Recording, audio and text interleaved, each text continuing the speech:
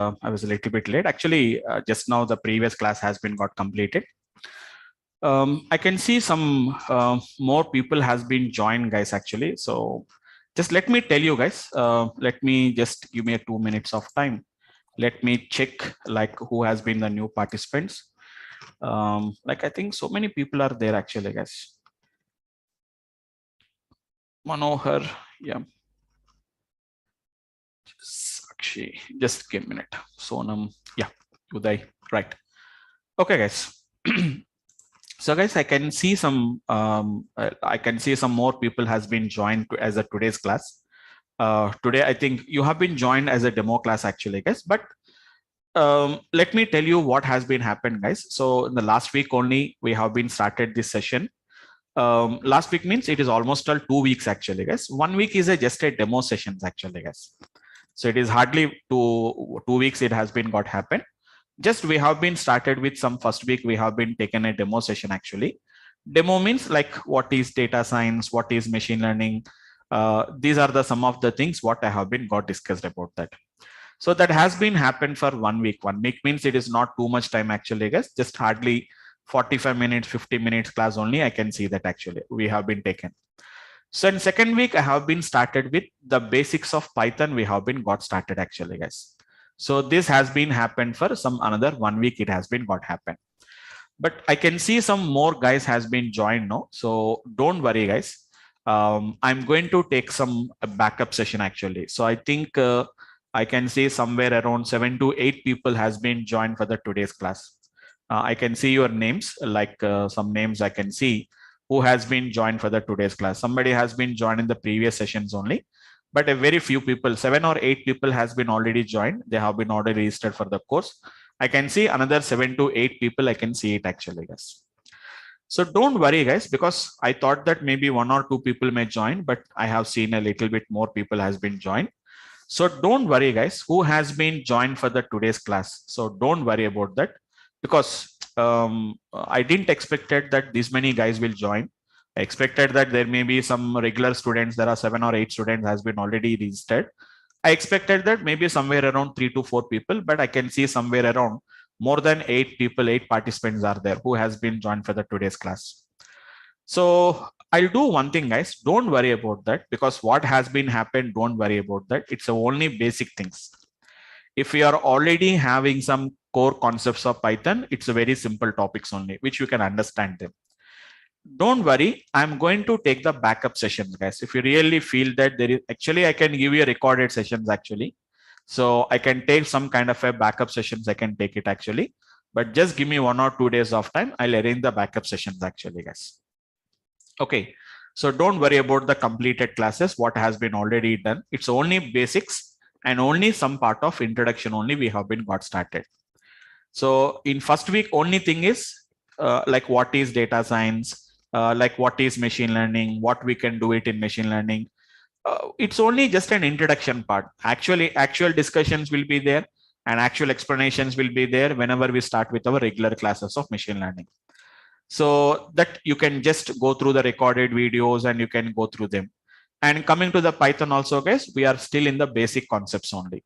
So don't worry, within just 2 or 3 classes, hardly whatever the basics I have been got discussed is hardly 3-4 days concepts only, guys, not more than that.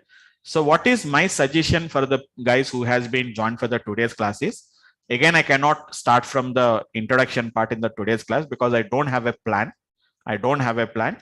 I will arrange the backup sessions, guys. So whatever the classes you have been got missed, I'm going to discuss as part of that particular backup session, guys. Okay. I'll plan it. I am going to plan those particular sessions and my team will intimate you about those particular sessions. Maybe by the end of the week or maybe some Friday, Saturday, Sunday.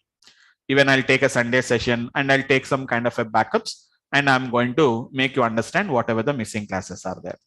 So we have not yet started with any machine learning concept. We didn't started anything about data science classes actually, guys. Actual classes, we have been not started about that. So don't worry about the classes. I just started with some introduction part of the data science and we have started with the 1 week of Python classes only we have been got discussed. Yeah, I'll add them. We'll know everybody's going to know about that. We'll have all that information. I'm going to do that actually, guys. Okay, fine. So don't worry about that. No, it's no worries. Don't worry about this, guys. My backend team will have all your details and they will take care about that. Okay, I'll add up everything in the backup session who has been, everything will share it with you. Okay, fine, guys. Fine. So we expected actually, guys, actually initially only we have some around 30 registrations are there, but very few guys are start joined for the last class. And basically this session 9:30 to 10:30, we have been planned targeted audience are going to be employees, because so many people are asking for the late night batches. We have been scheduled this actually, guys. Maybe I don't know what is the reason. It may be a short intimation or something like that. Very few guys has been joined, and we expected that more people will be joining as part of the registration. But I can see, but today we have a good number actually, guys. So 20 people, I think 20 participants are there now, including me and my backend team. It is 17 candidates will be there. Sufficient, guys. 20, 21, 22, 25 people will be there. So don't worry about the data science classes, guys, because everybody is having an interest, like we don't want to study with the Python. So what we are going to learn as part of the data science? What are the techniques? What are the technologies we are going to learn? I'll arrange a backup session, guys. Don't worry. Just give me 1 or 2 days of time. I'll take a backup session. So today, don't worry. Even if you are not familiar with the concepts, whatever I'm talking today, don't worry about that. Just go through the class. It is only just like a why basically the demonstration is required, guys. Like to know what is our plan, like what is our schedules, like how we are planning the schedules, or how my lectures are there. Is I'm teaching in a proper way or not? So how is my explanations? Can you catch up my accent or not? So to get some idea about that, we'll attend the demo classes, right? So after that, you will plan it, whether you want to join my class or some other X batch or Y batch you want to join it actually. So I cannot directly start with the today's. I don't have any plan for that actually. Let us happen today and tomorrow. We'll just plan for the as usually with the Python classes, guys. Maybe today, tomorrow, and after tomorrow, as of my plan, if the same numbers are there, Monday, Tuesday, Wednesday, we'll cover them. And I'll break the batch, and Thursday, Friday, Saturday, and Sunday, I'll take the backup sessions. I'll cover all the things actually, guys. Okay. And being it is already a late night batch, I cannot extend the batch more and more. That is one of the reason. But we'll try to just make up the backup sessions so that everybody will be on the same page. But today, everybody is not on the same page. Some of them are in advanced level. Some of them are going to be in the beginning levels actually. If you're already having the concepts of Python, guys, you can handle that. We can just understand the concept, what I'm talking about. Okay. So guys, don't worry who has been joined for the today's class. So please give me just 1 or 2 days of time, because the batch was already started. You may be having a little bit lagging is there for you. So don't worry, I'll take up the backup sessions and cover all that particular, whatever the missed topics are there, guys. Okay. I'll give you 5-10 minutes time. I'll give you guys at the end of the class so that we can have some discussions. We'll have a discussions, guys. Okay. Right, guys. Hope all of you understood what I have been explained, guys. Fine, guys. So you can use a chat panel, guys. Try to answer it. Just try to make it interactive. Just answer it as yes or no, so that I can know like what you are feeling regarding my discussions actually. Okay. So shall I continue, guys? Shall I continue with the regular class, guys? Right. I'll continue with the regular class, guys.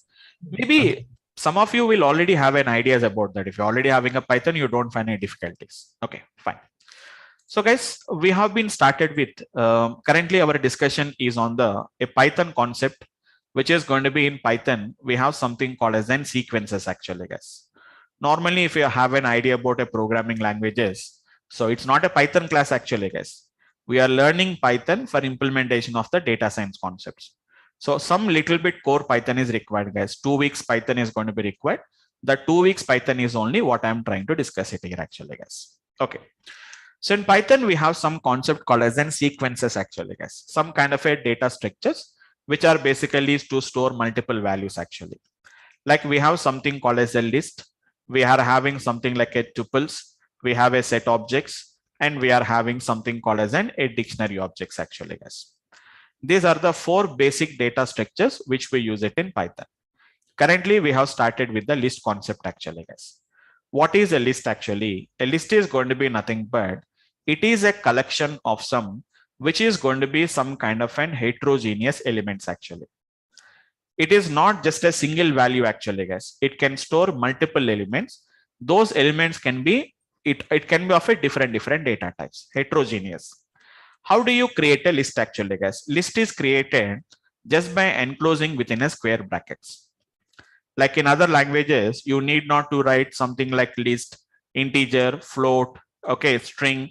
We need not to write it actually, guys. Simply, we are going to put some kind of a square brackets actually. Yeah, I'm discussing. I'm discussing it actually. Nice. Just I'm giving some idea about what has been happened actually. So list is going to be nothing but a collection of some heterogeneous elements what we are going to be having actually, guys. An integer, and we have a float, we can have a string, we can have a bool, etc., etc. We can have it actually, guys. So this is how do you create a list. To manage this list actually, to manage the list, what is meaning of managing of list actually, guys?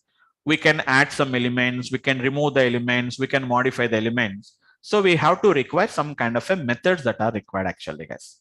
So very simple, guys. I have discussed only 4 methods as of now. I discussed only 4 methods actually, guys.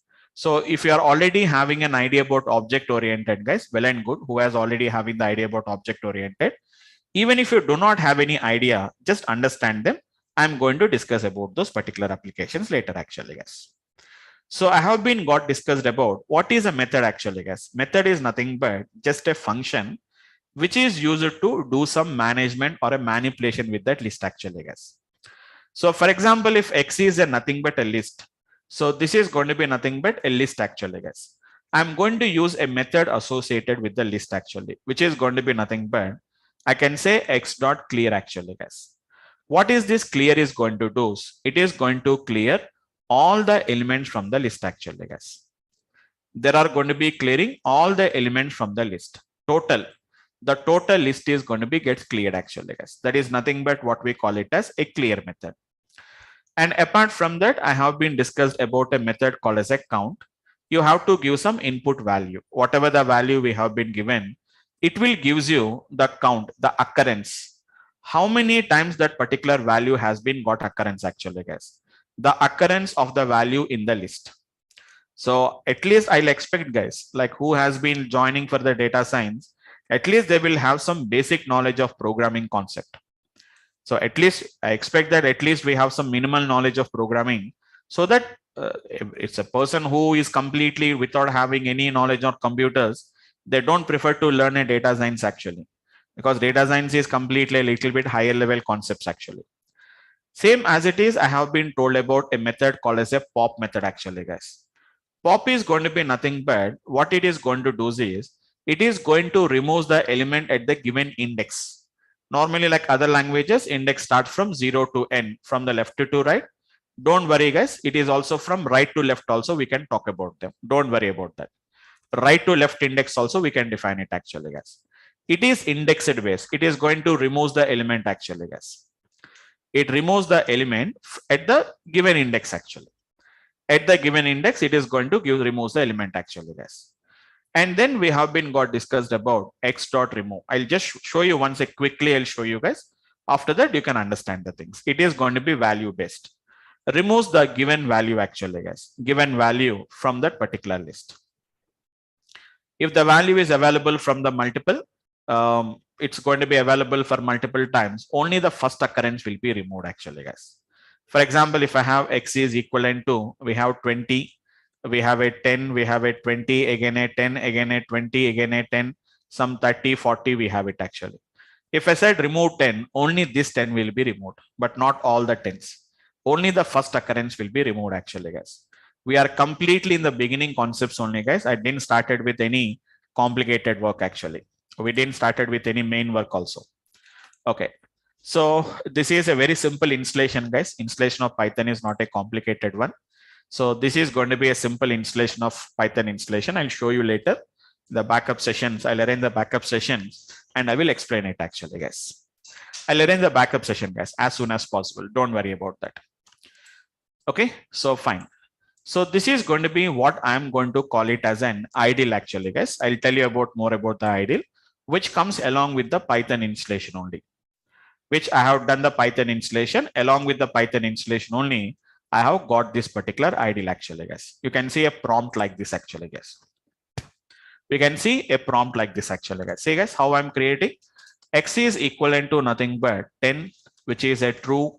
I said which is an hello, and which is going to be something like n 20.45 actually, guys. It's a list actually, guys. I'll tell you all the things, guys. Don't worry. Just it's very simple topics only, guys. I didn't started with any complicated topics actually. So in other programming languages, we don't require any declaration part in Python because Python is a dynamically typed language, guys. Like other programming languages, you don't declare. In other languages, we'll declare it no, guys. Like which is going to be something like it's an integer, it's a float, it is going to be a bool. We'll do it no, guys. In Python, we don't do it actually, guys. I'll tell you, guys. It's one of the feature of Python, which is going to be what we are going to call it as an.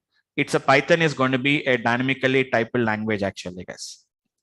Python is a dynamically typed language, which is going to be nothing but no declaration is required. No declaration is required actually, guys. Like other languages, even I can work with integers, I can work with strings, I can work with bools, I can work with actually, guys. X is equal to, I said hello. X is equivalent to hello actually, guys. If I said what is going to be type of the A, type is the function, which will tell you like what type of data type it is going to be there. Got the point, guys. So here you can also ask what is the length also. If I say length of the A, it will tell you like how many characters are there. Hello is a collection of characters. String is a collection of characters. Length of X, we can say it actually, guys. It is 4. So if I want, I can print the value of X actually, guys. Don't expect that like a programming language, we do it actually, guys. Not like a programming language. So don't expect like C, C++, Java. We are going to write a .c file, save the file, main method, compile the program, save the file, run the program. We don't do it actually, guys. Simply it is going to be X and print X actually over. You can see it actually, guys. So if you want to remove the elements, let me count it actually, guys. How many times 10 was there? You can see the count actually, guys. It was there for 1 time. X dot count of 100, it is going to be there for 0 times. These are methods actually, guys. These are what we call it as methods. So the guys who are already having the idea about object oriented, they may know about this. Even if you do not have the idea, don't worry, guys. I'll explain. I'll take a backup session. So I'll complete off that. X dot count of 100 actually, guys. 100 is not there. So we can see the 0 value. I want to remove the elements actually, guys. X dot pop. Pop is basically based on the index based removing actually, guys. Index based means which one? 0, 1, 2, 3. Like this, we can specify that. 0, 1, 2, 3. Even we can write in reverse order actually, guys. This is -1, -2, -3, -4. It is from left to right, right to left index is there. If I said X dot pop of 2 actually, guys, the second element will be removed. Second index 0, 1, 2. Hello will be removed actually, guys. It will tell you like what value has been removed also, it is going to tell you. Don't think that it is only returning the data actually, guys. That particular 22, the element at 2 has been removed and written the value actually. So now if you can see X, you don't see the hello actually, guys. Previously, the length of the X is going to be 4. But now I can say length of the X is equal to 3 actually, guys. Why? Because you can see one element has been got removed. So pop is basically on the index. If I don't specify which value we have to remove, it automatically removes the last element actually, guys. It automatically removes the last element. X dot pop. It removes the last element actually. That is going to be what we are talking about, the pop method. Once again, I'll create it. 10, 20, 10, which is 30, 20, again at 10, 20, again at 20, 30, whatever you want, you can give it actually. No worries. Now we can say X dot, which is going to be remove. Remove is not based on the index, guys. It is completely based on the value. If I say remove of 1, you will get an error actually. Why? Because 1 was not in the list. Index pop can do that actually, but remove can't do that because remove is value based actually, guys. X dot, I said remove of, which is going to be 10. Only the first occurrence of the value will be removed. It won't remove all the 10s. 1, 2, 3 10s are there. So out of the 3 10s, 1 10 has been got removed. Now, if you want, you can count it actually, guys. X dot count of 10. We can see the result is going to be 2 is the result, what we can see it actually. Okay. So something like that, we can see that. So these are the 4 methods I have been got discussed. Actually on Saturday, very few guys has been joined, only 3 people has been joined. And what I thought is it may be an important class, so I didn't take in the class on the Saturday. I canceled the session, but for next week I don't do it actually, guys. Actually some of the guys said that, sir, let us give the recording session for them, but I have been excused actually because it's an introduction classes. No, beginning classes, if you miss the classes you may not understand the topic. That's why this week I have been given the excuse, guys. From next week, even if the number of attendance is going to be very low also, we'll take up the class, and those recordings we can take it and we can understand the recordings actually. So on Saturday we didn't take in the class due to some less participations are there. So today we'll continue with the same class actually, guys. So totally how many methods we have been got discussed, guys? We have been learned about 4 methods. One is going to be nothing but I discussed about a clear. The second one is going to be nothing but we discussed about a count, and we discussed about a pop method, and we have been discussed about a remove method actually. Clear, pop, and remove, almost all the 3 are using for the same purpose actually. We are used for removing the element from the list. Clear will remove all the elements. Pop is going to remove at the given index. Pop will remove the element from the given index. Remove is going to be removes the first occurrence of the given value. Count is not doing any removing or adding. It is going to be completely only for counting actually, guys. So today I'll tell you about another 3 more methods. Actually, totally 11 methods are there actually, guys. List is associated with 11 methods, as I told you, except copy. Copy I'm not going to discuss now. Copy is a method. You need not to, I told you, nothing to hide from you guys. I can't hide anything from you guys because you can see it actually, guys. Can you see X dot? When I said X dot, automatically all of them will pop up actually, guys. All of them will automatically pop ups. I don't do anything actually, guys. If you want, I can zoom in, I can show you actually, guys. So there is an append method is there. Actually, I discussed only clear. Copy, I said that I don't discuss it now. I'm not going to discuss it now. Count, I have been got discussed. Pop, remove, I have been got discussed actually, guys. Totally there are 11 methods are there. There is a one more is there actually, guys. Sort is there at the bottom. We have to scroll it down. We have to scroll it down. You can see a sort at the bottom. Totally, if you count it, guys, 11 methods will be there actually. I don't discuss the copy because copy cannot understand now itself. So remaining out of that particular remaining 10, we already covered 4. Still we have a 6 methods are there. Slowly I'll discuss it, guys. Now I'm going to discuss about another 3 more methods actually, guys.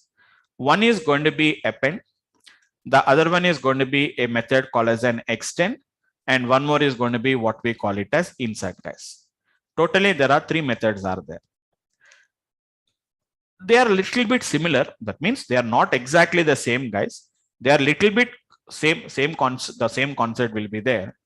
Basically, these 3 methods are basically to add the elements actually, guys. Clear, pop, and remove, what they will do, guys? They will remove the elements. They are going to remove the elements actually, guys. Whereas this append, extend, and insert, basically they are used to remove the elements actually, guys.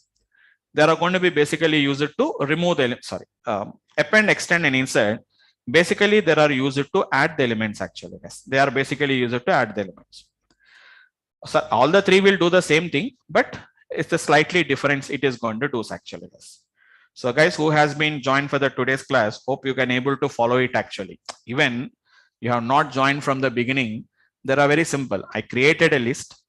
Now what I did is I removed the element from the list. Now I'm going to be discussing about how to add the elements to the list actually, guys. The names are very easy. Append, extend, insert. Almost all the 3 are telling the same thing. Append, you can append the elements. Extend, we are extending you are extending the list actually, guys, by adding some elements actually. And we are inserting the elements actually. Then what is the difference between all these 3 actually, guys? Let me explain you. Append is going to be, because we are still in the beginning, guys, some of the points may not be gets connected to you. It will take some time. Slowly, step by step, I'll explain it actually, guys. Slowly, step by step, I'll explain it. Not at the same time, we cannot understand it actually, guys. Okay, simple to understand. Append is going to be nothing but easy to understand it actually, guys.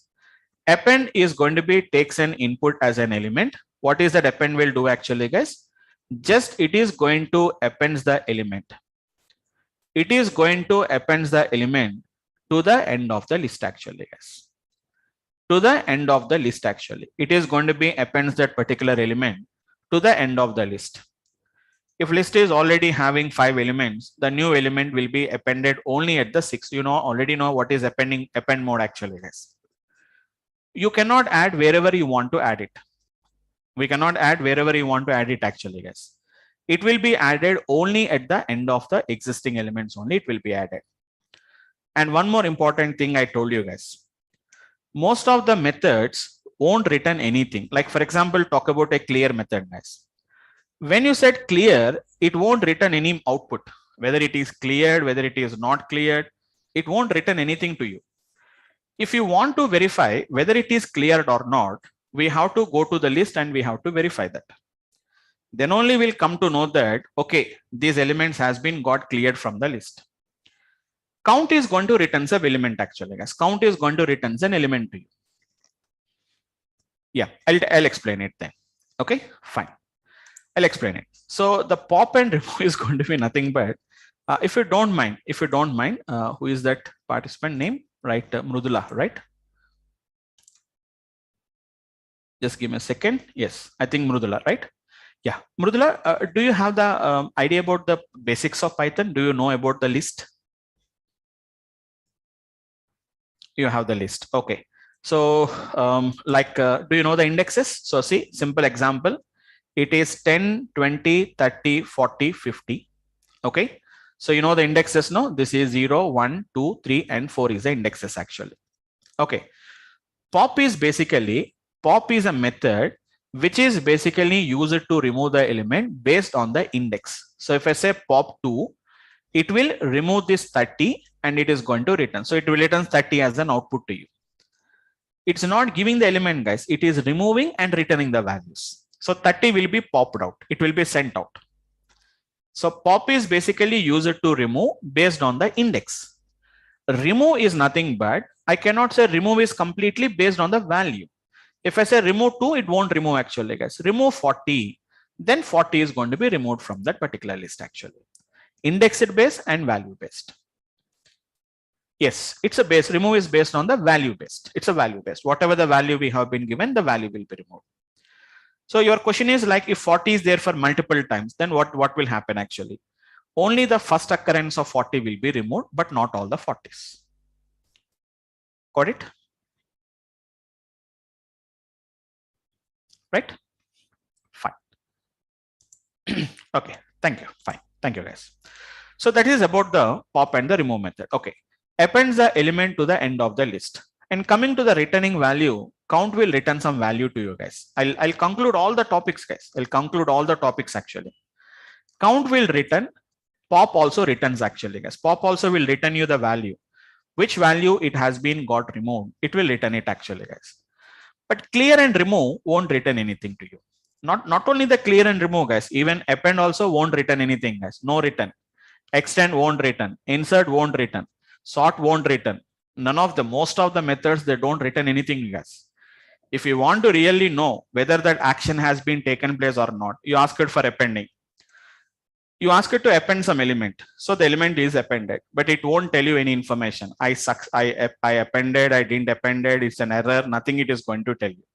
If there is any problem, it will tell you that there is a problem is there. But in the case, if there is no problem, it simply sits silently, guys. The method will sit silently. They don't intimate anything to you. So I have been done, I didn't done anything. It won't tell you anything. If you want to really check out whether that action was done or not, you have to go to the list and we have to verify it actually. Yes, this is appended. This is not appended. Something like this actually, guys. So very simple technique actually, guys. Take some list actually, guys. I said X is equivalent to nothing but I said some elements. So easy to understand. I'm taking a sequence of elements, guys. Apart from that, nothing is there. So what is the length of the X? What is the type of the X? Length is 5 and type is going to be X, which is going to be class list, which is going to be nothing but it's a class list actually, guys. Now I'm appending actually, guys. X dot append. Everything is documented actually, guys. Everything is documented. See guys, it is automatically showing you like which is going to be object. Append the object to the end of the list. If I said 60 actually guys, it is automatically appended the 60. But see, don't expect that, sir, we'll get the string as the list as an output with that particular appended 60. No, it won't give any output guys. If you see the output, you can see the result actually. Then only you can see the result actually guys. It won't return anything, whether I appended, I didn't appended, nothing it will tell you. In some situations, we don't know whether it is done or not done. So we have to verify it. Really it has been got done or not. See the difference. But type won't changes actually guys. Type of the X is going to be still a list only. What is the length also is going to be nothing but it is going to be 6. Very clear guys. Earlier it was 5 and now it is going to be nothing but it is going to be 6 actually guys. That is what we can see as of this particular difference. We can find it. Got the point guys. So it will always append only at the end of the list. You cannot append wherever you want to append it actually guys. Sir, I want to append it to the first index, or if I want to append at the second index, that is not possible. That is not possible actually as by using append method. If you want to do that, we have another technique is there. Again, I'm going to do the same thing actually guys. Let us say which is going to be X dot append of I said 70 actually, where it is appended. Don't think that it will append always alphabetically guys. No alphabetical order it will append actually. Or it is not only in ascending order only. So like 0 is going to be appended at the beginning, 80 is appended at the last. It won't do like this actually guys. Whether the data is sequential or random does not matter. Append is always going to append the element only at the end of the existing list, not at the beginning or not at the middle of the list actually guys. Can you see? 0 has been appended at the last actually. The length has been increased. I think now it has been became 8. Length of the X has been became 8 actually guys, because we had 2 elements after the 70. So 70 is appended and then 0 is appended. 2 elements we added now after 60. So it has been became 8 elements total. It has been became. If so, you can add up the elements, you can remove the elements, whatever you want guys, you can do it actually. Okay, now so next let me explain about this particular method called as an insert method. So maybe you understood that append method actually guys, but some methods may be a little bit confusion for the guys who has been joined for the today's class, because you may not be having about any idea about indexes. But nowadays guys, everybody is learning Python. Everyone is having a little bit core concepts of Python. May not be having a complete knowledge about the Python, but nowadays I can expect that whoever is learning, whether they're learning Java, .NET, etc. First of all, they're learning Python actually guys. So I don't think so you guys may be having some difficulty in learning Python actually, but you can, so maybe some guys may not have the complete idea about that, but still they can understand this particular concepts actually. So now I have a method called as an insert method is there actually guys. I'm explaining insert method, not the extend method. Let me explain with the insert method. What is the insert method will do actually guys? Insert and append is the same only. But only the thing is, insert is a method which allows you to add the element wherever you want. That means it will take 2 arguments actually guys. One is going to be the index it will take, and it is going to be adds the element actually. What is the difference between append and insert actually guys? Append will append only at the end. Insert is going to be at the given index actually guys, at the given index. So what is insert is going to do actually guys? Insert is going to insert the element which is going to be at the given index. At the given index actually guys. For example, we have already have, for example, X is 10, 20, 30, 40, 50, for example. Now I said, let us say X equals to guys. If I said X dot, I said insert. For example, if I say 2, 60 actually guys. One important thing actually guys, 2, 60 means it is 0, 1, 2, 3, 4. Now don't think that the 20 will be replaced by 60 actually guys. It's not replacing. Here before this 2 index, that means at the second index, it is going to be inserting 60 actually guys. You're not replacing. Then what happens? We know that actually guys, if this becomes 2, this becomes 3, this becomes 4, this becomes 5 actually. So wherever you want to add, we can add it actually, guys. We are not replacing. You are not replacing the second index with 60 actually, guys. Before the second index, you are adding 60. That means the previous second index will become third index. Before third index is going to become the fourth index. And before the fourth index, whatever the earlier fourth index is there, now it will become the fifth index actually, guys. That is what we are going to call it as. This technique, what we are going to call it as the insert method actually. Once again, 10, 20, 30, 40, 50. Length of the x, which we can see 5 actually, guys. I said x dot, which is going to be insert of something like, can you see, guys? Everything is going to be given the help actually, guys. Insert the object before the index. If I set 2 comma, which is going to be nothing but it is 60. That means before the second index, it will insert the 60 actually.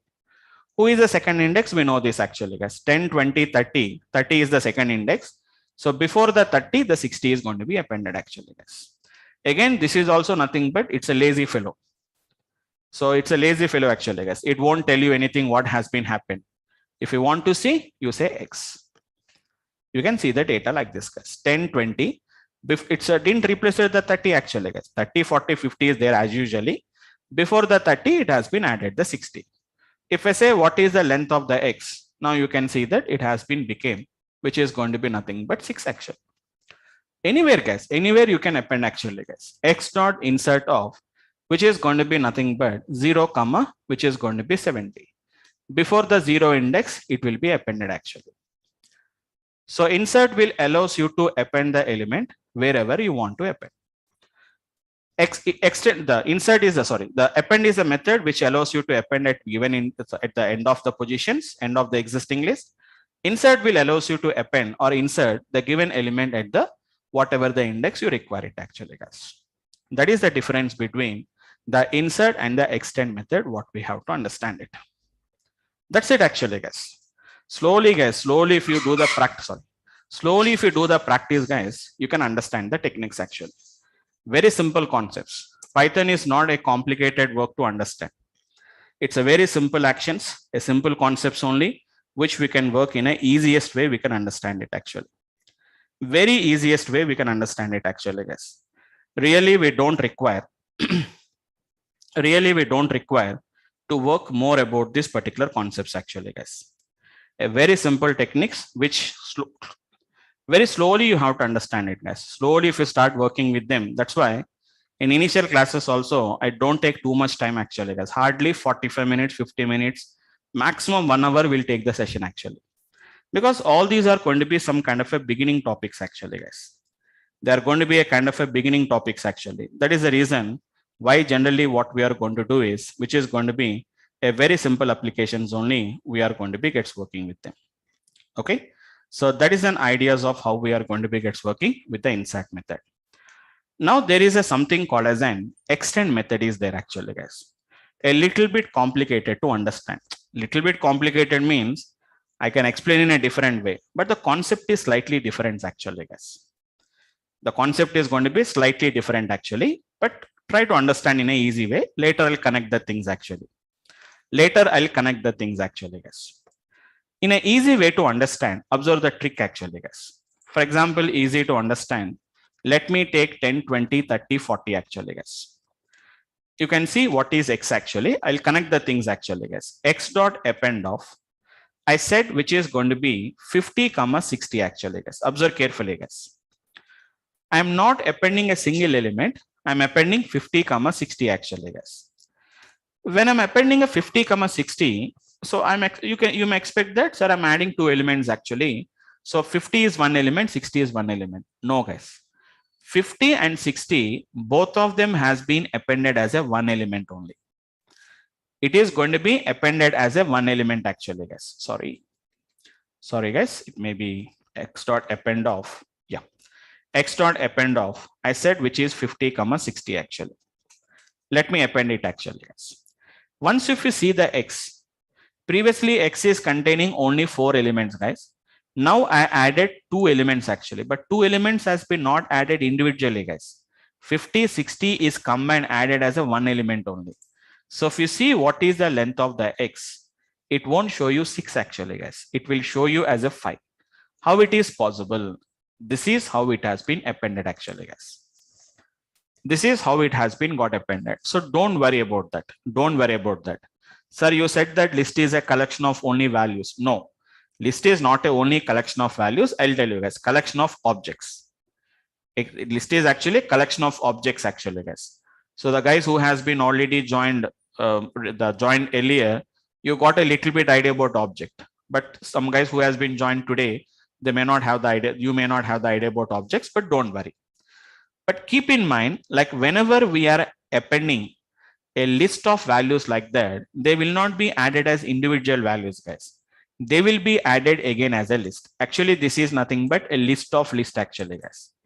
A list inside a list. This is list actually, guys. If I, for example, if I said x of -1, you are not going to get the last element actually as 60. We will get the result as 50, 60 actually, guys.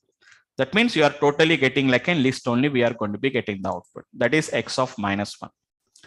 That is nothing but x of -1. Don't worry, guys. I'll share you those particular details and all these things. So once again, I'm showing you guys x dot. If I said pop, the last element will be removed. Last element means not 60, guys. 50, 60 is going to be one element actually.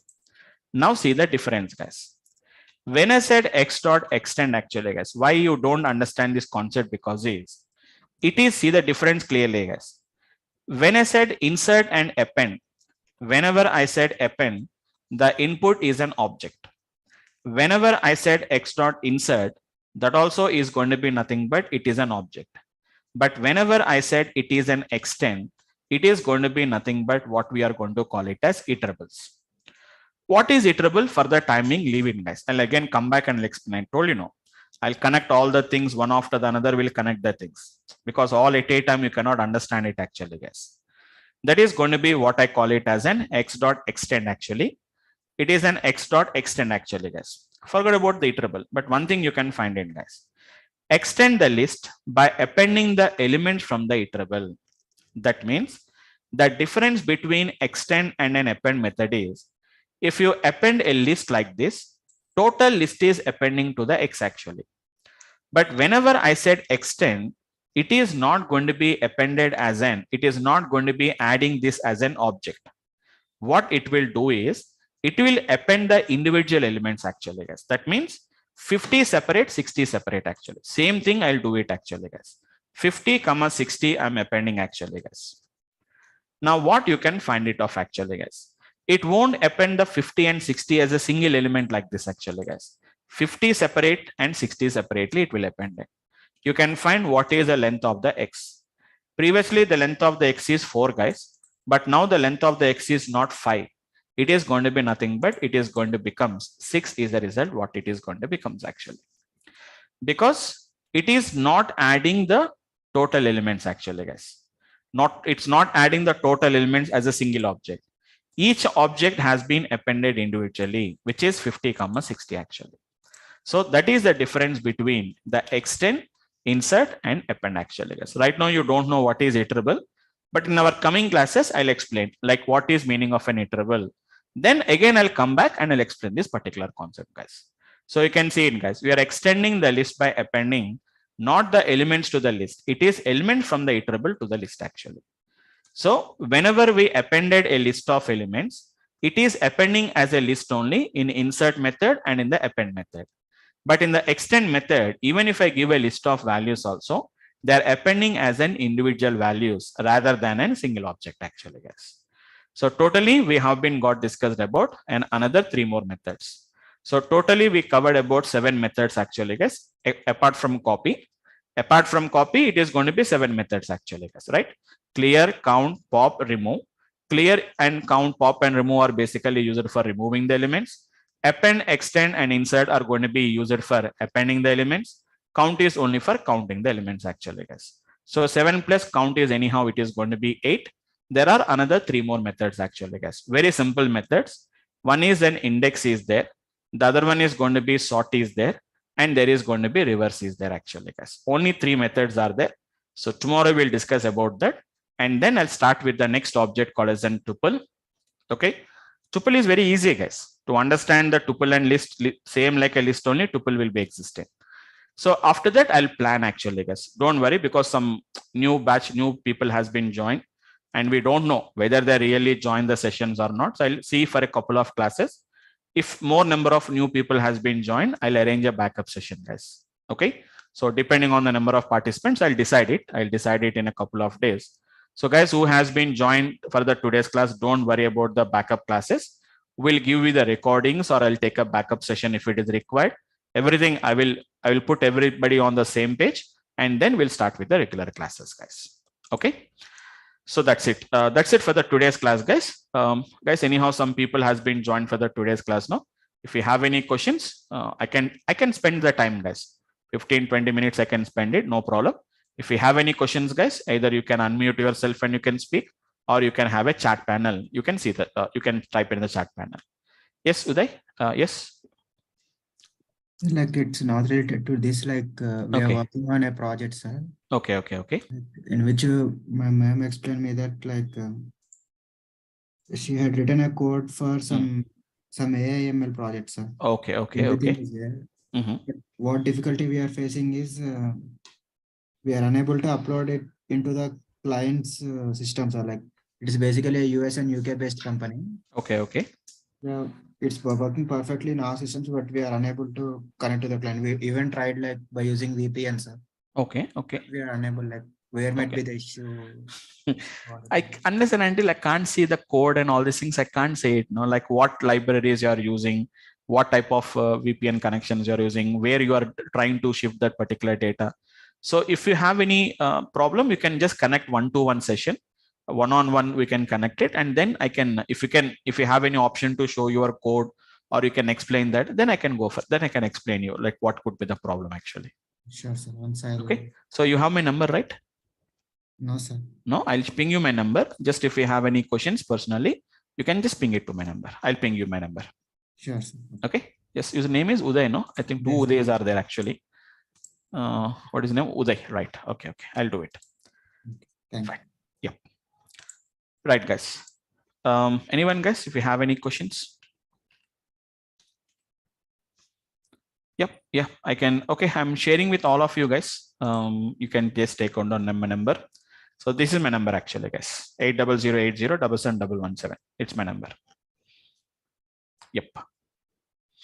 So if you have any questions, guys, you can just feel free to discuss with me now, or you can call me. You can message me on the WhatsApp or Telegram. We have both Telegrams and WhatsApps are there, or you can call me and you can discuss with me. Anyone, guys, any questions? Yeah. Can you share the Telegram link that you were saying? We are not open a Telegram link. Telegram group was not yet created right now. Okay. Telegram group was not yet created. We'll create it in just couple of days. We'll create that. Everything is ready. Just only thing is we have to share, because new guys has been joined for today. So we want to just make it within 1 or 2 sessions. We'll just close up the sessions, and then we'll start up sharing that particular all the things actually. Thank you. Okay, fine. Yes, guys, anyone who has been joined for the today's class, if you have any questions. Yeah, hi Vamsi. Yes, this is Manohar here. Yeah, I'm Manohar. Yeah. I have one question. Like at the end of this course, like we're going to get any kind of practical kind of use cases. Yes.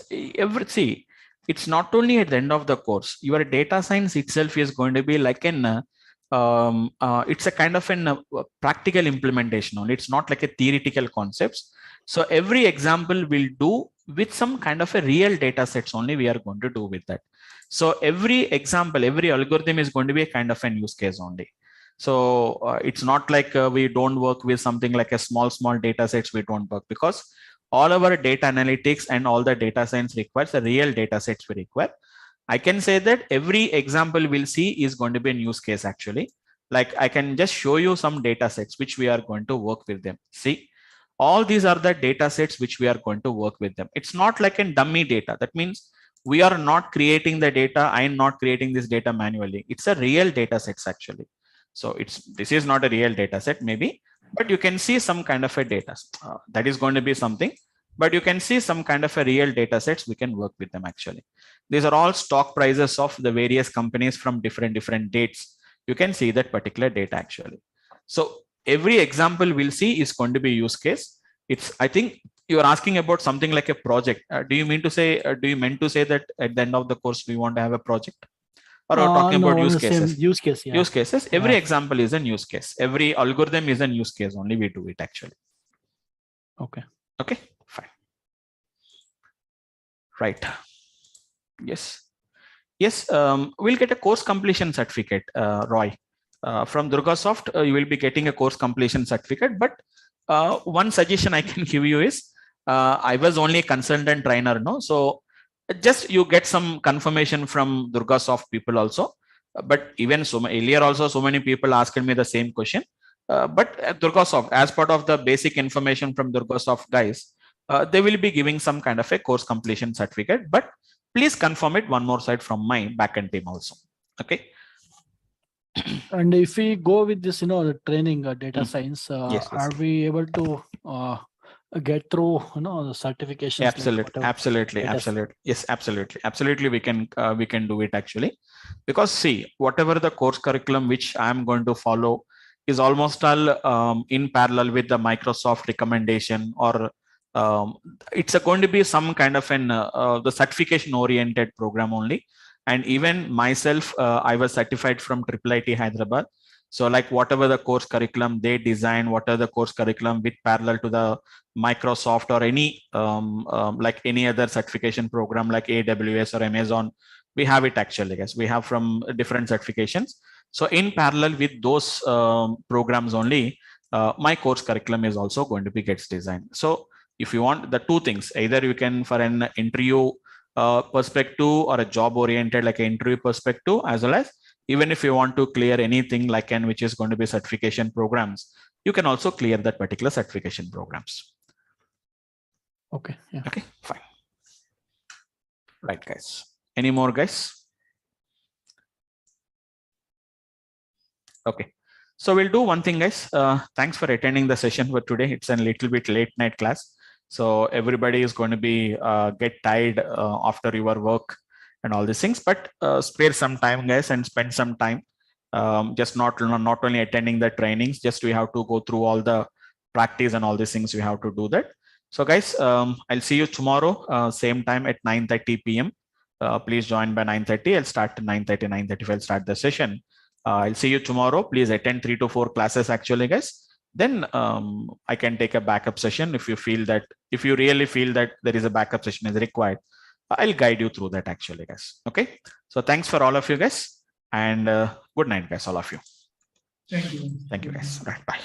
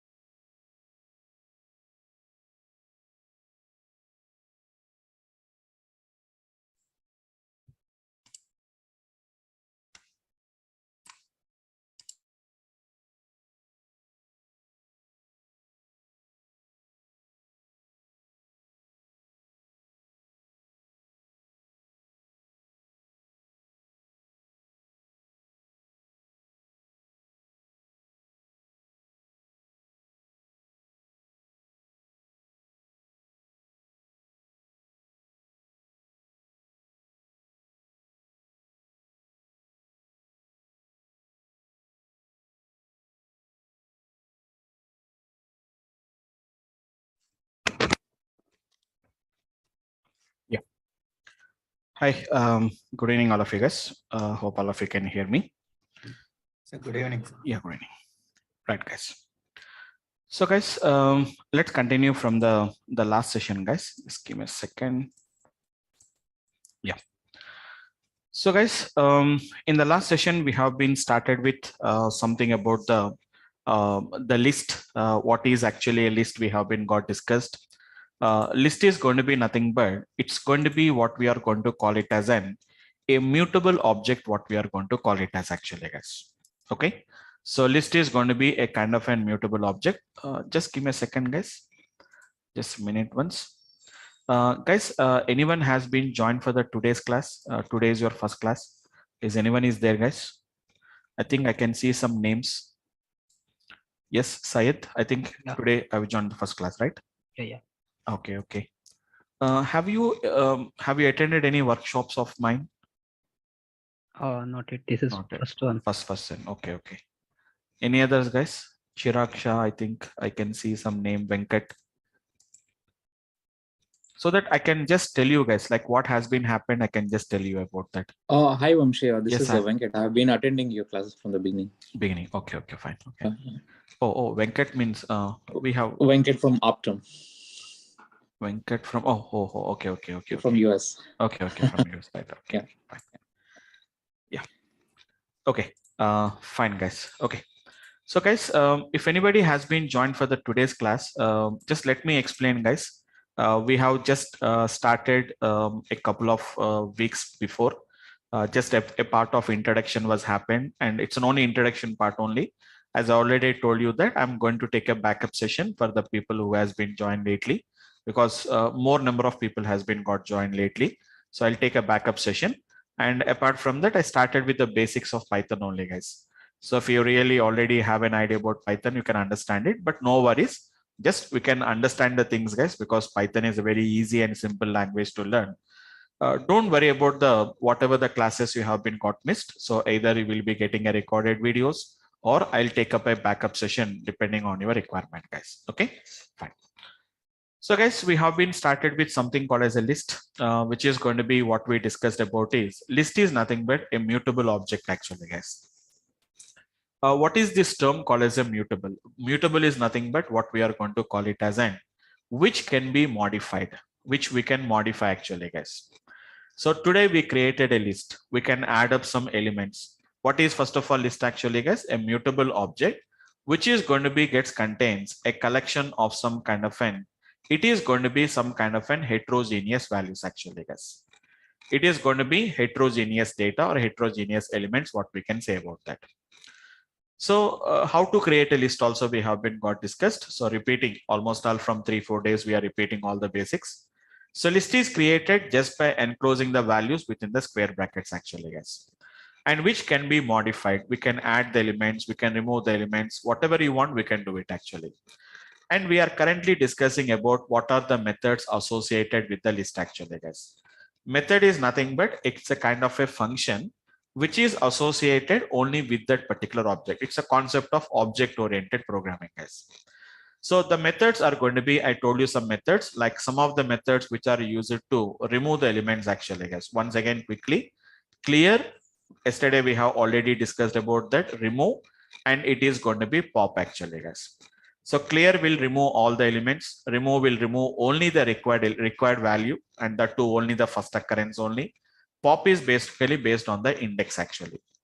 If you want to add the elements actually, guys, yesterday we discussed about 3 methods we have been got discussed. One is going to be, we have been seen about the append method. And apart from that, we have been seen about the insert, and we have been seen about an extend method actually, guys.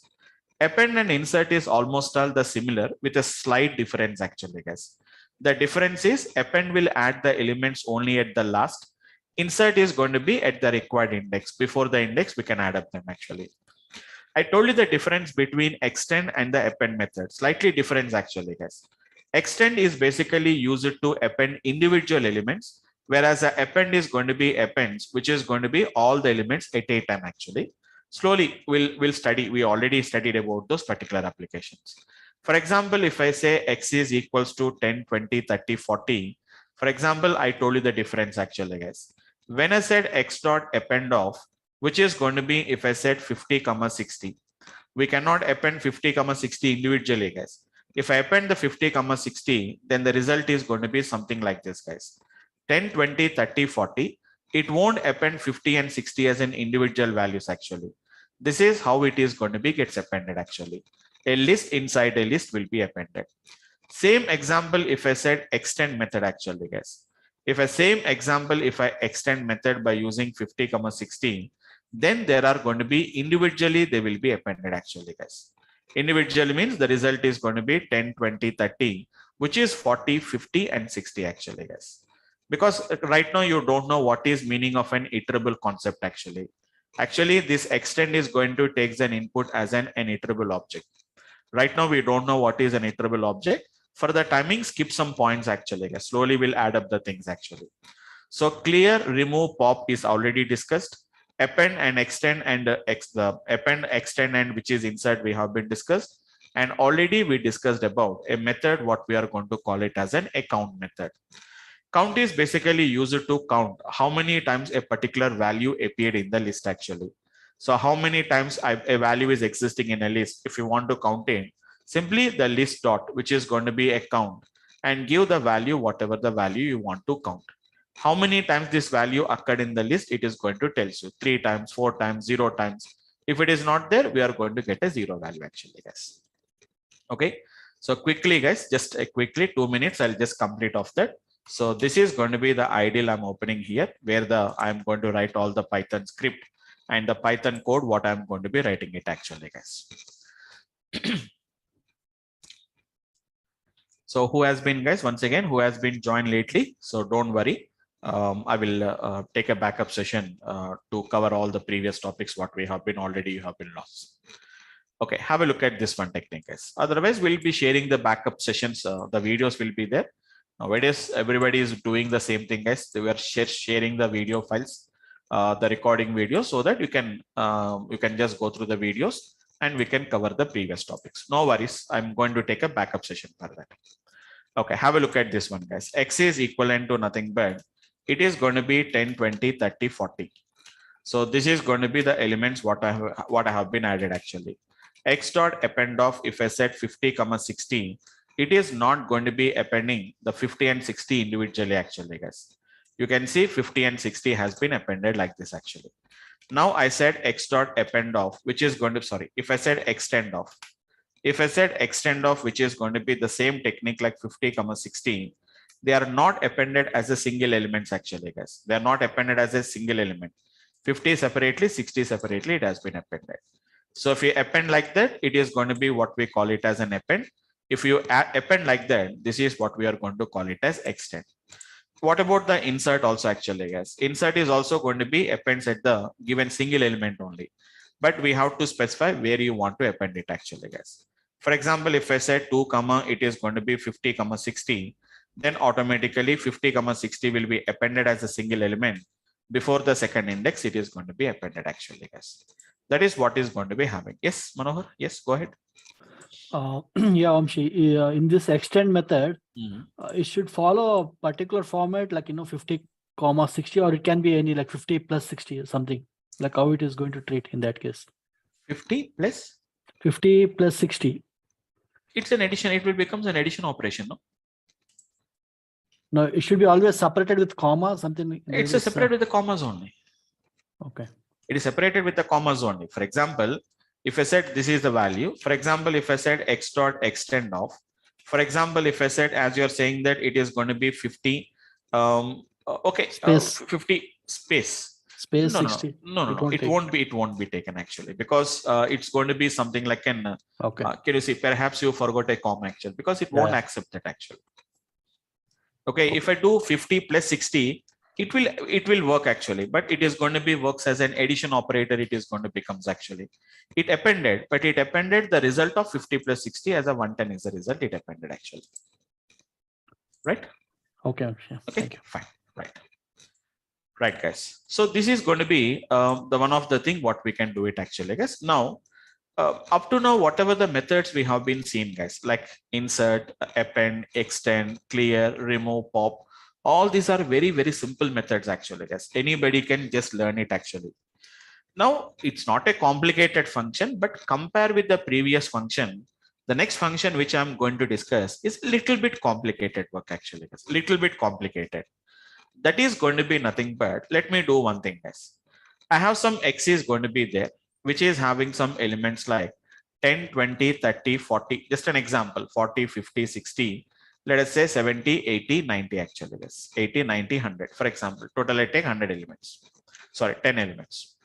Now what I said actually, guys, X dot index, the method name is going to be, guys, it is an index method actually, guys. What is this index method will do actually, guys? Index method is going to tell you the difference between count and index is count will tell you how many times that particular value has been occurred. The number of times the value is occurred. Index is going to tell you where that particular value has been found, at which index I have been found actually. Like for example, if I said which is going to be, I said for example guys 50. You know the index now guys, 0, 1, 2, 3, 4, 5, 6, 7, 8 and 9. So obviously it is going to tell you, it is not telling you where is the 50, how many times 50 is available. It is going to tell you like which index I have found at the 50 actually. Obviously we'll expect the answer as, which is going to be nothing but it's a 4.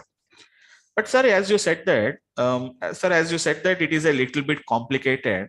What is the complexity of this actually, guys? That is, you can specify in between which two indexes I want to search actually, guys. By default, if I don't specify, it will try to search directly starting the searching from 0 and goes up to the last actually. One more thing is, it will only tell you about the first occurrence only. Even 50 is there for one more time. It does not gives you all the occurrences of 50. Only the index of the first occurrence of the given value only it will find it off. But what is the extra thing we are having here is where to start your searching also we can specify, guys. For example, if I said 0, 4, for example, guys, or 0, 3, for example, then what it is going to do is, guys, you know what is 0, 3, guys? 0 means starting, 3 means which is going to be stopping. And throughout the Python, we discussed actually, guys, this is going to be not included. This is excluded, guys. That means it is going to check only the indexes between 0, 1 and 2, 0, 1 and 2 only it will search. It won't search for the third index actually, guys. That means in between these three indexes only, it will search out where is the 50 is going to be there. Being the 50 was not there, it is going to throw an error actually, guys. If it is not there, it is going to throw the error actually. So by default, if I don't specify anything, it will start with the first index and goes up to the last index. Wherever the given value is there, it will tell you the index. But there is an extra option is there where to start your searching. For example, if I say actually the 50 is there at the fourth index actually, guys. For example, if I say I want to start searching from fifth index actually, so it will start searching from the fifth index, it will find out. Do you find the 50 in the next elements? No, you will get an error actually. If it is there, it is going to give you the value actually, guys. Okay, so it's a little bit a complicated way because it is going to be taking totally 3 parameters actually, guys. It's taking 3 parameters. It is taking it actually, guys. Up to now, we have been seen. Clear does not take any parameters, guys. No arguments, it will take it. Remove and pop is going to take 1 argument actually, guys. Remove will take 1 argument. Pop also will take only 1 argument only. Next one. Append is also going to take 1 argument only. And insert is going to take 2 arguments actually, guys. Index and the object. And even the extend is also going to be tells you takes only 1 argument only. It will take it, which is an iterable objective. But whenever we talk about a count also returns takes only one input only, which is nothing but a value it is taking. But see the index actually, guys. Index will take 3 arguments, guys. Value, whatever the value you want to return, whatever the value you want to search. Return the first index of the given value. Wherever it finds the index, it is going to tell you actually, guys. Starting is going to be 0. See the stopping actually, guys. A very, very, very, very large number actually, guys. A very large number. If I don't specify, it will start with 0 and goes up to the last element. Almost a very huge number it is taking it actually, guys. Now let us talk about x dot index of I want to search for 40 actually, guys. Where is the 40 is there in between 0 to the last element? It will start with 0 and goes up to the last element. Index is going to be nothing but it's a 4th element. We know that index is 3 actually, guys. Your index is going to be 3 actually. But if I said x dot index of 40, I said that I want to search only between 0 and let us say that only the 3rd index only. 3rd is not included actually, guys. When I said 0, 3, it only search for 0, 1 and 2 only. In this particular 3 elements is the 40 is there. You are asking, please find out the index of 40 in between 0 to 3. I didn't find any such kind of a 40 there. You are going to get an error actually. 40 is there in the list. 40 is there in the list, but It is not existing in between the 0 to 3. 3 is not included. We know this actually, guys. Real, if 3 is included, we have to get the 3 as the result because 30 is there. Sorry, 40 is there in the third index actually. If you want, we can take a little bit more numbers. Let us say this actually, guys. Let us just an example. X is equivalent to nothing but 20, 34, 12, 45, 67, 25. And it is a 10 and it is a 2 and it is a 3. Let us say 40 and let us say 96 and let us say 72. Some random numbers only I'm going to be taking it actually, guys. I'm taking some kind of a random numbers only. I have been got taken actually. Let us say something like an 78 or something like a 75 or 74. I have been got taken. Just an example I'm talking about that. I know that in that the least value is 2, guys. Let us say that the least marks, let us say these are the marks of the students, guys. Sorry. These are the marks of the students. Now I know that least value is going to be 2 and the highest value is going to be 96 actually, guys. Highest value is 96, isn't it? Now I want to know which index has got the least value 2 and which index has got the highest value, which is going to be 96 actually, guys. A simple process, x dot, which is going to be the index of 2. It is going to tells you, so at which index it is going to be there. 7th index means it is the 8th element actually, guys. 7th index is nothing but it's an 8th element in the list actually. And where is the highest value of, which is going to be 96 actually, guys. So it is going to tell you that it is going to be at the 10th index actually. It is going to be in the 10th index actually. For example, if I said x dot index of 2, but I don't want to go for all the elements. I want to check for from the 8th element, do you have any 2 is there? I'm asking the starting index at 8 actually, guys. Start from the 8, go up to the remaining elements and tell me, do you find that particular 2? No, I didn't find that particular 2 in the list. I said x dot append of 2 actually, guys. You can append the elements now, guys. Now there is 2 is there for second time actually, guys. Now you ask x dot index of 8, 2, 8. So this is 0, 1, 2, 3, 4, 5, 6, 7, 8, guys. It will start from here and it tries to find out where is the 2 is there, guys. So 2 was found in the last index actually. So I don't know how many elements are there, but if you count it, 1, 2, 3, 4, 5, 6, 7, 8, 9, 10, 11, 12, 13, 14, 15, 16, 17, guys. So it is going to be there at the 17th element, which is going to be the index is going to be nothing but 16 is the index actually, guys. Index is going to be same as it is, guys. I'm not saying that start from the 8th index, count it like 0, 1, 2, 3. I'm not counting it actually, guys. Counting is from 0 only, but I'm starting searching from the 8th index actually. Start from the 8th index. Do you find any occurrence of 2? Yes, I find that the occurrence of 2 here, which is going to be nothing but the 16th index actually, guys. For example, if I do the same thing by writing x dot index of 2 comma, which is going to be, I said 8 comma 15 actually, guys. 8 comma 15 means we know that in between 8 and 15th index only it will find it off actually, guys. I know that this is 8. 15 means 15 is not included, guys. 8, 9, 10, 11, 12, 13, 14. Only in these particular 6 or 7 elements only, it is going to check for the 2 actually, but 2 was not there. Then obviously we are going to be getting an error actually, guys. So x dot index will work with a single argument. It can work with a single argument, guys, as well as even it can work with 2 arguments. I think you may be having a little bit idea about this, guys. No worries. In Python, we are having a discussion of functions concept. When I discuss about the functions concept, then I'm going to discuss completely about this arguments concept once again. It works with 2 arguments as well as it can even works with which is going to be 3 arguments also. It is going to works actually, guys. We can also write the third argument like 16. No, so I'll write it as a 17 actually, guys. Execute, it is going to work. But beyond that, if you give, you will get an error actually, guys. Hope all of you have an idea about that. While you are calling the functions, how many arguments we have been got defined? Only that many arguments only we have to use it.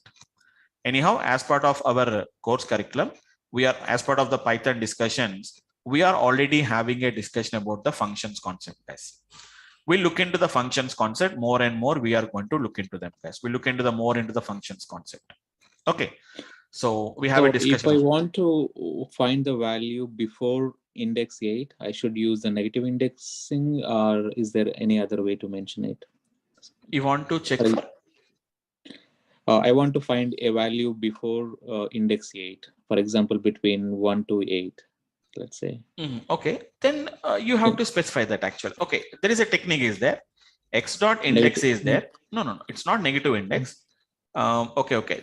Actually, negative index means nothing but it will start only from the right hand side index only.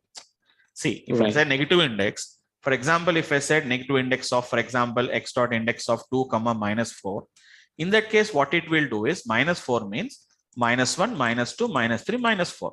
It will start checking from here only.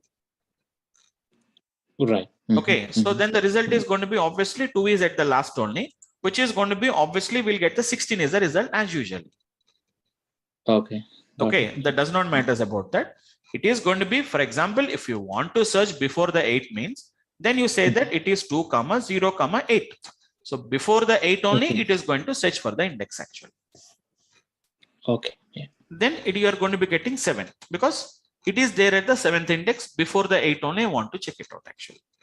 Or if you want to make it complex later, that means in the coming applications, we'll put it in a loops, we'll write some if conditions, and then you can write an applications actually. In case if we give a range between 0 to 8. No, it won't work like that. It's an arguments are completely, these functions, these methods scope is very limited only. Whatever they define, they have to work like that only. Okay. If you want to do that, there is another techniques are there. That means, see, in that cases, what we are going to do is, first we are going to do some kind of a slicing like this actually. Okay, this is a concept of slicing concept. We are going to do that. This is actually a list only. Then you can find it off. For example, x of 0 is to 8 within this particular range dot, I can say the index of 2 actually. Now, what is an output will come actually? X of 0 is to 8 is going to be one list. So how many elements are there? 1, 2, 3, 4, 5, 6, 7, 8 we are going to be getting. That is, we are getting 8 elements. Then obviously the index is going to be nothing but 7 will be the result. For example, if I said 8 is 2, maybe if you have already attended that slicing concept. So what is meaning of 8 is 2 actually? 8 is 2 means starting from the 8th element, remaining elements will come actually. So in this case, if I said which is going to be dot index of 2, now it is going to be with respect to 2. That means this index will be taken as 0 now. 0, 1, 2, 3, 4, 5, 6, 7, it will become 8th index, it will become actually. So we have to use some combinations and we have to work with the applications actually. Yeah, sure. My question is like, if you have a duplicate, number like 2, right? If you have 2 occurrence, so I'm going to get 2 indexes at which place is actually No, first one index only will come. Only first index, right? Only first index only. That's why, see, you here also we have the second index is there. 2 is there for 2 times, right? Correct. When I said x dot index of 2, it always starts with the 0 index and find out the first occurrence is going to be here, which is going to be at the 7th index. Okay. Yeah. Okay. Now the idea here is, now you want to find the second occurrence. Then what you have to do, I know that the first occurrence of 2 is there at the 7th index actually. Then I'll start from the 8th index. I'm going to start with that. Then obviously I'll come to know about the second occurrence of these particular values. Okay. Yeah. Got it. Okay. Fine. Thank you.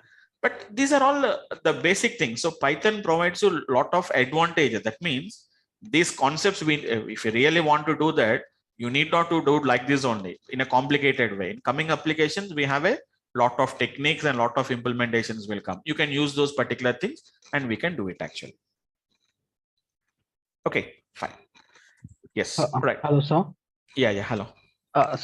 Is there any predefined function to get that maximum or minimum value from the Yes, list? absolutely. We have it actually. So directly we are having, we are directly having the kind of a functions actually. What is going to be the minimum of X, what we are going to be getting? What is the maximum of X is going to be there? So you really don't require this actually, but things guys, one thing I want to explain here is these lists and all these things are one of the basic structures of the Python actually. So how to do the manipulations on this particular list, we don't recommend them actually, because it's not guaranteed that a list will always contain always a numbers only. Sometimes it may contain some numbers, some strings, some bools and some floats. It may contain different values. So you can do that. But what I'm saying here is, instead of using this min and max functions here, in Python, we are having a very advanced levels applications are there. Advanced level mathematical applications are there. Whenever we go there, we can do that kind of an applications. For the timing, what is a list? How to handle the list by using that particular methods. That's it actually, guys. Don't try to do any manipulations with the list, like what is clear, what is remove, what is a pop, how to append the elements, how to go for this particular extend. All these are ideas only to make you understand how to use the methods actually, guys. Actually, we are using some, I'm explaining some methods actually, guys. Out of that, I may use only 2 or 3 methods only I'm going to use. Maximum, guys. I'll use append method or extend method. Only these two I'm going to use mostly. Remaining, I don't use at all. But why we are discussing here is, this is my first object I'm explaining. So I have to explain each and every method that is associated with that. Whether there are used or not used, that we discuss it later about that. Being it's my first example of whatever the object in Python, remaining objects, they don't have it actually, guys. This is the first object I'm discussing about that. That is the reason why I'm explaining all that kind of a methods actually. But you will understand why we are learning. We'll get some clarity about that. We'll understand the concept behind that. So in coming classes, it will become very easy for us. If I discuss only 1 or 2 methods and leave it, you don't get a practice on that actually. That is the reason why I'm explaining this. Okay, fine guys. So once again, guys, what is going to be this index method is going to be do? It is going to be nothing but dot index of, which is going to be nothing but whatever the value, and what is going to be the starting and what is going to be the stopping value actually, guys. So it is returning a value. Observe carefully, guys. I'm specifically pointing out actually, guys, which methods are returning, which methods are not returning. Pop method will return a value back to you, guys. When you run a pop method, some output will come. But when you use the remove method, no output will come. When you execute a clear method, no output will come. Even append, insert, extend also, they don't give any outputs. Count will give you an output actually, guys. Count is giving an output. Index is also going to be giving an output. So out of the 7 or 8 methods or 9 methods I discussed, only 2 methods, 3 methods are returning, guys. One is a pop is returning. I'll conclude, guys, totally. Pop is returning, count is returning, and index is returning actually, guys. So what it is going to returns the, which is going to be the index of the value. It is going to be the index of the value between which is going to be the starting and the stopping actually, guys. So I need not to explain every time. Throughout the Python, remember one thing, guys. Wherever I'm using start and stop, start is always, it is included, it is inclusive, and whereas the stop is going to be always, it is an exclusive. So whenever I said which is going to be 2, 8, meaning that is start from 2 and stop before the 8. Throughout the Python, the concept is the same. It does not change us from one application to another application. Throughout the Python, it is going to remain the same only, guys. So given value, whatever the given value index is there, it will try to find out. But that too, the first occurrence only, guys. For example, same value is available for multiple times. It won't return the indexes of all the values. Count is not like that. For example, count is there. If the given value was not found, it is going to return 0. If the given value was not found, it throws an error actually. It throws an error actually, guys. The value was not found. I'm going to raise as an error actually, guys. Okay. So this is going to be the next method what I can talk about. A little bit complicated compared with the other methods actually, guys. Now there are 2 methods are there which are going to be a very simple methods actually, guys. One is going to be nothing but a method what we are going to call it as an reverse. It's a very simple method actually, guys. The name itself is saying that what is reverse will do. All the elements inside the list will be just simply reversed actually, guys. It will be very simply reversed. No, it's not sorting order actually, guys. It's not any sorting order, left it ascending to descending or descending order, ascending order. It won't do it actually, guys. For example, I have a list is there. Some X is having a list like something like 2, 6, 18, 24, for example, 12. Okay, something like 6 and something like a 4. We have the elements, guys. Now, if I said what is going to be X dot reverse, simply if I said X dot reverse, you know what it is going to do actually, guys. Internally, it won't take any arguments, guys. No inputs, it will take it. Internally, all the data is going to be reversed actually, guys. 4, 6, 12, 24, 18, and 6 and 2 actually, guys. But reverse also does not return anything, guys. Internally, the elements will be sorted. So not sorted, it will be reversed. But the outcome, if you want to see whether the elements are reversed or not, we have to print that particular value of X. Reverse does not return anything. Internally, it happens like this actually, guys. But if you want to see whether it is reversed or not, you have to print the value of X actually, guys. It's a little bit confusion to most of you guys. I'm saying that they don't return, they will return because it is internally getting affected actually, guys. It's internally getting affected. Output, we don't see anything.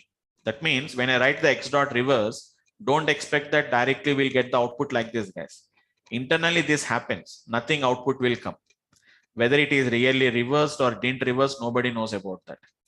If you want to see whether the reverse was done or not done, then we have to print the value of X actually, guys. Anyhow, the guys who has been already attended the previous classes, we already see about the slicing concept actually, guys. Sir, if I want to reverse these elements, I can do something like X of is to minus 1 actually, guys. Don't worry, guys, who has been joined recently. So previous classes, we know that. So who has been joined earlier? You know what is the meaning of X of is to minus 1 actually, guys? What is meaning of X of is to minus 1? The elements, it is going to read from the reverse order by taking a step of minus 1. What is the difference between this one and this one is, guys? Whenever I said X of is to minus 1, the elements are going to be read in the reverse order and the output is going to be displayed on the screen. Your output is going to be displayed on the screen actually, guys. But your actual X is not getting affected. If you print the X value, it is as usually print this value only, guys, but not this value actually. So this is only, we are just reading the data in the reverse order, but your actual X is not getting affected. But X dot reverse is what it is doing. It is not just only returning the output. It's not just only reversing the elements, guys. Whatever the order, whatever the element that has been reversed, that will be again assigned back to the X. That means the effect is on the X variable, guys, but not just like a slicing concept actually. Slicing means nothing but it only just displays the output on the screen, but your actual array or the actual list is not going to be gets affected actually, guys. Okay, so just if you want to see the elements, I can just show you guys. X is equivalent to nothing but 4, 10, let us say 12, 8, for example, 15 and some 24 and something like 20, guys. Just an example, not too many elements, guys. I can slice it like this actually, guys. Hope you remembered, guys. What do you mean to say X of is to minus 1 means? Just it is going to read the elements in the reverse order actually, guys. You can see 20, 24, 15, 8, 12, 4, 10, and it is going to be 4. But what is this doing actually, guys? It is only reading the elements in the reverse order and it is displaying on the screen. But your actual X is not affected. Your actual X will be as usually the same old elements only, guys, whatever I have given. It has just reading the data in the reverse order. But your actual X is not getting affected. X will be remaining as same data only, guys. Hope you understood the trick actually, guys. Okay. Or in another way, if I want to explain this, I can explain in another way actually, guys. In a programming language, we have I equals to 10. When I said print the value of I plus 10, you know what will be the result actually, guys. I is 10. 10 plus 10 is going to be 20 only. But your actual I is not affected, guys. Again, if you say print the value of I, you know that it will be printing the result as 10 only. So this addition of 10 was done only for printing purpose, but your actual I was not affected actually. Sir, I want to affect that particular I want to preserve that addition. Then you know what you have to do it actually, guys. I is equivalent to 10. You say I equals to I plus 10 and then print the value of I. Then we know that the 20 will be printed actually. So the addition we are preserving back to the I actually, guys. So this is nothing but just like this concept only, guys. Because we are just reading the elements in the reverse order and just displaying on the screen. Your actual X will not be affected. X dot reverse is nothing but what we are trying to do, guys. Whatever the result we have got, you are again assigning this result back to the X itself actually, guys. So that is the meaning of this particular method called as the reverse. So once if you do the reverse actually, guys, it will be directly affected on the list actually. X dot reverse. See the difference actually, guys. X dot, which is going to be reverse.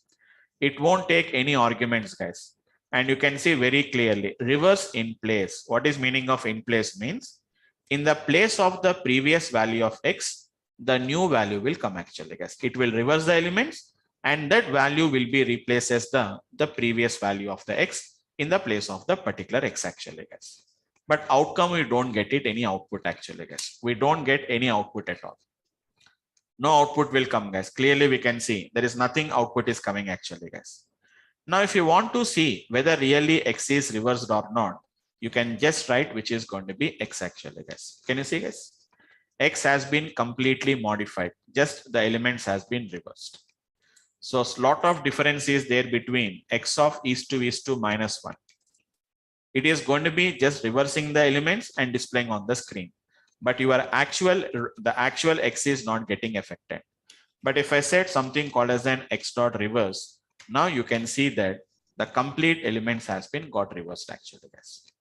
So that is the difference between, slightly confusions will be there, guys. In the beginning, there is a little bit confusion, but over the time period, everything will be gets rectified actually, guys.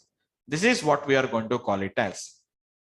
Yes, we can write it, but in Python, there is a small issue is there actually, guys.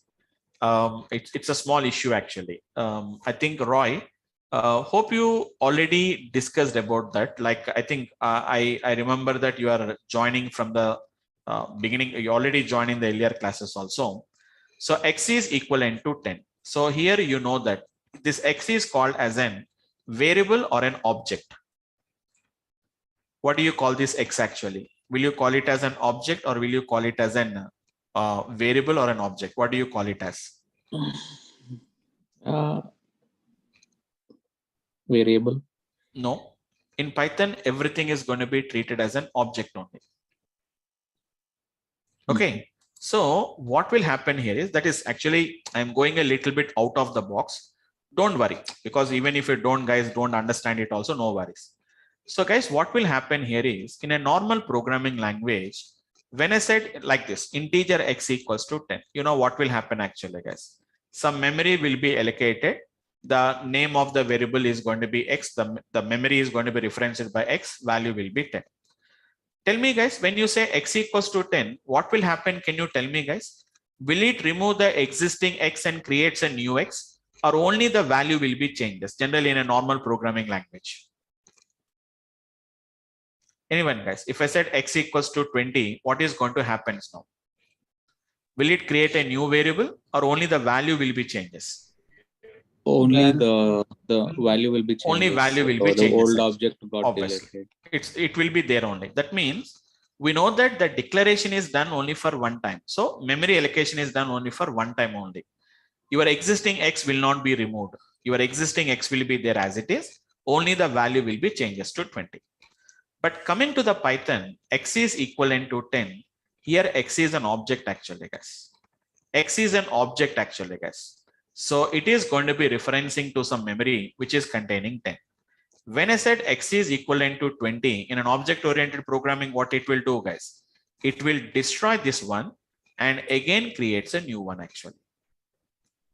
What the point, guys? Just I'm telling about an idea, just for an idea purpose, I'm telling about that. So as you're asking that, when I said X is equivalent to, why don't you write like this actually? X is to minus 1. Absolutely, we can write it actually, guys. But what is happening here is, it is going to create a new object is getting created. So Python is having one of the main issue actually. If you try to assign like that, it is going to create a new object. Even in Python actually, guys, if I said X equals to 10, X equals to 20, both are two different objects actually. This will be destroyed and new object will come actually. You may get a doubt, sir, how can you say that actually? How can you say that? Don't worry, I'll discuss this. Actually, we have this discussion in our class. For the timing, I'm just telling you guys, X equals to 10. Every object will have an ID, guys. every object will be having one ID. When every object you create in Python, one ID will be given actually, guys. Can you see, guys? ID of X is going to be ending with 5504. Now I said X is equivalent to 20, guys. Now see what is going to happen actually. ID of X is going to be, this is going to be the ID actually. So what has been happened, guys? It is completely the object was destroyed and new object has been got created, guys. You can delete the object, guys. I can delete the object. There is an option to delete an object actually, guys. Same technique I'll show you, guys. X is equivalent to, I said 10, 20, 30, 40, for example. Now, as you are saying that, okay, I'll say ID of X. Now I said X is equivalent to X of is to minus 1. No doubt, elements are reversed. But the main problem here is internally, your object is changed. Internally, your complete object was changed actually, guys. Earlier, the object is ending with 7696. Now the object is going to be ending with 2400. But if I said X dot reverse actually, guys, what will happen internally here is object won't change us, guys. Internally, the elements will change us actually. Now see the X elements are reversed. ID of X is going to be remains the same object as it is going to be reference. Don't worry, guys. Hope you got an idea about that, like why I am not assigning to a particular variable. Got it, Roy?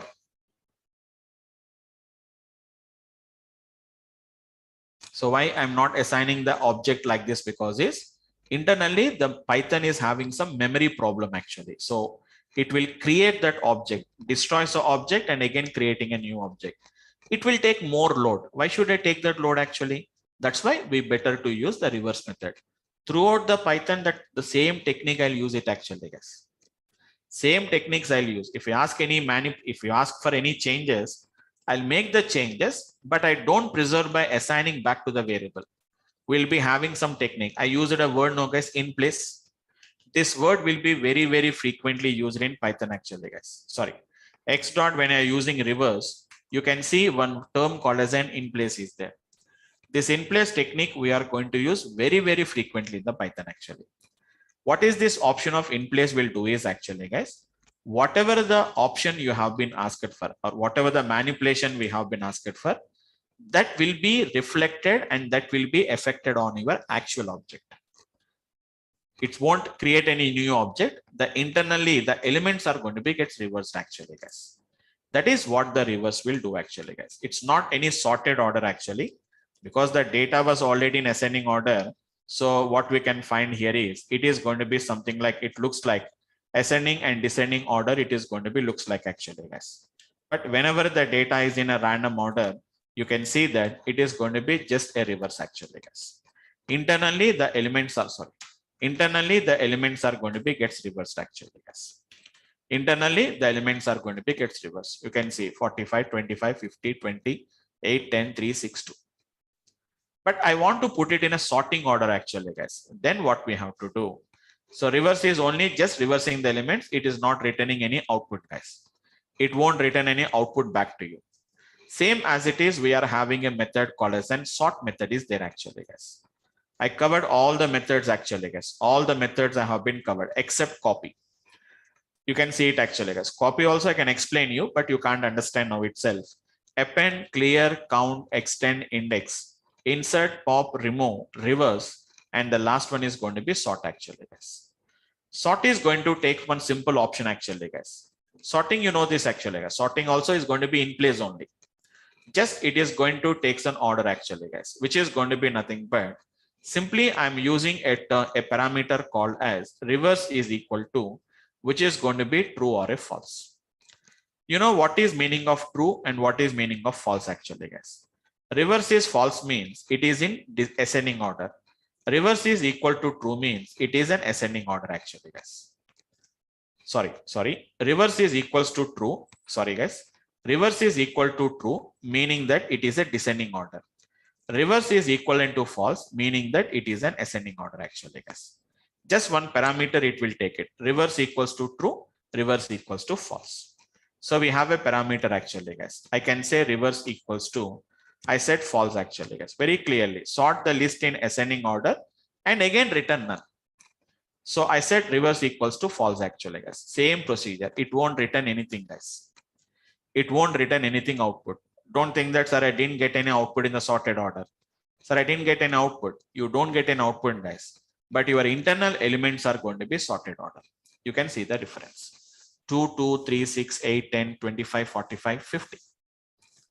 So that is an idea about this particular sorting order actually, guys. So once again, I'm doing, this is your X actually, guys. I want to do it in, I want to sort them in the descending order. So I say X dot sort. Simply you say reverse is equivalent to nothing but you say which is going to be true actually, guys. What is meaning of reverse equals to true? The internally the elements are going to be sorted in the reverse order. But sir, I didn't get any output. You don't get any output, guys. Internally, the elements are going to be sorted in the descending order, and they will be again assigned back to that particular object itself actually. So these are going to be the techniques what we are going to be calling it as, guys. So reverse and sort both don't return any output. Internally, the reversing will be done. Internally, the sorting will be done actually, guys. So let me conclude the concepts totally, guys. Why we are using the reverse word within that parenthesis? It's an argument. It's an argument actually.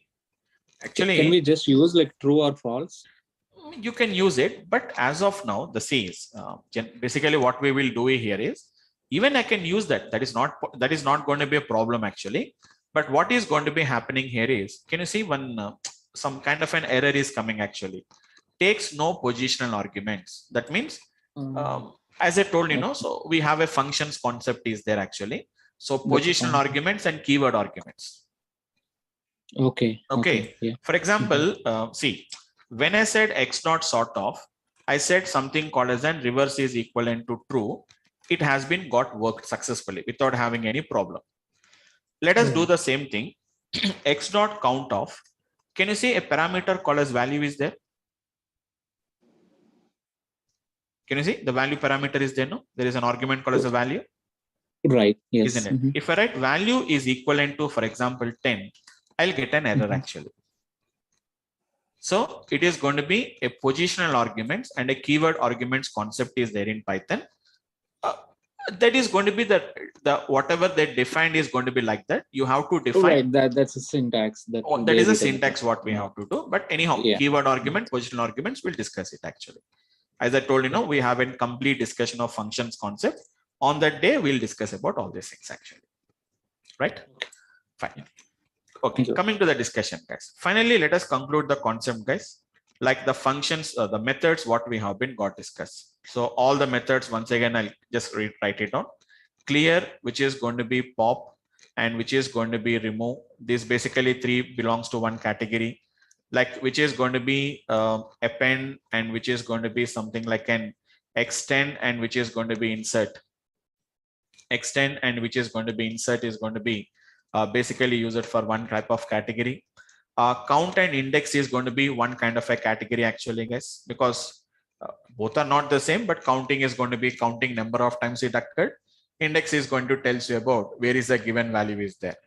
And sort and reverse is going to be one method actually, guys. Both almost all same only, but sorting is ascending descending order. Reverse is only just reverse the elements only, independent of ascending descending order. I didn't discuss about a copy method actually, guys. Leave this copy method. So finally, if I conclude the concept, guys, which methods returns, which method does not returns. Pop is going to returns a value, guys. Count is going to returns, extend will returns. Remaining no elements, no methods will return any output, guys. Clear won't return anything. And remove won't return anything. Append, extend, insert, obviously. Even sort and reverse also we have been seeing. Nothing is going to be returned. But if you want to see whether they are cleared or not, whether they are appended or not, whether they have been reversed or not, we have to see the object and we have to conclude that yes, it is reversed, it is sorted, it is appended, it is extended, it is inserted, it is cleared, and it is going to be removed. But pop is going to tell you what value I have been removed. Count is going to tell you what is a count. Index is going to tell you the index actually, yes. Okay. So that is going to be the one what we can observe carefully, guys. So this is going to be about the list methods, guys. 2 minutes, guys. I'll just finish off it. The next object which we are going to discuss is another object called as a tuple, guys. Tuple, list and tuple. Tuple is going to be a very quite similar to which is going to be list, guys. Very quite similar to list. Then what is the difference actually, guys? I told you the definition of a list. What is the definition of a list? I told you guys first initially, it's a mutable which we can modify.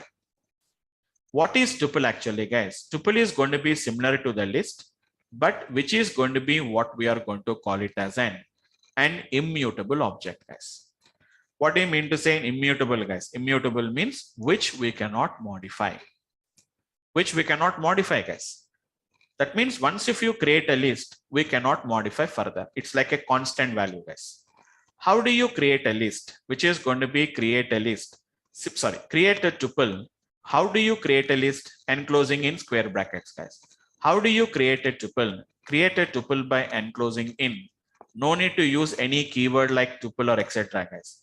By enclosing in, which is going to be parenthesis, guys. Simple, guys. If I put the values in a square brackets, it becomes a list. If I put the elements within a parenthesis, it is going to nothing but it becomes a tuple actually, guys. Now I can just conclude the concept, guys. Like what methods we can use, what methods we cannot use it actually, guys. Just let me conclude the concept, guys. Same methods, no difference in the methods actually, guys. But which methods will work on the tuples? Which method does not work on the tuples? Remember only one simple point, guys. Tuple is not going to be gets editable. You can't edit it. So first of all, clear. Come to the clear actually, guys. Can anyone guess? Can you tell me? Will the clear will work on the tuple, guys? No. No. Why? Because clear will try to remove the element from the tuple, which is not possible. Next, what about pop? Yeah, I can run. No, because pop is trying to remove the element. No. Okay. So clear won't work, pop won't work, remove does not work. What about extend, append, and insert? No.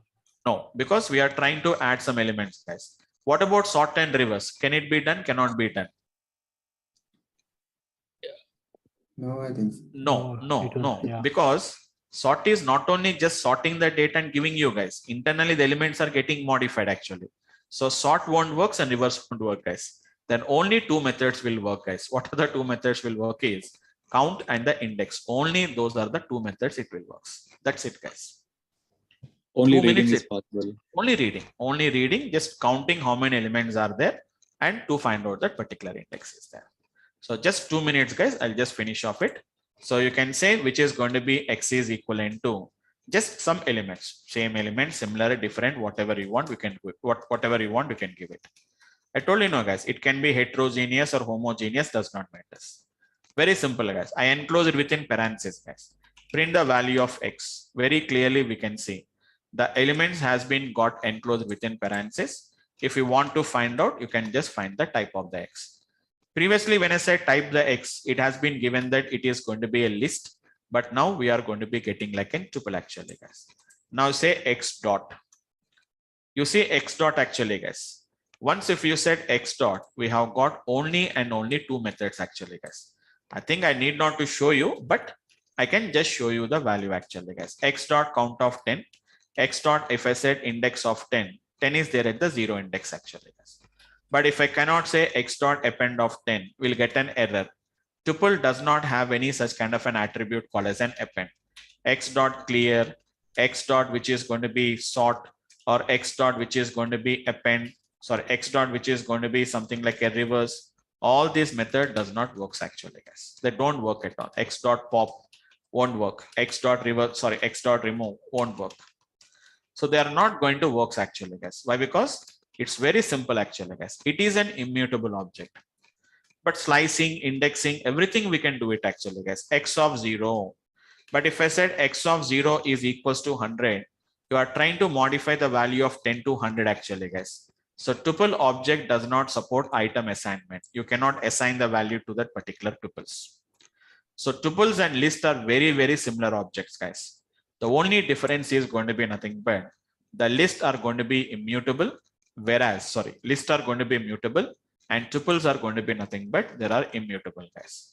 So tuple versus which is going to be list in Python. Just you can go through any document. That means as of now, I'm talking about them, guys. If you want to learn, you can just learn the things actually, guys. Simple technique, simple application, what we can do. So primary difference between tuples and list is the tuples are immutable as opposed to list which are going to be mutable actually, guys. Therefore, it is possible to change a list, but not a tuple. The content of the tuple cannot be changed once they have been got created in Python due to immutability of the tuples actually. Simple. Okay. So that is going to be about this particular object, guys. Yeah. Yes, guys. Anyone having a question? Vamshi, like what are like some real-time examples where we use like list versus tuples? We'll use it. See, that's why I'm saying that today. Okay. See, today we are learning the concept, like what concepts are there. But in the actual applications, we'll see that. But remember one thing, we never use this tuple. That means we never will use them. It's very rare cases we'll use it actually, guys. So I'll tell you like where do you use these tuples and list is later whenever we are going to be working. So same like how we are using, see how we are using the methods and all these things we are using. In our coming classes, we are going to be using a different functions we'll use. This function, I'm going to be using a function. This function is going to take an argument as a list. Got my point? One of the argument of the function is a list, or one of the argument of a function is going to be a set, or one of the function argument is going to be dictionary. I'm not saying that we don't use it, but the scope is very limited usage only, because in our data science, we never want to write any logic, but I'll show you them like where do you use it and why do you use it. But most of the cases, these whatever I'm using list, tuples, etc., we are going to be using them as an arguments of other functions. We'll use it to understand that today we are discussing about that. Okay, but, thank you. Okay, but we'll discuss some practical examples on that. Right, guys. Okay, guys. Okay, so just for today, we'll stop it here, guys. Tomorrow, we are going to start with another new object called as set actually, guys. Tomorrow, completely we'll work with the set object only. Set means something comes to your mind, guys. In mathematics, we have a concept called as sets and relations topic is there now, guys. So the same topic we are going to be working in the tomorrow's class with the help of a set object. We'll discuss it actually, guys. Sets and dictionaries, two objects are there. Let me complete those two objects, guys. And then, as I told you, so some people has been joined lately. I'll take a backup session. I'll plan for the backup session for those particular guys. Okay. So, yep, it's easily understand. Everything is going to be easily, we can understand it Python. Python is not a programming language at all. It's just an ideas. In coming classes, we never think about Python at all. Everything is just a function. We'll implement it actually. Okay. Oh. Right, guys. Okay. So fine, guys. That's it for the today's class, guys. Anyone, guys, any questions? If you have, I can just spend some time and then you can go.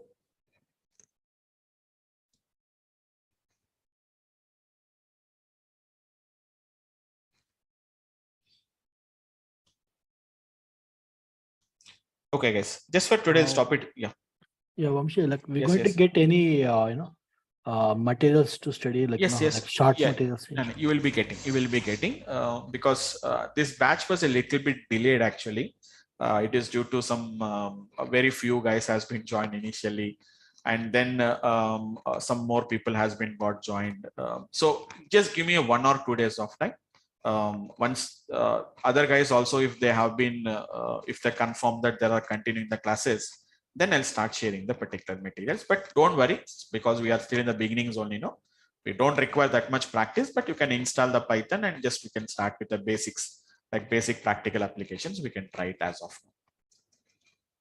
Okay. Okay, fine. Okay, guys. Thanks for today, guys, and we'll meet up in the tomorrow's class, guys. Good night, all of you guys.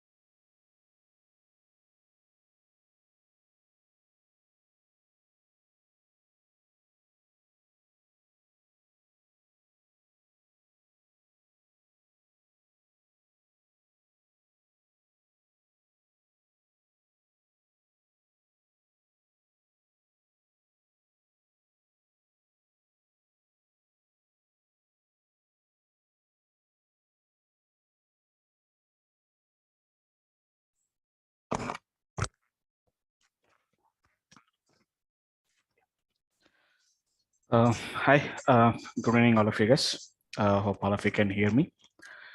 Anyone, guys? Can you please confirm is I'm audible, guys? Yes, sir.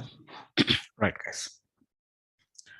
So, guys, let's continue with the last session, guys. Let's continue with the last session. So, I'll take up, as I told you, know, guys, I will take up the backup sessions for the people who has been joined lately, and I will discuss regarding that. I will confirm that related to that. Just give me a second. Right, guys. So let us continue the session, guys, from the last discussion, what we have been gotten. So mainly, guys, we have been studied about mainly two different objects we have been got discussed about that. One is going to be the list and the other one is going to be nothing but it's a tuple actually, guys.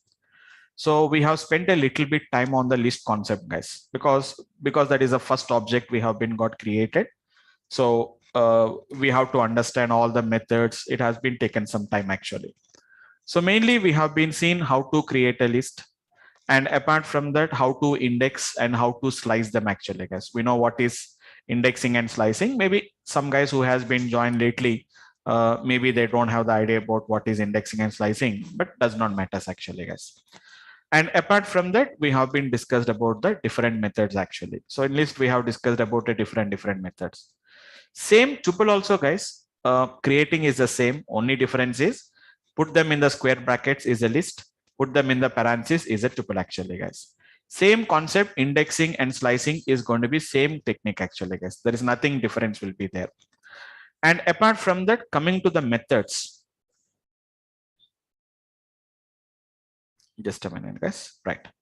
Coming to the methods, we have been seeing some kind of a methods, but all the methods, whatever that appeared,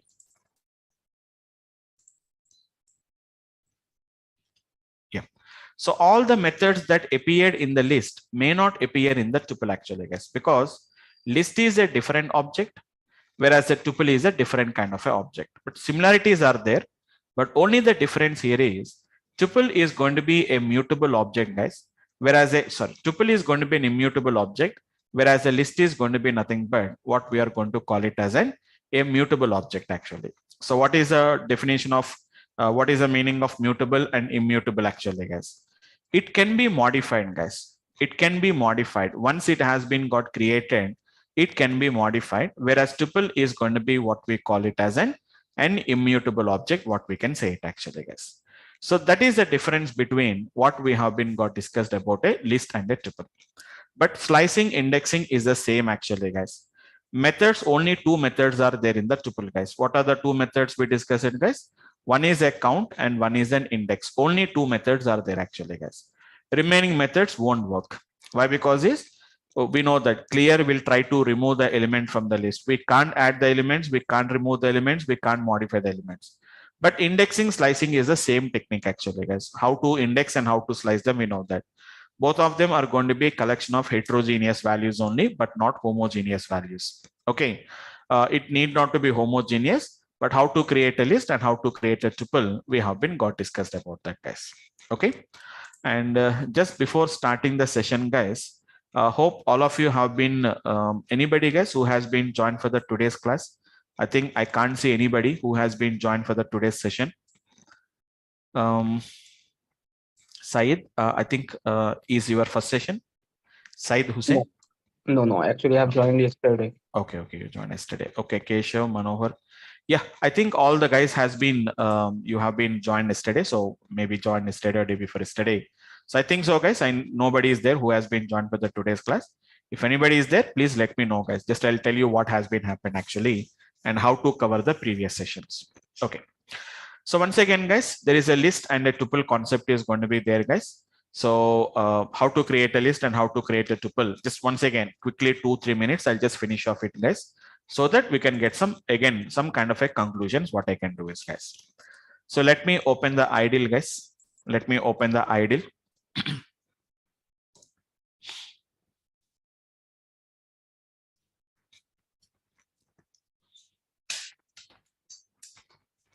Let me open the ideal, guys. But as I told you, guys, we don't work with the ideal for completely. That means complete course we cannot run it on the ideal actually, guys. Only as a beginners only we can study them.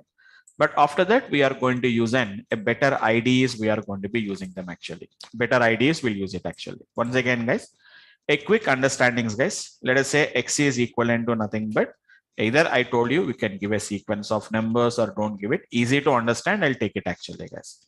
Type of the X. Very clearly, we can see X is a list. You can also ask what is the length of the X. Same example, guys. I said Y equals 2, which is going to be same numbers I'm giving it actually, guys, but it is going to be a tuple actually, guys.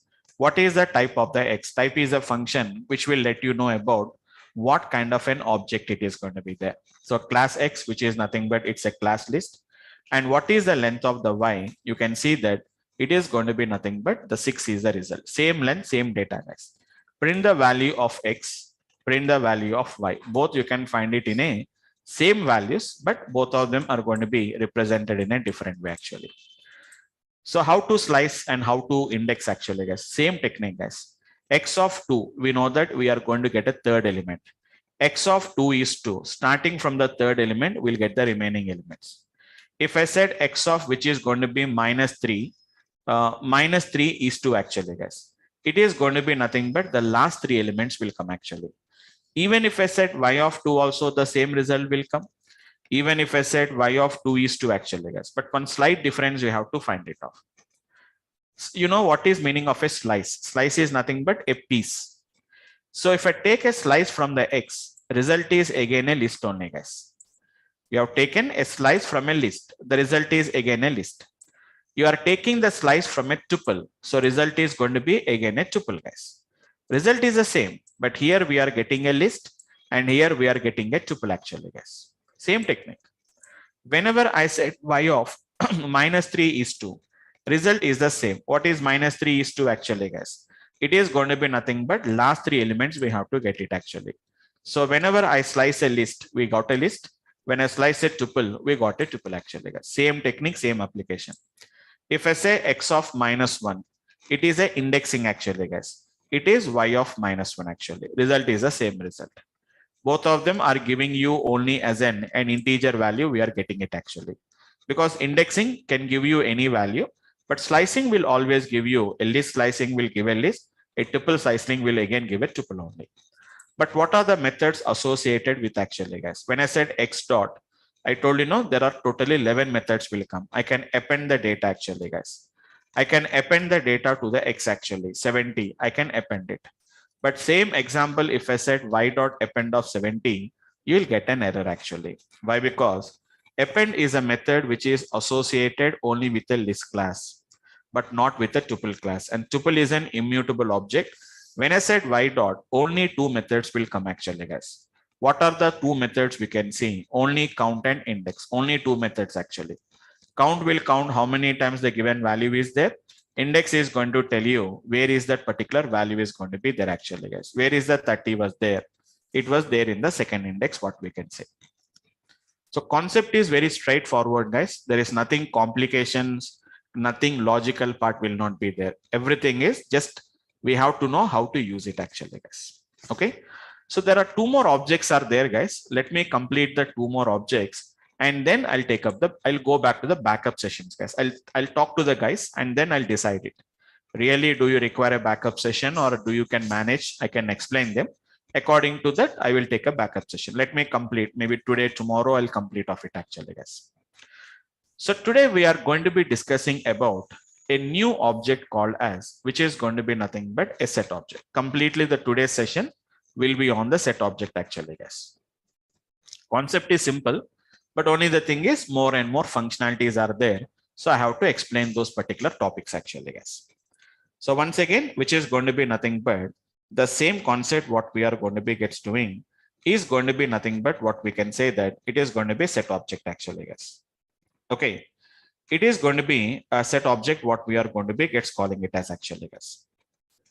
So whenever I'm talking about a set object, you can say that what generally that comes to your mind actually, guys. What generally that comes to your mind actually, guys, which is going to be nothing but we can say that something like it is going to be in mathematics. You remember, no, guys, that is going to be nothing but sets and relations, set operations. Okay. which is going to be something like an intersect. We have union, we have something called as a minus. Hope you remembered, guys. We are working with something like a set operator, subset. It is going to be superset we are having. So same topic is going to be set concept actually, guys. So in mathematics also, you remembered, guys, how do you represent a set A? It is going to be like this. We are going to be representing actually, guys. It is enclosed within curly brackets actually like this, or a curly braces or a curly brackets. What is a set actually, guys? Set is also, what is the difference between list and tuple? Both of them are going to be same. And one more thing is going to be nothing but, both of them are same. And one more thing is going to be nothing but, only just is both of them are homogeneous or heterogeneous. One is a mutable, one is an immutable. What is a set object actually, guys? Set object is going to be nothing but what we are going to call it as an, guys. It is nothing but an unordered list. What is meaning of unordered list actually, guys? Unordered list, I'll tell you, I didn't complete it actually, guys. What is meaning of an unordered list means, for example, in a list, when you're creating a list, if I give the values like 20, 10, 30, 40, if I give the values like this, guys, when I print the value of X, it will maintain the same order actually. So it is going to be preserves the order actually. We'll say that it will preserve the order actually, guys. It will preserve the order. Even whenever I work with the tuple also, the same order is maintained. Which order you give, same order it will maintain. It does not change the order actually, guys. But what is meaning of a set is unordered list actually. What is meaning of an unordered list means, you give one value, you give some order, we'll get a different order, guys. You give some order, we'll get a different order. If I give this order, there is no guarantee that it will get the same order only. It does not preserve the order actually. It does not preserve the order. It is an unordered list of, one more thing actually, guys. It is an unordered list of unique elements. You know what is meaning of unique elements actually, guys? The values or the elements which cannot be repeated. But in list, we know this actually, guys. We can have multiple times. I can have the same number as many times you can have it. Even in the tuple also, you can have the same element repeated number of times. But when it comes to the list, only two features are there, guys. One is unique elements. That means the value should be, the element should be there only for one time. The element should be there only for one time only. It is going to be what we are going to be gets doing this actually. Okay. So this is going to be the one, what we can say that. And one more thing is going to be nothing but, you can say that which is going to be, what we can say is, it is going to be something like an unordered list of values actually, guys. What do you mean to say an unordered list of values means? Whatever the order we give, it does not give the same order as it is. It gives something a different order. We are going to get it actually, guys. We'll get a different order. Your input is one order, but your output is another order. So due to it does not maintain that order, indexing and slicing is not allowed on the set object, guys. It is going to be indexing and slicing is not allowed. So we cannot get from a set, if I want to get third element means we can't get it actually, guys. Indexing and slicing are not allowed actually. They are not allowed on the indexing and slicing are going to be not allowed. Why it is not allowed actually, guys? Because whatever the order we give is different. Whatever the order that comes is going to be different actually. And that too, if I give the values, even if I give the values like this, guys, you give the values, repeated values, you give it. It does not throws any error, but it takes only unique values only will be selected actually, guys. But how do you create a list? Sorry, how do you create a set? Create a set by enclosing in parentheses, enclosing in the curly brackets actually, guys. The curly braces or the curly brackets. Very simple, guys. So square brackets, if we enclose, it will become a list. And if I use a parenthesis, and we are going to call it as an tuple. And whenever I use a curly brackets, we are going to be getting, which is going to be something what we are going to call it as a set object, what we can call it as. So for a normal, if I show the same example to a C programmer, tell me if I said X equals to this much, what is the type of the object it is? He cannot say about that in C language, because C programming, Java programming, we are having an habit of writing list, tuple, set, something we have to use the keywords actually. But in Python, you don't use any keywords actually, guys. X equals to square brackets, Y is equals to some parentheses, Z is equals to curly braces. It will automatically becomes a set. But it does not preserve the order actually, guys, and it is going to accept only unique values only. Being the order is not preserved, so indexing and slicing is going to be not allowed on this particular set objects actually, guys. Indexing and slicing is going to be not allowed on this particular object what we are going to be gets doing this actually, guys. Okay, so that is going to be the concept of how we are going to be gets working with the set object. But we have a number of methods are there, guys, but nothing is there. Only thing is I have to just do some practice on that. It will take some time, but otherwise it is going to be a very simple techniques only, guys. Let me create the set objects. How do you create the set objects actually, guys? Let us say S1 equals to, for example, guys, just we have to use a curly brackets. Just use the curly brackets actually, guys. 20, 10, again a 20, 30, 10. Let us say 30 again, 20, 40, whatever the data you give, you can give it actually, guys. Just I'm giving some few values actually, guys. So don't think that I have given some 1, 2, 3, 4, 5, 6, 7, 8, 9, 10, 11 values. If I print the value of S1, see whatever the output we are going to get it actually, guys. See the S1 actually, guys. 40, 10, 20, and 30. Even if I said length of S1 actually, guys, length of S1 is not going to be 11. I given 11 elements, but when I said length of the S1, you can see that there are going to be only 4 elements are there, because it will take only the unique values only we can take it. If you have any doubt, I told you guys, use the function called as a type function. What is the type of the S1? It is clearly saying that it is a set object. That's it, guys. Just very simple. It is S1. What is going to be the S1 here now? It is a list object.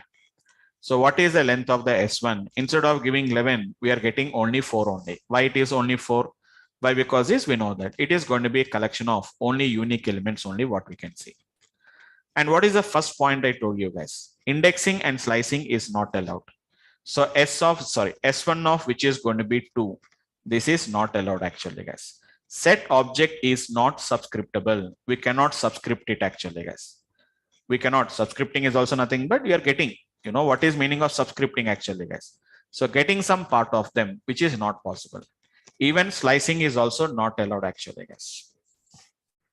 Slicing, indexing is not allowed as of the set object, because the main reason is they are not following any particular order.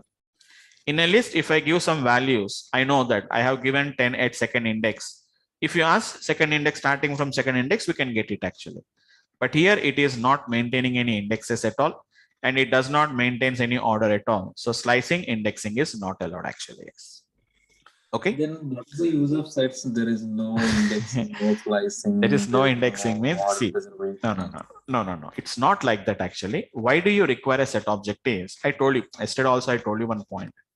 These are going to be some of the what we can say is these are the basic things which we have to learn as part of the list. I'm not saying that they are not used. I'll tell you like why we are not going to use this and etc. Why do you use it? But just for a timing, let me explain that. So as I told you that in Python, the list, tuple, sets, dictionaries, these are the basic data structures.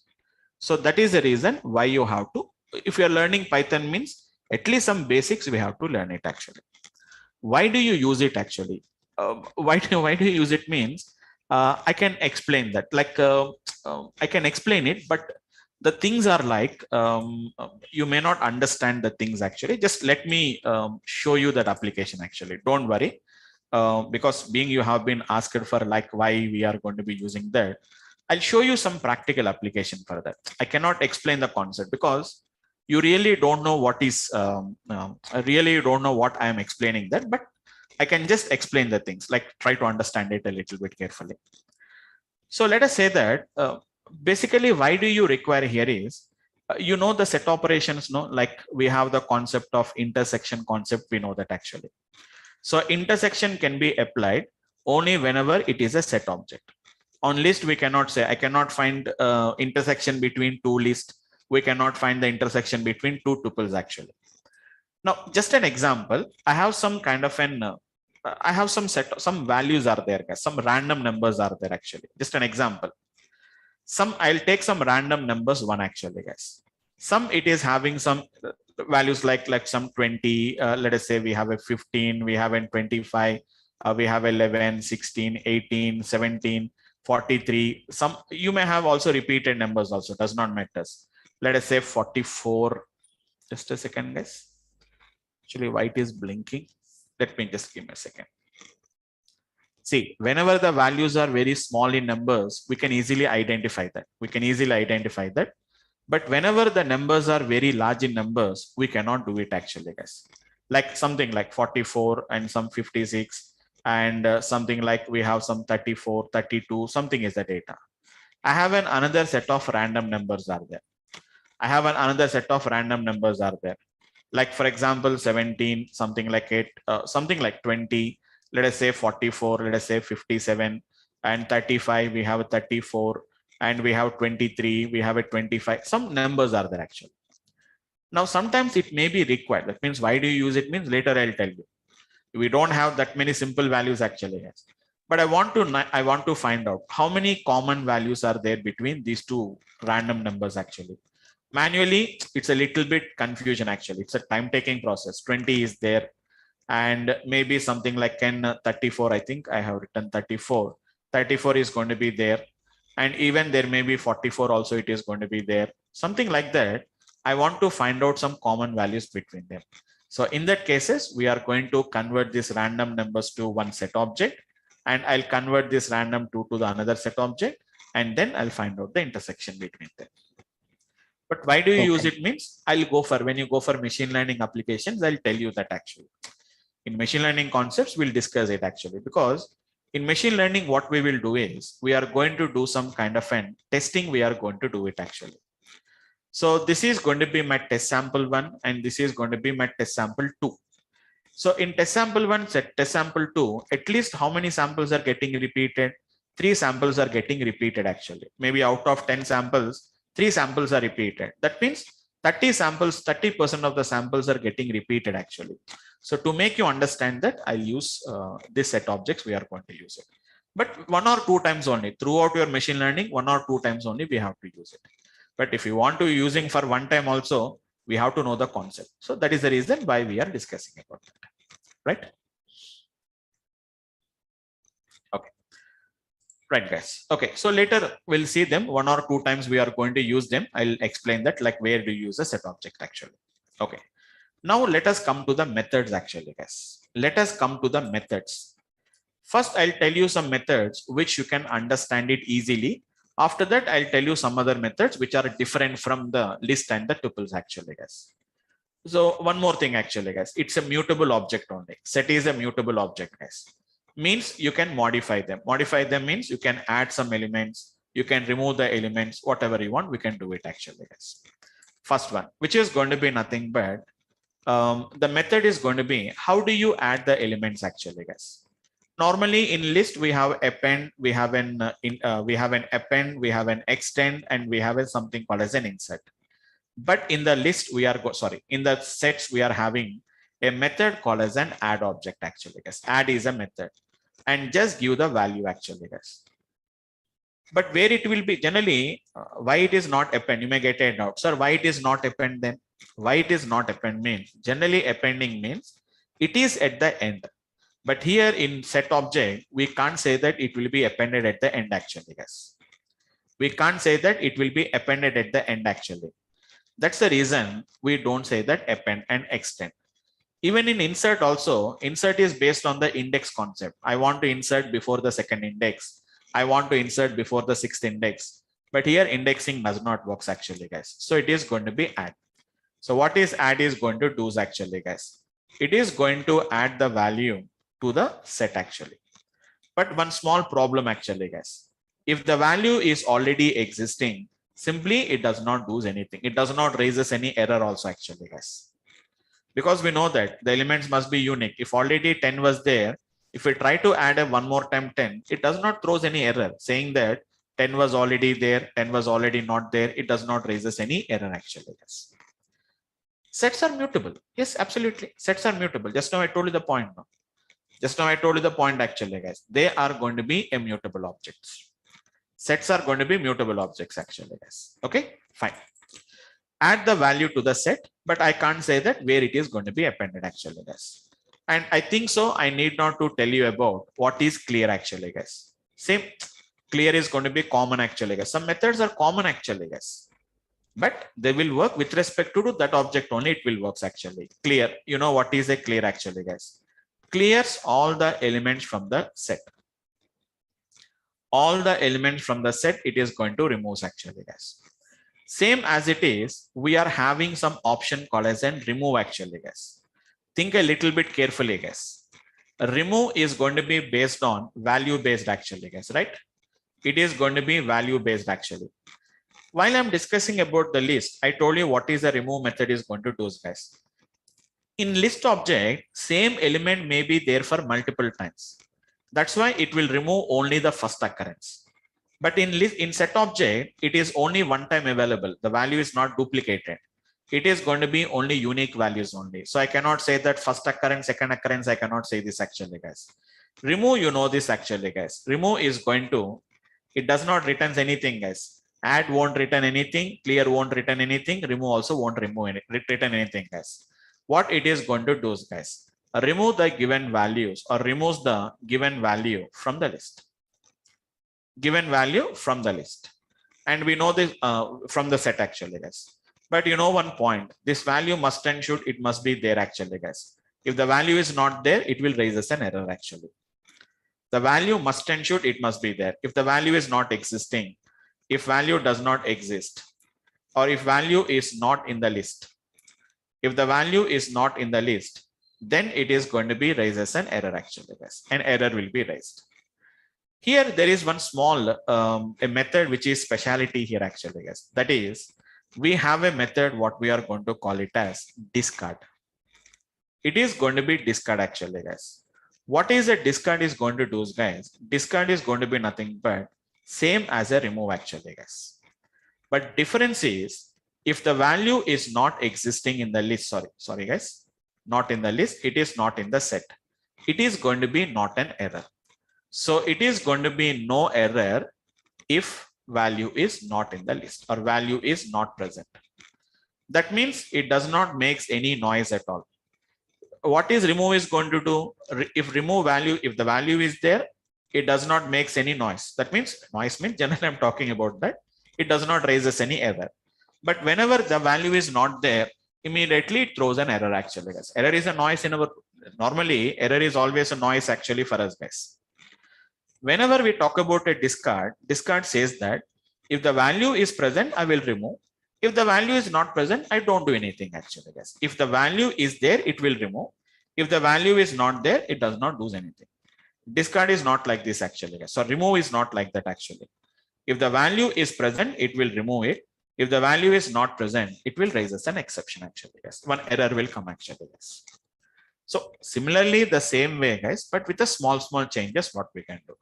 For adding only one add method, guys, but for removing, we have clear, we have remove, we have a discard, we have a pop also actually, guys.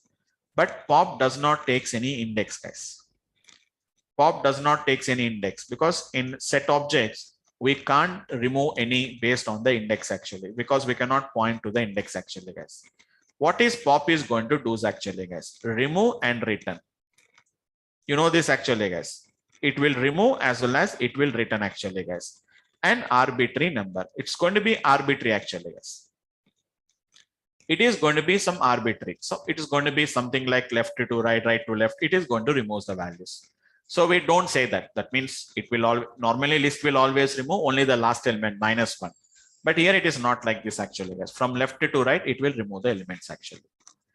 So that kind of an exception, that kind of an application is what we are going to be using as of the pop method actually, guys. So add, clear, remove, discard, pop. These are the some of the common methods, guys.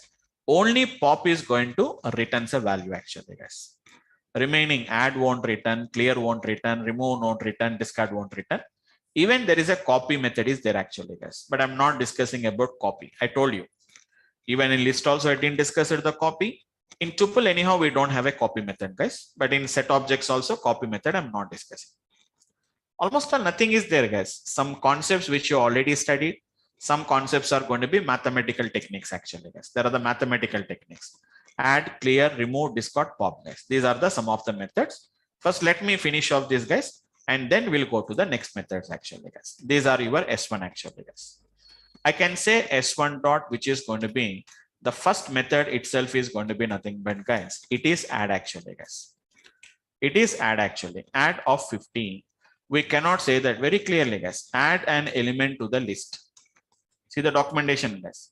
Add and sorry, not a list. It is going to be set actually, guys. Generally in a flow, we are getting it actually. But sir, where it is added actually, guys? I can't say that 50 will be added only at the end actually, guys. S1 dot, which is going to be add of 60, guys. I cannot say that beside the 50 only, the 60 is also going to be added actually, guys. 60 is going to be added somewhere actually, guys. S1 dot, it is again an add, which is going to be nothing but it's a 70 actually.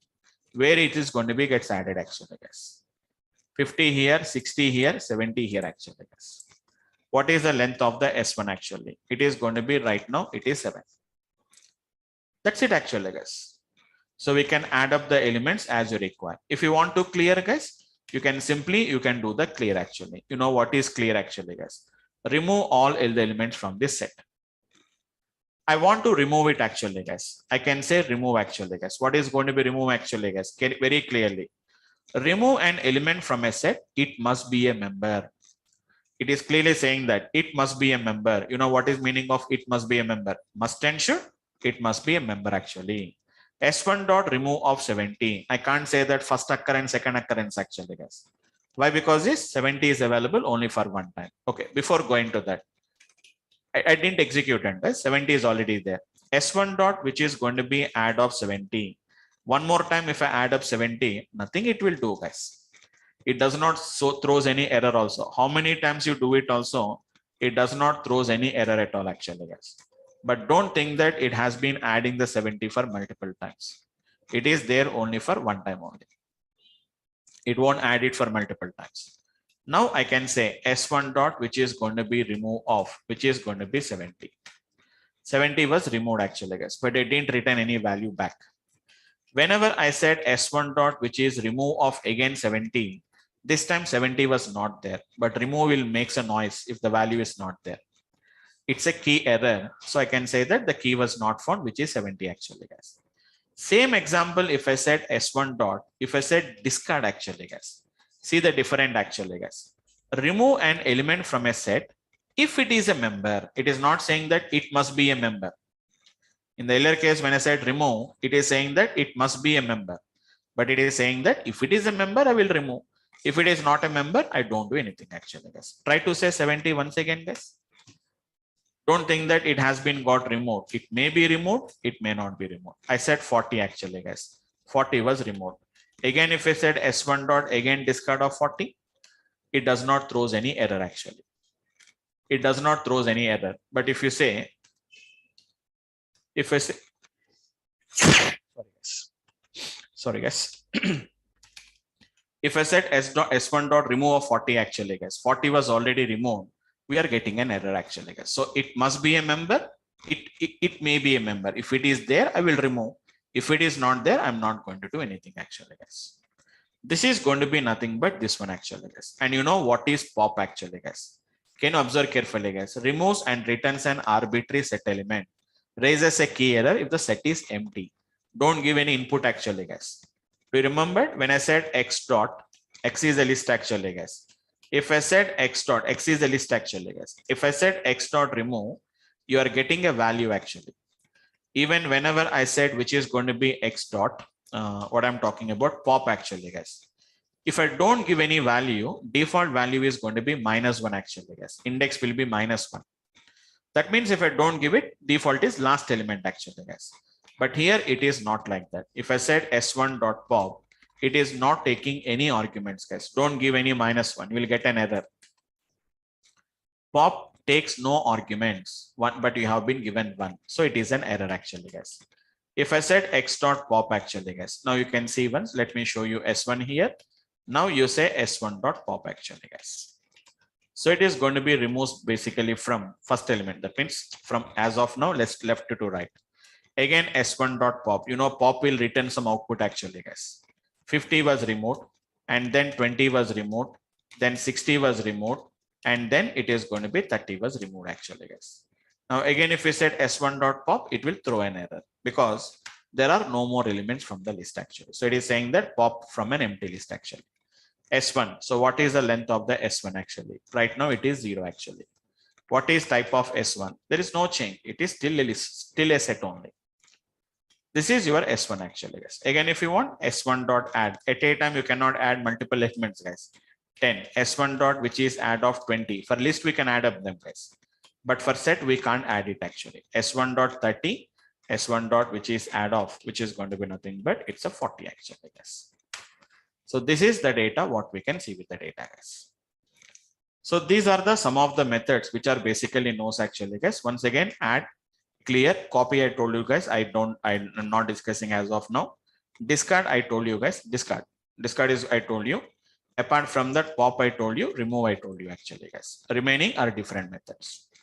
It's very easy, very simple actually, guys. There are very easy and very simple methods actually, guys. Okay. So once again, I have been got discussed about the methods associated with the list. Sorry, the methods associated with the set objects. I have been got discussed about that. Just a second.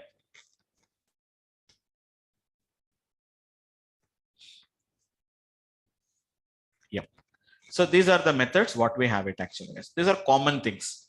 Add, clear, remove, discard, pop. These are common methods actually, guys. Now there are methods which are special, which are going to be speciality in the list set actually, guys. You can't see the methods in any other. That means you don't find it in any other objects. We cannot find it actually, guys. What are those? What are going to be those objects actually, guys? Here ascending, okay. Actually ascending, descending orders. Generally we have a method is there actually, guys. That means we have a function is there, not ascending, descending. It is going to be nothing but it is going to be the S7, what we can see with the data. There is a method is there is a function is there actually, guys. Sorted of S1. You can see sorted can be used on list, tuple, sets, anywhere you can use it actually. It is working. But see the output what we can observe carefully, guys. You see the output what we can see it actually, guys. S1 I have given as an input as a set, but sorry, as a set, but outcome is coming like n, which is going to be nothing but it's a list object. It is coming actually. So this is going to be sorted actually, guys. One point I didn't discuss it, guys. What is iterable? I have been not yet discussed, but see the output actually, guys. Returns a new list. That means the set is getting converted into list containing all the elements from the interval in an ascending object. It is going to be returning actually. We can do it, but it is no more a set. It is going to be converting into list. Sir, can I convert again into set? Absolutely, you can convert it actually, guys. Okay, we'll see them. We'll see an application. How to convert a set into set into list, list into set. How to convert them? We'll see the applications. Okay. Fine, guys. Okay, and I forgot to set the option actually, guys, to everyone. So, guys, if you have any doubts, please, when you're testing anything, please send it to everyone, guys, so that everybody can see what I'm discussing about that. Right, guys. So this is going to be about the basic methods actually, guys. Now, whatever the methods I am going to be discussing, they are going to be completely, which is going to be special for the set objects actually, guys. It is going to be nothing but a kind of a speciality, a special functionalities for your set objects actually, guys, which is nothing but we do it in our mathematics now, guys. It is going to be nothing but in mathematics. We know that actually set objects, sets, we are going to be talking about that. So what are going to be that kind of an options actually, guys? One of the common methods are going to be nothing but, let us imagine that there are two sets are there actually, guys, S1 and S2.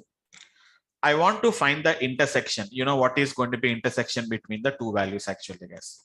It is S1. How do you do it actually, guys? S1 dot, it is intersection of S2. So we know what is meaning of intersection between two elements actually, guys. S1 dot intersection with S2. What it is going to returns, we know this actually, guys. It is going to returns the common elements actually. What are the elements which are commonly available in S1 dot S2? S1 and S2, it is going to returns. And hope you remembered it is union actually, guys. Union of S2 actually. Same techniques, guys. Intersection and it is union, guys. You know what is going to be? Union is going to returns actually, guys. It is going to be returns the elements of both elements from both S1 and the S2 actually. It is not common values actually, guys. I'll show you some examples what I can show you actually. And what exactly we are having, if you remember, minus actually, guys. We'll call it as minus. In mathematics, you call it as minus. Here we are going to call it as a difference actually, guys. It's what we are going to call it as a difference actually, guys. You know what is a difference? After removing the S2 element from S1, whatever that is left over, those values are going to be gets coming. I'll show you once. Have a look at this one. For example, S1 is having some elements like, let us say this, guys. I'm writing in a sequential order, but internally what order it will take, it does not matter with that. S2 is equals to nothing but we have some values like 10, 20, 30, 50 actually, guys. Just an example. S1 is having 10, 20, 30, 40. Whereas S2 is going to be having 10, 20, 30, 50. We have it actually, guys. Now, if I do S1 intersection S2, the result is going to be nothing but the common elements actually, guys. Order may not be the same actually, guys. I can't say that same order will come. Union, we know it actually, guys. It is going to be 10, 20, 30, 40, 50 will come actually. But we know this, guys. What is S1 difference S2, S2 difference S1? If I say S1 minus S2, it is 20, 20, 30, 10, 20, 30 is eliminated. If I said S1 difference S2, the result is going to be nothing but what is left over in S1, which is going to be nothing but 40 actually, guys. But whenever I said S2 difference of which is going to be S1, then the result is going to be nothing but what is left over in S2 after removing the element from the S1. Then the result we know that it is 50 actually, guys. Got the point, guys? So it is going to be nothing but the intersection, union, and it is going to be difference actually, guys. And if you remember the concept of like which is going to be something like hope you remembered actually, guys, subset and supersets actually. You know what is meaning of subset and supersets actually, guys? If one set is also a part of another set, like for example, we know that S1 is having some elements like 10, 20, 30. Let us say that we have a 40 is there. S2 is having some elements like we have 10, 20, we have a 30, 40 and 50 is there, or 60 is there. Now if you can see, S2 is containing the S1. So S1 is nothing but a subset of S2. And S2 is going to be nothing but a superset of S1. What is S2? S2 is a superset of S1. S2 contains all the elements of S1. So if you want to check whether S1 is a subset, S2 is a subset, we have a method is there actually, guys. S1 dot, we have a method called as an E subset of S2. We are asking S1 is a subset of S2. It is going to return true or a false actually, guys. So you know that E subset and E superset, you are asking, you are checking whether this set is a subset of S2, whether the S2 is a subset of S1. It is returning something like a true or false. In this case, S1 is a subset of S2, no? So returns true actually, guys. Now reverse order. I want to check whether S2 is a superset actually, guys. So it is E superset of S1. Then also it is going to return true or a false case. S1 is not a superset of S2 and S2 is not the subset of S1 actually, guys. Because S2 contains all the elements of S1, but S1 does not contains all the elements of S2 actually. So a little bit mathematics, guys. Don't think that, sir, we learned a long back ago. It's just like a refreshment class. You maybe learned a long back ago. Intersection, union, it's a difference actually, guys. In mathematics, we call it as a minus. Here we are going to call it as a difference is there. Do you remember, guys, anybody, what is meaning of a disjoint? Anybody, guys? Do you remember, guys, what is meaning of a disjoint actually, guys? No, Vamsi. Disjoint is nothing but whenever two sets don't have any common values, then the two sets are nothing but what we call it as a disjoint sets actually. Like for example, A is having some elements like 10, 20, 30, 40. And whenever we are having B is having an elements like which is going to be 50, 60, 70, 80. Now, what about the A intersection B actually, guys? In mathematics, I'm writing it actually. A intersection B is going to be nothing but it's an empty actually, guys. That means there is no common values are there.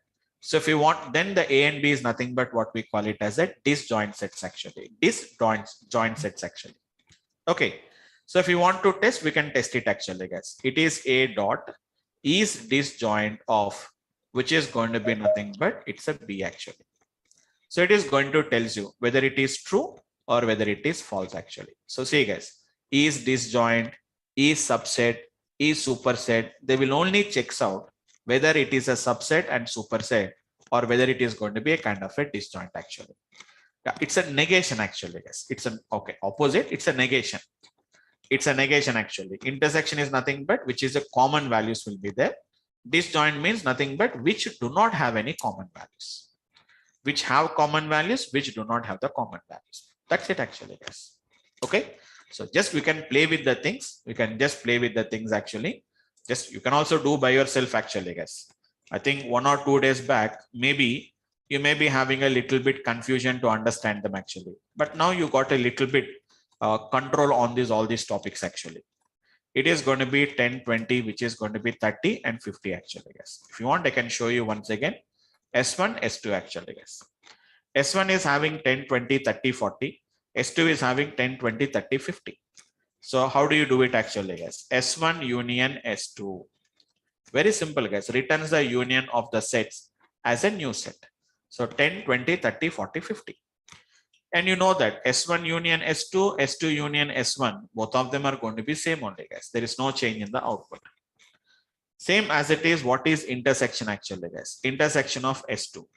Returns the intersection of two sets as a new set actually. S1 intersection S2 is going to be 10, 20, 30. Even S2 intersection S1 is also going to be same result only. No change in the output. But what about the difference actually, guys? Difference is nothing but minus. We have a function is there, method is there actually, guys. Difference of S2. You can see very clearly, guys. What is difference will return? Return the difference of two or more sets as a new set. It is going to be S2 actually, guys. That means what we have to do, guys, S1 minus S2. So S2 should be eliminated from S1. What is there in the S1?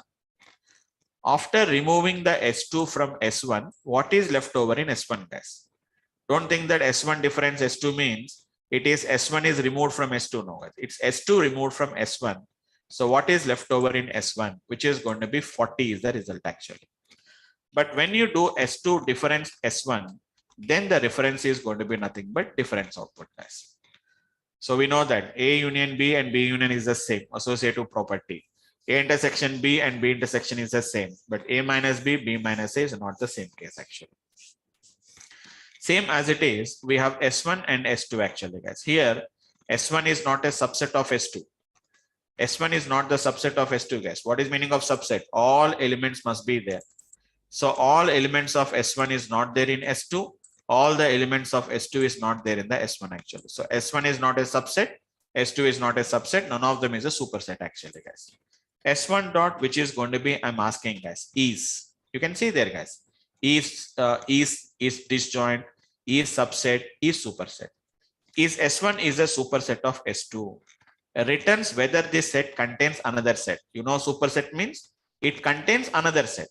It is subset means this set is part of another set actually. So S1 is a subset of superset of S2. It's a false. Is S1 is a subset of which is S2. Returns whether other set contains this set actually, guys. It is going to be, none of them is going to be true, guys. Even S1 intersection S2 is it is a disjoint actually, guys. They are not disjoints actually because there are some intersection common values are there, guys. All of them are returning false actually, guys. But if you want to return true, you know what we have to do it actually, guys. S1 equals to 10, 20, 30, 40 is already there. S2 is equal to nothing but, otherwise I'll do one thing, guys. S2 is equivalent to, let us say it is, sorry. S2 is equal to 10, 20, 30, which is a 40, 50, 60, 70 actually, guys. Just an idea about that. S1 is this one, guys. S2 is this one. Now, whatever the elements of S1 is there, all elements are there here, guys. That is 10, it is 20, it is 30, and it is 40. So here S1 is called as a subset of S2.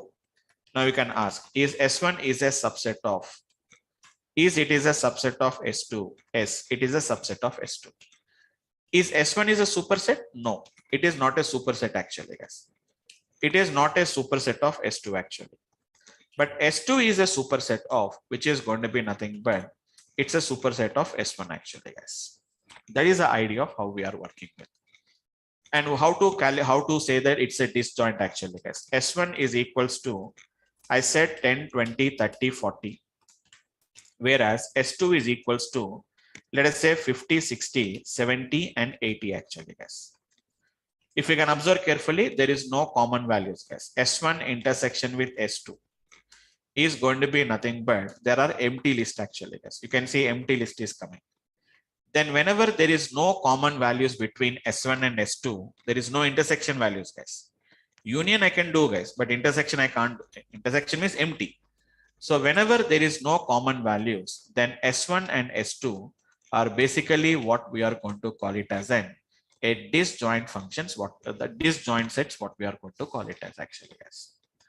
We have a number of methods actually, guys. If you remember in list concepts, first day I taught you 3 methods. Second day I taught you another 3 methods. After that, I have discussed about the remaining 1 or 2 methods. I have been discussed about the 3 or 4. I think first class it is 4. Second class it is 3, and next class it is 3 I have been got discussed. But today, how many methods we discussed actually, guys? Add. We have been seen about a clear. These are common methods actually, guys. Remove, discard, pop. Now, intersection, union, minus, which is going to be the difference actually, guys. Is subset, is superset, is disjoint. So almost all we are having somewhere around 11 or 12 methods we have been got discussed, guys.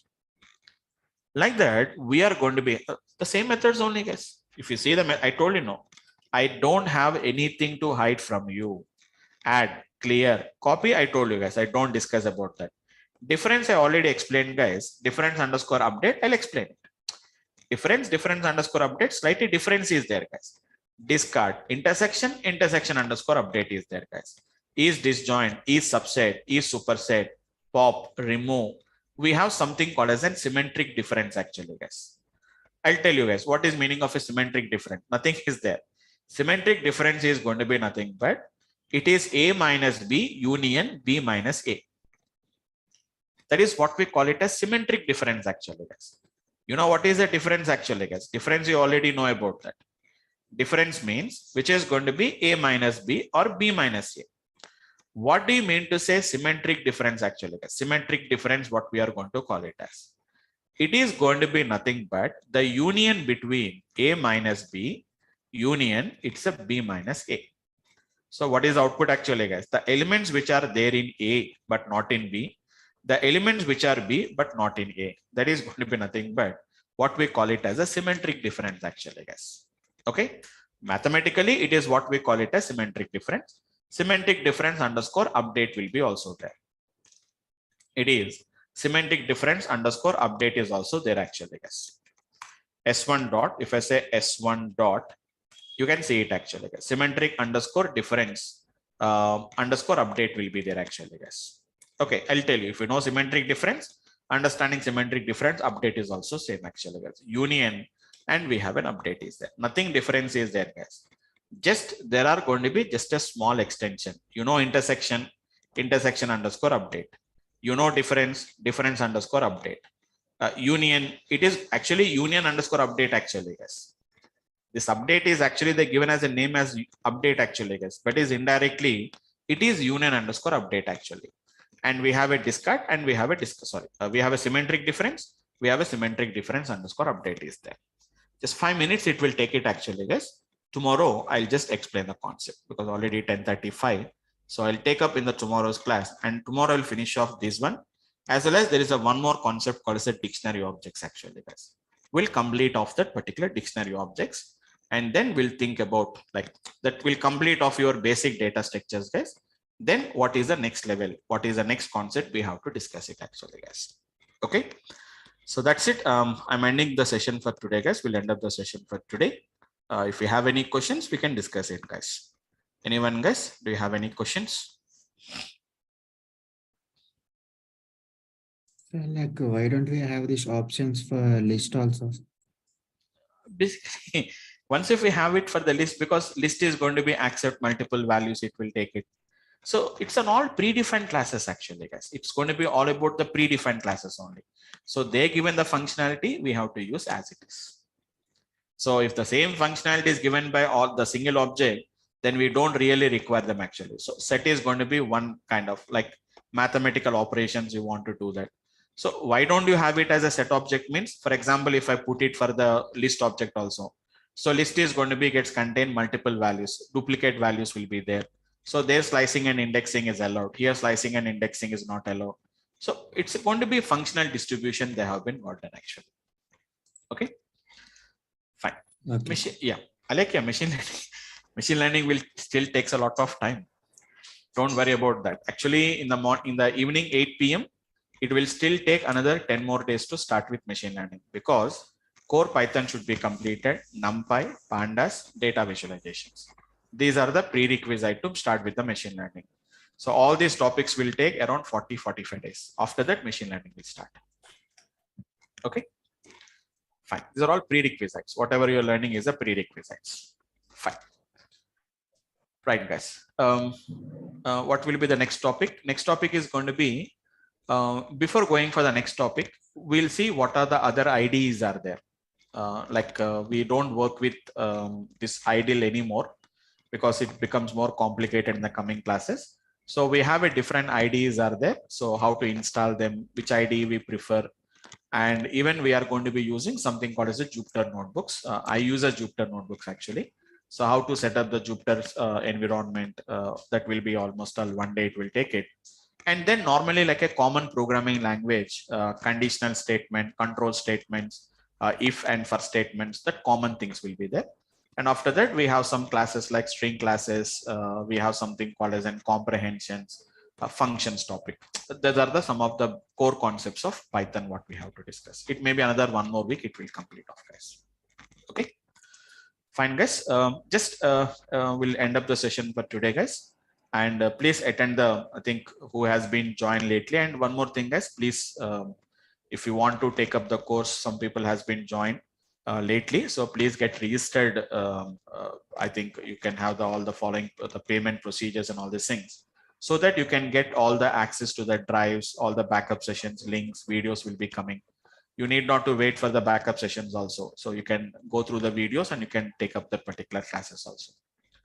So please complete off all your payment procedures and all these things. We are just closing the batch by end of this week, guys. We are just closing up.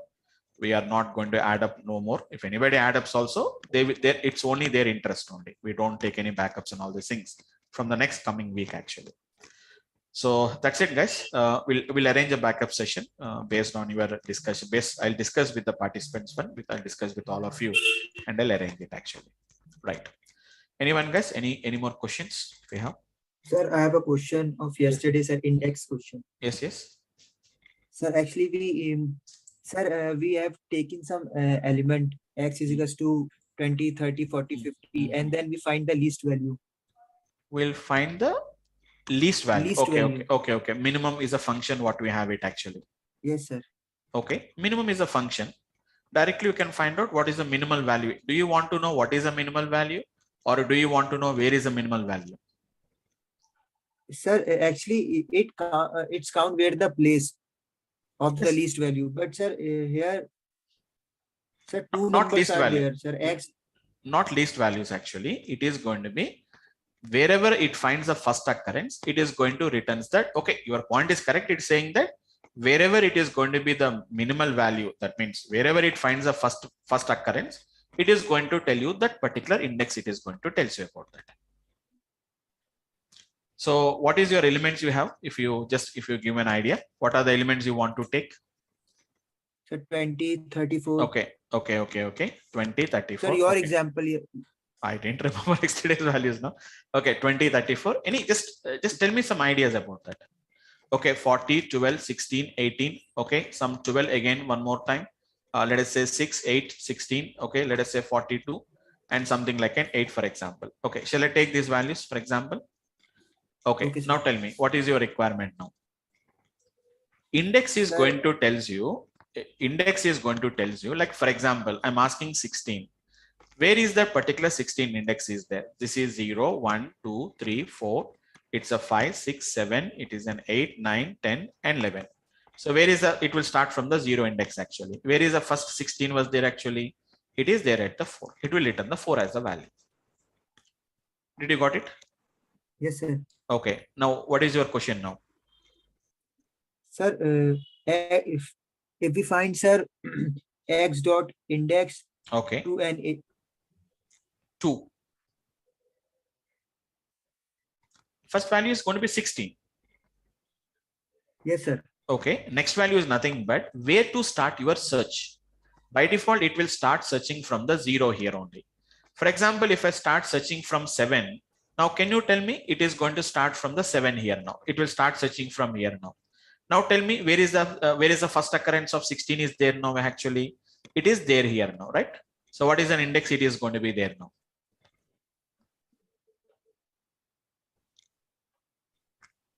Yes, are you there?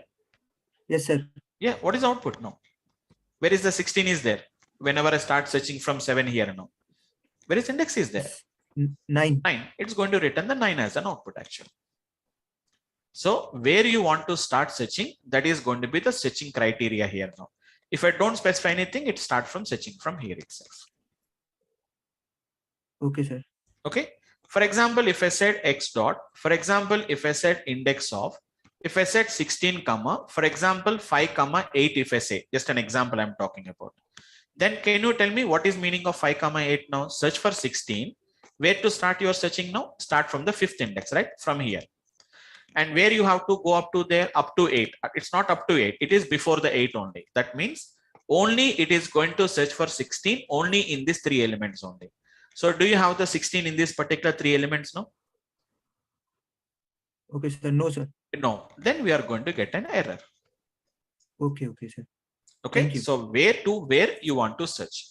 If I don't specify anything, it will start from beginning. It goes up to the last. If I specify the starting index, only from the starting index up to the last. Here, if I specify both of them, starting as well as ending, but 5 is included, 8 is going to be excluded. So it will search only for 3 indexes, 5, 6, and 7. In these 3 indexes, it will, in these 3 elements, it finds the 16, it returns maybe 5, maybe 6, maybe 7. Otherwise, we'll get an error actually. Okay, sir. Thank you, sir. Fine. So thanks for today, guys, and we'll meet up in the tomorrow's class. Thank you, guys.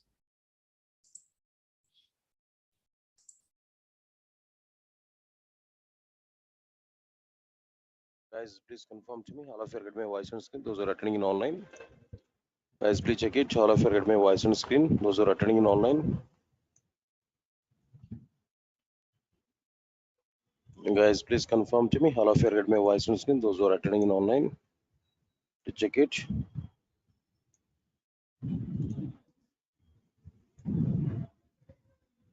Guys, please confirm to me. All of you get my voice on screen. Those are attending in online.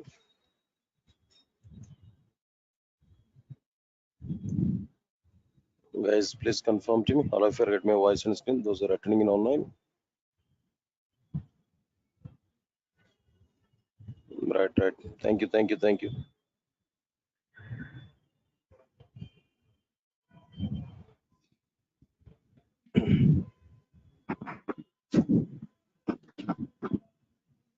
Right. Good evening, guys.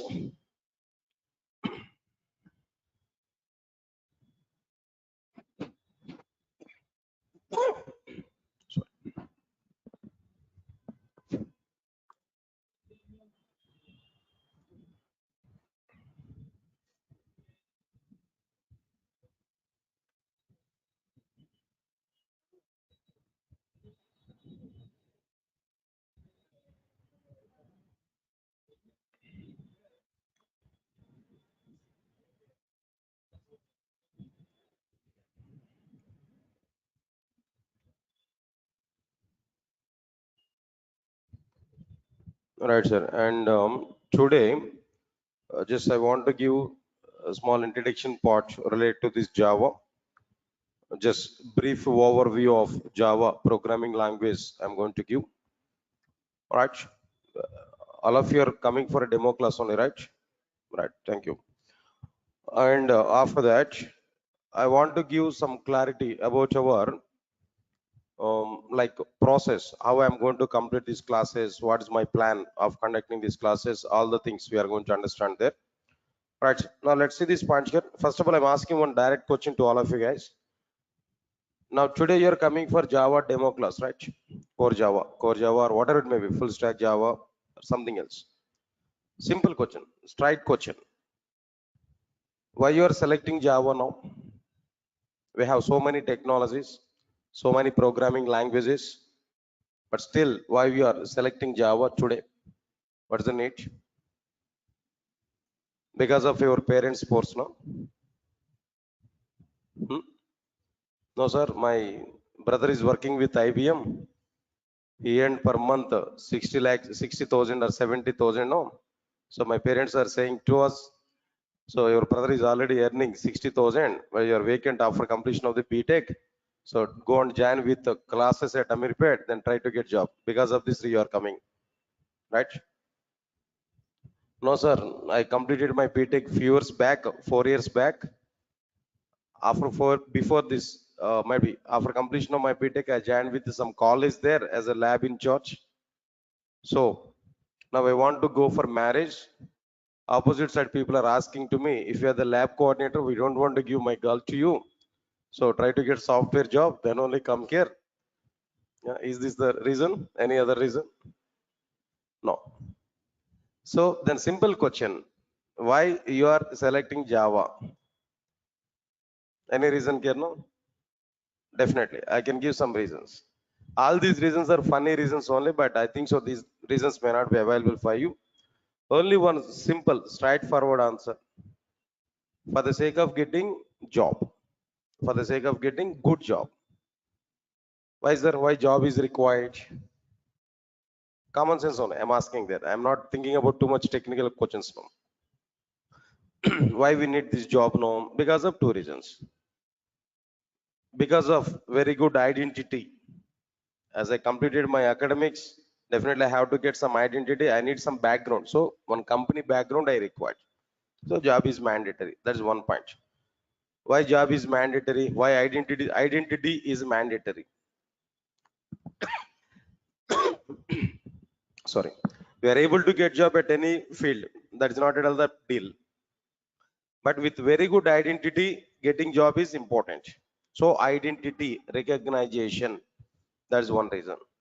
Any other reason here? Second reason, ultimate reason we have. What is the second reason? No. What is the second? Identity is okay. Respect and identity both are at the same side. Second reason is there. What is the second reason? No. Money. Am I right or not? Good amount of money. Every month, survival, right? Definitely we need some money. See, if we are giving answers like, sir, I'm very much crazy on programming, that's why I'm coming to this Java. No, I don't want to go believe all these kind of statements. No, they are overaction statements only. Yes, sir. Am I right or not? Identity with a good respect, and next one is what? Their money. They are the two important factors in our life. Without money, will you work for the 1 year of time with any company? Will you work for 1 year of time with any company without money? No. So definitely money is required or not? That is your fundamental right. We are working with a company for the sake of money only. At the same time, money with respect, money with identity. That both are required. Fine. Whatever it may be, leave this one. Why I'm giving this kind of discussion here? The point is what? If you want to get very good job, in order to get money and respect and identity, Java is a right platform. Java is the right platform at present as per the outside market situation. Market is not much good. Somewhat dryness is going on there.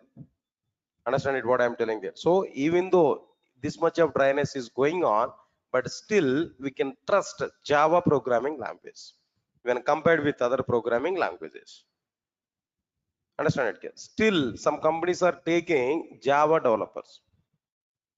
Some companies are taking Java developers. As per my awareness, I'm telling to you, as per my analysis, as I am observing that the outside market with very much close, maybe next June or July month onwards, again recruitments are going to be start. Actually, I have 50 companies in my hand at present. Regularly, I'm in touch with that companies there. Then every 3 days once or 4 days once, I used to send mails to them. Why? Because Durgasoft is providing campus drives also. In Durgasoft, companies are coming, they are going to conduct some recruitment drives on all. Understand it now? So I'm in touch with almost 50 number of companies. Every 3 days once or 4 days once, I'm in touch with them. I used to talk with them. Then what is the status now? What is the status at present? What we have to do like this? I used to communicate with them. So they are giving reply to me. 2 companies, they are given reply to me on June or July. They want to come here. They are given confirmation even for me. So I'm expecting in a June or July month onwards, again, recruitments are going to be started. Meanwhile, you should be ready to attend for recruitment drives in June or July. That is the status, what I'm telling here. Okay, leave it. So even though the market is not much good, but still we can trust Java. In Java domain, more and more number of recruitments are going to be happen in the companies. Definitely. I'm sure about it. I'm giving one statement to you. I'm sure about it. If you learn Java at present, next 20 to 25 years of time, you will not get any problem. Java is a straight line. Always, it is in upward direction only, not in up and downs.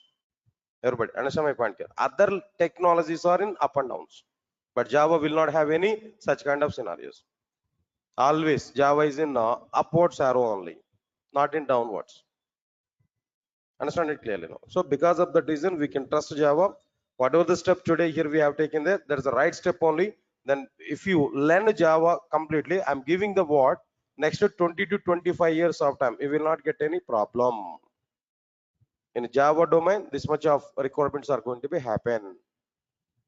As long as all banks are not using, as long as all banks are using Java applications, as long as all insurance domain is using Java, as long as that entire software industry is using Java, you will not get any problem.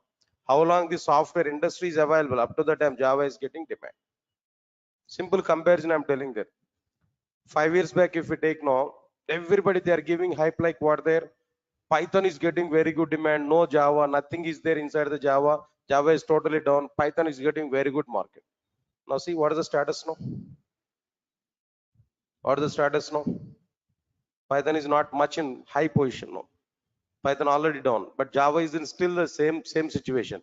Java is still in the same straight line. Even at present, I'm telling that number of drives, number of recruitments are going on more in Java when compared with other technologies. Java and it's related. Not only, I'm not talking about only core Java. Java and it's related. There only the majority of the recruitments are going to be happen. Because of that reason, we are going to have chances to work with what there to have some opportunities on what there Java domain. So we can trust it. That's the first statement here. What I'm telling you. Okay, fine. Anyway, leave it. So for what purpose you are trying to learn Java, that's okay, leave it now. But once you have taken the step to learn Java, then you must bond with that. Then we need to have some, like what I'm telling there, patience level, and we need to complete it. After that, if you try for Java, definitely we'll have very good future in Java. That's a confirmation here, what I'm telling there as a first statement now.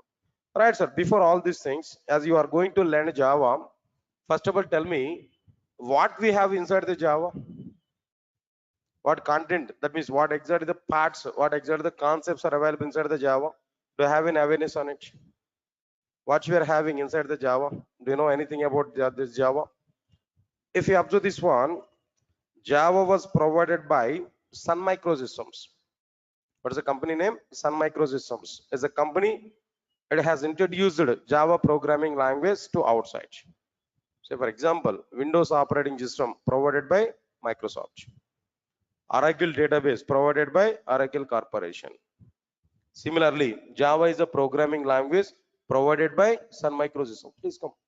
Java is a programming language provided by Sun Microsystems. So Sun Microsystems has a provided Java in the form of 3 parts. In the form of what there? 3 parts. What are the 3 parts which are provided by Sun Microsystems inside the Java? As per our awareness, I'm telling there. First one is what there? Come on. First one is what there? Core Java. And the second one is what there? Now tell me. Advanced Java. And the third one is like what there? J to EE. Don't write anything. Understand? Just try to understand. So your responsibility is what there? Just sit aramly. That means peaceful. Try to understand whatever the points I'm saying there. That's it. Not required to write anything in my classes. Why? Because whatever the things you want to write in our notes is no, I will write in my laptop. I will share the document to you. Everything I will share. Don't worry. At the end of this session, I'm able to give some clear-cut picture for it. Try to understand it now. Now here, now the point is like what I'm telling there. Java was provided by Sun Microsystems in 3 parts. Can you tell me what are the 3 parts now? Core Java, Advanced Java, or the third one? J2 EE. Clear or not? This is totally wrong classification. It's totally wrong. Everybody is following this kind of terminology only, but this is wrong. This is unfortunate. This is wrong. This is not the right classification what Sun Microsystems has given. This is only local terminology. More clearly, Amirpet institutes have given this kind of classification as per their business. Of course, not only Amirpet, I'm telling that institutes have given this kind of thing. Bangalore institutes or maybe Chennai institutes, whatever it may be. No. So this is not the terminology which was provided by Sun Microsystems. Okay, sir, good. This is not the right terminology. But what is right terminology? What is right terminology? If you observe this, Java was provided by Sun Microsystems in the form of the same 3 parts, no? But what are the 3 parts here? First one is J2 SE or Java SE. Of course, almost all we can say it is a core Java. But the core Java terminology is not available, but we can say it's a core Java, equivalent. And the second one is what there? Second one is J2EE or Java EE. Second one is what there? J2EE or Java EE. And the third one is what there? J2ME or Java ME. J2ME or what there? Java ME. So all of you are getting it or not? Now tell me, Java was provided by Sun Microsystems in the form of 3 parts. What are the 3 parts now? J2SE, J2EE, J2ME. What is not available? This is not available. I want to delete this, not try to understand it now. Just let me delete it. Not required. That is a totally wrong terminology. But in outside, everybody is following that terminology only. Because of that reason, as a first point in my classes, I'm telling to you clearly that terminology is a wrong terminology. This is right terminology that we have to follow. Clear, sir? J2SE, J2EE, and J2ME. Good. That's okay, fine. But what is this J2SE actually? What it will cover? What we are able to get from this J2SE? What we are able to get from J2SE? Right. Simple points. Try to understand it clearly. Java 2 Standard Edition. Java 2 Standard Edition. Abbreviation, I'm telling that. Good. What it will provide? It will provide only fundamentals of the programming language. What it will cover now? Tell me. Only fundamentals of the Java programming. Not complete Java. See, if the total Java is provided by J2SE, then what is the requirement to go for J2EE and J2ME? Get my point or not? So J2SE is providing only fundamentals of the Java. By using these fundamentals, what we are able to do? Do you prepare any application by using fundamentals of the Java? With only fundamentals of the Java, is it possible to create any application? Understand it clearly. By using J2SE, we are able to create, we are able to prepare, listen all of you know, standalone applications. Come on guys. Now what is this one here actually? Standalone applications. By using fundamentals of the Java. Here I'm saying that by using J2SE, I'm telling there, or maybe by using fundamentals of the Java, we are able to prepare what type of applications there? Now tell me. Come on, standalone applications. Then immediately I'm getting a question. Sir, what is this standalone application? Okay, J to SE, only fundamentals of the Java. By using fundamentals of the Java, we are able to prepare standalone application. Okay, I do agree that. But what is this standalone application? What is the meaning of the standalone application? Answer is very clear. Try to understand it now. Listen, I'm giving clarity. Try to understand it now. If we design, and execute any application, all of you clear up to now? If we design and execute any application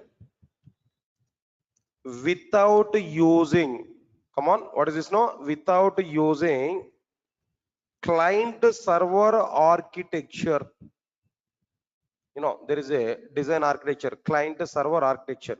Client will send request to the server, server will perform some process, server will send some response back to the client. This is what client server architecture. All of you are getting my point or not? Client server architecture. Okay. If we design and execute any application without using client server architecture, or listen carefully, without distributing application logic over multiple machines in the sense computers, without distributing multiple machines, then that application is what their standalone application. Right, sir? All of you understand this point clearly? Please read out the definition here. Whatever the definition here I have given there, clearly understand it. It's very simple definition here. Try to understand it. Try to analyze, try to understand. While reading the content, we have to understand what I'm telling there. If we design and execute any application without using client server architecture, hold on here. Client is one mission, server is another mission. Some program we have to write on client mission, some other program we have to write on what their server mission. Means that my application is distributed over multiple computers or not. In a client server application, my application logic must be provided a client mission and server mission or not. That I don't require. That is not available in my application development. There is no concept like client server application. There is no concept like what there client server architecture.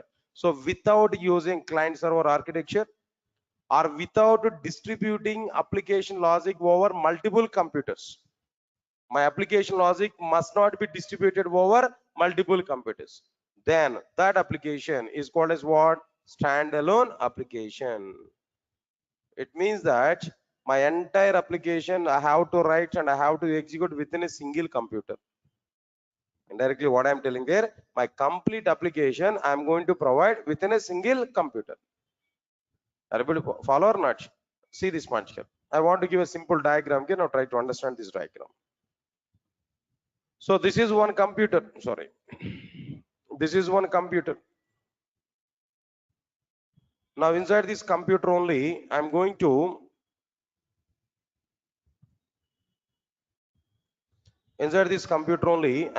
prepare my entire program. Now here, this is what I'm telling there, my application. Everybody understand this clearly. Now here, I'm going to prepare what there, some application logic. My complete application is available inside this particular machine only. My total program is available inside my computer only. This is the logic. This is my code. Whatever the instructions here I want to prepare, this is my code. Now computer I want to say it is what their mission. And this is my program. Program I want to say it is what their application. Total application I have written within a single computer. There only I am compiling my program. There only I am executing my program. My program is asking to me enter some input data. I entered input data in the same computer. My program is giving some output to me in the same computer. I am able to test my application within the same computer. Everything about my application is going on in a single computer. Entire application logic is provided in a single computer. This type of application is called Standalone application. If you're following or not, this type of application is called as what there? Standalone application. To prepare the standalone applications, we required what technology, what programming language we required? J2SE, Java 2 Standard Edition. To prepare these applications, only fundamentals of the Java is sufficient. Only what is sufficient here? Fundamentals of the Java is sufficient. Not required to go for too much Java programming language. Is that all of you are following or not? That's okay. Now this is clearly the diagram here. Don't worry. This diagram also I'm going to be include there in the future. I will provide even this diagram also to you in the document here now. Right, sir? Clear? This is exactly the meaning of what there standalone application. Okay, sir. Understood, sir. Clearly, I'm getting some points here. What is the point here I'm getting there? J2SE is a Java 2 Standard Edition. It will provide only fundamentals of the Java programming, not complete Java. With only fundamentals, I can prepare standalone applications. What is standalone application? Design and execute Java application, any application, without using client server architecture or without distributing application logic over multiple machines, or by providing entire application logic in a single computer. Then that application is what their standalone application. Okay, good. Up to that, okay, I understood that. Now tell me, sir, how many applications are standalone applications in outside? In outside, so many applications are available. So many computer applications are available. Out of all these computer applications, software applications, how many applications are standalone applications? What are the examples for these standalone applications? Can you tell me? Right. I can give some examples. After that, I will give a ratio. Understand it? What are the various examples here I'm telling to you? So this is my laptop, right? Inside my laptop, inside my computer, calendar is available or not? Can I get calendar or not? Come on, guys. That calendar is also an application. That application is available within the same computer. Am I right or not? So that calendar is what there is an example for standalone application. Leave this one. Inside my computer, calculator is available or not? Come on. Calculator doesn't distribute its logic over multiple machines. It doesn't require client server architecture. Within my single computer, that calculator is running or not? All right, so now calculator is an example for standalone application. Say for example, for the sake of diagram, I open this paint. This is what their paint. Am I right or not? Paint is also an application. All right. This paint is also be what their a standalone application, and so on and so on and so on. So many things are available. Calculator, calendar, and so on. All these things are what their standalone applications. Clear? That's fine. All right, sir. Good. These are the examples now. But how many applications are standalone applications in outside? How many applications are standalone applications in outside? If you observe this point here, I'm giving clarity. Now try to understand it now. Only 5% of the applications are standalone applications. Only how many applications? No, 5% of the applications are what? Standalone applications. Only 5% of the applications are what? Standalone applications. Yes, clear? All of you are following these points now. Good. Remaining 95% of the applications are not standalone applications. Only 5% of the applications are what? They're standalone applications. Clear? Now try to understand it clearly after this.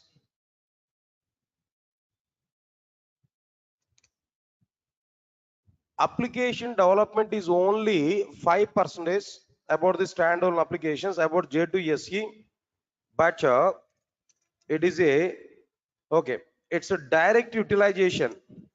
J2SE direct utilization is only 5%, but it's a dependency level. But its dependency level is 1000%. That is this point. Its direct utilization is what there only 5%, but its dependency level is what there 1000%. Sir, what is this mathematics today? 5% and 1000%. I'm not getting clarity. What is this actually? I'll give some clarity. Understand it now. Understand it now. It is a dependent programming language for, it's a dependent programming languages for number one, to learn J to EE, instead of saying that learn, to work with J to EE technologies. If you want to learn advanced level, we must require core level or not? If you want to construct a building, foundation is required or not? That foundation is what there, J to SE. That remaining part of the building is what there, J to EE. If you want to work with J to EE technologies, what is required? J to SE is required. That's why I'm saying that it is 1000% dependency level. It is required 1000% for other technologies. Observe carefully. And other one is like what I'm telling there. Apart from that, to work with selenium testing tool. I think you already aware about it. Selenium testing tool. Selenium is one of the tool for the sake of the automation, right? Automation testing. Selenium is one of the tool. If you want to learn or if you want to work with the Selenium, you must know J2SE. Without having J2SE knowledge, you are unable to do anything with the Selenium. But Selenium is also another tool. It's going on there in outside. Next one is what there. In the same way, Salesforce. If you want to work with Salesforce or if you want to learn a Salesforce tool, again, you require what there? J2SE part. Not only that, if you want to work with Hadoop, do you aware about it? No, Hadoop is a big data analysis. If you want to work with or if you want to learn Hadoop, again, what is required here? No, J2SE is required. Or if you want to work with or if you want to learn SEAP related tools, ABAP or maybe some HR or maybe something else. If you want to learn SAP tools, SAP tools, then again, what is required here? No, J2SE is required. Not only that, if you want to work with Android mobile application development platform, if you want to work with Android mobile application platform, there definitely we require what there? J2SE part. And so on and so on and so on. So many. Not only this, just only some of the products list I have given there, and so on. So many. Everything, almost all 90% of the software products nowadays are depending on what their J2SE. But J2SE direct utilization is only what? 5%, but it's a dependency level is what there? 1000% because of all these many things. If you want to learn Salesforce, if you want to learn Selenium testing, or if you want to go with SAP tools, or if you want to learn Adobe, for all these things, one prerequisite is needed. What is that prerequisite here? J2SE part. So it's a dependent programming language or not? That's why 1000% dependency level is available over this particular programming language.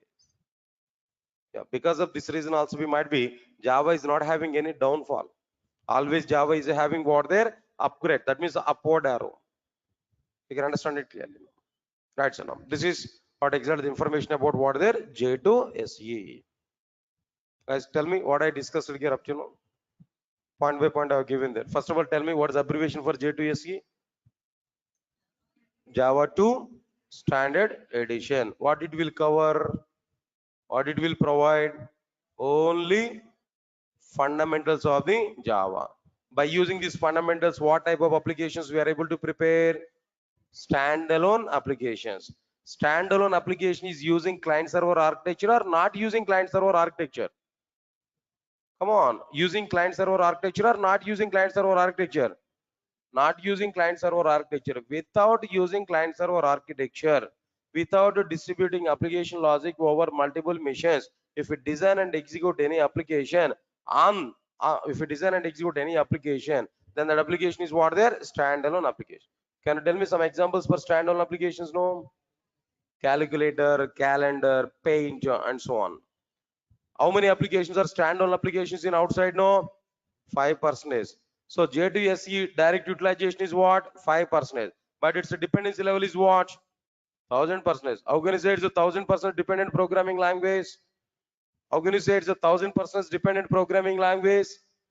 Why? Because it is required for working with the Salesforce, for working with the Selenium testing, for working with the SAP tools, for working with the J2EE applications, for almost 95% of the software products required. What there? J2SE. Because of that reason, its dependency level is what there? 1000%, but its direct utilization is what there? 5% only. All of you are clear or not? Can I move forward? Can I go for the next one here now? All right. What about this next one here? Observe carefully. J2EE. The next one is what there? J2EE. All right, sir. What is this J2EE actually? Everybody, put more concentration here. J2EE is what? Observe carefully. First of all, abbreviation. What is this J2EE? Java 2 Enterprise Edition. Yes, sir. What is the abbreviation? J2SE is what? Java 2 Standard Edition. J2EE is what? Java 2 Enterprise Edition. Clear? J2SE has provided fundamentals of the Java. J2SE has provided what? Fundamentals of the Java. But J2EE will provide server-side programming. Come on. J2EE will provide what side programming there? Server-side programming. Server-side programming in the sense client-server architecture or not? It is using client-server architecture or not? Server-side programming in the sense it is using client-server architecture or not? All right, sir. Next one, point number 3. It will provide server-side programming. Okay. By using J2SE, what we prepared there actually, which type of applications we prepared there? Standalone applications we prepared there. Am I right or not? But by using J2EE, it can be used to prepare what type of applications? No, enterprise applications, or simply speaking, distributed applications. By using J2EE, what type of applications we are able to prepare? Enterprise applications, or we can prepare what there? Distributed applications. Sir, all of you are getting my points or not? Enterprise applications are what there? Distributed application. Now again, I have a question. What is this enterprise application? What is this distributed application? What's the meaning of it? Right, the point is very clear. If we design and execute any application, quite opposite to standalone application, exactly opposite to standalone application. Now tell me, if we design and execute any application there without using client server architecture, but here on the basis of what? Client server architecture, or there without distributing application logic over multiple machines, but here what there? By distributing application logic over multiple machines, then that application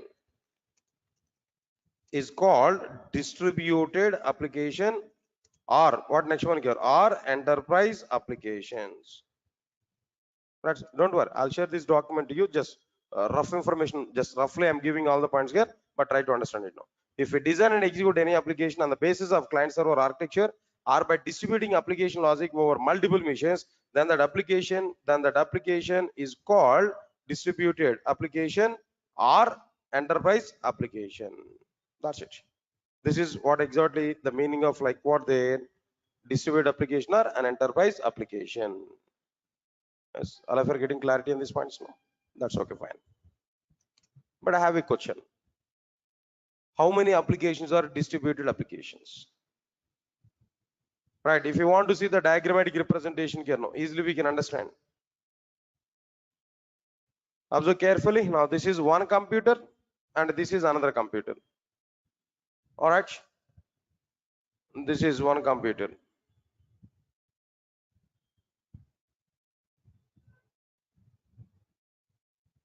All right, sir. In between these two computers, what is required? Network is required. Am I right or not? Network is required, protocol is required, communication point of view.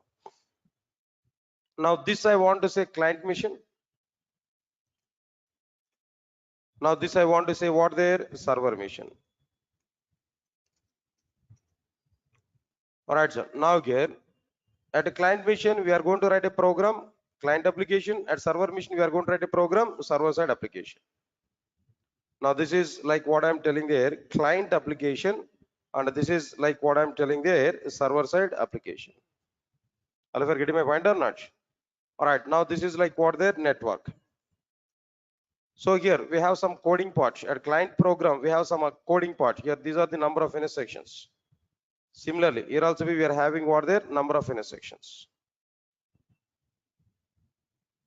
All right, then first of all, what we have to understand here now, first of all, client will send request to the server, that is to the network. Then network will submit that request to what there, the respective server mission. Server side program will be executed. Server side program will be executed. When this program is executed, whenever this program is executed, automatically some response will be generated. That response will be given back to the network. That response will be given back to the network. Observe carefully. Here network will send the required response back to what their respective client. Now tell me, application is designed on the basis of client server architecture or not? Application logic is distributed over multiple machines or not? Come on guys. So this type of application is called as what their distributed application or an enterprise application. Clear? Okay, fine. This is okay, fine. But how many applications are enterprise applications now? How many applications are distributed applications? If you want to know that, now try to understand it clearly. 95% of the applications are distributed applications. 95% of the applications are what they're distributed applications. Any examples? Any examples? All banking applications are distributed applications or not? Very good. Then what next one here? After this, no, all insurance applications. Tata insurance application maybe, then Bajaj insurance, like so many insurance applications are available. All these are like what there, like next one is after this, all social media applications, social network applications are what there, directly distributed applications now. I think very much you already aware about it now. Like what there, all food delivery applications. Food delivery applications now. All these are like Swiggy, Zomato, all these are what there, like what there, distributed applications only. Maybe WhatsApp, maybe YouTube, or maybe social media network, or maybe social network applications. All these are like what they're distributed applications only.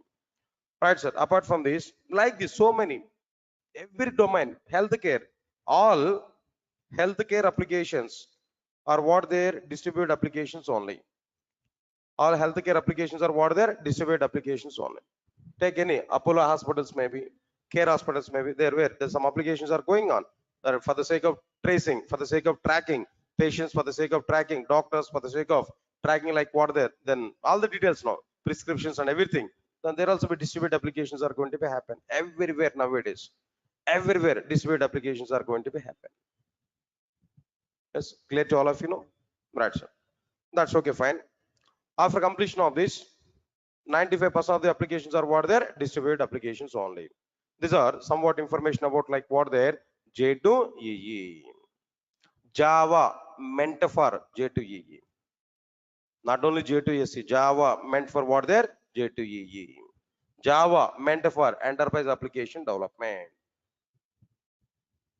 Clear?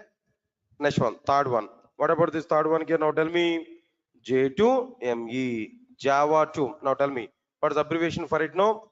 Java 2 micro edition, not mobile edition. Please remember this. M is not mobile. M is what there? Micro. Java 2 micro edition. Clear? What it will provide? J2S is providing fundamentals of the Java. J2EE is providing server side programming. What is micro programming? What this J2M is providing there? It is able to provide micro programming, chip level programming, micro programming, chip level programming. Okay. J2SE, by using J2SE, we are able to prepare standalone applications. By using J2EE, we are able to prepare enterprise applications. Similarly, by using J2ME, what type of applications here we are able to prepare now?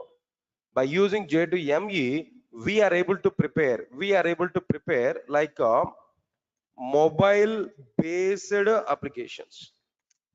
Simply speaking, mobile applications. So, all of you are getting it or not? Good. How many applications are mobile applications nowadays in outside?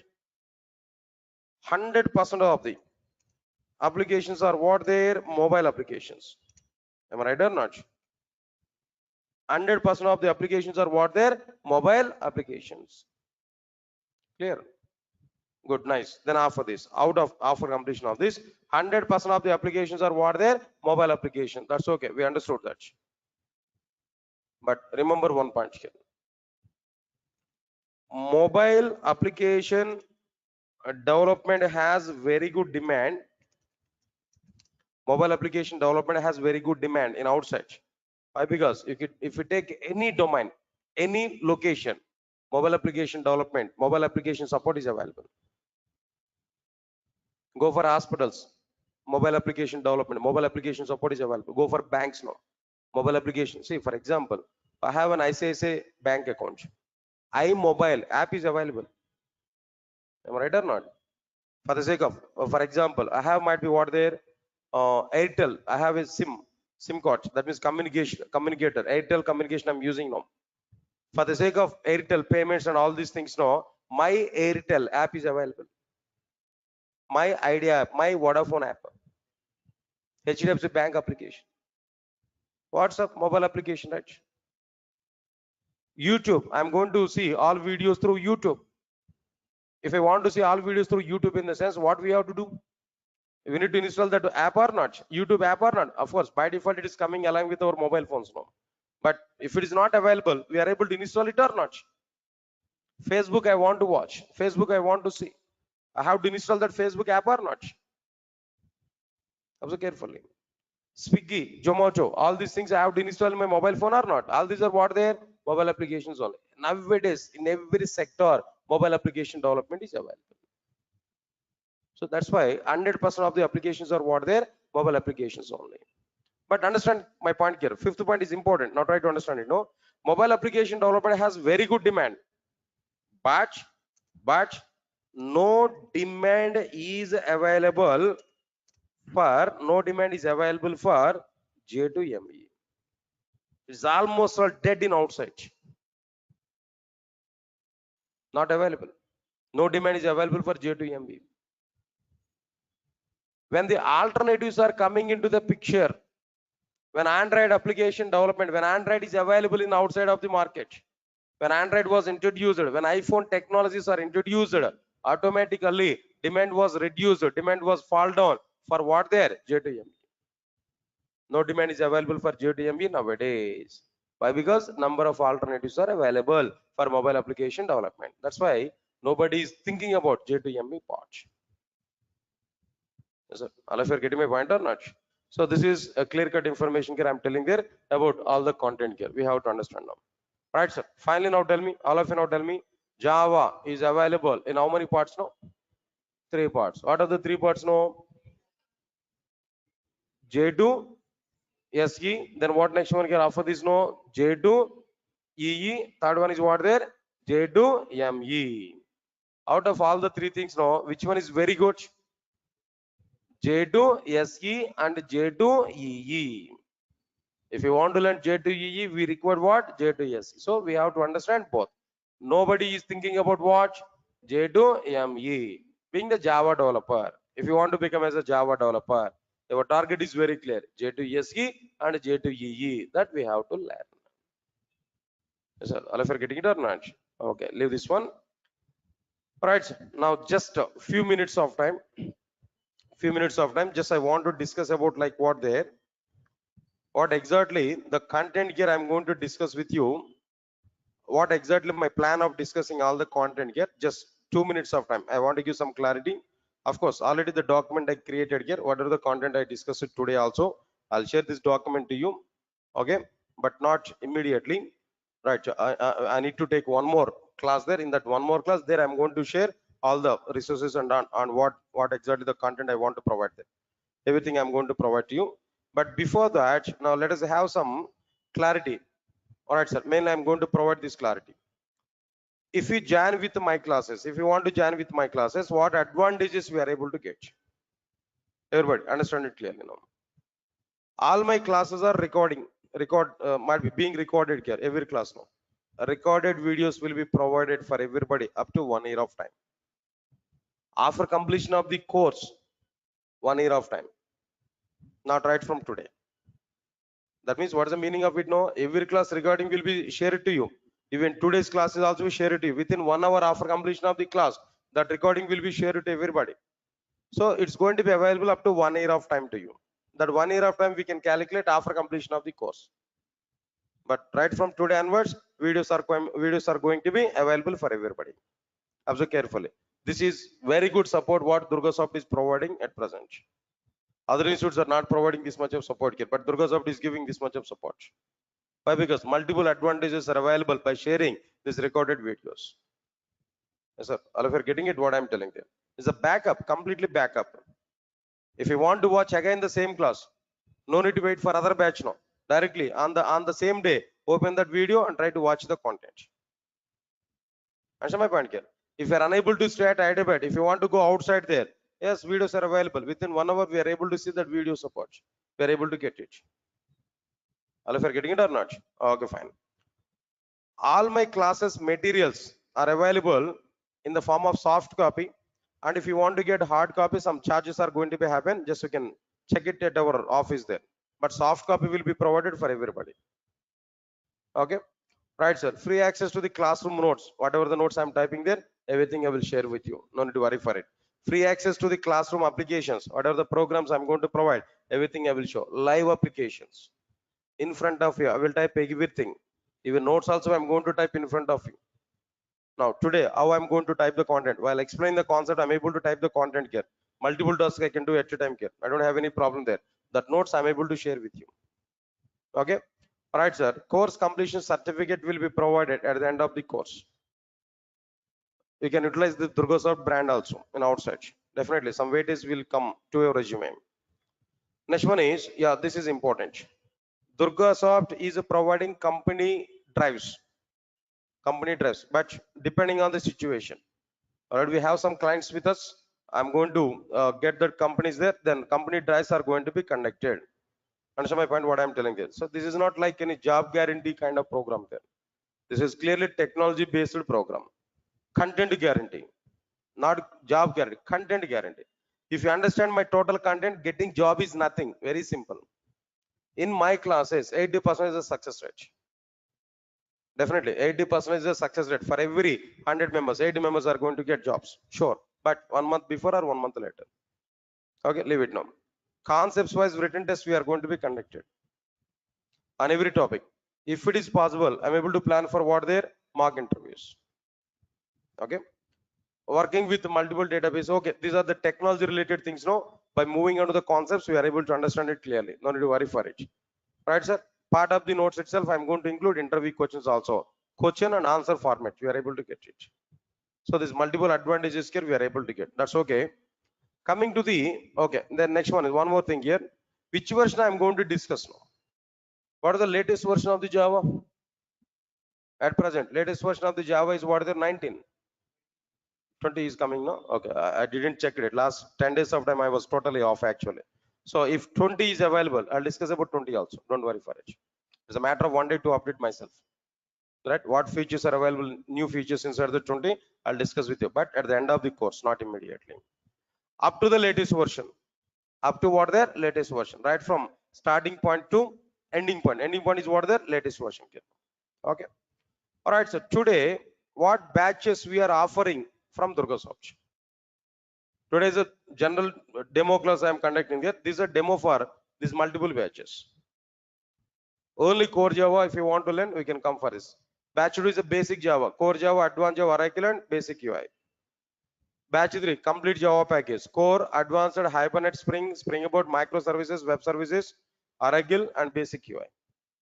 Next one is what there? Full stack Java, core Java, advanced Java, Hibernate, Spring, Spring Boot, microservices, web services, Oracle, basic UI, Angular or React, Linux, AWS, DevOps, and testing tools. This is full stack Java.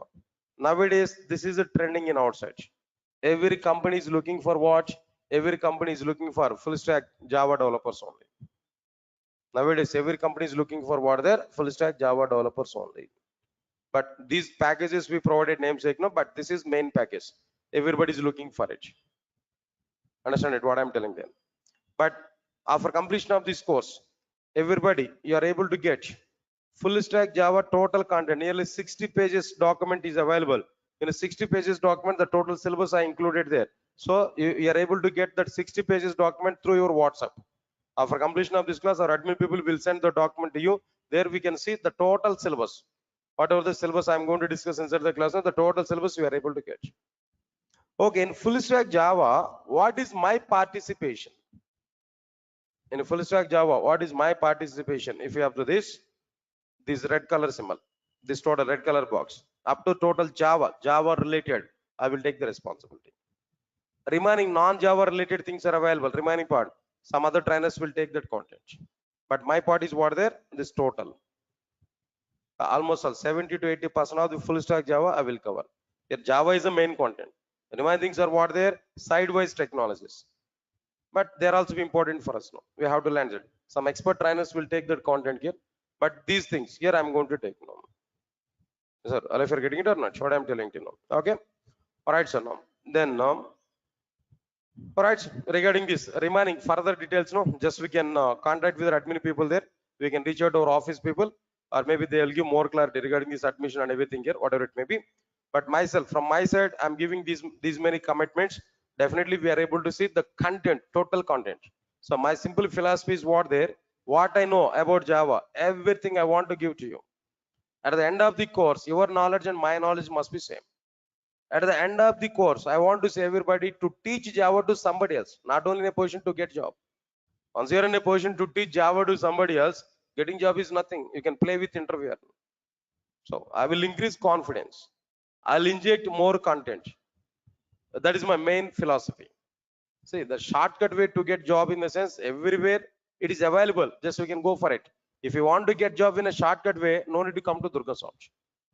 Really, if you want to learn subject, then come to me. Then come to my classes. It's totally subject based, totally content based. I'm going to improve your subject level. That's my actual target. If you are subjectful, if you are contentful, getting job is nothing. At any location you can survive. That is a simple philosophy here, what I'm telling you now. Okay. All right, sir. This is one thing. And lastly, one simple point here I'm telling to you. Observe carefully. All of you guys understand it now. Today is one demo class I discussed it here, but tomorrow actually I need to take this session now. But tomorrow is a festival, I think so, right? Even myself also, I'm not going to be available there. Then tomorrow, I'm not going to take the class there. Sunday anyway half. Sunday is also not available. Next class will be on Monday. Next class will be on Monday. At what time we have to come there? Next class, no? On Monday, 5:30. We have to come there. Please remember this. At 5:30, we have to come next class. Please remember this. After few days of time, I want to take your classes right from 4:30, not only 5:30. Please remember this. After a few days of time, I'm going to conduct your classes right from what? 4:30. Understand, guys? What I'm telling you. Few days of time, I'm going to take your class at 5:30. Why? Because that schedule is not available. Actually, I need to start our class at 4:30, but schedule is not available. After a few days of time, I will start our classes from what there? 4:30. 4:30 to 6. I'm going to take it. Remaining classes, full stack Java, if you take now, evening starts, you can assign to me regarding this Java, total Java. Remaining time, we can attend for other courses. In full stack Java, up to 7 courses I'm going to take. Remaining courses you have to take now. In the remaining time, we can take that courses now. But up to full stack Java, up to Java stream, I'm going to take at evening time only. I'll give the time to time schedules to you. No need to worry for it. Sir, all of you are getting clarity or not? Okay. Almost all now. The time is 6:41. At 6:30 I have to start other class there. Students are waiting in outside now. So on Monday, I'm going to take your class there. Few days of time, 5:30 to 6:30 only. But after that, I'm going to take your classes from what time there now? 4:30. 4:30 to 6 o'clock. I'm going to take your classes here. Here itself, I'm giving confirmation for it. Okay. Shall we meet on Monday? Right, sir. Thank you. Thanks a lot for attending this demo. We'll meet on Monday. Monday at 5:30 only. Monday at 5:30 only. After that, I'll give intimation to you on which date onwards you have to come at 4:30. Monday at 5:30 only we have to come. Thank you. Thanks a lot. We'll meet on Monday. Guys, those who are attending in online there, then already time is completed. Don't worry. Then on Monday, I will put some time for you for the sake of your doubts clarification. If you have any doubt, then definitely I'll clarify it on Monday. Okay. Thank you. Thanks a lot.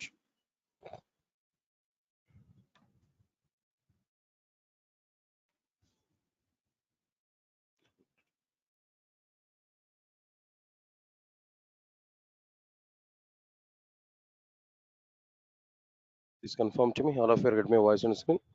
Those who are attending in online, guys, please check it. All of you get my voice on screen.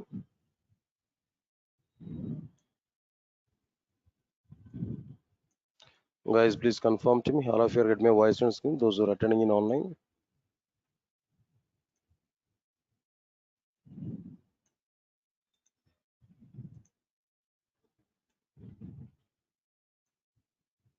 Guys, everybody, please respond for me. All of you get my voice on screen.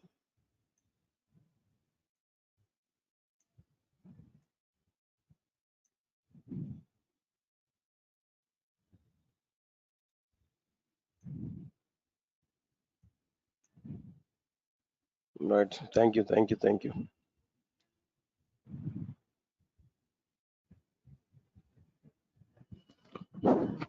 Right. Good evening, guys.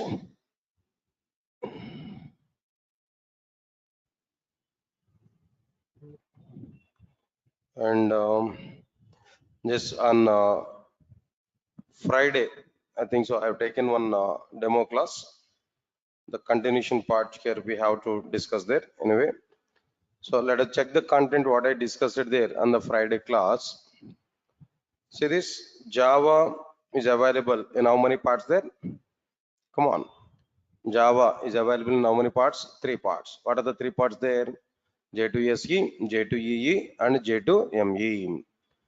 J2SE is providing only fundamentals of the Java. By using fundamentals, we are able to prepare standalone applications. Standalone application are like what? Calendar in our computer, calculator in our computer, like this. How many applications are standalone applications there? Only 5% of the applications are what there? Standalone application. What is standalone application? If you have to this, if we prepare and execute any Java application without using client server architecture or without distributing application logic over multiple machines, then that application is what? Standalone application. All right, sir. Its direct utilization is only 5%, but its dependency level is what? There 1000%.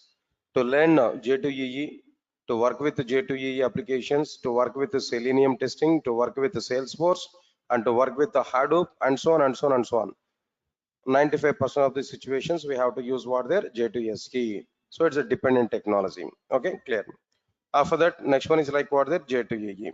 Java 2 Enterprise Edition. It will provide server-side programming. It can be used to prepare enterprise applications or distributed applications. If we design and execute any application on the basis of client-server architecture or by distributing application logic over multiple machines, then that application is called as distributed application or enterprise applications. 95% of the applications are what there? Distributed applications only. Examples are given: all banking applications, all insurance applications, all social media applications, all food delivery applications, or healthcare applications, and so on and so on and so on. All these things are like what there? Like enterprise applications only. Last one is what there? J2ME. Java 2 Micro Edition is able to provide what programming here now? Micro programming. By using this micro programming, what type of applications here we are able to prepare there? Mobile based applications. How many applications are mobile based applications nowadays? No, 100% of the applications are what there? Mobile based applications. All right, next point is what we are given there. This is important. Mobile application development has very good demand in outside, but J2ME is not having any demand. It's almost all dead in outside. Okay, right. So these are the things here we have to understand clearly about this J2ME part. Right. Out of all these things, J2SE and J2EE are live at present in Java. J2ME is not required. No need to learn a J2ME. We can leave this one. Okay, leave this content here. All right, after this, after completion of this particular one, understand the next one again. Today, I think all of you are having syllabus sheets, right? I think all of you are having syllabus, right? Or else, even after completion of the class, you are able to get a WhatsApp message about this syllabus now, content, what I'm going to discuss with you. All right, if you want to observe this, or else maybe just 2 minutes of time, if you want to see the syllabus content here, I can give list of content here now. So many content concepts are available. I'll give that list of content here. Let me give some list now. After that, I'll start our introduction content clearly. All right, sir. First one is like what their introduction, and second one is like what their steps to prepare first Java application. Then after this, steps to prepare first Java application. Third one is what their language fundamentals. After this language fundamentals, object orientation. Oops, this is very, very important. This is the heart of the Java, object orientation. Everybody must understand this oops. Without knowing that oops, we are unable to understand anything in Java. Right, next one is after completion of this object orientation, the next topic will be like what there, some wrapper classes, and the next one is like what there, some inner classes. Next, seventh one is like what their packages. After this, eighth one is what their string manipulations, string operations. This is also be important content. String operations. So many times here we are going to use the string operations there in every project as a common operations we are going to perform. Comparing two names, checking whether the email ID is a proper email ID or not. Anything, all the things here we are going to do. And frequently we are going to use in our applications here now. Next one is like what then after this string manipulations. Next one is we need to go with what their exception handling. This also be another important one. After this exception handling, next one is like what there multi-threading. Multi-threading is also be another important one. After this multi-threading, next one is what there IO streams. IO streams is okay, little bit, not completely. Then little bit important one here. Few topics are important. After completion of this IO streams, no, next one is what there networking, outdated, but still we are going to discuss that as part of our content here. Next one is RMI, remote method invocation. After this RMI, next one is like what there arrays topic I will discuss here at the 14th topic. 15th one, like what there collection framework. This is another important. After the object orientation, the second important topic is what there collection framework. Next one is what there string manipulations, exception handling, and multi-threading or nominal. After completion of this collection framework, then what next one here we are going to understand there reflection API. After this, the 17th one was there annotations. Then after completion of these annotations, the next topic will be like what the GUI part. In a GUI, AWT, and next one is like what their Swing. Even though they are outdated, but little bit awareness I'm able to provide. Why? Because just idea, not utilized in outside. No, just idea I want to provide. Their internal topics are important, but concept-wise it's not required. But their implementations are important. That's why I'm going to discuss about it. After completion of this, next one is like what there JVM architecture. After this JVM architecture, we are going to understand garbage collector. After this garbage collector, next one is like what are the regular expressions. After this regular expressions, another topic is like what there. Right, sir. Now here another content here. Introduction, inner class I covered. Okay, fine. JVM architecture, garbage collection, regular expressions, internationalization. Internationalization. Then after completion of this internationalization, all right. Anyway, in the list of topics here I'm giving there, if any topic if I miss no, then non-flow I'm going to be covered here. After completion of this content here, Java 8 version features. Java 8 version features. Right from Java 8. Next one is like what there?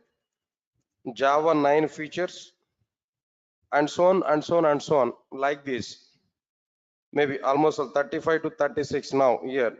At present, I think so. As per your say, Java 20th version, I think so. It's available, right? You said to me. Yeah, Java 20th features also I'm going to prepare. I'm going to explain to you. But as of now, I'm not having awareness on Java 20th. Up to Java 19th, okay. But I can discuss that. But I'll update it. It's a matter of one day. I'll discuss even up to Java 20th version there now.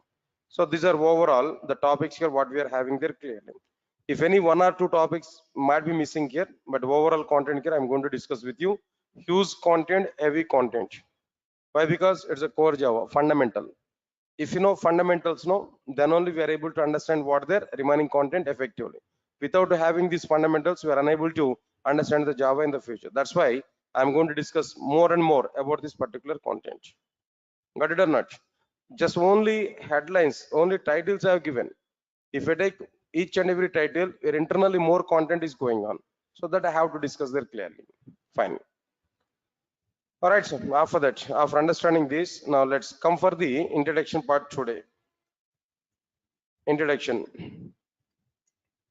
In introduction, what topics are available? What exactly the content is available in the introduction part? Observe carefully.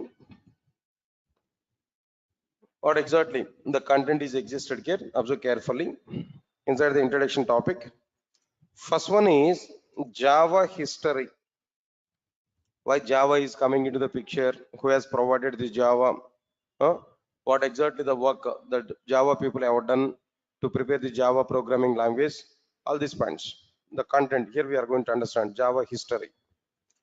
After this, differences between Java and others. Here others in the sense like what there C and C++. Why Java is coming? What differences you identified between Java and other programming languages like C and C++? What differences you identified there? Why Java is the best when compared with the C and C++? And moreover, some people are having awareness on like what there. To learn Java, first we need to learn C++. To learn C++, first we need to learn C. People are having this kind of awareness. But strictly I'm telling them, Java, core Java is a foundation language, fundamental programming language. No need to learn any other prerequisite. Core Java is a prerequisite. Core Java is a fundamental topic. For this fundamental, no other prerequisite is available. Directly we can start with Java. So to specify this particular point only, I'm giving some comparison like what there, Java with the C, C++. What exactly the differences are available? What differences you understood? We are going to say clearly why Java is good when compared with the C and C++. All the things you are going to be covered there. That's one thing now. After that, after completion of this, after understanding the differences, no, next one is like what there, Java features. In a 5 minutes of time, what is Java? If you want to know what exactly the behavior of the Java, what is the nature of the Java? If you want to know within 5 minutes of time, there we have to go with what there, Java features topic. Java features, the topic here we have to understand. If you want to know what exactly the meaning of Java, leave this one. After completion of this, next one is Java programming format. Java programming format, like what there, if you want to write a program, what exactly the format here we have to follow? What is the structure we have to follow to write Java program? That we are going to understand inside this Java programming format. After the Java programming format, no, the next one is like what there, Java naming conventions, or else maybe I'll make it is a fourth one.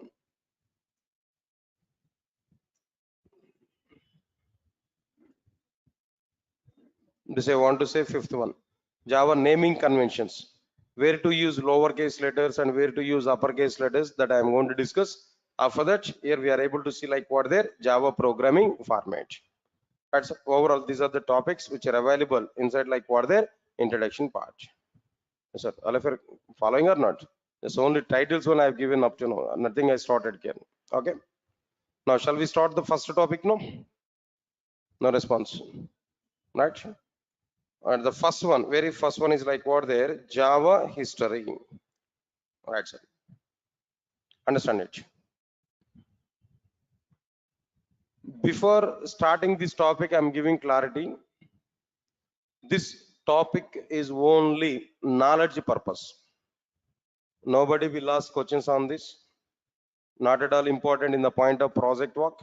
Not at all important in the point of interview. But every Java developer should know what exactly the reason why Java is coming into the picture. Who has provided Java? Why the Java is coming? Basic awareness that I am going to discuss now. Right. Observe carefully. Tell me guys, all of you now tell me, on which year Java first version was provided to the market? 1990, 1995, 1996. It's a confusion, right? 1991. No. Right, anyway, I'm giving clarity. 1996, January 23rd. 1996, January 23rd. The very first version of the Java was introduced to the market. 1996, January 23rd. The very first version of the Java was introduced. Observe carefully. Java was provided in 1996, January 23rd, in the sense preparation was started before 1996. Preparation for Java programming language was started before 1996. But when it was started, what are the roots for this particular one? Observe carefully. In 1991, exactly, you remember the date exactly, but that is not the startup point of the Java. That is a point here. Understand it clearly. In 1991, Sun Microsystems had a requirement to prepare a new programming language in order to prepare softwares for the electronic consumer devices. Like what are the electronic consumer devices here? Like cable TV, switch boxes, next remote controllers, and so on and so on and so on. Electronic consumer devices. In 1991, Sun Microsystems had a requirement. They want to prepare a new programming language in order to prepare softwares for the electronic consumer devices like cable TV, switch boxes, remote controllers, and so on and so on. This is actual root for Java programming language. This is a requirement by Sun Microsystems wants to prepare a new programming language. Got it or not? Right. Observe carefully. Understand it clearly. This is actual requirement. For this particular requirement, Sun Microsystems has gathered 30 engineers. Sun Microsystems has gathered how many members there? 30 engineers as a team led by James Gosling. Led by James Gosling. I think you already aware about this name, right? Familiar. Sun Microsystems has gathered 30 engineers led by James Gosling and Patrick Nathan. Patrick Nathan is another person. They are the two members lead for this 30 members team. Right or not? All right. With the 30 members team, Sun Microsystems has started. What they started there, Sun Microsystems started a project named as Green project. With this 30 members team, Sun Microsystems has started a project named as what their Green project to prepare a new programming language.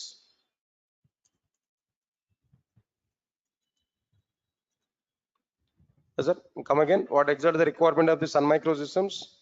At 1991, Sun Microsystems had a requirement to prepare a new programming language in order to prepare softwares for the electronic consumer devices like cable TV, switch boxes, remote controllers, and so on. So it's a matter of electronic devices. For electronic devices, Sun Microsystems wants to prepare a new programming language. That is a requirement of Sun Microsystems in 1991. Clear. Sun Microsystems has gathered nearly 30 engineers as a team to prepare this new programming language. The team leads are James Gosling and Patrick Norton. Observe carefully, James Gosling and Patrick Norton. Actually, Patrick Norton is a key person there in Sun Microsystems, but whole credit is available with what there James Gosling. Strictly speaking, James Gosling was available with Sun Microsystems up to Java 3rd version only. After the 3rd version, he left from Sun Microsystems. He went to some other organization. Now he is not with Sun Microsystems or Oracle Corporation. But up to 3rd version of the Java only, James Gosling was available. At the startup point of time, James Gosling is the lead for it. But actual key person in this entire total Java journey is what there, Patrick Norton. Still Patrick Norton is available with the Java. Still is a part of the Java. Understand it now? Okay, leave this one. But most of the people are saying that father of Java. Who is the father of Java? James Gosling. James Gosling is the father of the Java. Okay, it's okay, fine. Next one is, with the 30 members team, Sun Microsystems gathered or started a project named as what their Green Project. Okay, fine.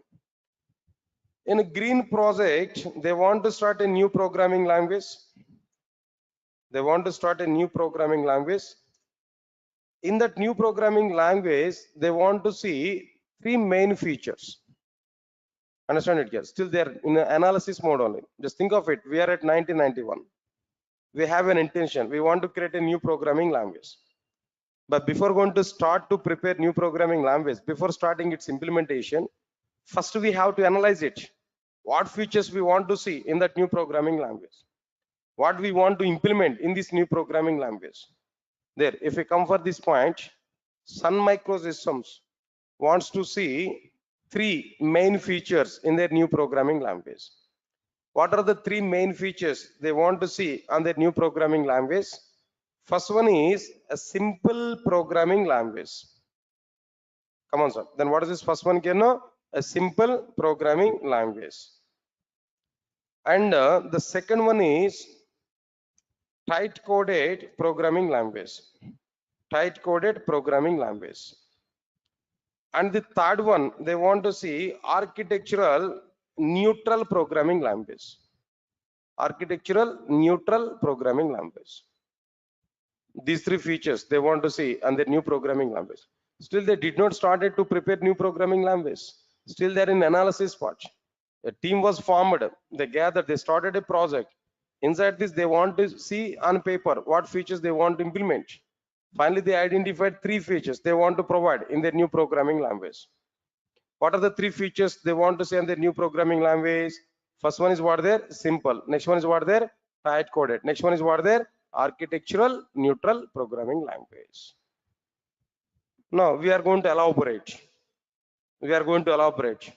All right, sir. Why that programming language is a simple programming language? How that programming language is a simple programming language? How Java people are saying that their programming language? How Sun Microsystems is saying that their programming language is a simple programming language? Right. If you come for this point, they are given some reasons. What are the reasons here they have given there? First one is the programming language must take less execution time. The programming language must take what there? Less execution time. Within less execution time, that entire program has to be executed. And second reason, they are given that the programming language should take less memory. Less execution time. Another one is what there? Less memory. And the third one is a funny thing. Even myself also initially I didn't believe that, but after getting information from Sun Microsystems documentation, I came to know that okay, this is also a valid reason. What they are given there? Less power consumption. I thought of it. What is the relation between programming language and power consumption there? but they had given some kind of reason. What was that reason? That we have to understand clearly. Right, sir? Anyway, I'll talk about it clearly. Let's come for this one. What is this first one here now? Less execution time. Less execution time. What's the impact of this less execution time now? Simple example, guys. All of you observe carefully. Very simple point. For example, so I'm watching a football match in my TV channel. The channel number is what there, ESPN. It is available at 72 channel number. Watching a football match. My friend made a call to me. Just had a small discussion.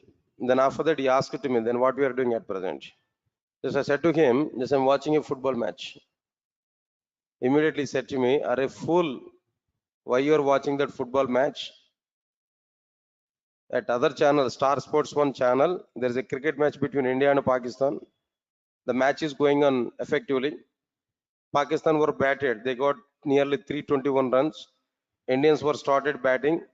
Almost all 49 overs are completed. Last over is remaining. In last over, 21 runs India has to get. At one side, crease Dhoni is there. At other side, Ishant Sharma is another fielder. They are the two batsmen. They are fighting for win. Why you are watching that football match? Then try to change your channel and watch that cricket match. My friend has given this clue for me. Then immediately, then as per my friend's information, I'm getting crazy on what their cricket match. Obviously, I want to change my channel. And I've taken remote controller. I've taken. I know that ESPN channel is what they 72. Star Sports 1 is going on at 75 channel.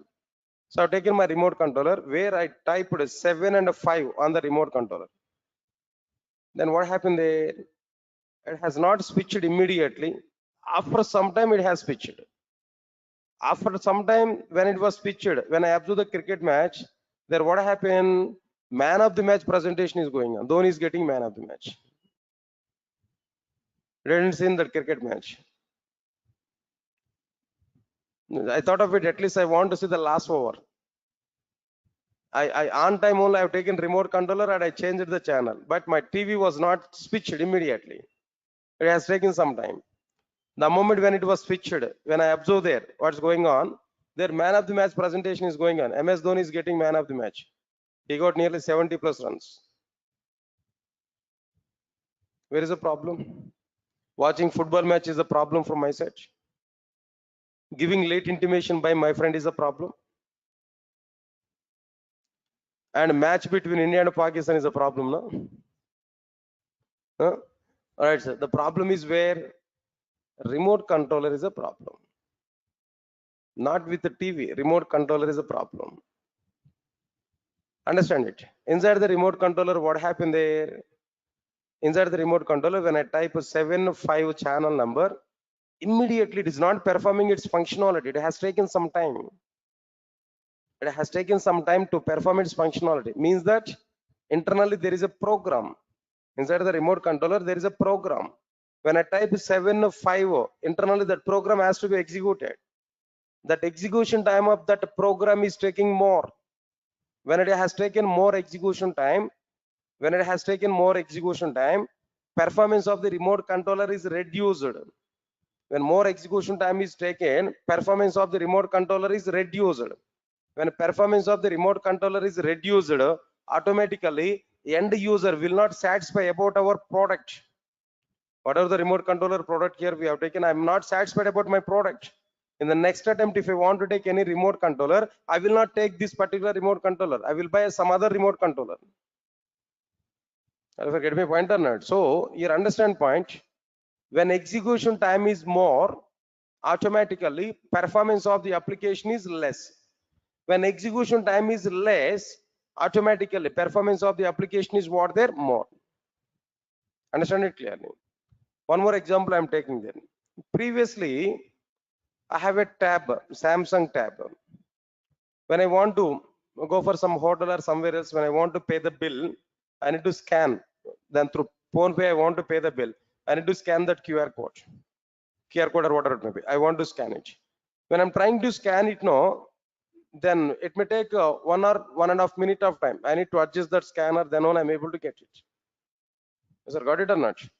Okay, after that, when I type the payment, when I click on pay, maybe some circle is rotating. After that only it might be paid.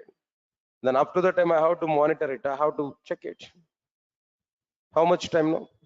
In some situation, that phone pay problem may be that circle is rotating only throughout the life. It's not completing it. Yes, sir, got it or not? So finally, I got irritation over my tab. I decided I don't want to use this tab. Then I want to buy a new mobile phone. I want to take a new mobile phone. After that, I waited almost 6 months of time to buy a new mobile phone, but very good mobile phone I want to take. It's a real-time example I'm telling them. I experienced it with that. Then finally, I came to know that most of the people are suggested to me, try to take iPhone. But I inquired about it. iPhone is very good phone, but the problem is what there, all operations are total in reverse. Then I recognize it. Up to at least 1 week out of I have to spend my time to understand the functionality of that mobile phone. But I don't like it. When technology is increased, flexibility I have to get. But again, I have to sit separately for that phone to learn, in the sense, who will lesson that 1 week of time. I thought of it. Next level best phone is what? Some other people have suggested to me, take OnePlus mobile phone. That's okay. That is good thing. In OnePlus also, which one is the top end? There I identified it. So I checked for it. OnePlus mobile phone might be there. Some variants are available. 4 GB RAM, 8 GB RAM, 12 GB RAM. But one more variant is available. That is what there, 16 GB RAM. Yeah, that I want to take. When 16 GB RAM, in the sense, somewhat speed is coming there. Then I've taken. Right? This is a mobile phone. I've taken it. OnePlus. When I taken this, when I go to the restaurant now, when I want to scan it now, even just like in a flash, if I rotate my mobile like it, my mobile phone like it, automatically it's scanning now. Now tell me, understand the difference now? Previously my tab I have to rotate like a bus steering. Now it's a fraction of second. Just if I show like this, automated scanning now. Which one is better now? Forget about money. Which one is better now? Mobile phone. This OnePlus mobile phone is better or not? Or maybe Apple phone, iPhone is better or not? See, that is a end user feeling. End user is satisfying now. End user must be satisfied. So here the point is what there. And moreover, in my phone pay, when I click on it, as per this 5G network, maybe as per this phone, new mobile phone might be, when I click on, even my finger is also not touching on that icon, app icon, automatically it is open. Automatically it's asking about the money. When I type it now, within fraction of seconds, the payment is going on. In my mobile phone, nearly 28 GB RAM is there. 16 GB is a physical RAM and 12 GB is virtual RAM. Understand it clearly what I'm telling there. So here the point is not like mobile phone and not like another one. Less execution time, more performance, and user is happy. More execution time, less performance, and user is not happy. We are preparing all these software products and everything for the sake of satisfying end user. When end user is happy, then the product is getting very good demand. When end user is not happy, product is not getting demand. That's why now the execution time is providing impact or not. Execution time is an important factor or not. So because of that reason, Sun Microsystems wants to prepare their new programming language. Sun Microsystems wants to prepare a new programming language. It has to take less execution time and it has to provide more performance for their applications. That is, Sun Microsystems wants to prepare a new programming language. It must take less execution time and it has to provide what there, more performance. This is a clear-cut information here. What I'm telling them. This is a punch here. Next one is what? After completion of this, lesser memory. All of you guys observe carefully. What next one here? Less memory. What is this less memory actually? What we are thinking about less memory? Everybody understand it clearly. For example, I want to take a computer, guys. I want to take a laptop. Again, this is an example here. Just 1 year back, I have taken this laptop. Previously, I had all-in-one PC. In the all-in-one PC, what happened there? By default, they have given memory is what they're only 4 GB RAM. Lenovo all-in-one PC, 4 GB RAM they have given. When I'm trying to open my enterprise applications now, then myself is a person, I used to take the classes for entire Java, maybe advanced Java, like what their frameworks, like different things. When I open Oracle database in my laptop now, it's getting some delay, slow down, totally slow down. When I open my server, WebLogic server and Oracle database there, it's totally slow down. When I click on this execute button there, it is taking some time here. Even the Eclipse side is not responding in some situation. So I faced a lot of problems there now. Then after that, I decided I want to take a new laptop. I went to the computer shop. In the computer shop, might be there is a representative. I asked him, I want to take a laptop. Can you give some like quotation for my laptop? Fine, he has given a quotation. What was that quotation he has given there? Total, all the motherboard and RAM, like ROM, all peripherals and everything he has given there. Then finally he said to me, the cost of the laptop is 48,000 Lenovo. Where I seen that 48,000 they have given, then I observed it, what components they have included. The motherboard and operating system, everything is okay. But where I identified the RAM size is only 8 GB RAM. What's that GB there? 8 GB RAM. I identified it. And then immediately I thought of it. Actually, previously 4 GB RAM, it was totally slowed down. Again, if I take 8 GB RAM, if I open 2 to 3 other softwares, no, again it is getting slow or not? Again it is slow down or not? So now with 8 GB RAM, I'm not satisfying with that. Just I requested him, can you make it is 12 GB RAM or 16 GB RAM like this? Yes, okay, no problem. I can take this. You can take directly this one. Later I have a service center. In my service center, I'm going to make it is 16 GB RAM like this. Okay, then okay, I accepted it. Then immediately I was taking that quotation paper where he changed the cost of the laptop is what they now this time 55,000. Previously 48,000. Now it is what there 58,000, 55,000. What happened? When memory is increased, automatically cost of the product is increased or not? Memory is a costful. When memory is increased, automatically cost of the end product is increased or not? Now my laptop previously 48,000. When I made it is a 16 GB RAM, automatically it is increased. Its cost is increased 55,000. So now tell me, if it is more cost, who will take that particular component? No? Who will take that particular product? If it's more cost, who will take it? No. One simple example, one more example I can take. The same OnePlus phone, originally it has number of variants, 16 GB RAM, 256 memory. At the same time, 16 GB RAM and 512 memory is also available. But that OnePlus providers have not released 512 memory variant inside in India.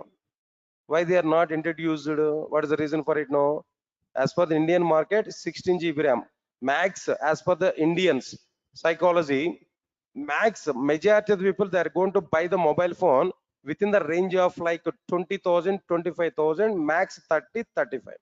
Less number of people are going to take the mobile phones up to 50,000 or maybe 70,000.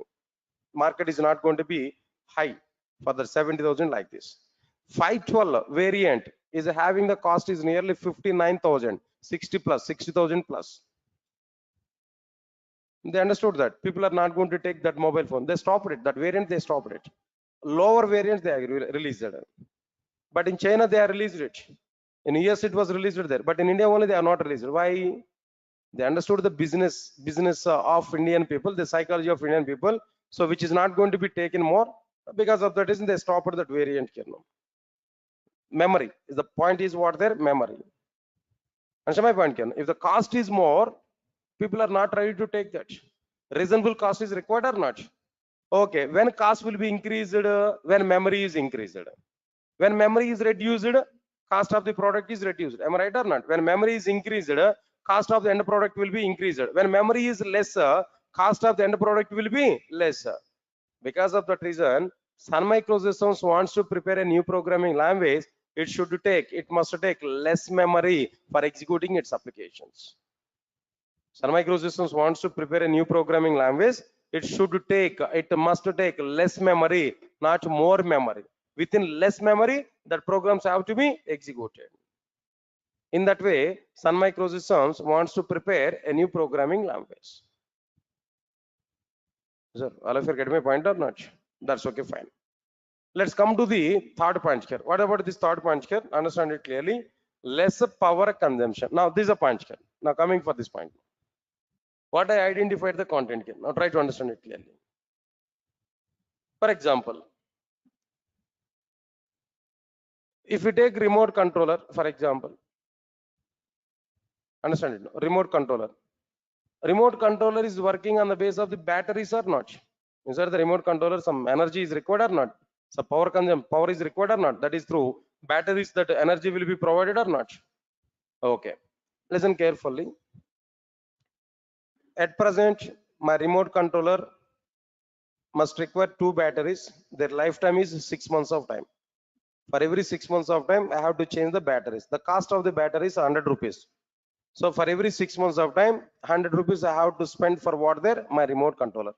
That means maintenance cost of my remote controller for every 6 months of time is what there? 100 rupees. Listen, clear cut information. Okay, fine, leave it. After that, if we observe inside the remote controller, 2 things are available. One is a software, another one is a hardware.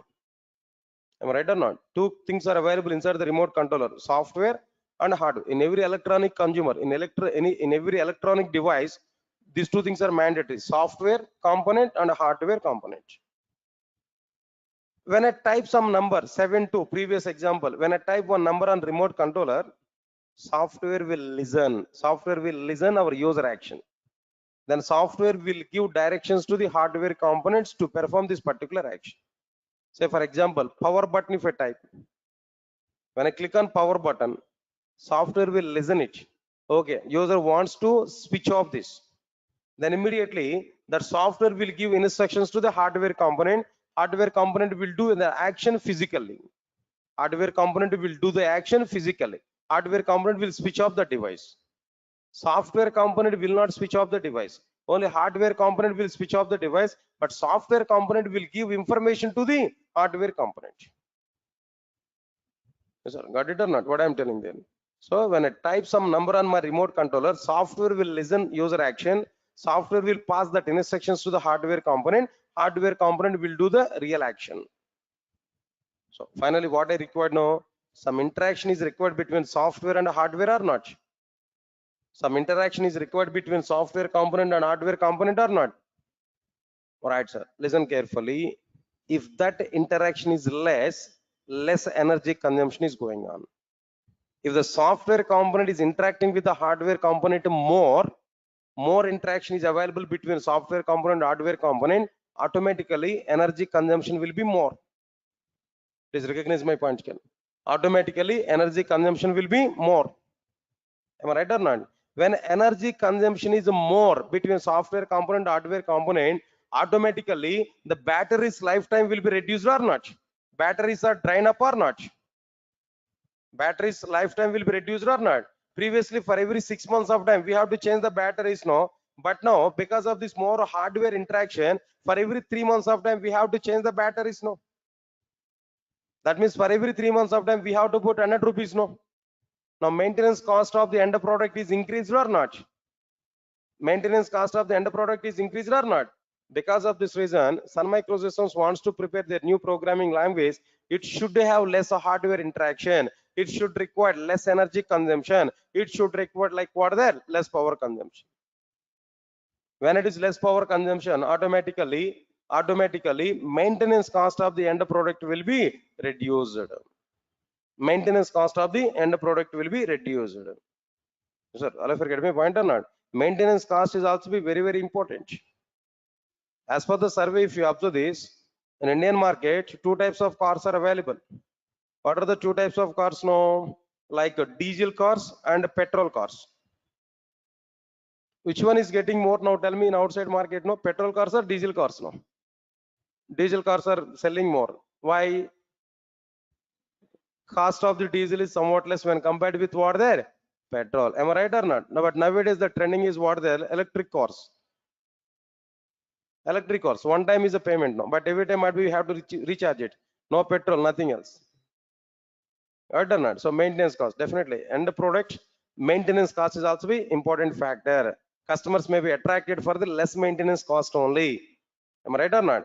Here also be Sun Microsystems wants to prepare a new programming language that should take less power consumption, means that less maintenance cost. So still, this is the idea of Sun Microsystems.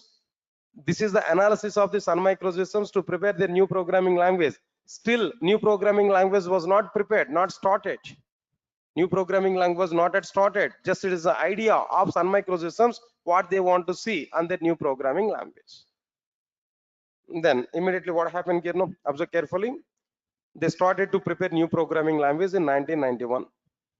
They took nearly 2 years of time to prepare this new programming language. Entire 1991 this taken, and up to end of 1992 they prepared new programming language. They completed the preparation of the new programming language. Just 1 minute, guys.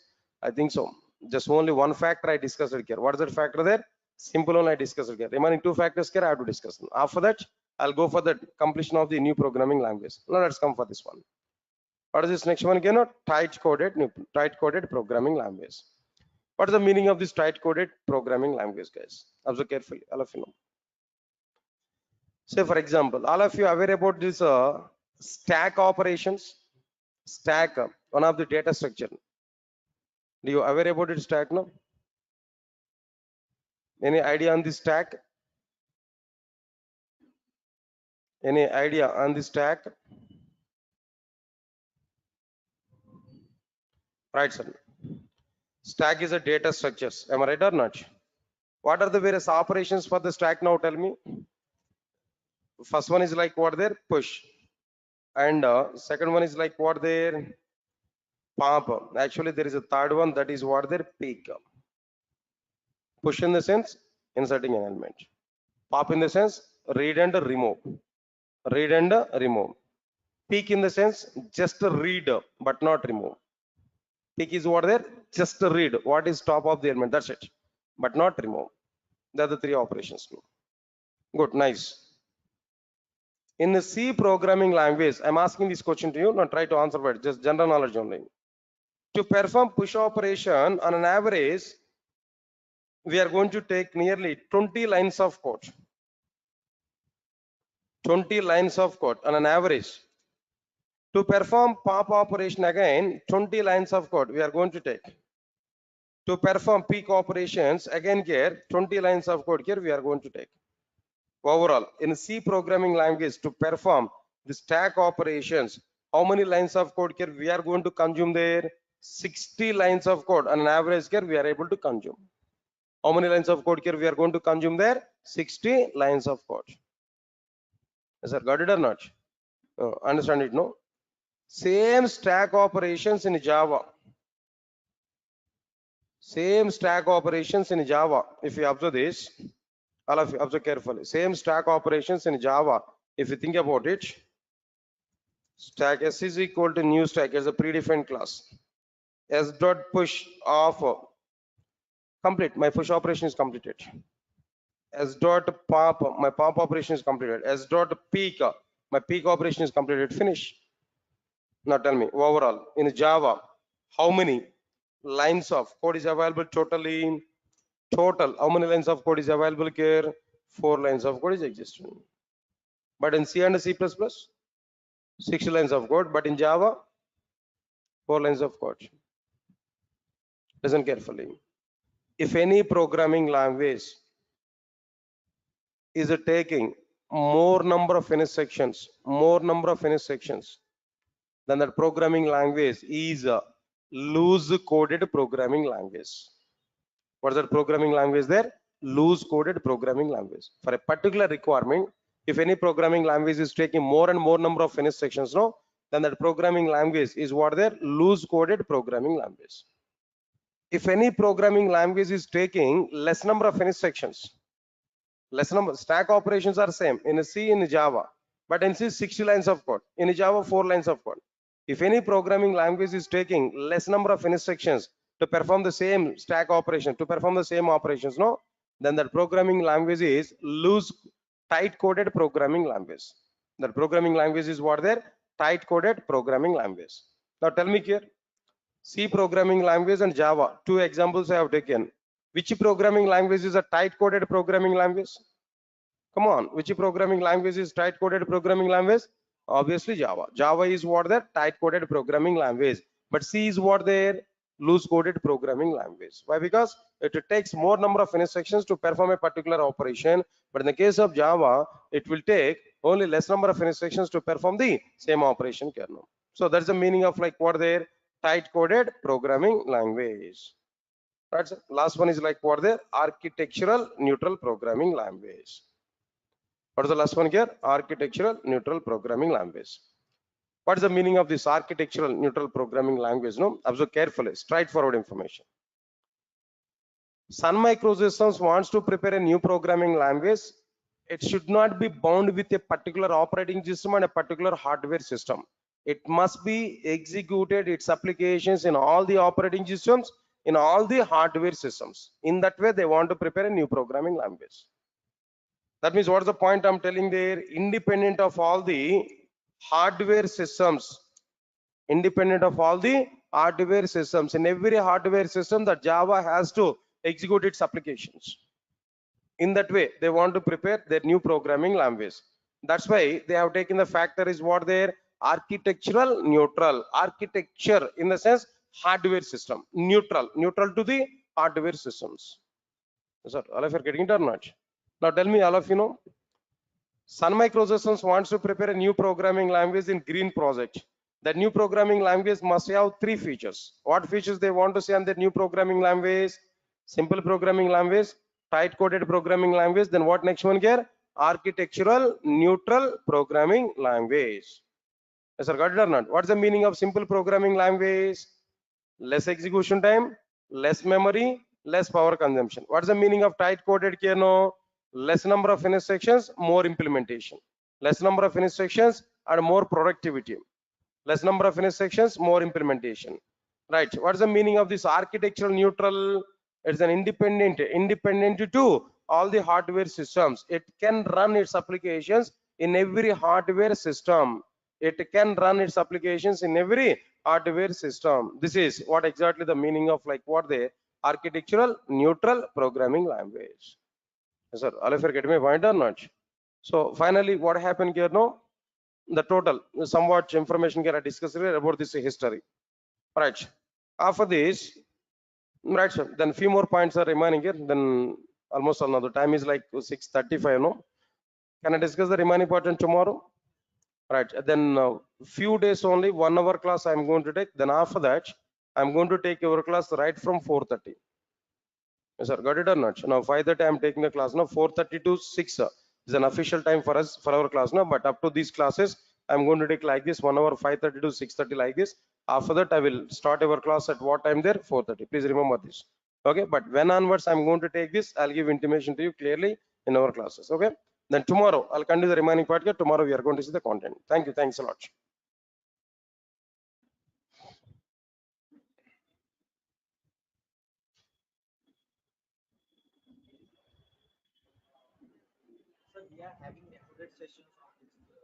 Which one? Yeah, sure. Every class is recorded.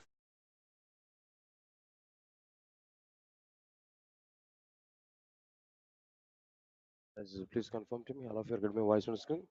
Those who are attending in online, please confirm to me, guys. All of you are getting my voice on screen.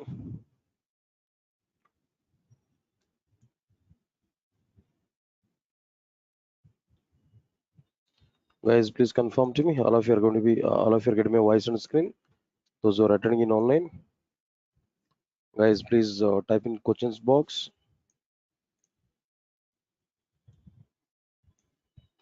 Guys, please confirm to me. All of you are getting my voice on screen. Those who are attending in online. Yeah. Guys, then advanced Java at 7:30 batch is not for you. Don't come for that advanced Java class. That is not at all for you. Guys, please remember this, what I'm telling there. Advanced Java batch at 7:30 is not for you. Okay. Praveen, Vajir, Praveen, then just I'm giving clarity. Don't join for advanced Java. Then now, immediately it's not required. Then for you separately, I will start advanced Java. Okay. For you separately, I'm going to start advanced Java. Clear? Right. Right. Thank you.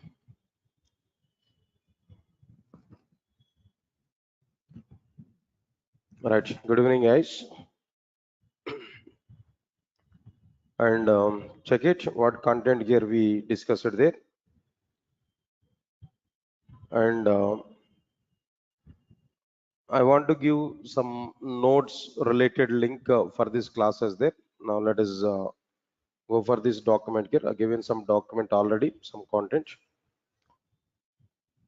Right, so just give 2 minutes of time, or else maybe let me complete the remaining part here in the Java history. Then at the end, I will give the document URL for the sake of this notes. I will give that. Okay, right. Now, come for the content here. What we completed there in the last class, no? Java history, the total part here I started here, where up to some part of the history I started. Okay, what topic here we started there? What is the requirement to provide Java programming language to the market? If we come for this point, answer is very clear. In 1991, Sun Microsystems had a requirement to prepare a new programming language in order to prepare softwares for electronic consumer devices like cable TV switch boxes, remote controllers, and so on. For this particular reason why Sun Microsystems decided to prepare a new programming language. For that, they have taken nearly 30 members team led by James Gosling and Patrick Nathan.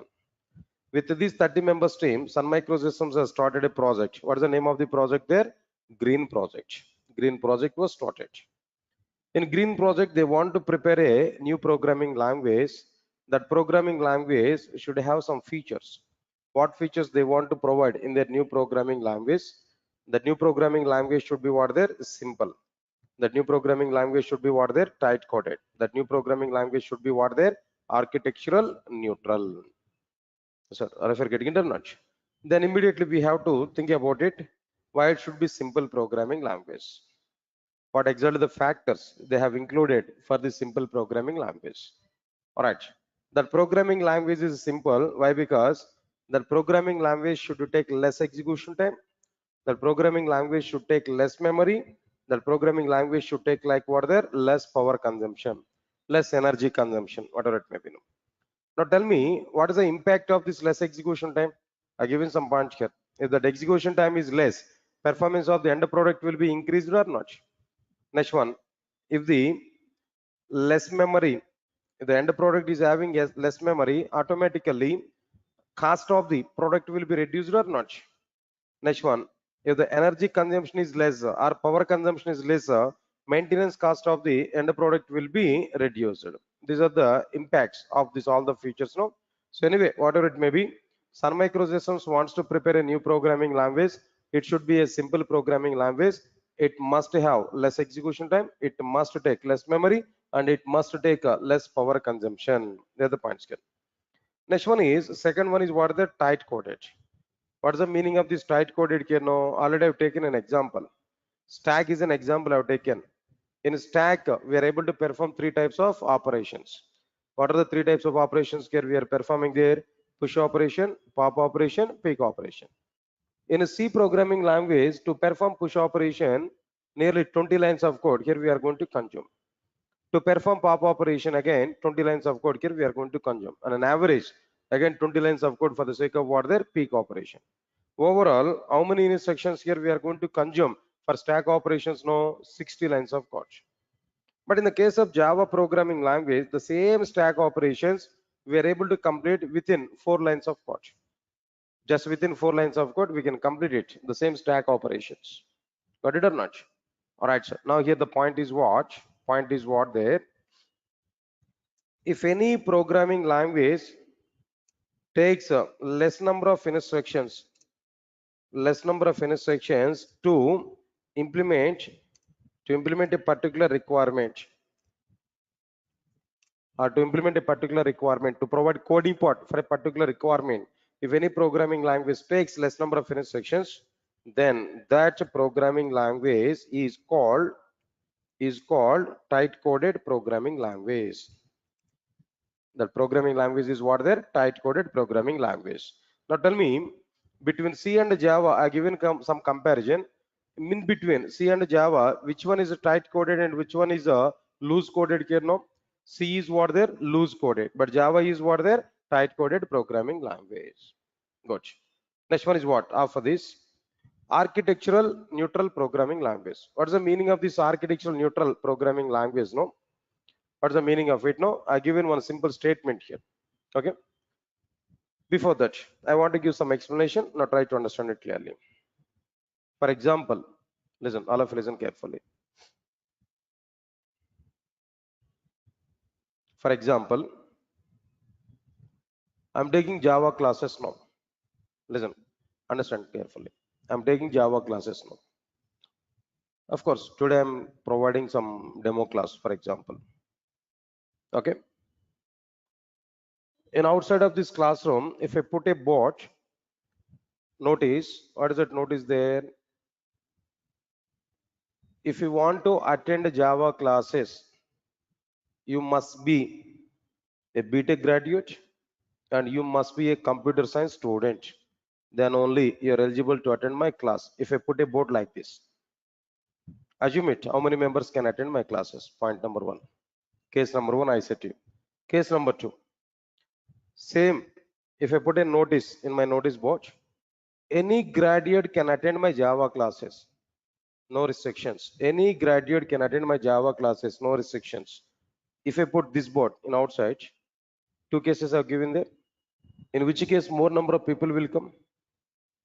Definitely second case. Any graduate can attend my class, in the sense all members are eligible to attend my classes. Second case, more number of students will come. When more number of students are listening my class, automatically more demand will be increased for my class. Not only in the point of my classes there, I'm telling that I have a product. When my product is available to the more number of people, automatically more demand will come for that product. If my product is available for less number of people, automatically demand for my product will be reduced. Am I right or not? When my product is available, when my product is required for more number of people, more demand will come. When my product is required for less number of people, less demand will come. Am I right or not? But when it is possible to make available my product to more number of people, when more number of people are eligible, then it is available to more number of people. When less number of people are eligible, for less number of people only my product is reachable. That's my point. So similarly, here the point is what? Sun Microsystems wants to prepare a new programming language. It must not be bound with any particular operating system. It must not be bound with any particular hardware system. It must be available to every operating system and every hardware system. It must be available to every operating system and every hardware system. In that way, Sun Microsystems wants to provide their new programming language. Then only it will be available to everybody in outside. All of you get my point or not? So because of that reason only, Sun Microsystems wants to prepare a programming language, new programming language. It should be like what there, an architectural neutral programming language. Here the architectural, in the sense what there, hardware system. Architecture is what their hardware system, right, sir? That new programming language should be, right, programming languages should be independent of all the hardware systems, independent of all the what their hardware systems. Automatically it will come independent of all the operating systems also. So because of that reason, this programming language is what there, an architectural neutral programming language. That's it. Now these are the three qualities or features that some people wants to see on their new programming language. Is it all of you getting my points or not clearly what I'm telling you? Right, sir. Now this is okay, fine. This is clear cut information here. We can understand. Okay, fine. All right, sir. At the end of 1992, at the end of 1992, new programming language was prepared, completed. The programming language was completed at the end of what there 1992. That's okay, completed. Then after completion of this after completion of this new programming language, some people wants to give a name to this new programming language. Sun Microsystems wants to give a particular name to the new programming language. They are searching for the name. They are searching for the name. They want to give a name for the new programming language. Understand it clearly now. Meanwhile, what James Gosling has done there, when he sat in his cabin at Sun Microsystems, he always likes to see one type of tree through his cabin window. When he sat in his cabin, he always likes to see one type of tree through his cabin window. Okay, the name of the tree is what there?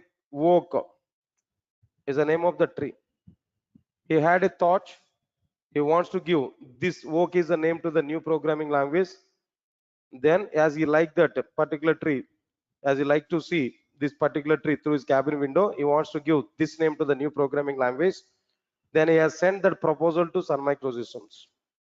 James Gosling has sent the proposals to Sun Microsystems. Unfortunately, Sun Microsystems has rejected James Gosling's opinion. Sun Microsystems has not accepted the James Gosling's proposals. Why? What is the reason for it? No, reason is very simple. Before 1992, before 1991, there was a programming language whose name is Voc. Already one programming language is already existed with the name is what there? Voc. So we should not give again the same name to our new programming language. If we give the same name or related name to our new programming language, people may think about it. It may be an extension of the old programming language. Unnecessarily, we are going to lose the identity for our new programming language. Our new programming language lost its identity if we give this type of name there.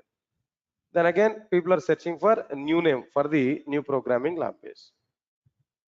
Is it? All of you are getting it or not? Clearly no. All right, sir. Then while searching for the name or while doing this, while preparing this new programming language, all Sun engineers are used to go for their cafeteria at Sun Microsystems. Canteen, cafeteria in the sense canteen. They used to go for their cafeteria at Sun Microsystems. At Sun Microsystems cafeteria, they used to take one brand labeled coffee. They used to take one brand labeled coffee or tea, whatever it may be. One brand labeled coffee they used to take at Sun Microsystems there. What was that brand labeled coffee they have taken there? The name of that brand labeled coffee is what there? Java. The name of the brand labeled coffee is what there? Java. They used to take the Java coffee at Sun Microsystems cafeteria, tea or coffee, whatever it may be. They used to take this drink. The name of the drink is what there? Java. Okay. Then immediately, what happened there? The Sun people are getting this kind of thought. They send this proposal to the Sun Microsystems. Just we want to give the Java is a name to the new programming language. Then immediately Sun Microsystems has accepted this name to give for new programming language. Finally, they are given name for the new programming language is what there? Java. Sir, all of you are getting it or not? All right, sir. Now, this is a point here I'm telling there. So, Java is a name for the new programming language. Because of this reason only, we can understand it clearly. In Google, if you search for Java symbol, if you identify this, what you are getting there? Understand it? This is a symbol for Java because of that reason only. Yeah, tea cup or coffee cup, that doesn't matter. And whatever it may be, some cup, saucer, some flames. Understand it now? So because of that reason only. Now, another point here I'm telling there, observe carefully. Java beans symbol. I think so. Here it is available. This is okay, but perfect symbol is not available. EJB symbol. If you observe this, not Java beans, no. EJB's symbol logo. Yeah, it's okay. EJB's logo, it's okay. Where? No, it is not coming like this. Yeah, Java beans better. EJB logo, I thought of it different. Java beans logo. Yes, sir. What this now? Is a coffee bean or maybe whatever it may be, some kind of thing now. See, observe this carefully. Then all these names are somewhat related with what their coffee only. All the names which are related with Java is what their coffee only. Am I right or not? But if you identify the names with the Python name is what there? Snake name, right? Framework is what there? Django, Jungle. Right. Then apart from this, Spider. IDs in the case of Python, right? Like this. Just I'm kidding there. They are not having any such type of intention. No, just try to understand it clearly.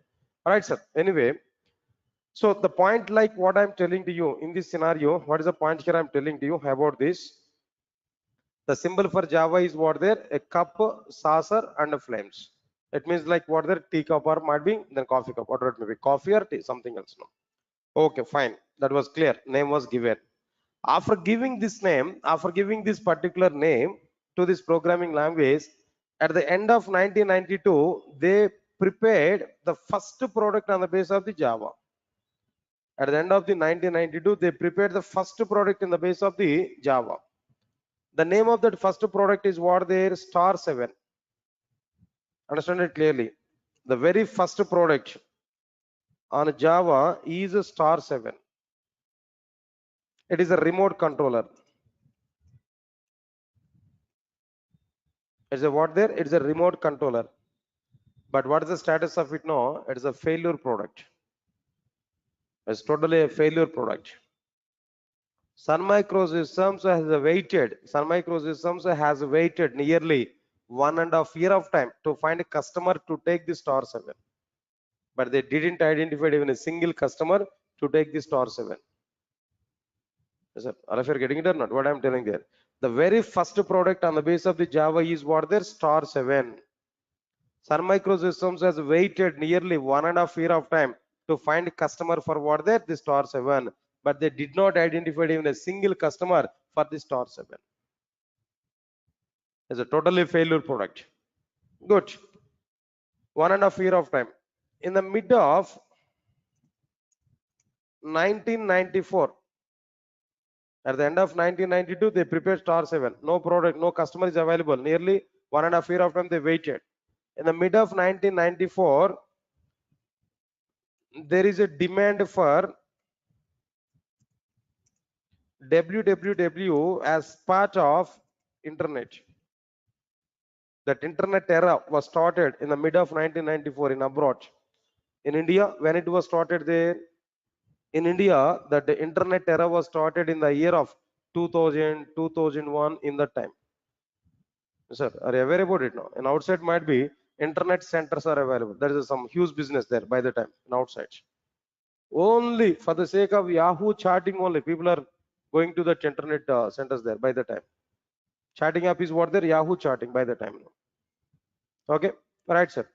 So internet era was started by this particular 2000, 2001 in India, but in abroad in the mid of 1994. Okay. All right. In the mid of 1994, there is a demand for a www as part of internet. Wherein www, the key feature, the key component is a browser. What is the key component for this www? Browser. See, without having browser, how it is possible to open internet? How it is possible to open our websites? No, not possible. So the key component is what? The browser. Right. By the time, very good demand is available for the browsers.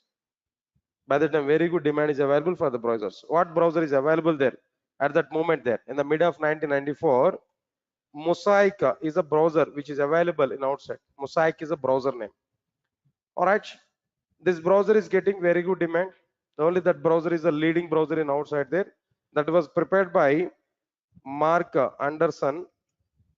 Who is this person actually? This Mark Anderson is an undergraduate student at Illinois University at Chicago, Illinois University. All right. He went to the Netscape Communications. He went to what there? Netscape Communications for the sake of his internship work.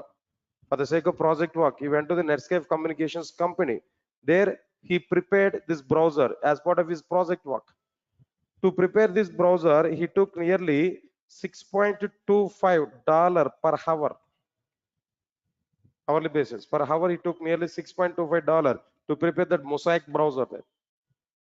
Of course, later on that name was changed. That's a different story. By the time that Mosaic browser is a very good browser, it is getting very good demand in the mid of 1994. Now, Sun Microsystem people are watching that market carefully. Finally, they understood the intention of the browser and importance of the browser. Then Sun Microsystems has thought of it. They want to prepare their own browser. Then finally, in the mid of 1994, they have taken the steps to prepare a new browser. To prepare a new browser, who has taken the responsibility? In the mid of 1994, Sun Microsystems wants to prepare a new browser. That new browser preparation responsibility was given to Jonathan Payne and Patrick Norton. Jonathan Payne and Patrick Norton. Both the members have taken responsibility of creating new browser. In the mid of 1994, they taken that responsibility. Again, they have taken nearly 1.5 years of time. At the end of 1995, they completed a browser, and they have given name for this browser is what their Heart Java browser. At the end of the 1995, they prepared a browser. They have given name for this browser is what their Heart Java browser. On the basis of Java programming language only, they prepared the browser. Inside this Heart Java browser, what features of the Java they have used there? If you observe this, internally they have used applets. What was the topic they have used there internally? Applets. Applets is a topic they have used internally. Sir, all of you are getting it or not? What I am telling there. Good. So Hard Java browser was introduced in the end of 1995. See, because of this reason only, most of the people are thinking about it. Java was introduced in the end of the 1995. No, by the time Java was not introduced, by the time only Hard Java browser was introduced. By the time what happened, the moment when this browser was provided there, now this browser is what there, successful product. So many people are interested for this product. Now this is successful product. Now people are talking about it. Sun Microsystems has prepared a browser. That browser is very good browser. Some reputation is going on in outside. By the time people are talking about it, how this browser was prepared, how this browser was provided by Sun Microsystems there, then everybody they're thinking about it. They're talking about it internally. Might be Sun Microsystems has a new programming language that is Java. On the base of Java, this browser was prepared. People are having awareness on it. Then immediately people are sending the request to Sun Microsystems. Why don't you prepare? Why don't you release the Java programming language to the outside market? Can you please provide the Java programming language to the outside market? Then Sun Microsystems has decided they want to provide the Java programming language to the outside market. To release the Java programming language to the outside market, they have set the date. The date is like what there, 1996, January 23rd. They have taken the date. On this particular date, they released the first version of the Java to the market with the name is like what there, JDK 1.0 version. The very first version of the Java was provided by Sun Microsystems on the year 1996, January 23rd, JDK 1.0 version. After that, every 1 year or every 2 years of time, they're trying to release another next versions like that. In the next 1.5 year of time, 1.1 version, next 1.5 year of time, 1.2 version, and so on and so on and so on and so on. They are trying to release it. In the journey of this total Java, JDK 1.0, this is first version, language introduction is going on, but little bit awareness only. Next one is what there, JDK 1.1 now with some updations. Next one is a JDK 1.2 version. This is a huge version. More and more number of enhancements are provided in this particular version. At present, whatever the Java here we are seeing now, we are observing now, 70% of the Java was provided aligned with 1.2 version only. J2EE, J2ME, J2SE, these three parts are introduced aligned with what version they are now? 1.2 version. So this is a milestone in Java. 1.2 version is what there? Milestone version in Java. Next, after that, namesake versions are available. Like what there? JDK 1.3 version, namesake only. JDK 1.4 version, namesake only. JDK 1.5 version. Again here, more number of enhancements are provided. This is again another milestone. And if you're getting it or not, what I'm telling to you. Then after this, now JDK 1.6 version is namesake. JDK 1.7 is also be namesake. One or two features only, important features. No. Again, JDK 1.8 version is another milestone. Main versions, I'm telling them. All right, sir. Next one is what the JDK 1.9 version is, a utter flop version, failure version. Features are not much. From 1.8 version onwards, Java people are trying to copy the features from other languages. Before that, Java had their own.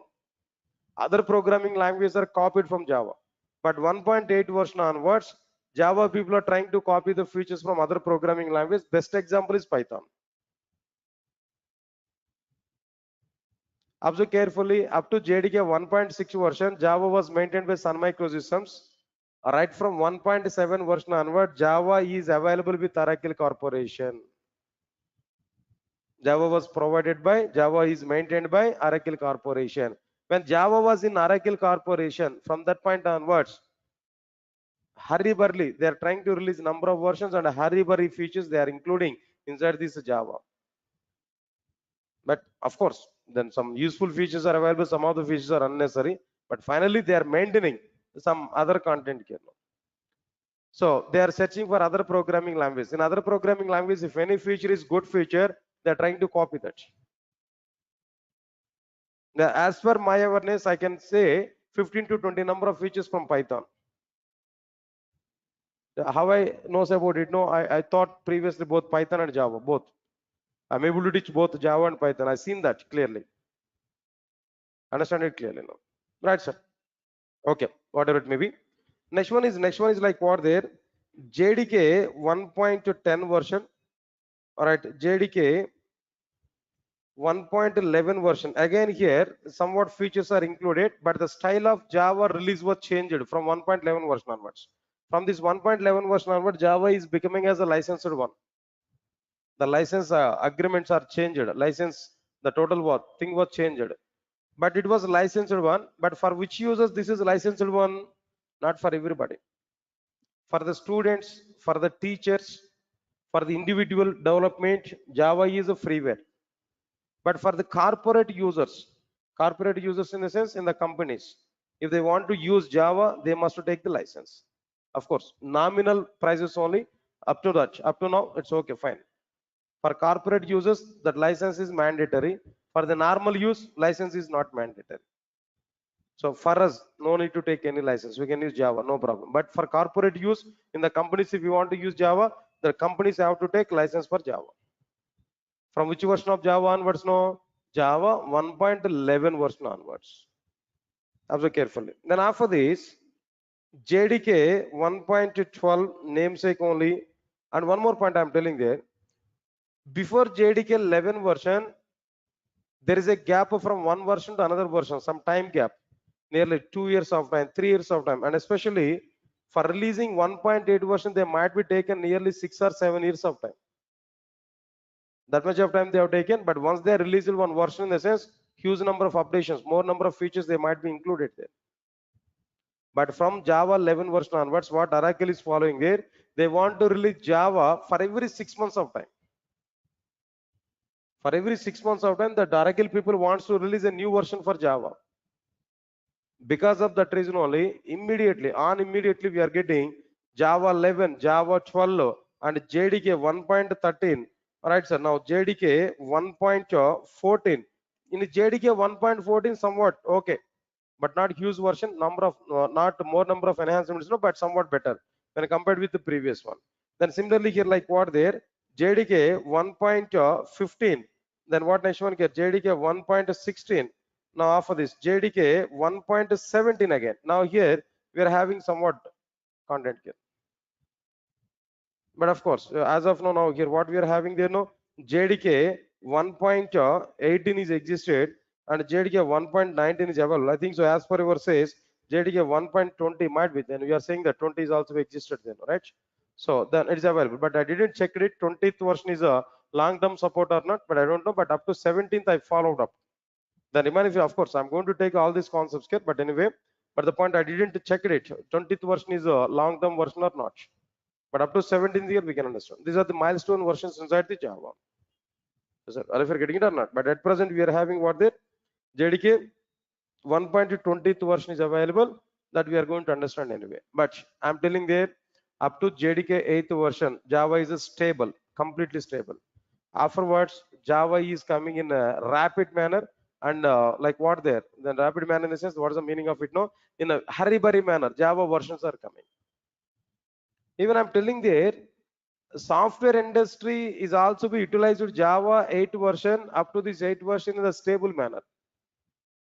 Now immediately what happened there? After Java 8 version, no software company is using all the versions now. Now at present, the movement in outside is what there? All companies are trying to migrate directly from 1.8 version to 1.17 version. At present, now companies are directly migrating from 1.8 version to 1.17 directly. Think of it, when companies are using directly 1.17, what is the maintenance? What is the use of these many versions there? Understand that Oracle approach here. Oracle is introducing for every 6 months of time a new version they are introducing now. They have introduced these many versions here, but companies are trying to use directly what they 17 version. Then even they are not touching on, they are not having look on what there these versions there. Now at present the trend is going on like this. Moreover, the Spring Boot framework, 1.3 version is totally on the basis of the JDK 17, 1.17. So now latest versions of the other frameworks or other tools now, they are prepared on the basis of 1. They are trying to prepare on what there 1.17 version there. That might be the stable version at present. Then immediately may have a question to me now. So okay, these many versions are available, sir. Then which version I have to learn? Which version we have to learn now? What version is required in outside companies there? But I'm giving the reality. Up to JDK 1.8 version, they have used Java stable in a stable mode. Now directly they are switching from 1.8 version to what version they know? 17. So 17 version they are moving in the sense, definitely we need to have awareness on 17 version or not. Yeah, now as per these companies, as companies are using now Java 17 version now, then definitely we have to migrate up to, we have to update up to Java 17 version or not. Yeah, definitely here we are going to understand up to 20th version. As per my responsibility, I will discuss there. But as you are the student, if you want to survive in software industry, definitely we should learn up to at least minimum what there JDK 1.17 version. This is mandatory for everybody. Okay, of course, then by completing your course, if Java 21 is coming there, I don't have any problem. I'll update it and I will give information to you. But I'll give confirmation to you up to the latest version. Up to the latest version, I'm going to discuss with you. Not only this, if we come with the full stack Java, in full stack Java also every technology I'm going to take up to the latest versions only. Spring Boot 1.3 version is nowadays might be the latest version there. It's a matter of might be then few days of time only. So I'm ready to discuss about that 1. Like what the 3 versions Spring Boot microservices. Yes, sir. If you're getting my point or not, that I'm planning for that anyway. In the future, we are going to understand this content here. So this is exactly the content about like what there Java history. Yes, sir. All of you are getting clarity now, right? All right, sir. It's okay, fine. But I want to give some permanent link to you, permanent classroom notes document. I want to share with you. Now try to understand it. Say for example, right, sir. Now let me prepare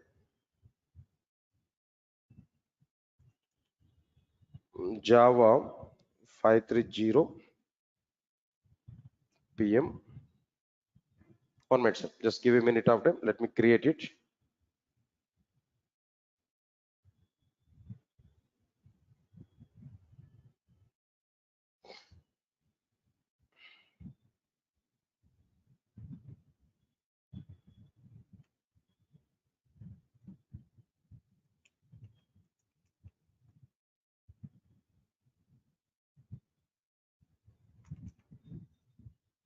Okay, it's okay.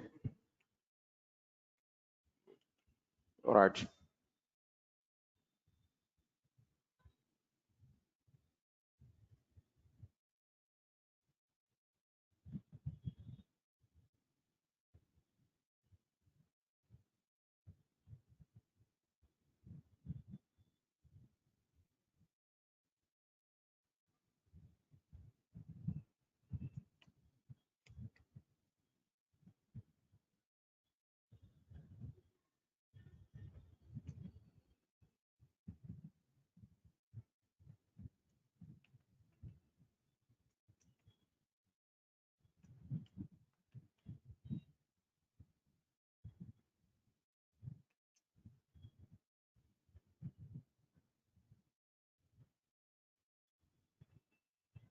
Right, sir.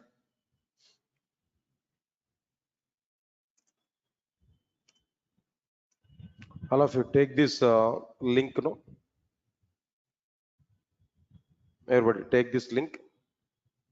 This link is for your core Java document. Daily I'm going to give the notes here. Right, whatever the notes I have given there, even that one also I want to paste here. So this link here we have to use. Okay. Now for the online people, I'm going to share that document, share that notes here in the questions box. Now try to utilize it. All right, sir. tinyurl.com/corejava530pm notes.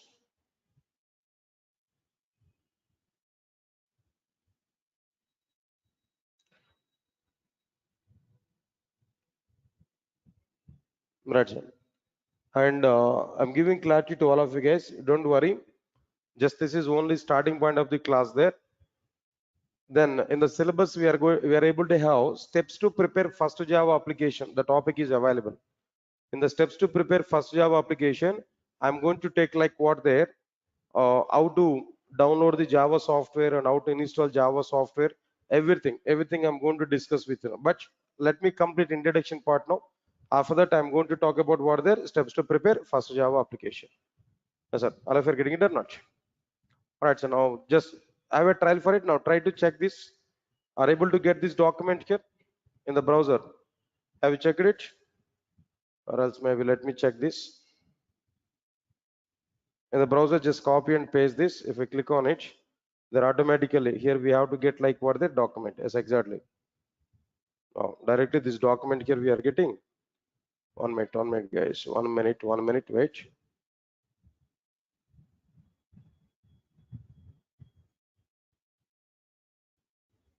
Okay, no problem. Just use this one. There we are able to get directly what there this document. Document we are able to open. There we can see the total content. Directly we are able to get this document. In the future, I will change it. I will give folder share. When more number of concepts are introduced there I will give folder URL. There we can get it clearly. Okay.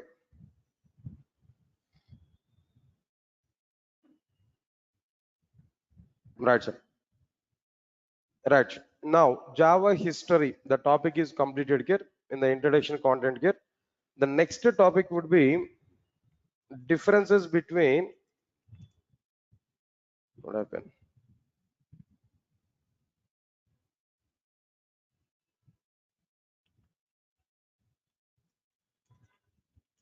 Differences between Java and others. This is the next topic. And if you want to see that introduction classes content here inside this, I'm able to provide even that one also. Okay. Right, sir. Now see this one here, whatever the content here, just I given some content here. Just I want to copy and I want to paste here. Here.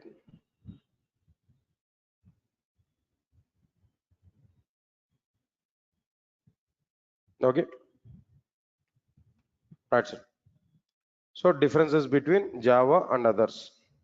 This is the second topic what we are having. All right. Observe carefully. The very first difference here I'm going to provide. All of you observe carefully. The very first difference. What is that first difference here? I'm telling to you. C and C++ are static programming languages.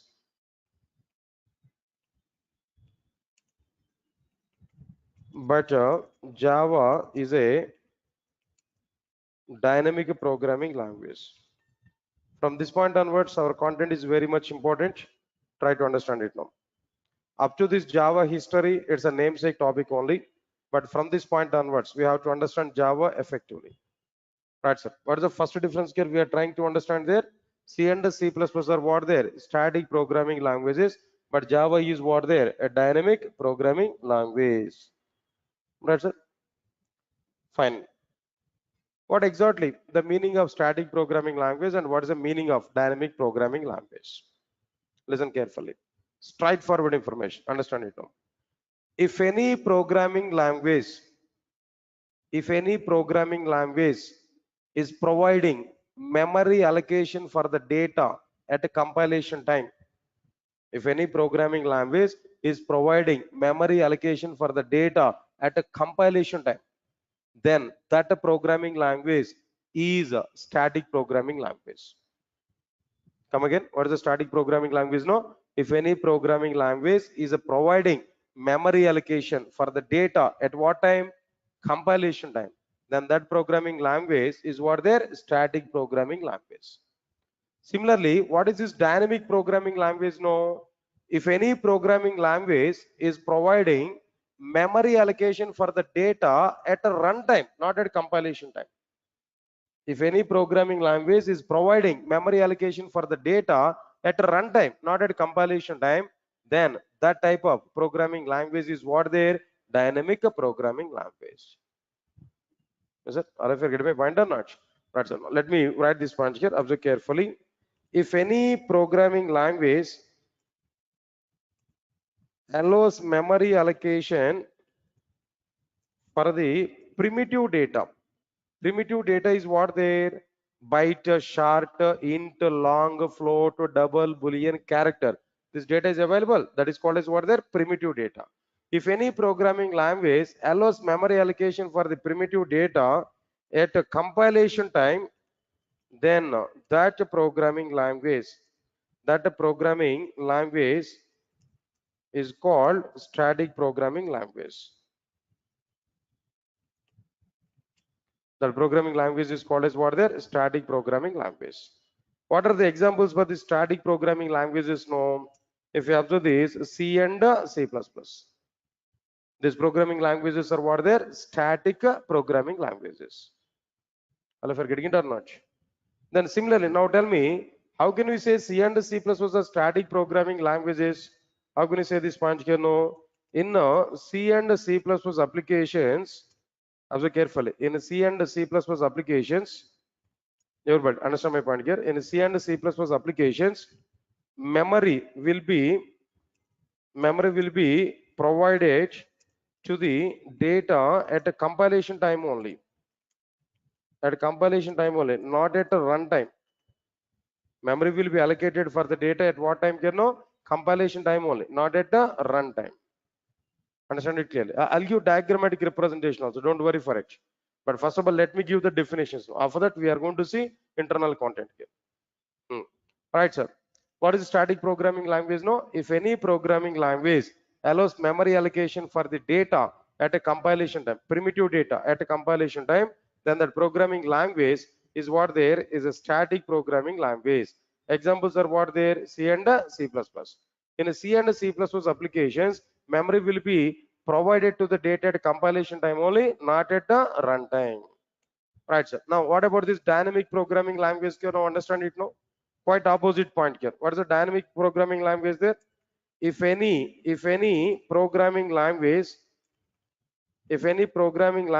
allows memory allocation for the primitive data at a runtime, not at compilation time, then that programming language is called what there? A dynamic programming language. The dynamic programming language. Understand it clearly. Right, sir. Then what are the examples for these dynamic programming languages? No, we can understand Java. Of course, Python is also a dynamic programming language and some other programming languages here. How can you say Java is a dynamic programming language? Point is very simple. In Java applications, memory will be allocated for the data at a runtime only. At a runtime only. I'll give one simple point also along with this. Now try to understand it. All of you listen. One more point here. Small point. Tell me, guys. All of you tell me. Java is an object-oriented programming language or not? Java is what there is an object-oriented programming language or not? What is the meaning of object-oriented programming language? Data must be represented in the form of objects. Data must be represented in the form of what their objects. That's the meaning of object-oriented programming language.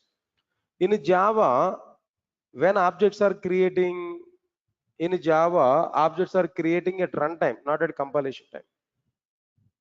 In Java, objects are creating at what time there? Runtime, not at compilation time. When objects are creating at runtime, so what is the meaning of it now? When objects are creating at runtime, automatically memory will be allocated for data at what time there? Runtime only. Why? Because data will be stored inside the objects. Data will be stored inside the object. Data will be accommodated inside the objects only in the case of Java. So in Java, when objects are created, then only data is going to be created. It means that objects are created at runtime in the case of Java. So memory will be created for the data at runtime only. So because of that reason, Java is what there? A dynamic programming language. Java is exactly what there? A dynamic programming language. Yes, sir. Are you following or not? This is that internal content here we can understand clearly now. Right, sir. I need to give one diagram also, but due to the lack of the time, I'm not discussing now. So tomorrow I will cover the diagram. Then after that, tomorrow I will continue the second point also there now. Just first point information I've given there. Tomorrow I'll explain some more points here. Then after that, I'm able to explain the remaining content here. But observe carefully. So then few days of time only. I'm going to take 1 hour class for you. Then afterwards, then at 4:30 we have to attend the classes there. 4:30 to 6 o'clock. I'm going to continue these classes with you, right? But all right, then few days of time we have to attend this 1 hour of class. Then after that I will continue with the 4:30 to 6, 1.5 hour class we are going to see, right? Right, sir. And tomorrow we are going to see our content at what time there? 5:30. 5:30 we can come. Then I'll continue the remaining part now, right? Thank you, sir. Thanks a lot. Till meet again tomorrow.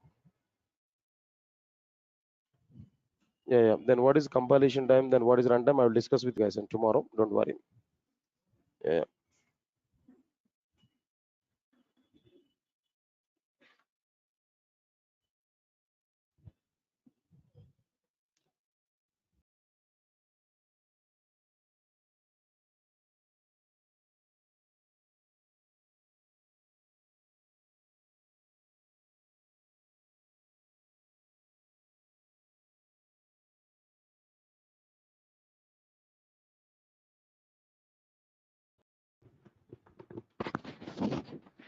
Guys, please confirm to me. All of you get my voice on screen. Those are attending in online.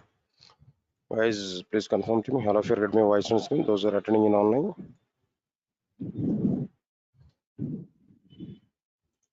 Guys, please confirm to me. All of you get my voice on screen.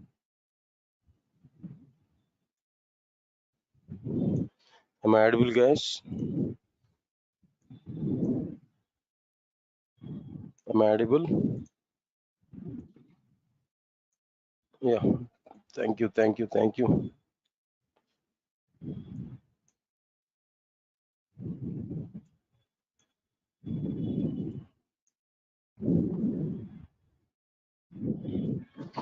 Right. Good evening, guys.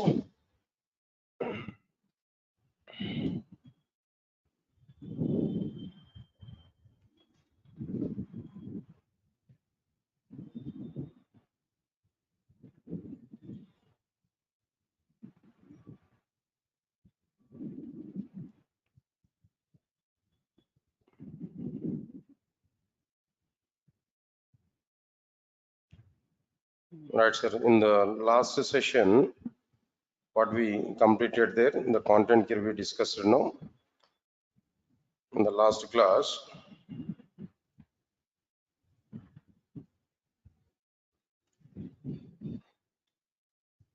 And differences between Java and others. The topic we started there in the last class. In the differences between Java and others, just we have started our conversation. Now let us understand the content here. Introduction topic I started. In that introduction part, what we completed, just a Java history, the topic I completed. Java history, in the sense what there? Java history. Then what is the background story for Java? Why Java is coming? Only these few points I completed there. Okay. Then immediately we started with the differences between Java and others. In others part, what we have taken there, no, C and C++. These two things here I have taken there in the comparison.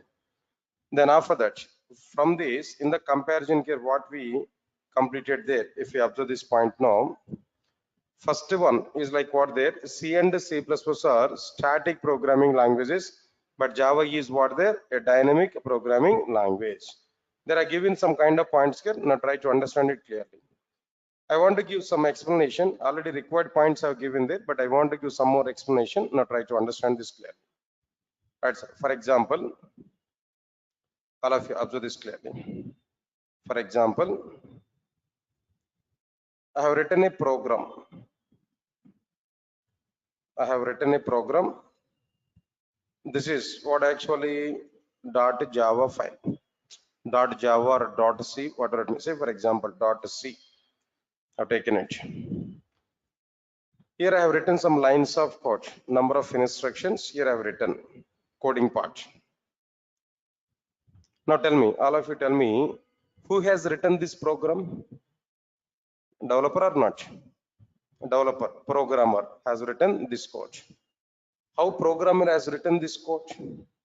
Programmer has written this code in his understandable language. Developer has written this code in his understandable language. Am I right or not? So what is the developer understandable language? No, developer understandable language is what? High level language. High level language is what the developer understandable language. Got it or not? Fine.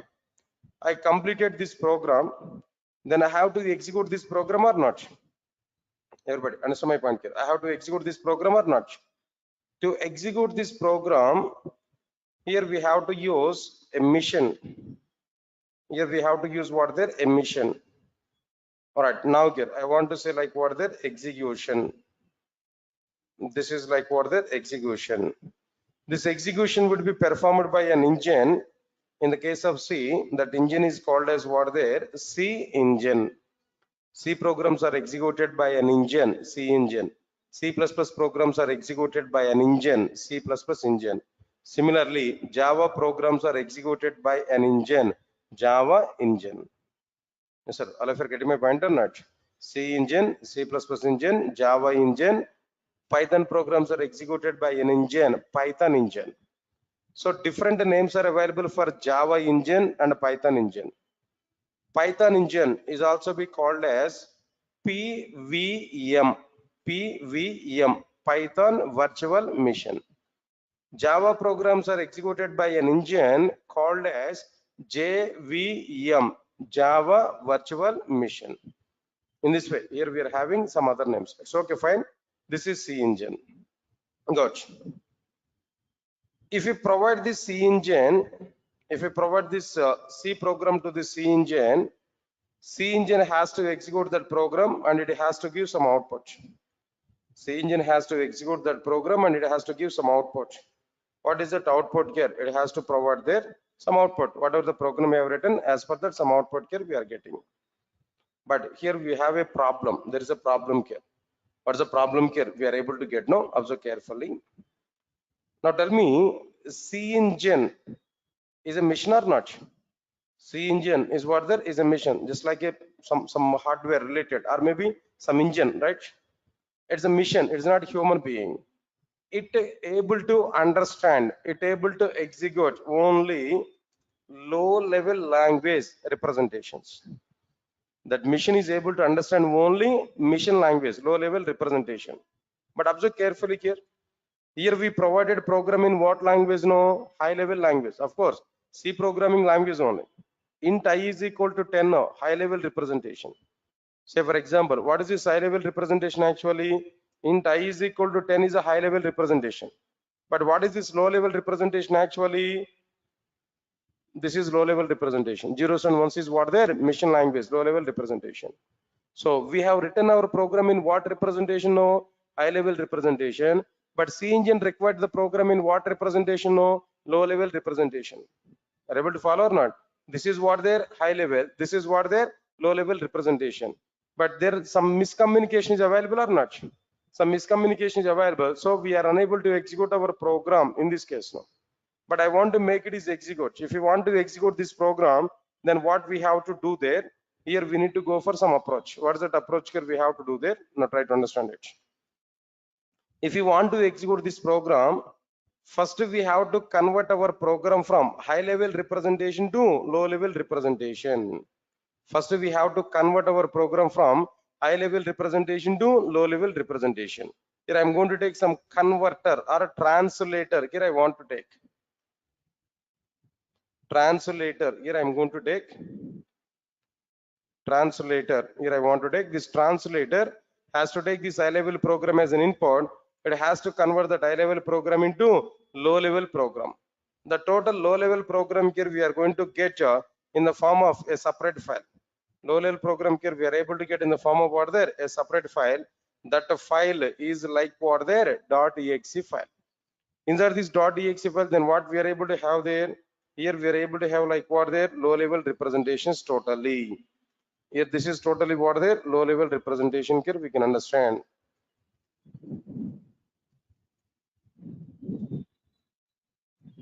Right, sir. These are like what there, low level representations. Right, sir. We can understand this. Low level representation. This is low level representation.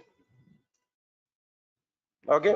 Whenever we are getting this low level representation, if we give this low level represented code to the C engine, now C engine will execute this low level code. C engine is able to provide the required output.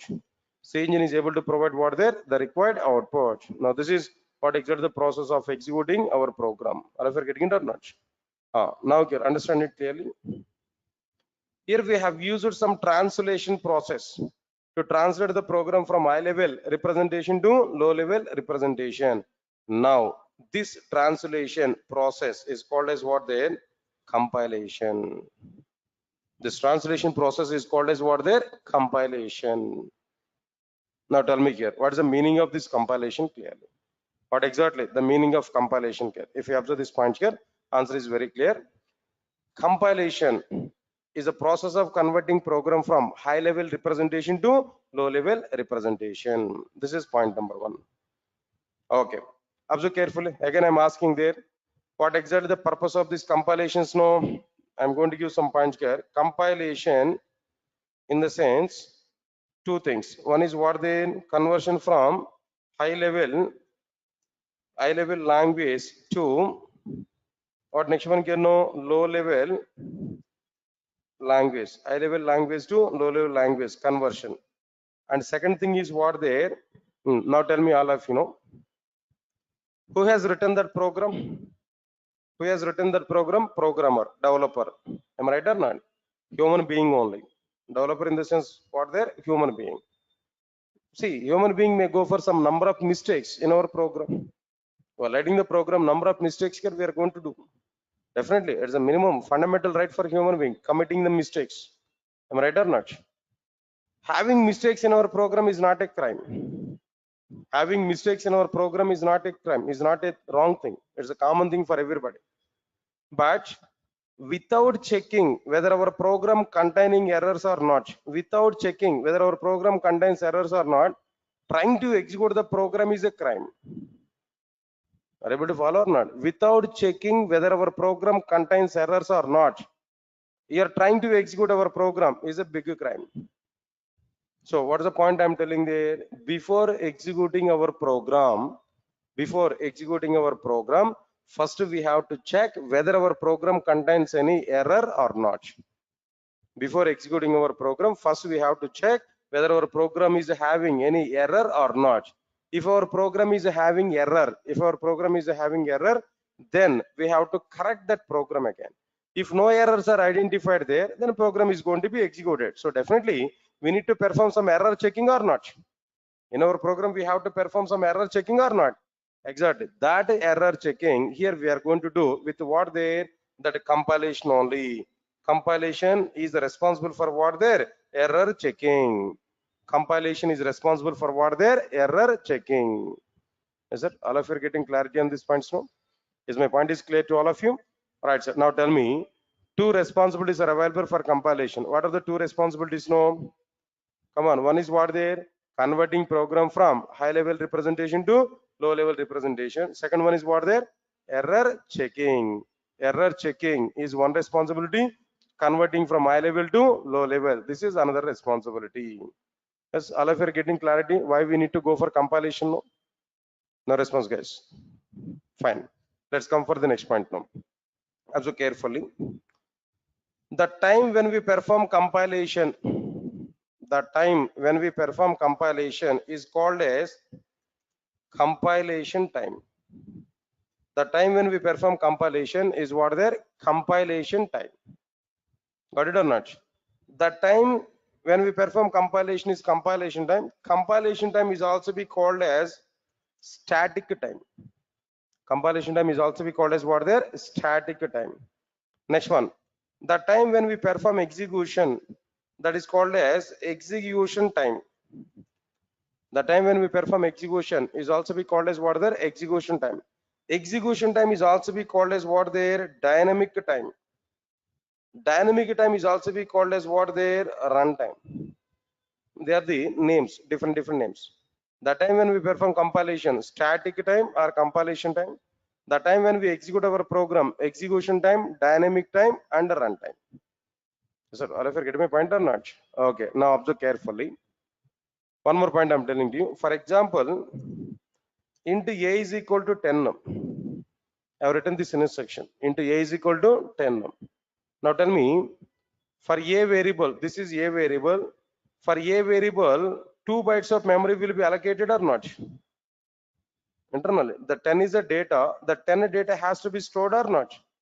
Where the 10 data has to be stored in internal memory. Am I right or not? So here, what we are able to have there, 10 is the data here now. A value and 10 is the data. The 10 data will be provided within what there, 2 bytes of memory. Am I right or not? That means for every data type, on the base of data type, for integer, 2 bytes of memory will be allocated. So this is a primitive data. For this primitive data, memory must be allocated or not? For the primitive data, memory must be allocated or not? Please recognize my point, what I'm telling here. Definitely, memory will be allocated for the primitive data. Clear or not? Okay, now listen carefully. I'm giving conclusion, try to understand it now. If any programming language allows memory allocation for the primitive data at a compilation time, not at runtime, at a compilation time. If any programming language provides memory allocation for the primitive data at a compilation time, not at runtime, that programming language is called as static programming language. That programming language is what there? Static programming language. All of you are getting clarity what I'm telling there? If any programming language allows memory allocation for the primitive data at a compilation time, not at runtime, then that programming language is called as what there? Static programming language. Similarly, if any programming language allows memory allocation for the primitive data at a runtime, not at compilation time, at what time there no runtime, then that programming language is called as dynamic programming language. The programming language is what there? Dynamic programming language. Is that clear or not? Right, so now observe carefully. Of course, I want to give even this diagram also for you. In the document, I will include even this diagram also. Now, observe carefully. What is the definition you are given there? What is the first difference between Java and others? So now tell me, what is the very first difference here? C and C++ are static programming languages, but Java is what there? A dynamic programming language. Tell me, what is the point I have given there? Yesterday, I think in the last class I have given the point here. What was the point I have given there? If any programming language allows memory allocation for the primitive data at a compilation time, then that programming language is called static programming language. Examples for static programming language is what there? C and C++. Observe carefully. Next one is, what is this? How this is a static programming language now?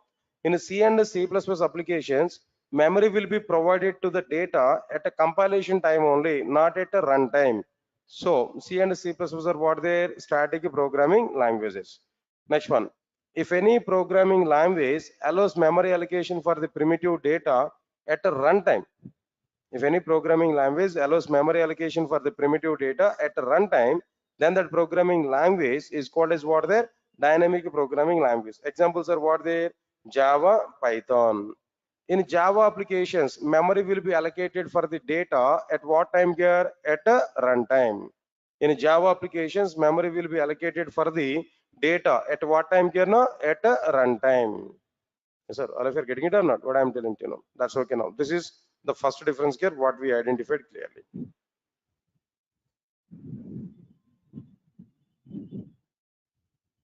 Okay, that's okay, fine. Now this is completed.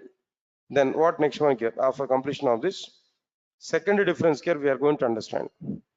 All of you observe carefully the second difference, no? Everybody understand it, no?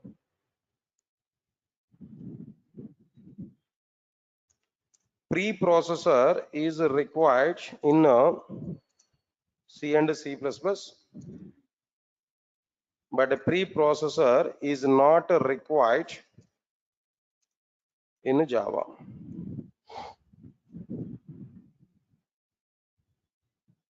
Sir, all of you are getting clarity on this?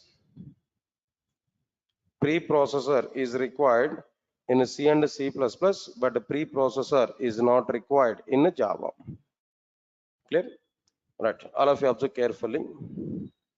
Before going to understand preprocessor is required or not required in C, C++ and in Java. Before understanding this preprocessor required or not required in C, C++ and Java, first of all, we have to understand what is preprocessor, what is the role of the preprocessor in programming, where this preprocessor is existed, what it is able to perform, what it is able to do in our programming languages. That all the points here we have to understand. After that, we will decide whether preprocessor is required or not required in C, C++ and Java. Yes, sir, all of you are getting it or not? What I am telling you. Right, sir. Now let us understand the content here. What I am telling to you. Observe carefully. I want to give one diagram here. For example, I'm going to write a program. Now this we can understand a C program. Dot C. This is what there a C program dot C.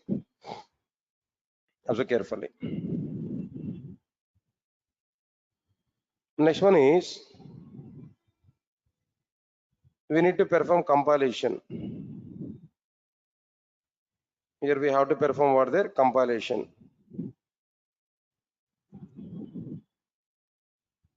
When we perform compilation, now tell me guys, after compilation of our C program, what files here we are able to get? What file here we are able to get? Already we have seen in the previous diagram there. Of course, different files here we are able to get .obj, .ai. Finally here what we are able to get? No, .exe file. That's what we require. After that, whenever we are getting this .exe file, there we can execute our program. So now here we have to perform like what there execution process. Execution process here we have to perform. Whenever we are executing this program now, here directly we are able to get some output.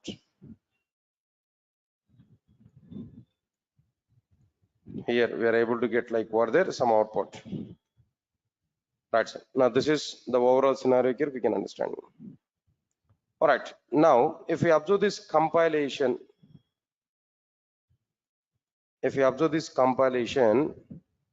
in compilation is not like only one mission work. Compilation is like 4 missions work. Compilation is not like single mission work. Compilation is nothing but 4 missions work. What are these 4 missions here we are able to provide? First one is like what there preprocessor. First one is what there preprocessor. Okay. Next one after that compiler. After that assembler. Then after that loader, link editor. Loader, link editor. That's it. Observe carefully.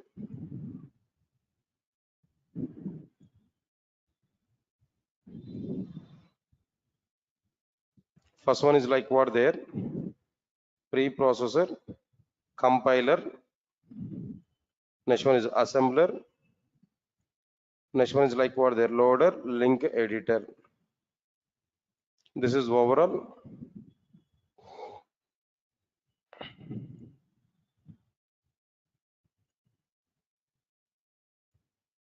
Right, sir. Understand it clearly. Now inside this Again, now I'm telling there, here the requirement of the preprocessor, location of the preprocessor, we understood there. This is sufficient, but I want to elaborate even compiler also. Internally, compiler is also existed. What is available there inside this compiler? Compiler, if you observe this, lexical analysis phase. After this lexical analysis phase, next one is what there? Syntax analysis phase. After this syntax analysis phase, next one is semantic analysis phase. Next one is intermediate code generation. After this intermediate code generation, code optimization. Then after this, another one is what there? Code generation. Right. These many phases are available inside the compiler. If you open the compiler, these many phases are existed again. Let's see this, the phases what we are having there.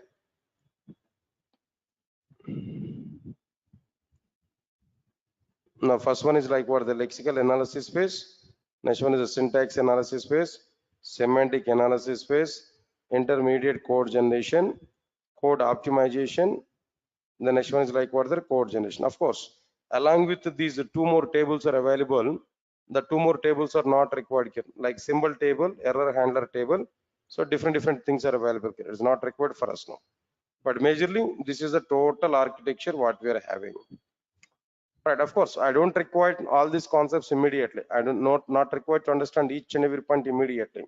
So from this diagram, what I require the information, what exactly the point here I'm trying to say. From this diagram, we can understand the location of the preprocessor. From this diagram, what we have to remember, the location of the preprocessor. Where is preprocessor? At which location that preprocessor is existed? That point here I require now. Tell me at which location that preprocessor is available?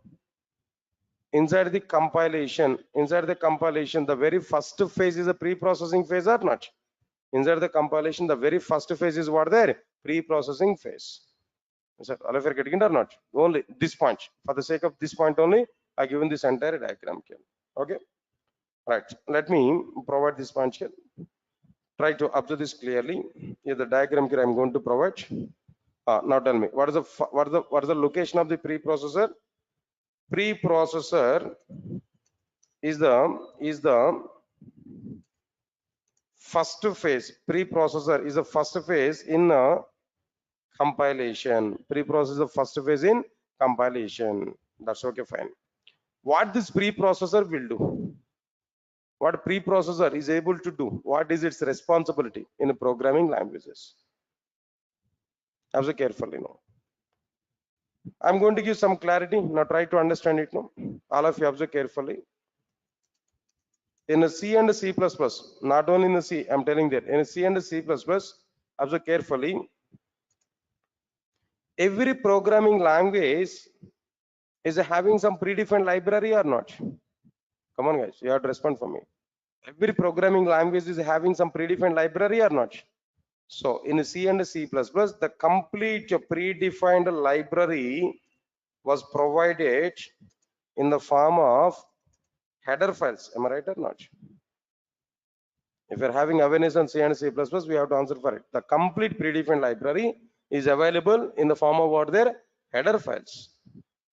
Can you tell me examples for these header files? No. stdio.h. Am I right or not? stdio.h. Come on. Next one is like what there? After this stdio.h, math.h.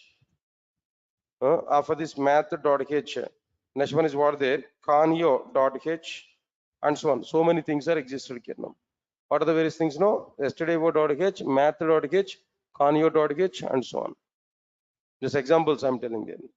Okay, good. Listen carefully. Okay, predefined library is available in the form of header files. But how I'm going to use them in my C program? The predefined library is available in the form of header files. But how I'm going to access that header files data in my C program there? In C and C++ applications,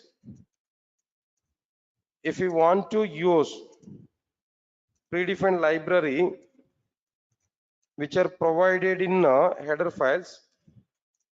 If you want to use predefined library which are provided in header files, then we have to include header files in the C and C++ programs. Am I right or not? We have to include header files into the C and C++ programs. Good. Further purpose, what syntaxes, what we have to use there? Examples I'm telling there.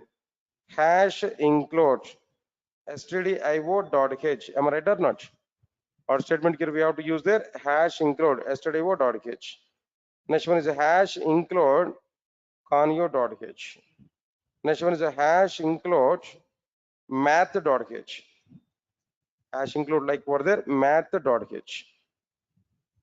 In this way here we are able to provide this. Am I right or not? Next point is very, very important. Try to observe carefully. For example, I have a program.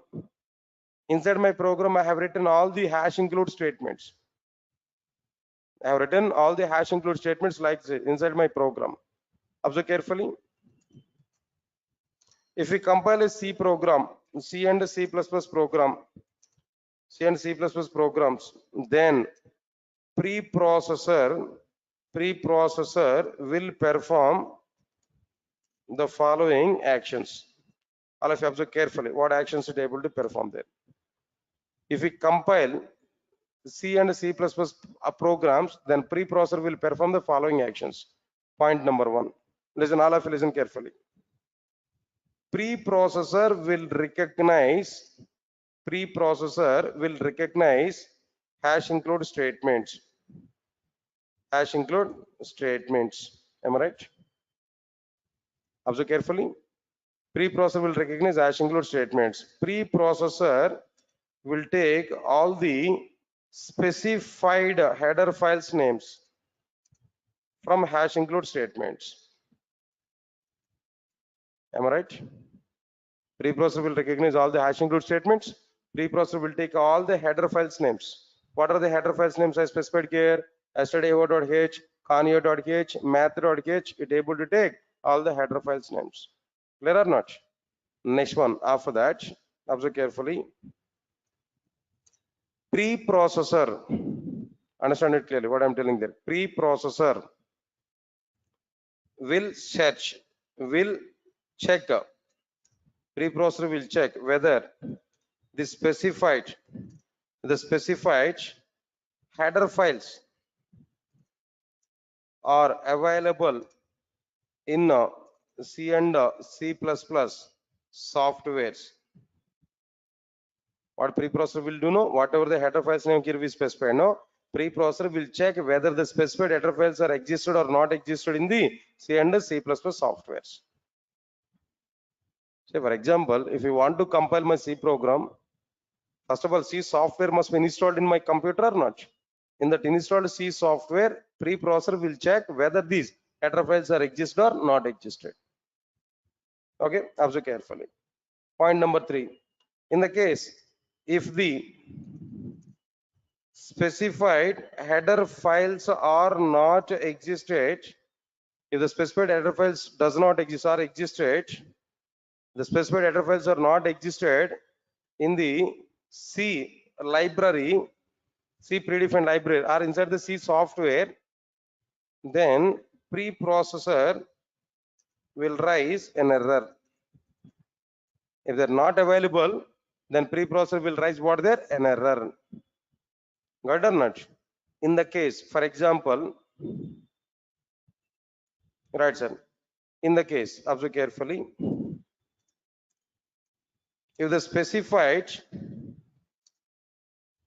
header files, are existed in the C predefined library, then preprocessor, observe carefully, preprocessor will load all the header files to the memory as part of compilation. Sir, all of you are getting it or not? All of you are following this point or not? First of all, preprocessor will recognize all the hash include statements. Preprocessor will take all the header files names what we provided. Preprocessor will check them whether they are available or not in the C predefined library. If they are not available, error will be raised. If they're available, then preprocessor will load all the header files content to the memory, part of the compilation. Now I'm giving one point here. Now try to observe carefully. This type of loading predefined library. This type of loading predefined library is called static loading. At compilation time, we are loading that library or not. This type of loading is called as what there? Static loading. Is that all of you get my point or not? Then the preprocessor will load all the header files content to the memory as part of compilation. This type of loading predefined library is called as what there? Static loading. Now response guys, all of you are getting it or not? What exactly the point I'm telling there? Now tell me here, what is the conclusion here I'm telling there? Conclusion, not the point, no, conclusion now. Tell me, by seeing all these points, no, what is the job of the preprocessor in C and C++ applications, no? What is the job of the preprocessor in C and C++ applications, no? The job of the preprocessor in C and C++ applications is to recognize hash include statements in order to load header files content to the memory. To recognize all hash include statements in order to load all header files content to the memory. Because of this particular reason only, here we have used what there? Preprocessor. No response guys, what I'm telling you now. Is it clear or not? Alright, so now. The main purpose of preprocessor in C and C++ applications is to recognize all hash include statements in order to load header files content to the memory. That's it. Now this is, just give a minute of time.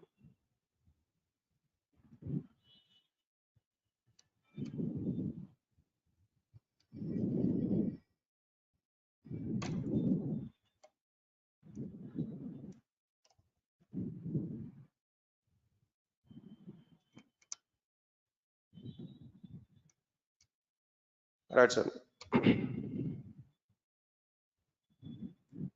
So the main purpose of the preprocessor in a C and C++ applications is to recognize all hash include statements in order to load header files content to the memory. Right, so this is what exactly the purpose of like what the preprocessor in a C and C++. And the corresponding diagram also here we provided here at which location it is available clearly. But here my question is, preprocessor is not required in Java. Preprocessor is not existed in Java. Why it is not existed in Java? Why it is not required in Java? That point here we want to understand. That's our required point here. Why it is not required in the case of Java? Okay, now observe carefully. After this, here I want to provide the point here. Now try to understand it now. In Java, first of all, tell me, in C and C++, the complete predefined library is existed in the form of header files or not? Come on, in the form of header files or not? But in Java, the complete predefined library is existed in the form of classes and interfaces in packages. This example is what are their packages. Example I'm telling to you, now observe carefully. Example here I'm telling to you, now observe carefully. Java.io package, Java.util package, Java.sql package. All these are what are their packages. Inside the packages, no classes and interfaces are existed. This is the structure of the Java predefined library. In Java, the complete predefined library is available in the form of what their packages. Java.io, Java.util, Java.sql. Understand it clearly now? Okay, good. Next one is, in Java applications, see, in the case of C and C++, if you want to use predefined library, In the case of C and C++, if you want to use predefined library, there we have to include header files to the C and C++ programs or not. Similarly, in Java applications, if you want to use predefined library, then we have to import the packages. What we have to do there? Import. In the case of Java, importing packages. In the case of C and C++, including header files now. Right. Right, sir. Now observe carefully how we are going to write these import statements now. Just I'm giving that import java.io.star. What is the meaning of this star now? In a java.io package, so many classes and interfaces are available. That all classes and interfaces of the java.io I want to get into my program. That's why here I'm using this one. Next one is what there? Import java.util.star. Similar, in the case of java.util package, so many classes and interfaces are available. I want to get all of them. Next one is what there? Import java.sql.star. So here in java.sql package, so many classes and interfaces are available. I want to use them. That's why here we have used this star. Okay, fine. For example, I prepared a Java program. I prepared what there? Java program. Inside the Java program, I have written all these import statements. In a Java program, I have written what there? All the import statements. Now I want to compile my program. Observe carefully. If I compile a Java program, then compiler will perform the following actions. Of course, we already aware about it. In the case of Java, preprocessor is not available. That's why I'm using what the compiler. Compiler will perform the following actions. What actions the compiler is able to perform there? Observe carefully. Understand it clearly. First of all, compiler will recognize all the import statements. Compiler will recognize all the imports. In the case of C and C++, preprocessor recognized what their hash include statements. Now in Java, compiler will recognize import statements. Next one is number 2. Compiler will read all the packages names which we provided along with the import statements.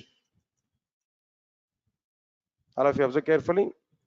Compiler will read all the package names which we provided along with the import statements. Then after that, observe carefully. Compiler will check whether the specified packages are existed or not in the Java predefined library. In the case of C and C++ also, preprocessor has checked whether the provided header files are exist or not in C predefined library. Here also the compiler has checked whether the provided provided packages are available in the C Java predefined library or not.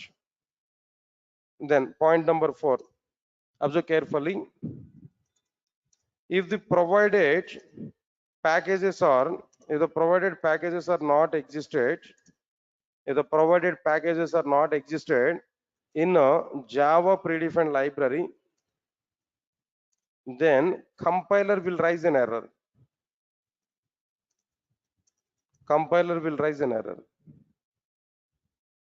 Am I right or not? If the specified packages are not available in Java predefined library, the compiler will raise an error. Package XXX does not exist.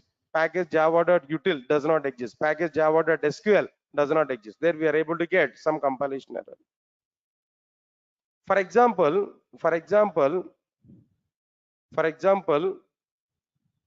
if the specified packages are available in Java predefined library, if the provided packages are existed in the Java predefined library, if the provided packages are existed in the Java predefined library, then what compiler will do? Then compiler will not raise any error. Please remember this, compiler will not raise any error.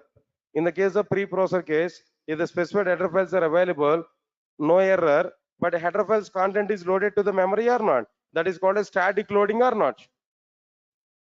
Now, what I'm telling there, if the provided packages are existed in the Java predefined library, then compiler will not raise any error, and compiler will not load any package content to the memory. In Java, compiler is not loading any package content to the memory. Just compiler is responsible for checking whether the specified packages are existed or not existed. That's it. Yes, sir. In the case of C and C++, preprocessor responsibility is what there? Loading header files content to the memory, static loading. But in the case of Java, compiler is not responsible for checking whether the compiler is not responsible for loading predefined library to the memory. But compiler is responsible for checking whether the specified packages are available or not available in Java predefined library. Is that all of you are getting my point or not? Whatever the point here I'm telling you. Clear. Now this is exactly the point here what I'm telling to you, this point here. That's okay, fine. This is like what there, point number 5. All right, sir. Compiler will not load any package content to the memory. Okay. If compiler is not loading this, but who will load this predefined library to the memory? Who will load that predefined library to the memory?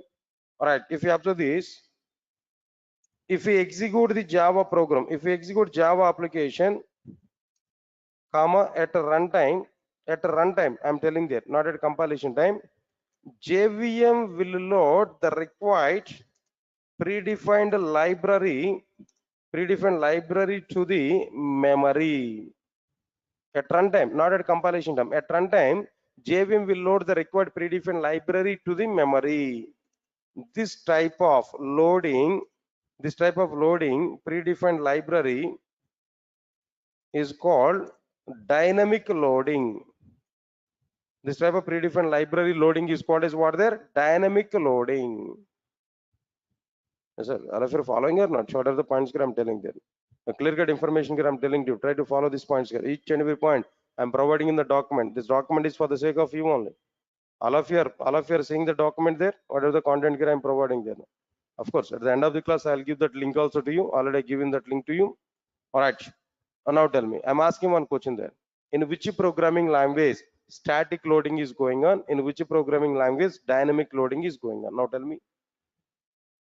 Static loading is going on in which programming language? C and C++. Dynamic loading is going on in which programming language? Java programming language.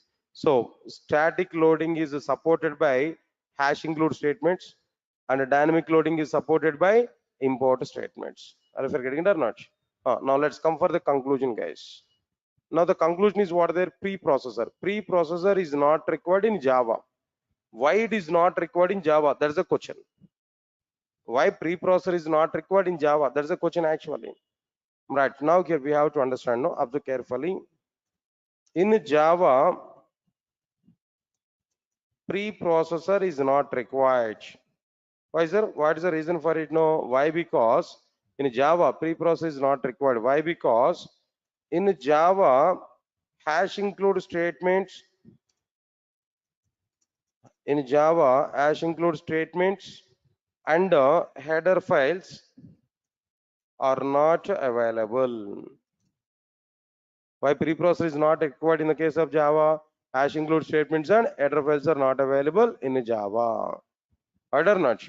Now in Java, packages and import statements are available. In Java, alternatively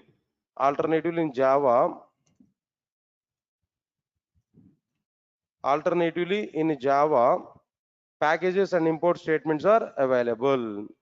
So here to recognize packages and import statements, Java is able to use compiler and JVM. So it is not required to use what their preprocessor. Because of this reason only, preprocessor is not at all required in the case of Java.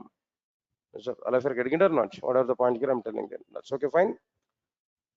All right, sir. Now, whatever the diagram here we prepared now, this diagram I want to be converted to Java. This diagram is purely in C. I want to convert this diagram into what there? Java. Let me check this here. What we are able to convert here. Now here .c is available here. In place of .c, here we are able to get what there? .java. Listen carefully. In the case of C, after compilation, we are getting .exe file. But in place of this Java, in the case of Java, in place of .exe, we are able to get what files there? .class files. In Java, only two types of files. Before compilation, .java. After compilation, .class files. All right, sir. Now here we are able to get it. But in the case of Java, what is not available here? No, preprocessor is not available. Remaining content is very same. In the case of Java, preprocessor is not available, but remaining content is very same. All right, so now this one also I want to provide in our content kit. Try to recognize this. But I have one important interview question, guys. You have to give answers for it. All of you ready for it? My question is, what are the differences between hash include statements and import statement? What exactly the difference between hash include statement and import statement? This is my question. Okay. Can I give answers here? No? Tell me the very first answer here. First of all, where they are available, where these two things are available here now. First of all, tell me hash include statements are available in C and C++. Similarly, import statements are available in Java. Import statements are available in where there? Java. That's okay, fine. Next one is their functionalities, what they are able to include. Now tell me, all of you now tell me, hash include statements are able to include predefined library. Hash include statements are able to include predefined library which are available in the form of header files. Am I right or not? Now tell me. Similarly, here what we are able to provide there? Import statements are able to include the predefined libraries, which are available in the form of classes and interfaces in packages. Okay. Next one, loading. Which type of load are which are recognized by preprocessor, which is recognized by compile and JVM. If you observe this, hash include statements are evaluated by or maybe recognized by. Hash include statement recognized by whom? Come on, hash include statements are recognized by whom? Preprocessor, right? Similarly, now tell me, recognized by the preprocessor. But import statements are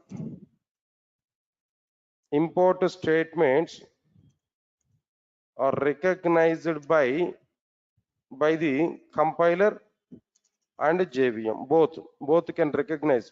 Both has to use these import statements.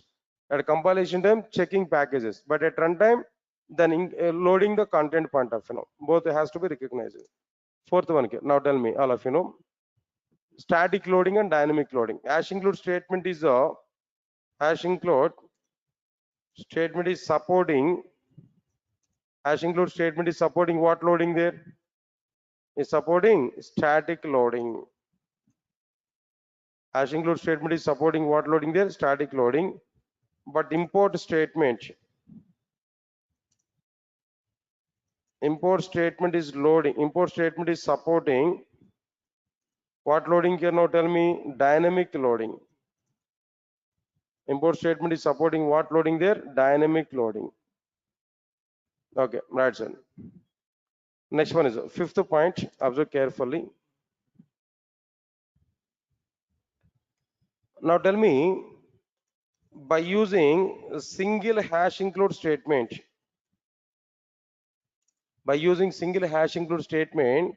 how many header files we are able to include? Only one header file or more than one header file? Only one header file only. By using single hash include statement, we are able to include only one header file. We are able to include only one header file. Example here I'm telling to you, observe carefully.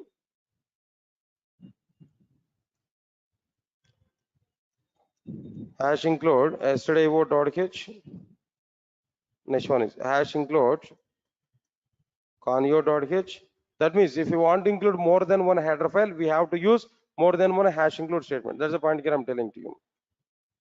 Hash include math.h, like this here we are able to provide. But in the case of Java, what is going on here now? By using single import statement, we are able to include more than one class or more than one interface of the same package. More than one class or more than one interface of the same package by using star notation. We know already. Import java.io.star. Star is representing what there? All, more than one class or more than one interface from the specified package, java.io package. We can understand it clearly now. Got it or not? So this is overall information here. We can understand clearly now. Right, sir. This is the total awareness on like a preprocessor and its existency in a C, C++ and Java. It is required in C, C++, but it is not required in Java. What is predefined library, sir? There is a question now.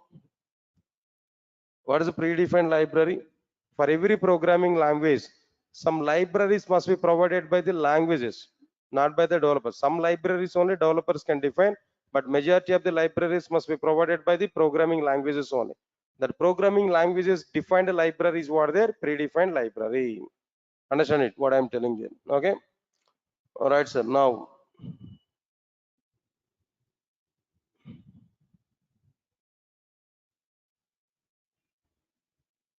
All right, sir. That's okay. Fine. Does JDK also include JVM? So this JDK, JVM, JRE, the topics I'll discuss with you later. Don't think much about it now. But at present, we are at very startup mode. Just gradually, slowly, I'm going to increase the content here. So we are able to understand it now. At very starting, in the differences between Java and others, slowly we are going to understand each and every point here now. Right, so then tomorrow, I'm going to discuss one important topic here. Very important here. I think the third difference here. What I'm going to discuss there.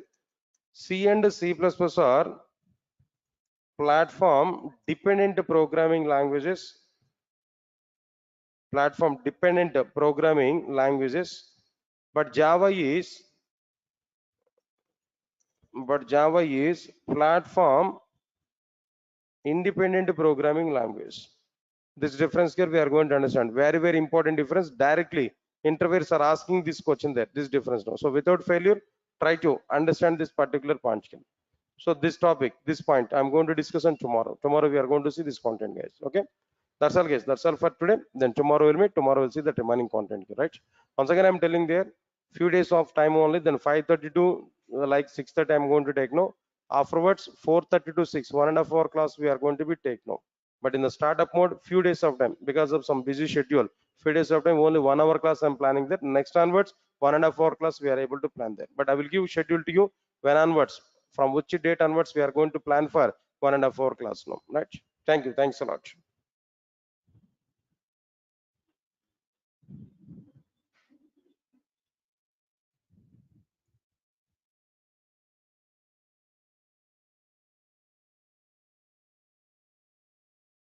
Please confirm to me. All of you get my voice on screen. Those who are attending in online.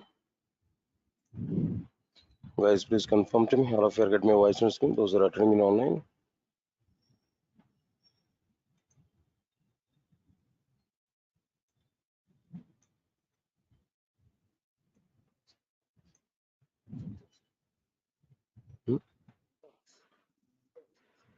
Yeah. Okay. There is.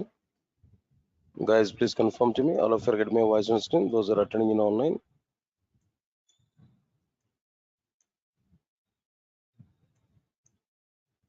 Yeah, thank you.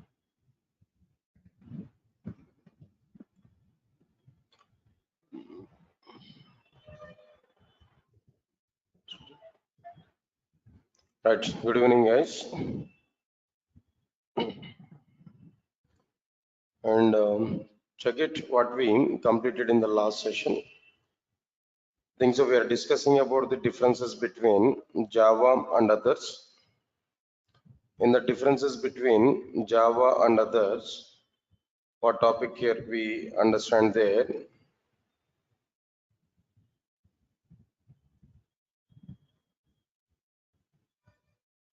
C and C++ are static programming languages, but Java is what there? A dynamic programming language. Okay. Then we are given some points here. If any programming language allows memory allocation at a compilation time, then that programming language is a static programming language.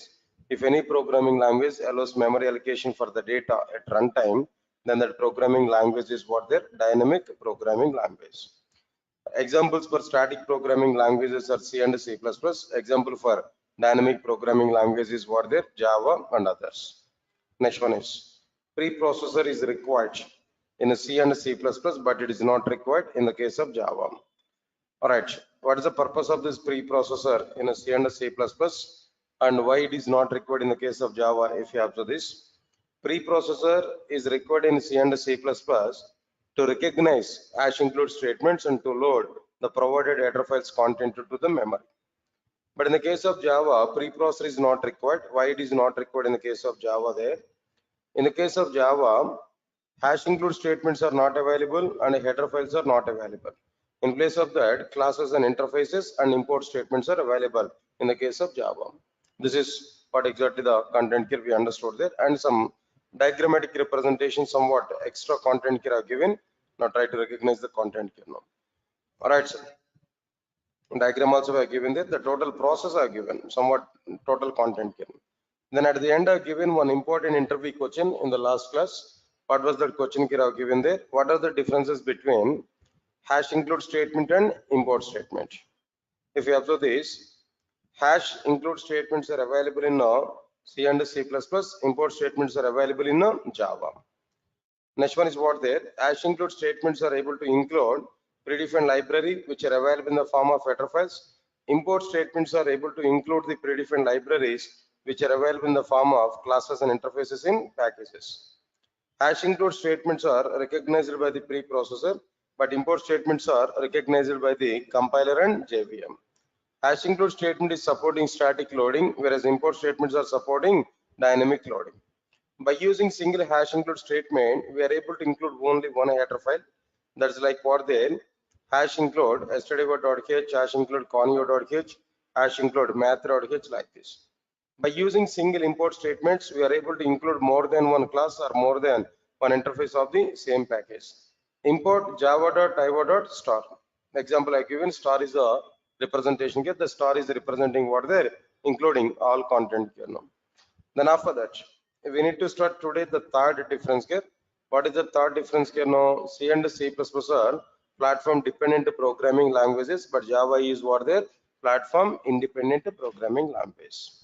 Clear? All of you understand it? Put focus on this point here.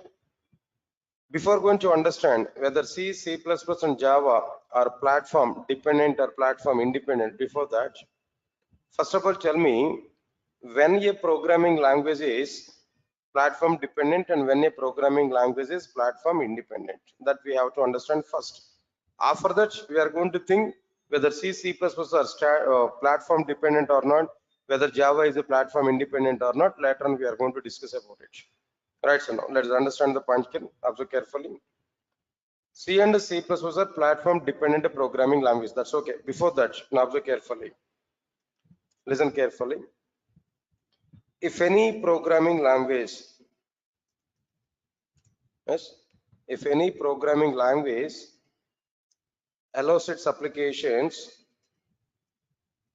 to perform, understand it clearly, if any programming language allows its applications to perform compilation is on compilation and execution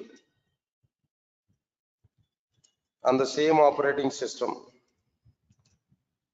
If any programming language allows its applications to perform compilation and execution, both must be on the same operating system, then that programming language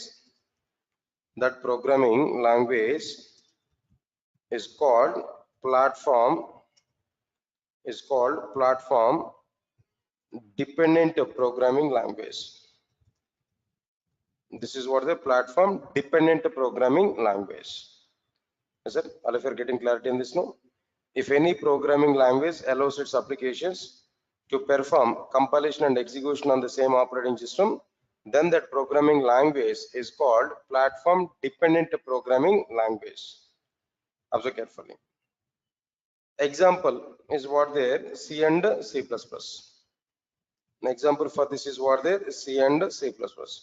Okay, definition is okay. Example is what there, C and C++ programming languages. Up to this one is also be okay. But how can you say C is a platform dependent programming language? Any proper reason for it? How it is possible to say C is a platform dependent programming language? Any reason for it? Yes, I'll give some reason here. Now try to understand the point here. All of you observe carefully. What exactly the point here I'm telling to you? All of you observe carefully. Right, now see this. For example, I want to take a C program here. This is my C program. C program in the sense what we are able to get here, dot C is an extension here we are able to provide. Okay, dot C. Now inside this C program, we have to write some mini sections. I have written some code. Observe carefully. Whenever we have written this C program, we have to compile this program or not? We need to compile this program. So compilation here I'm going to take. Observe carefully. This is like what their compilation.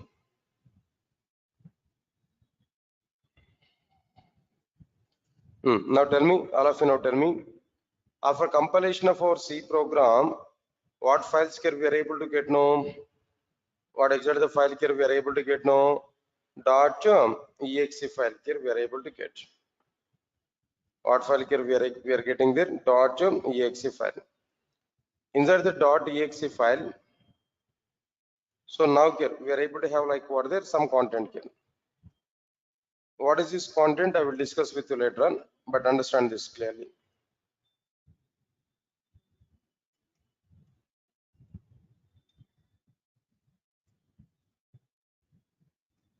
.exe file here we are getting. Clear? Whenever we are getting this .exe file, I need to execute this program.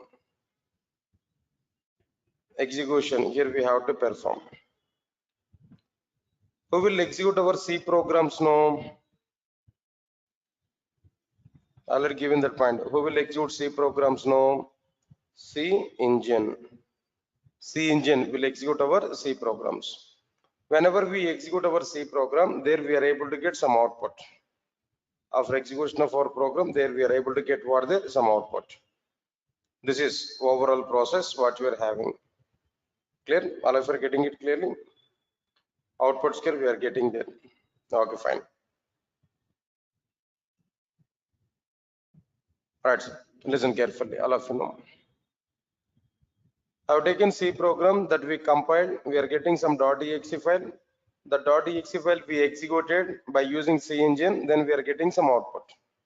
Clear? Up to now?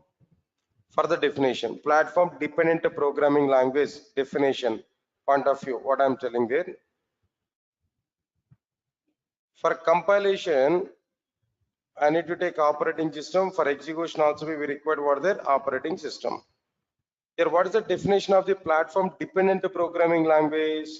The definition of the platform dependent programming language is what there. If any programming language allows its applications to perform compilation and execution on the same operating system. That means For compilation and execution, we have to provide what the same operating system. For compilation and execution here, we have to provide what the same operating system. Then that programming language is what their platform dependent programming language. All right, sir. Now here, as per the definition, for compilation, I'm using like what there Windows. For execution, I have to use what there as per the definition Windows only. If we use Windows operating system for compilation, for execution also we have to use what their same Windows operating system. Then only the programming language is what their platform dependent programming language.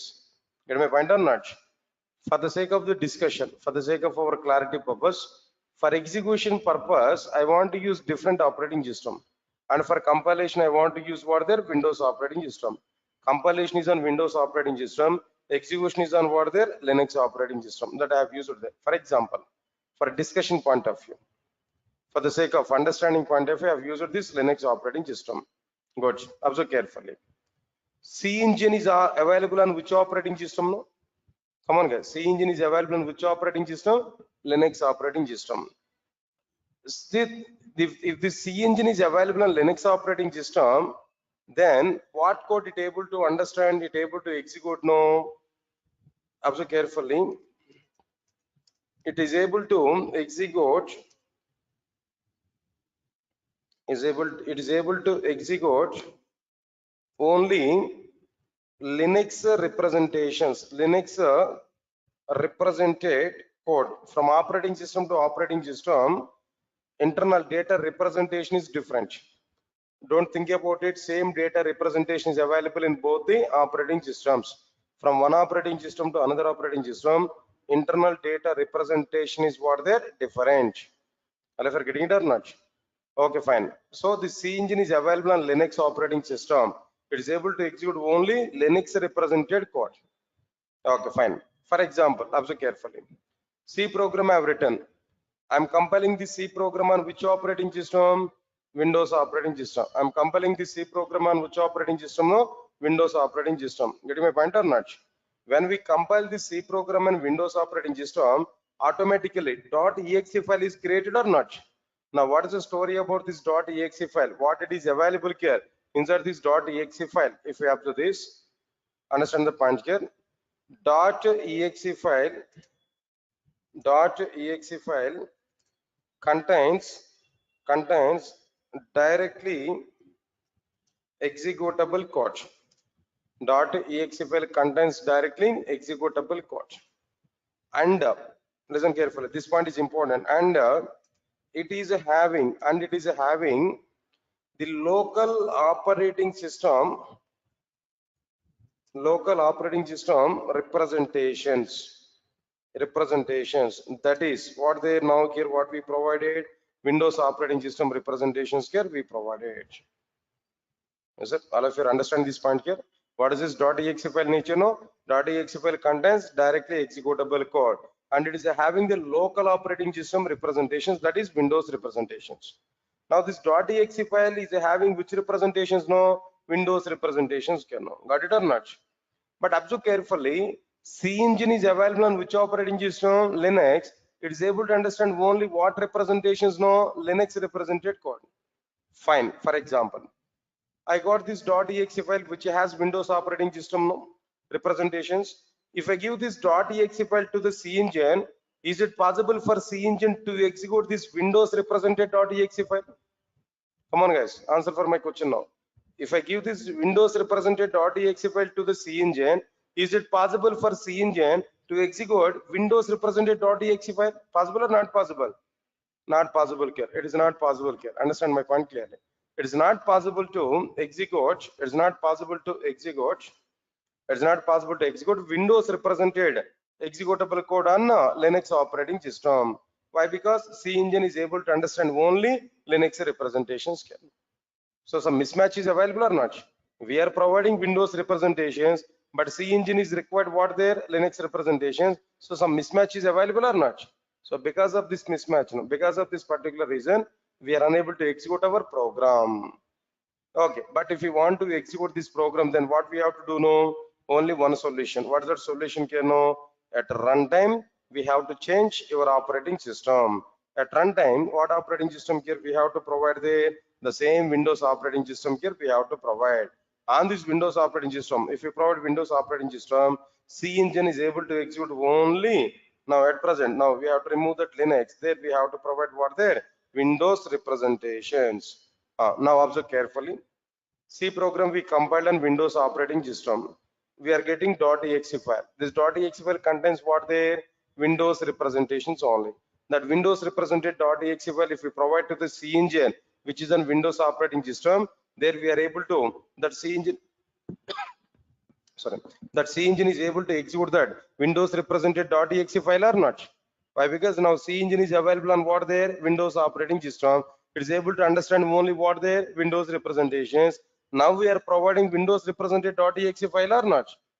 You are providing what their Windows represented .exe file. So C engine is also expecting the same Windows operating system representations. So finally, the C program, C engine is able to execute this .exe file or not? Then we are able to get output or not? No response, guys. Right, sir. Because of this reason, C and C++ are what their platform dependent programming languages. That execution is totally depending on the operating system which we have used for compilation. Right, execution of the C program is depending on the operating system which we have used for what their compilation. This is what exactly the meaning of like what their like platform dependent programming language. Clear? All of you are getting clarity on this now? That's now. Let me take this diagram here. I want to keep this one. All right. So, let me have one line data. I want to provide some data here. Now try to understand the same point here. I want to say no. If we compile C program on Windows operating system, if we compile C program on Windows operating system,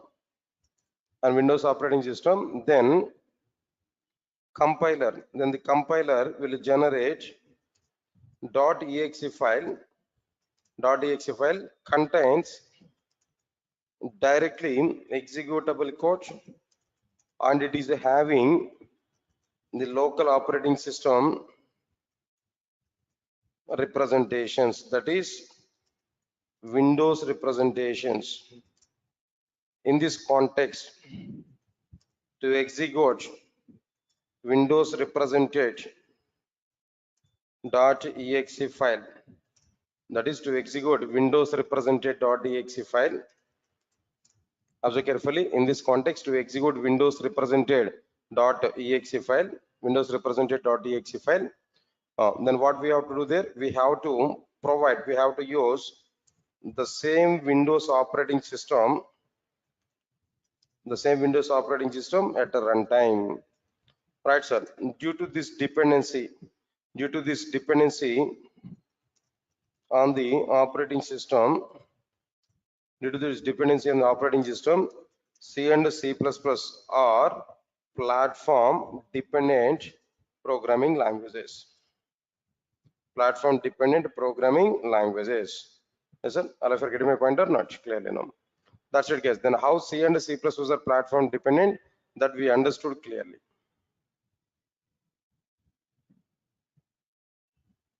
Okay, that's okay, fine. The content also here we provided. That's okay. But what is platform independent programming language? Before that, have you understood that the platform dependent programming language content? Can I go for platform independent now? All right, observe carefully. What you are able to understand about this platform independent programming language, what you are understanding there? All right, what is the definition for it? Observe carefully. If any programming language, observe carefully, if any programming language allows its applications to perform compilation is on one operating system,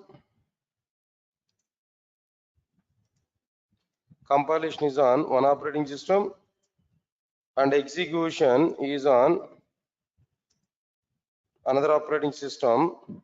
Compilation is on one operating system and execution is on what there? Another operating system. Then that programming language is called, as what there? Platform independent programming language. The programming language is what their platform independent programming language. Clear? All of you are getting clarity on this now? If any programming language allows its applications to perform compilation on one operating system and execution is on another operating system, then that programming language is called platform independent programming language. Right, sir. Example is what there? Java. Of course, Python is also a platform independent programming language. But anyway, Python is not in our context here. First, we have to understand what there Java. Java is in our context clearly. Getting it or not? Fine, sir. Observe carefully after this. What next point here? I'm telling to you how Java is a platform independent programming language. How Java is a platform independent programming language. We have to understand this point clearly. Understand it now? I'll take another diagram. Observe carefully. For example, first of all, I want to provide the diagram as per the definition. As per the definition, I want to provide this diagram. All right, so now here we can understand .java.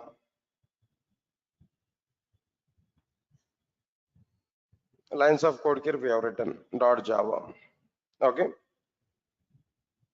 Next one is what? After this, we have to perform compilation.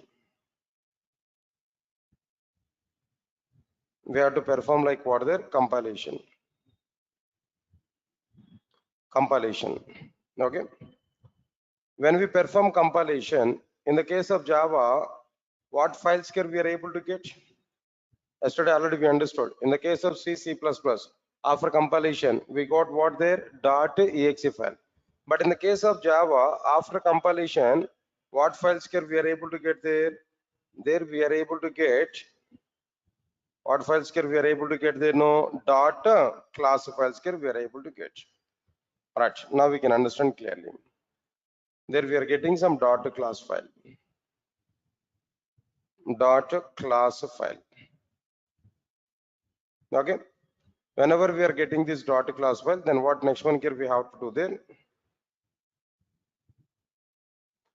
Class file. Now, I want to go for multiple executions now.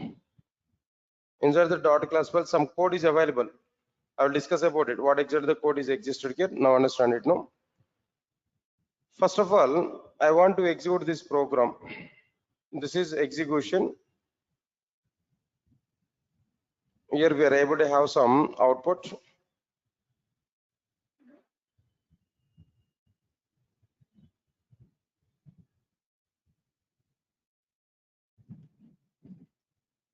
Execution, and this is like what their output.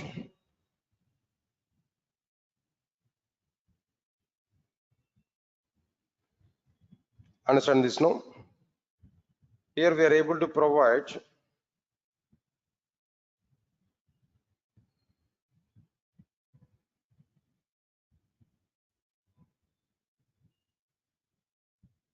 observe carefully. Execution here we provided here. Now for compilation we required an operating system. For execution also here we required an operating system. What operating systems I want to use, I'll discuss with you later on. This is one-time execution. Here I have to provide like what there, another time execution, and another one.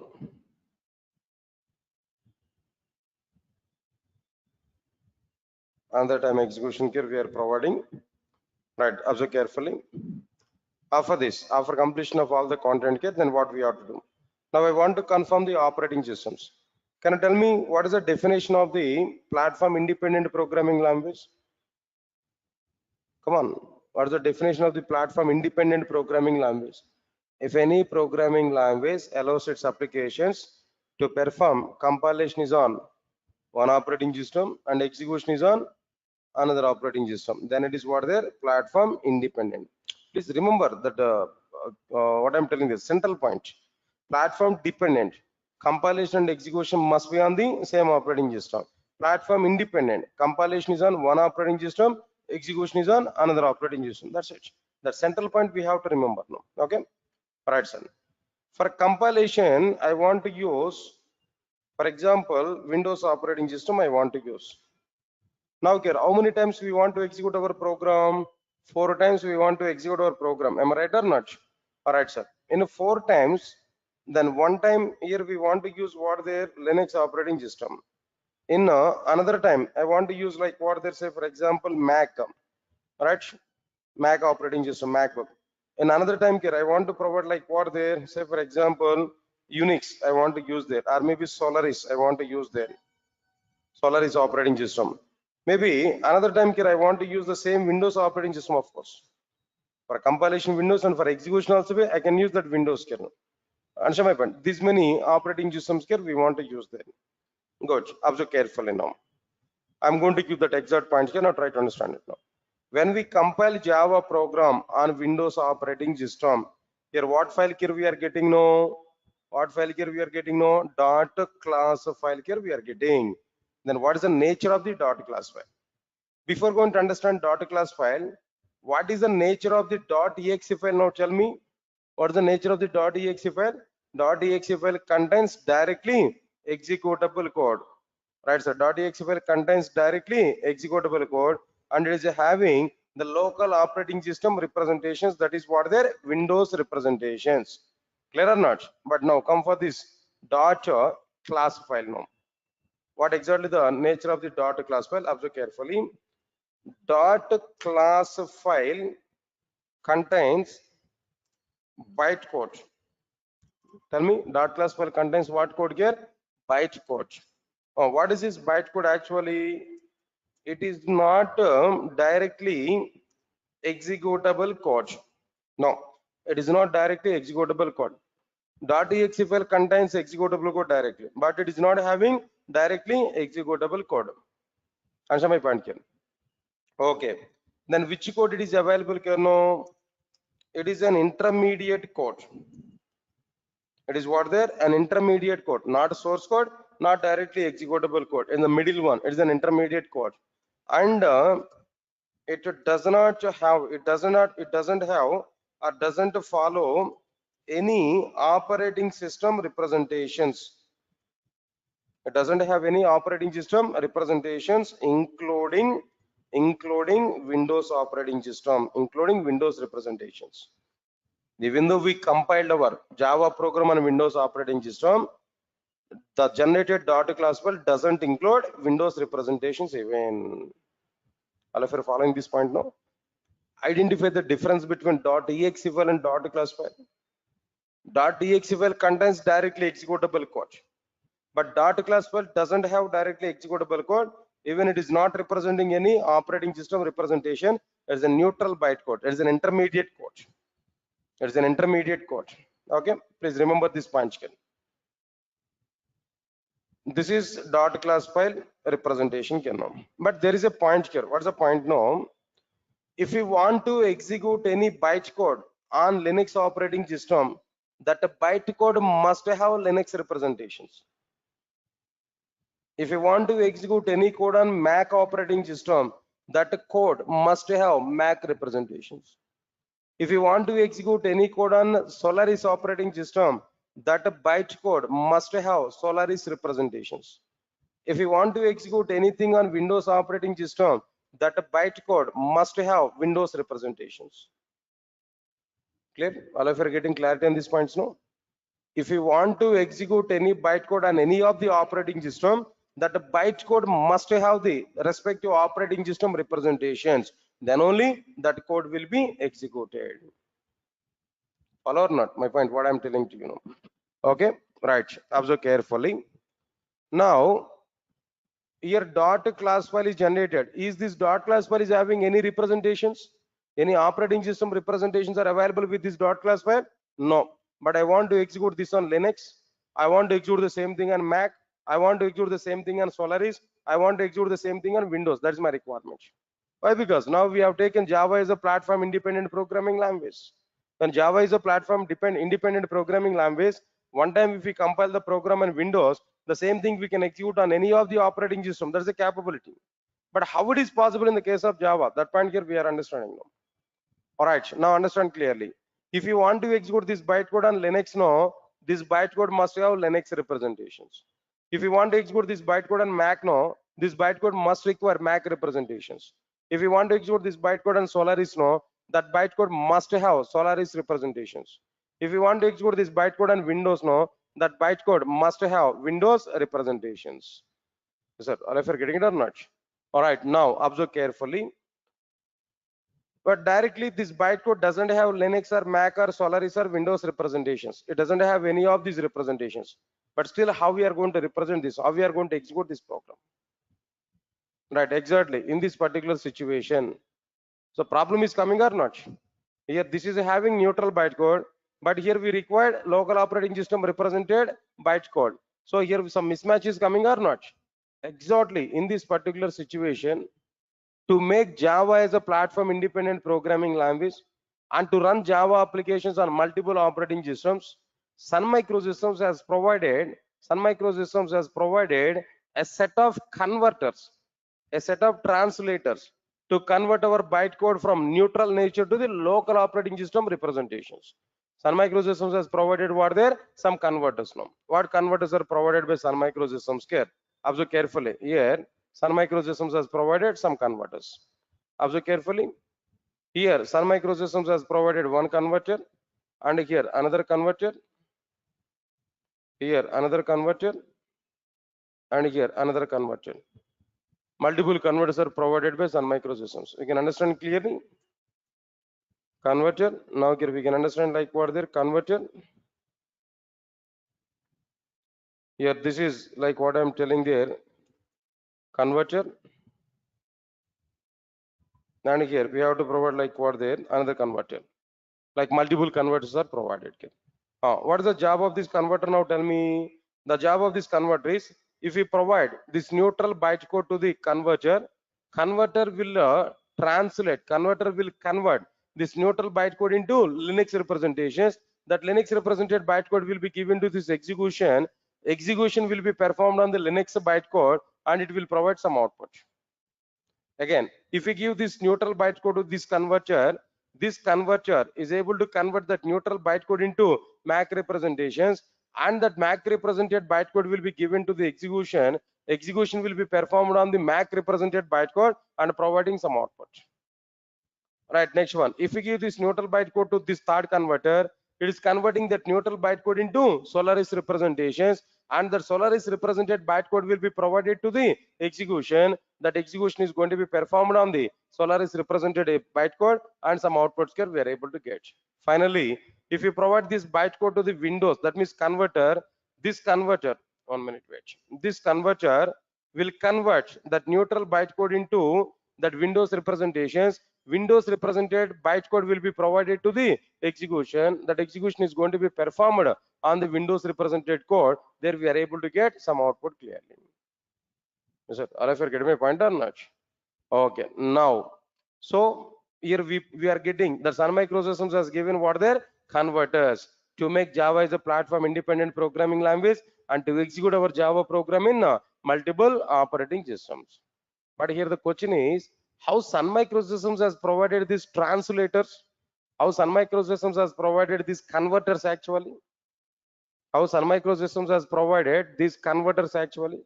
If you come for this point here, answer is very clear. Sun Microsystems has provided these converters and execution, this conversion and execution both in a single mission. Sun Microsystems has provided this conversion mechanism along with execution in a single mission. This is a single mission. Here also be conversion and execution both are provided in a single mission. Right, sir? In all the cases, conversion and execution both are provided in a single mission.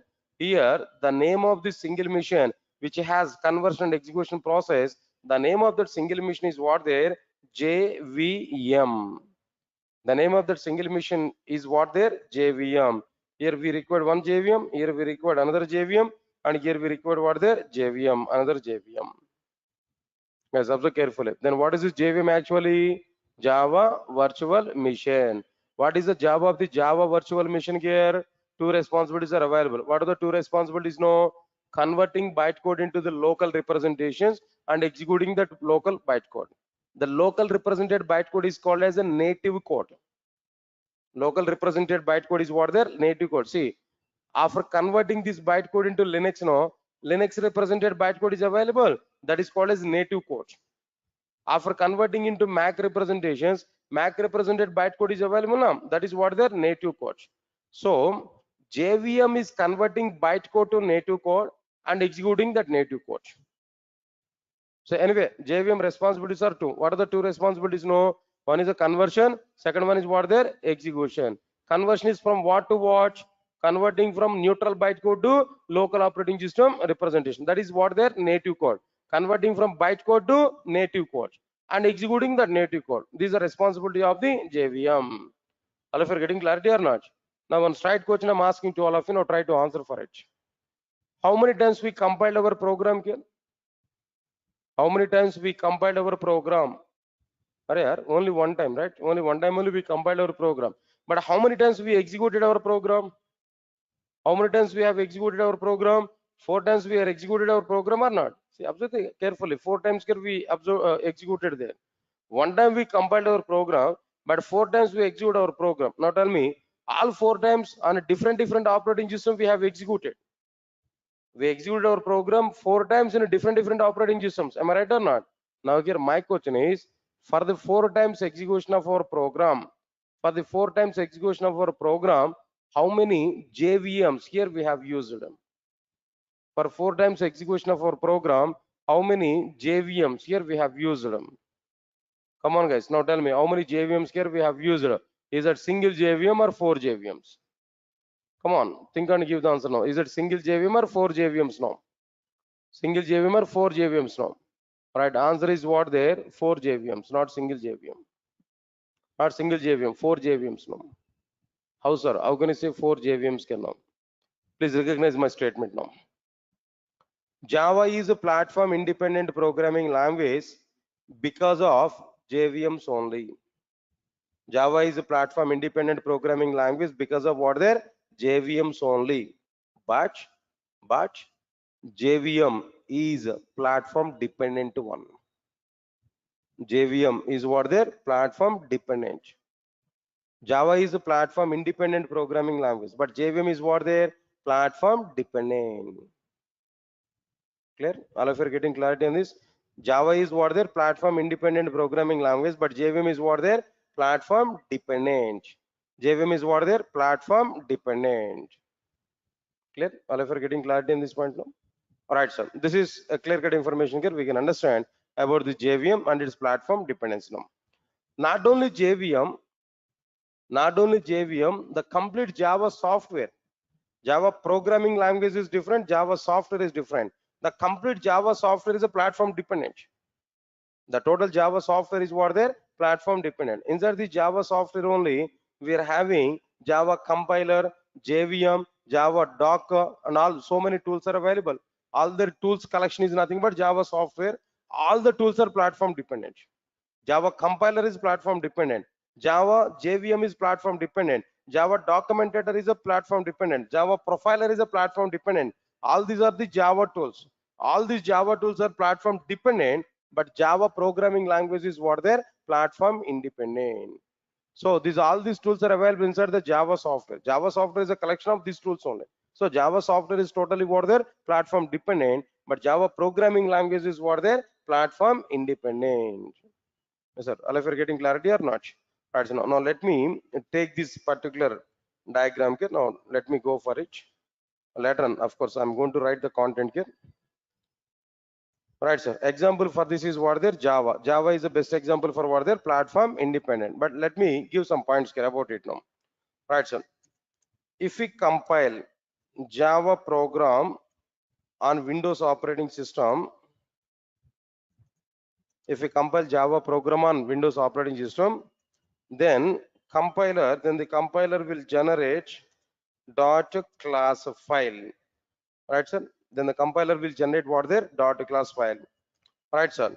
It contains what code here? Now tell me byte code. What is the nature of the byte code?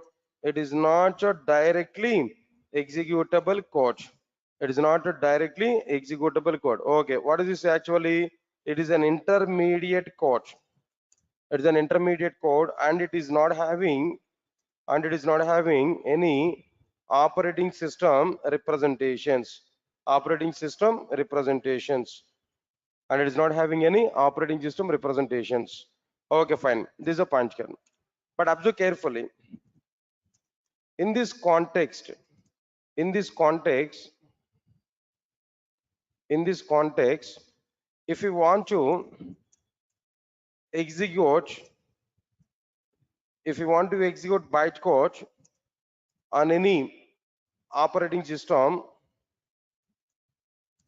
you want to execute bytecode on any operating system, then that bytecode must have the local operating system representations. In this context, if you want to execute bytecode on any of the operating system, then the respective bytecode, then that bytecode must have the local operating system representations. Right or not? In this context, to make Java as a platform dependent programming language, Sun Microsystems, to make Java as platform dependent programming language, Sun Microsystems has provided some conversions or some translators, some conversion mechanisms to translate bytecode from neutral nature to, from what nature can know, neutral nature to the local neutral representation to the local representation. Okay, neutral representation, right? This is a punch kernel. But how Sun Microsystems has provided this conversion mechanism, can know, observe carefully. Sun Microsystems has provided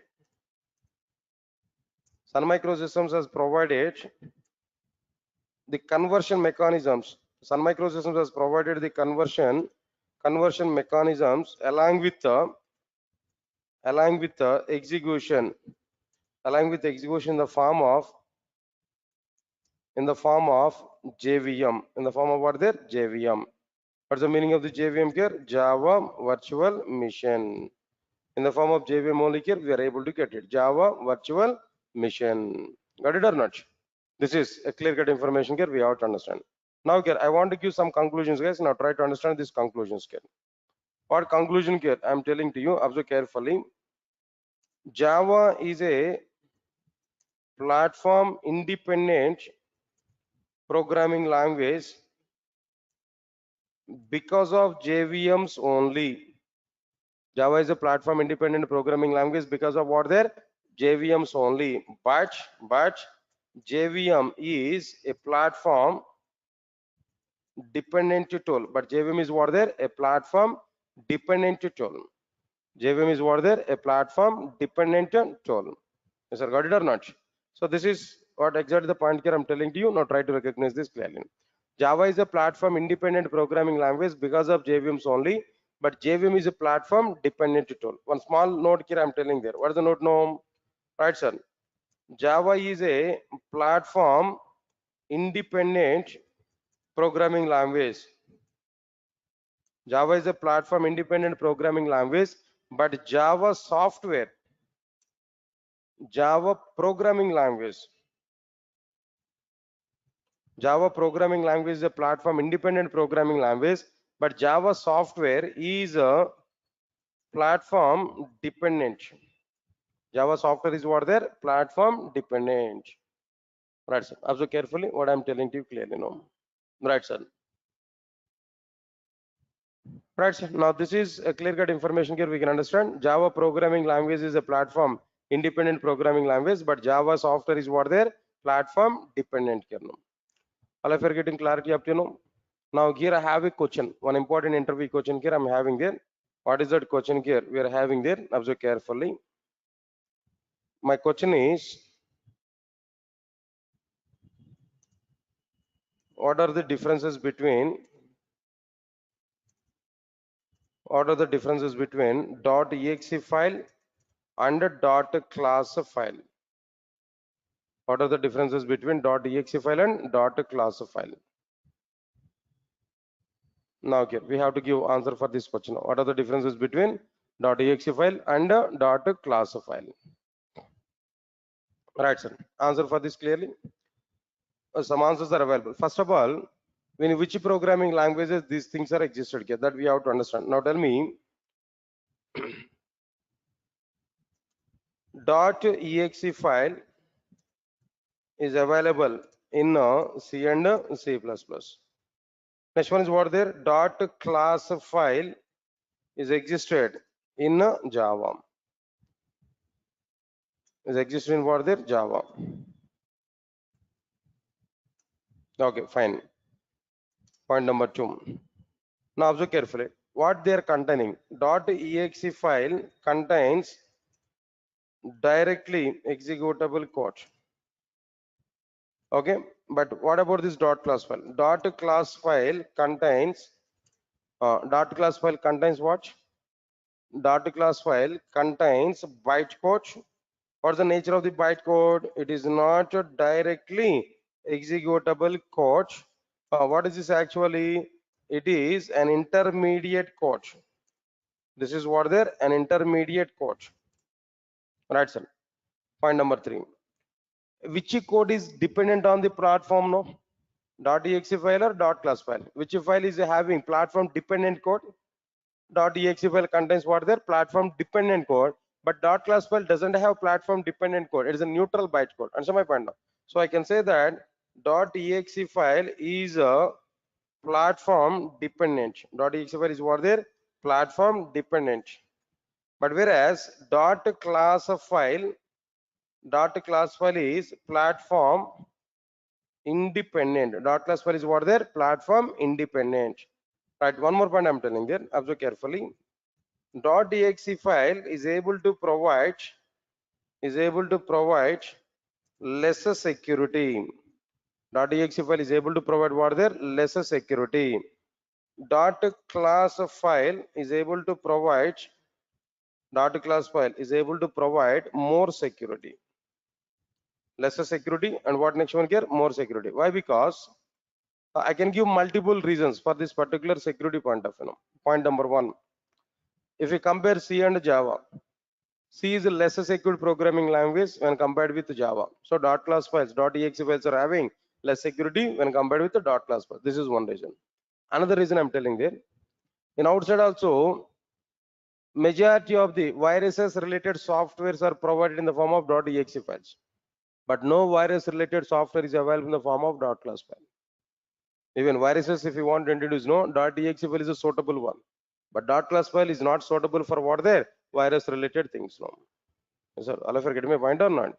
So because of that reason also we can conclude that .exe file is able to provide less security for the data, whereas .class file is able to provide what there? More security for our content.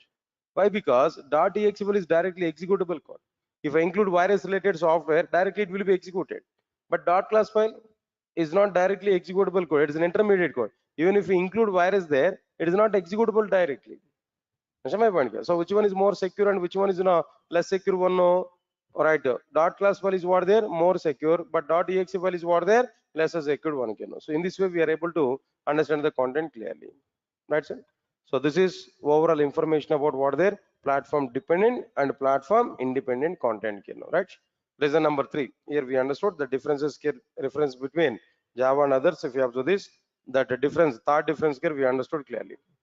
Right, sir. All of you are getting clarity? Can I move forward? Can I go for the next one? All right, sir. The next one is like what I'm telling to you. Observe carefully. The fourth difference here, what I'm telling there. Pointers are existed in C and C++, but pointers are not existed in Java. Pointers are existed in C and C++, but pointers are not existed in Java. That's a point here. Okay. What is the meaning of this pointer? What exactly the meaning of this pointer? Okay. What's the time now? 6:30 almost. Okay. Then tomorrow. No, not on tomorrow, guys. The first weekend, this Saturday and Sunday, I'm not going to take classes for you. Next class will be on what there? Monday. Okay. Monday. What's it? Any occasion on Monday? No such kind of holidays. Class is there. Max class is there. Don't worry. So this Saturday I'm able to take no, but already had some commitments there for other batches. No, I have to take somewhat sessions for them. Start tomorrow and day after tomorrow. Don't worry. Then once if I start object orientation on Saturday and Sundays also, we are going to have sessions. Yeah, actually the point is what there, no holiday scheme actually max. I'm going to follow that, but we are at very startup mode. But we need to set right. We need to be in a right track. Then once if we start it, definitely we are going to have long sessions. On Saturday, once if I start object orientation, Saturday and Sunday minimum 3 to 4 hours of time. I'm going to take for you on weekends. Then don't worry for it. We are able to get more content. But this 1 hour class, the few days of time, max 1 week of time. From this point onwards, 1 week of time. After that, we are going to have 1.5 hour session. On weekends, more sessions we are able to have. No need to worry for it. But content wise, we are completing almost all 1.5 hour equivalent content I'm covering there within 1 hour in our understandable format. So no problem. Actually, this today's topic I used to take up to 1.5 hour of time. But all of you are understanding the point here. But the point is what there, how it is possible. No, less members are available in this class now. That's why I can manage it. If more members are available, automatically it's going to be slow down. Slow down in the sense it may take the same explanation I'm going to provide in general 1.5 hour time, 1 hour 20 minutes I used to take now. But today we understood clearly within 1 hour of time. That's a good thing, good sign now. Okay. Anyway, if you have any doubt for it, just we can watch that video. Document anyway is available. Now try to read the document. Each and every point here we are able to understand clearly. Got it or not? So don't worry. Then Monday I'm going to continue this point here, this particular topic. Thank you. Thanks a lot. We'll see you on Monday.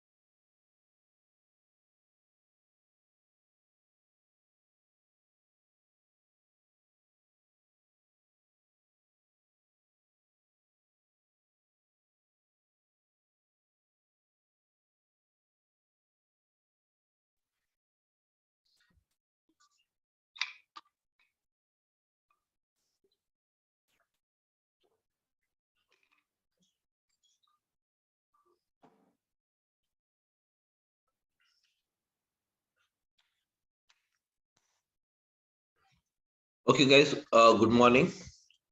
So my name is Samir, and I'll be a faculty for this ADB. And when it comes to my experience, I'll just walk you through. I have around 10 plus years of experience in IT, and on the clouds since the past 3 years, I'm working onto this cloud technologies.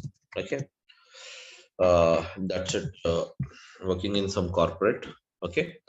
So guys, let us start with this now.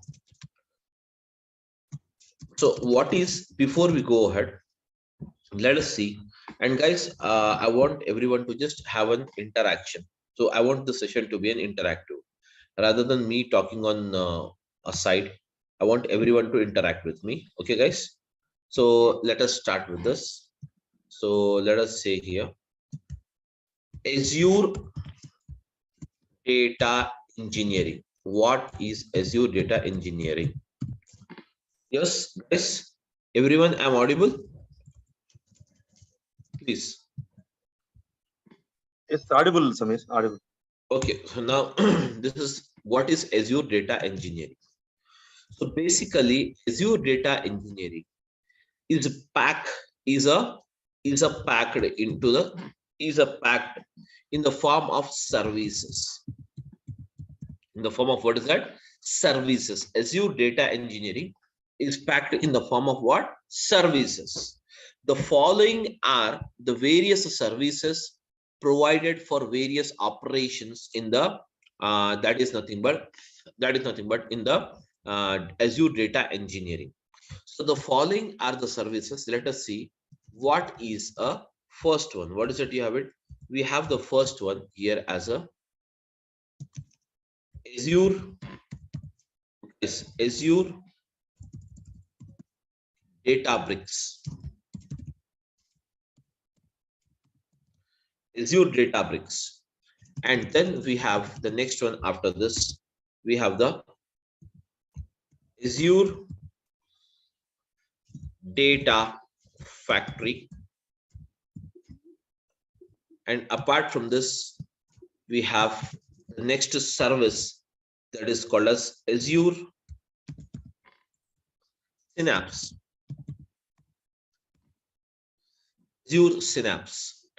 And next one after this, many services are there, but I'm listing few of them. Okay, so we have the Azure Artificial Intelligence, AI, or else we can also refer it as a ML, that is called as machine learning. Okay, so these all are the services packed into this Azure data engineering. That means all end-to-end solutions for the data. That is nothing but data engineering means end-to-end solution for the data.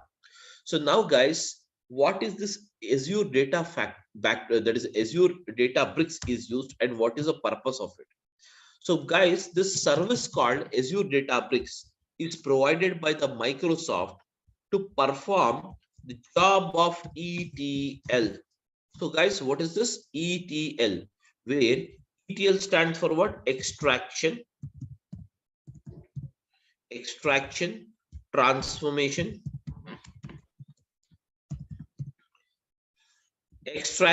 transformation. Okay, guys, extraction, transformation, and loading.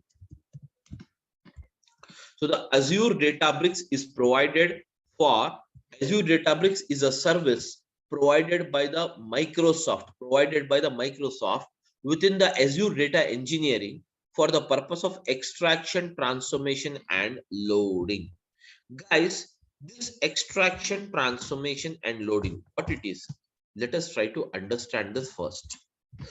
So guys, this extraction, transformation, and loading is nothing but it is a process where, guys, data is summarized, where the data is summarized, where the data is summarized,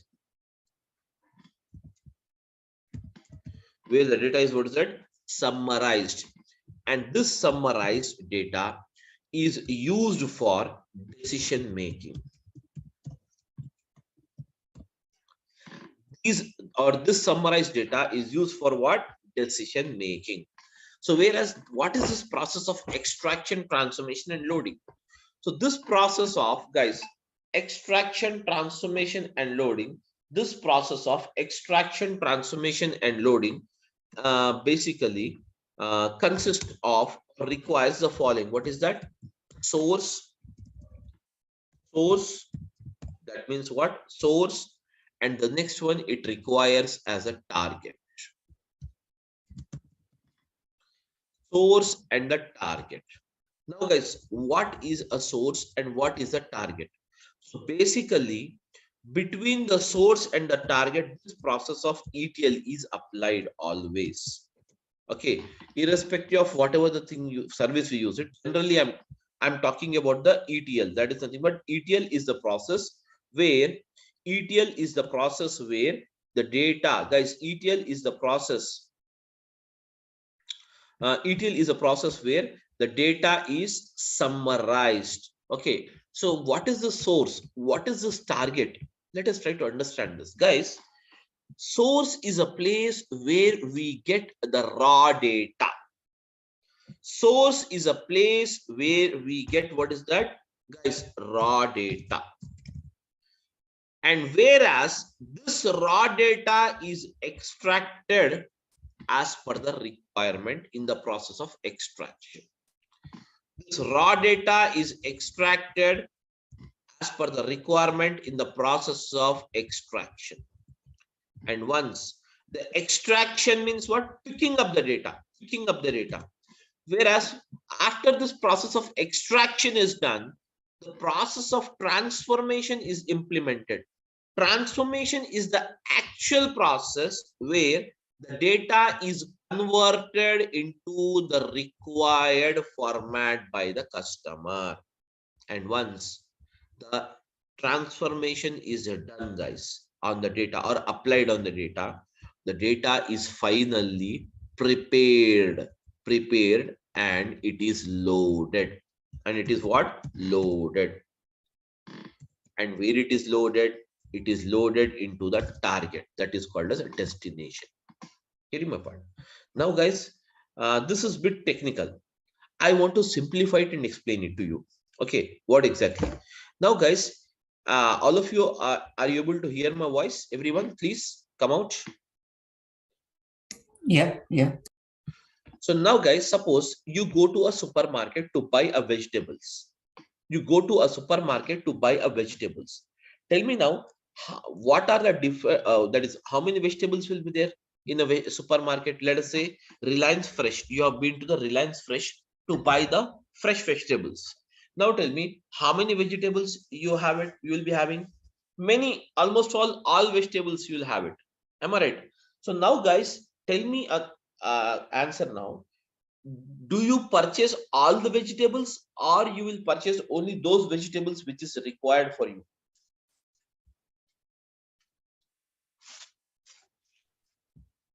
Yes, my question is that you have been to a supermarket. Yes, guys, you have been to supermarket and that is more supermarket, or you have been to a that is Reliance Fresh, where you can find many vegetables. Are you going to purchase all the vegetables or some of the vegetables? Only required vegetables will purchase. Required. That means before leaving, you will decide what curry has to be cooked. What curry has to be cooked. Based on that curry, you're going to buy the vegetables. Am I right? Some 2-3 vegetables. So now what you're doing is, suppose you have been to a supermarket and picked up some 5 vegetables out of some 100 vegetables are there. Different varieties of 100 vegetables are there. Out of those 100 vegetables, you are purchasing only 5 vegetables. Why those 5? Because that is required for the cooking process. You want to cook only those 5. Am I right? You're picked up. What you will do, once you pick up, you'll put it into your basket, bill it off, everything is done. Now you will come home. Now tell me, what is the form of vegetables now? It's raw form. Yes, exactly. Very good. So the vegetables in the raw form. So now, guys, what you will do? You have to eat those vegetables. As we are human, so we require to eat those vegetables, but we need to cook it. Am I right? Cook it. So what you will do? You will cut the vegetables, chop the vegetables, everything. You will do it, and then you will put it on a, that is nothing but they will put it on a stove, and ultimately from the raw farm, all the 5 vegetables you will pour it in one that is nothing but bowl, and you will cook it. That means you're converting this raw form of vegetables into cooked format. Am I right or not? Are you changing the form of vegetables or not for eating purpose? Yes, guys. Yes. Yeah, you have converted. Ultimately, the vegetables are cooked. Now the curry is ready. So that means what you're doing, you have bought the raw vegetables. You have first of all picked up the vegetables. You have been to the supermarket and picked up the vegetables. And once you have picked up the vegetables, what you are doing, you bought them home and cut it off and chopped it. And once the chopping, everything is done, you are changing the form of those vegetables from the raw form to what is that? Cooked form, as per our requirement. Ultimately, once the vegetables is cooked and ready, then what you will do? Finally, you will eat. That is nothing but called as what? Loading. Same way, guys, picking up the vegetables. Picking up the vegetables from multiple 100 vegetables are there, but you are picking up only 5 vegetables. And those vegetables, picking up the process of vegetables from the supermarket is called as what? Extraction. It is called as the process of what? Extraction. Whereas the extraction is done, then what you are doing? Transform. That means you're getting them home and chopping them, cutting them, and putting them into the bowl to cook, and ultimately cooking those vegetables. That means you are converting the raw vegetables to what is that? Cooked format in the form of a curry. Am I right or not? Ultimately, once that is called as a process of what? Cooking is the process of transforming. Cooking is the process of what? Transforming. Ultimately, once the transformation is done, finally your destination is what? Your destination is the curry. So curry, you will eat it. That's it. That is nothing but finally the process of loading is nothing but cooking. That's nothing but eating the same. So hence, this is actually you have the process in what? Extraction, transformation, and loading. That's it, guys. Nothing else. There is no technicality. There is no something is, where you need to worry about how the things will move on. All these things, you need not worry about this. Simply extraction, transformation, and loading is the process. Extraction, transformation, and loading is the process of converting the picking up the required data, and transforming the data as per the requirement, and ultimately transformed data, you will load it into the target. Okay. So guys, is it clear for everyone what is ETL actually? Yes, guys, I want an answer, ma, please. Huh? Yes. Okay. So before we see some examples on how actually this process is taken place, let us try to understand few more things here, then we'll come back to this. Let us try to understand first of all, what is a cloud? What is a clouds? And what is an on-premises? Then we'll come back to this. Okay. So first of all, let us try to understand what is cloud. So now guys, because what is it you have it? Azure data engineering is a cloud-based engineering, cloud-based data engineering. Am I right? So now guys, I wanted to explain you, or let us try to understand first of all, guys, what is a clouds and what is an on-premises. Let us try to understand first of all what is a cloud basically. Okay. So guys, when it comes to this cloud, okay, just forget about this cloud. I'll just give you an example for this. Now guys, all of you are using the mobile phones. Am I right? All of you are using the mobile phones or not, guys? Yes. Yeah, I want a reply from every one of you. Please, guys, try to respond. Yes, are you using the mobile phone or not? Yes, we are. So now every one of you, us, is using the mobile phone. Now, guys, when it comes to this mobile phone, you in the mobile phone, we have some memory. Will it be there memory or not? Yes. Every mobile has some memory or not? Yeah. So now, what are the types of memories you will have in your mobile phone? Can you tell me? Yes, guys. Mobile SD memory. Yes, mobile internal memory and scan disk memory. That means you will have the memories in a mobile phone. You will have the memory in the mobile phone, such as what is that? SD card memory. So I'm writing it here. In mobile, you will have the memory. So that memory is called as mobile inbuilt memory. Am I right? With every default you purchase a mobile phone, you will get mobile memory as a free. Am I right? Mobile memory as free. Apart from the mobile memory, guys, you will also have, you will also have, guys, you will also have a memory that is called as SD card memory. What do you mean by SD card memory, guys? SD card memory is nothing but scan disk card memory. That means, suppose every mobile you are getting it with a 16 GB internal storage memory. That means this 16 GB, guys, this 16 GB is a default memory. That means in your mobile phone, you can store up to 16 GB memory. Whereas if you require to store more memory rather than thus, you want to store one more, that is nothing but 32 GB of memory you wanted to store it. For that, what we do, we buy an external SD card and we will just put it in your mobile phone.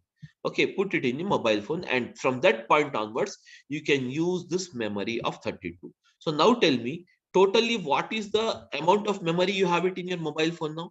32 plus 16. Guys, tell me now. 32 plus 16 means what? Guys, 48 GB. 48 GB. Very good. So 48 GB memory. Totally, you can store up to 48 GB memory now in your mobile phone along with SD card. Now, the question is that now the further I have some more videos and photos, etc., which is amounting to around 100 GB. 100 GB. Let us assume amounting to around 500 GB. Now tell me, how do you store this 500 GB memory? You already utilize the 32 GB, you already utilize the 16 GB memory. You have to store more 500 GB memory is required now. So now tell me, guys, what is the way you adopt it? Just think generally, because we do it in the daily basis, this kind of job. Tell me now. OneDrive or Google Drive will put. Very good, very good. So that means you will now take the support of a Google Drive. Am I right? Google Drive. But the problem is that Google is also providing you by default 15 GB as a memory. Am I right? 15 GB of the memory by default Google is providing to you. But now you have to store 15 GB or 500 GB, guys? 500 GB. So now what you have to do, tell me now. Tell me, guys. Yeah, please. Guys, please tell me, ma. Did you get my question? What I mean to tell you? If you get the question, just simply say yes, or else I'll repeat the question once again. My question is that, I'll repeat the question once again. My question is that now, my mobile memory already has 16 GB memory, and SD card, I have installed it. I have put some SD card and it has the 32 GB memory. Totally both the memories amounting to 48 GB, but I have some more 500 GB memory to be stored. So for that, I took the support of Google Drive, and Google Drive is providing only 15 GB memory. What is the alternative for me now? External hard disk. External hard disk. External hard disk, that is fine. Okay. But I want the data. Okay, no problem. One more way is that you can ask the Google. That is fine. That is very good. Okay. But here the thing is that you can ask the Google to increase the size. That means from 15 GB, I want 500 GB. So Google is providing, Google will provide you 500 GB of memory free of cost, or they will charge something for it? They will charge. That means after 15 GB, even if you store 0.1 MB also, okay, then it is going to charge you. So you can buy the space on the Google Drive by paying some cost. Now, guys, totally I bought it. I bought this one also. Everything is done now. Totally the amount of memory. What is that amount of memory I have? 548 GB memory totally I have it now. Totally how much memory I have it? 548 GB. That means 48 GB in my mobile phone and 500 on my Google Drive. Now one fine day, I lost my mobile phone. One fine day, I lost my mobile phone, guys. That is my query. Now my query is that when I lose my mobile phone, so I could not able to trace it off. Now the question is that I bought a new mobile phone. I have to buy a new mobile phone. Hence, I bought the new mobile phone. Now, once you bought a new mobile phone, guys, please tell me, can you recollect this 48 GB? Can you recollect this 500 GB memory or not? 500 GB is possible, 48 GB is not possible. Yes, exactly. Very good. So we can say that 500 GB, you can recollect it by just using the synchronize option. You can just log in with your mail ID, enter the password, and in the same way, you can recollect it. But what about the 48 GB? The 48 GB memory is lost with the mobile phone because this memory is called as physical memory. Am I right? This memory is called as what? Physical memory. Physical memory. So hence I cannot recollect it. Whereas the memory or the data which is stored on the Google Drive can be recollected. So we can say that the Google Drive, we can call it as a cloud. Am I right, guys? Everyone? Google memory is called as what? Cloud memory. Google memory is called as what is that, guys? Cloud memory, cloud data memory. It is called as what? Cloud data memory. Cloud data memory.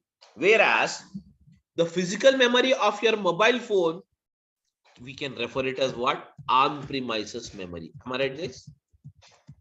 I can refer it as what? On-premises. So now tell me, what is the drawback, guys? Now tell me, what is the drawback you have? What is the drawback you have between on-premises memory and cloud memory? On-premises memory, once you lose your mobile phone, you cannot recollect it. But the same can be recollected using the cloud. Am I right or not? So now this is the drawback. You have it in the on-premises data. So now, guys, just for 548 GB, which is required for us, now what we have done, we took the support of the cloud rather than taking the support of the mobile phone. So in the same way, what you have done, tell me now, what you have done? That means you have moved physically, guys. You have moved physically from the cloud, from the physical mobile phone memory to what is that? Cloud memory. That is called as Google Drive memory. Am I right or not? So nowadays, every one of us storing the data in mobile phone inbuilt memory, or we are storing it data into the Google Drive, guys? Tell me now. Huh? Google Drive. Most of us, every time, we will store the data in the Google Drive. Am I right, everyone?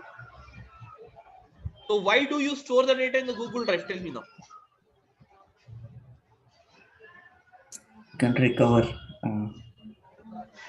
Yes, can recover it. Suppose tomorrow you have traveled to other country, suppose United States of America, and did not take your mobile phone now.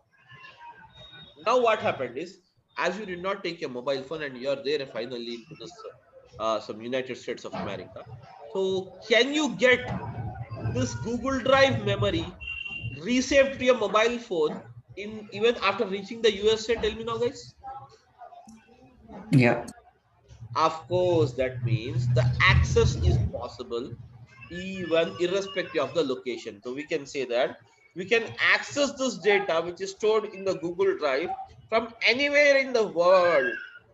Am I right? From anywhere in the world without worrying about the physical location where my data is stored. The same way, guys, tell me now, actually Google Drive is stored where? The Google Drive stores the data into the cloud environment. Into what is that? Cloud environment. So cloud environment is what? Ultimately, cloud environment is nothing but ultimately it stores the data physically into the data centers. Every cloud provider has the data centers, and now in these data centers the entire physical data will be stored. In this data centers the physical data will be stored. Am I right, guys? Everyone? Okay. Somebody just put it yourself in mute mode. I think there is no issues from my end. Yeah, guys. Okay, now fine now. So now I think the voice is background voice is not there. It's fine now. Okay. Guys, there is no disturbance now, I think, from the background. Please say yes. Yeah, it's fine now. So now, guys, in the same way, guys, here you have a cloud and on-premises. Cloud means what? Cloud is nothing but storing the data onto the Google Drive is your cloud environment. And now, guys, on-premises is nothing but storing the data into your mobile phone physical memory. Mobile phone memory is called as what? On-premises. Is called as what, guys? What is it called as? On-premises. Am I right, guys? So now, guys, as we are an individual, still we wanted to save the data, still we wanted to move it from the physical memory to what? Google Drive memory. In the same way, lot of the corporates, many corporates, now what they're doing is they're planning, or they are moving from the physical data to what is that? Cloud data. So for that, many cloud providers has come out. Many cloud providers has come out to provide the support for it. So for that, the following are the cloud providers we have it. What is that? The first one is called as what? Azure. Azure is a cloud provider from Microsoft. So Microsoft, what it is doing is it is marketing their product, the cloud product. It is marketing its cloud product with a name called what? Azure. Okay. And then we have, what is that? The next one provider as what? Amazon, or we can say AWS. AWS is from what? Yes, Amazon Web Service. Amazon Web Service. And the third one, what is that? You have it? Google, GCP. So we have the GCP, which stands for what? Google Cloud Platform.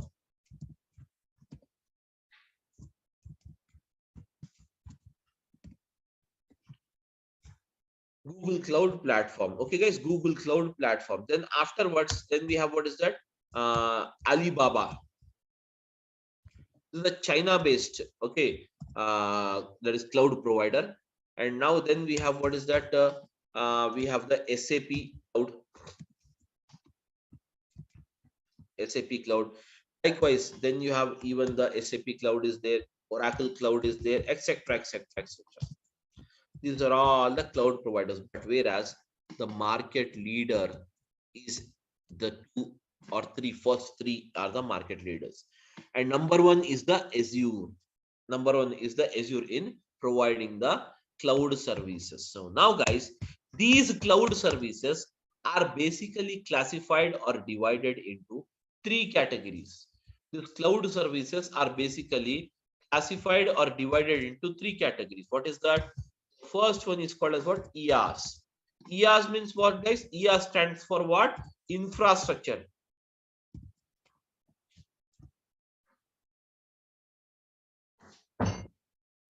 Infrastructure as a service. And then you have, what's that? PaaS. PaaS stands for what, guys? PaaS stands for what? Platform as a service. Then, guys, third one is SaaS. SaaS stands for what, guys? Software as a service.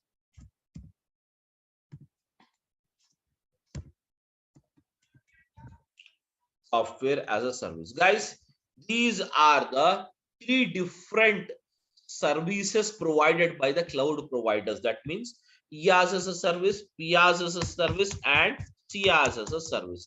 These are the three categories of services provided by the cloud providers. Getting my point?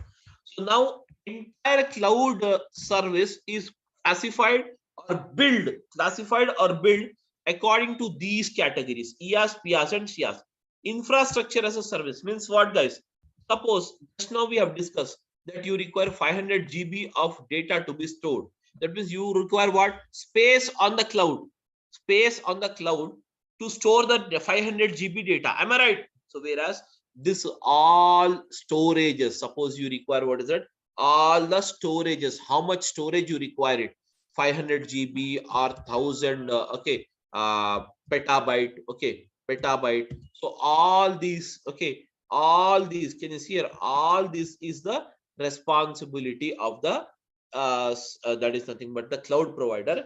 and it provides this service in the form of an infrastructure as a service. Now guys, you require a RAM, random access memory. You require a RAM speed of let us say 56 GB.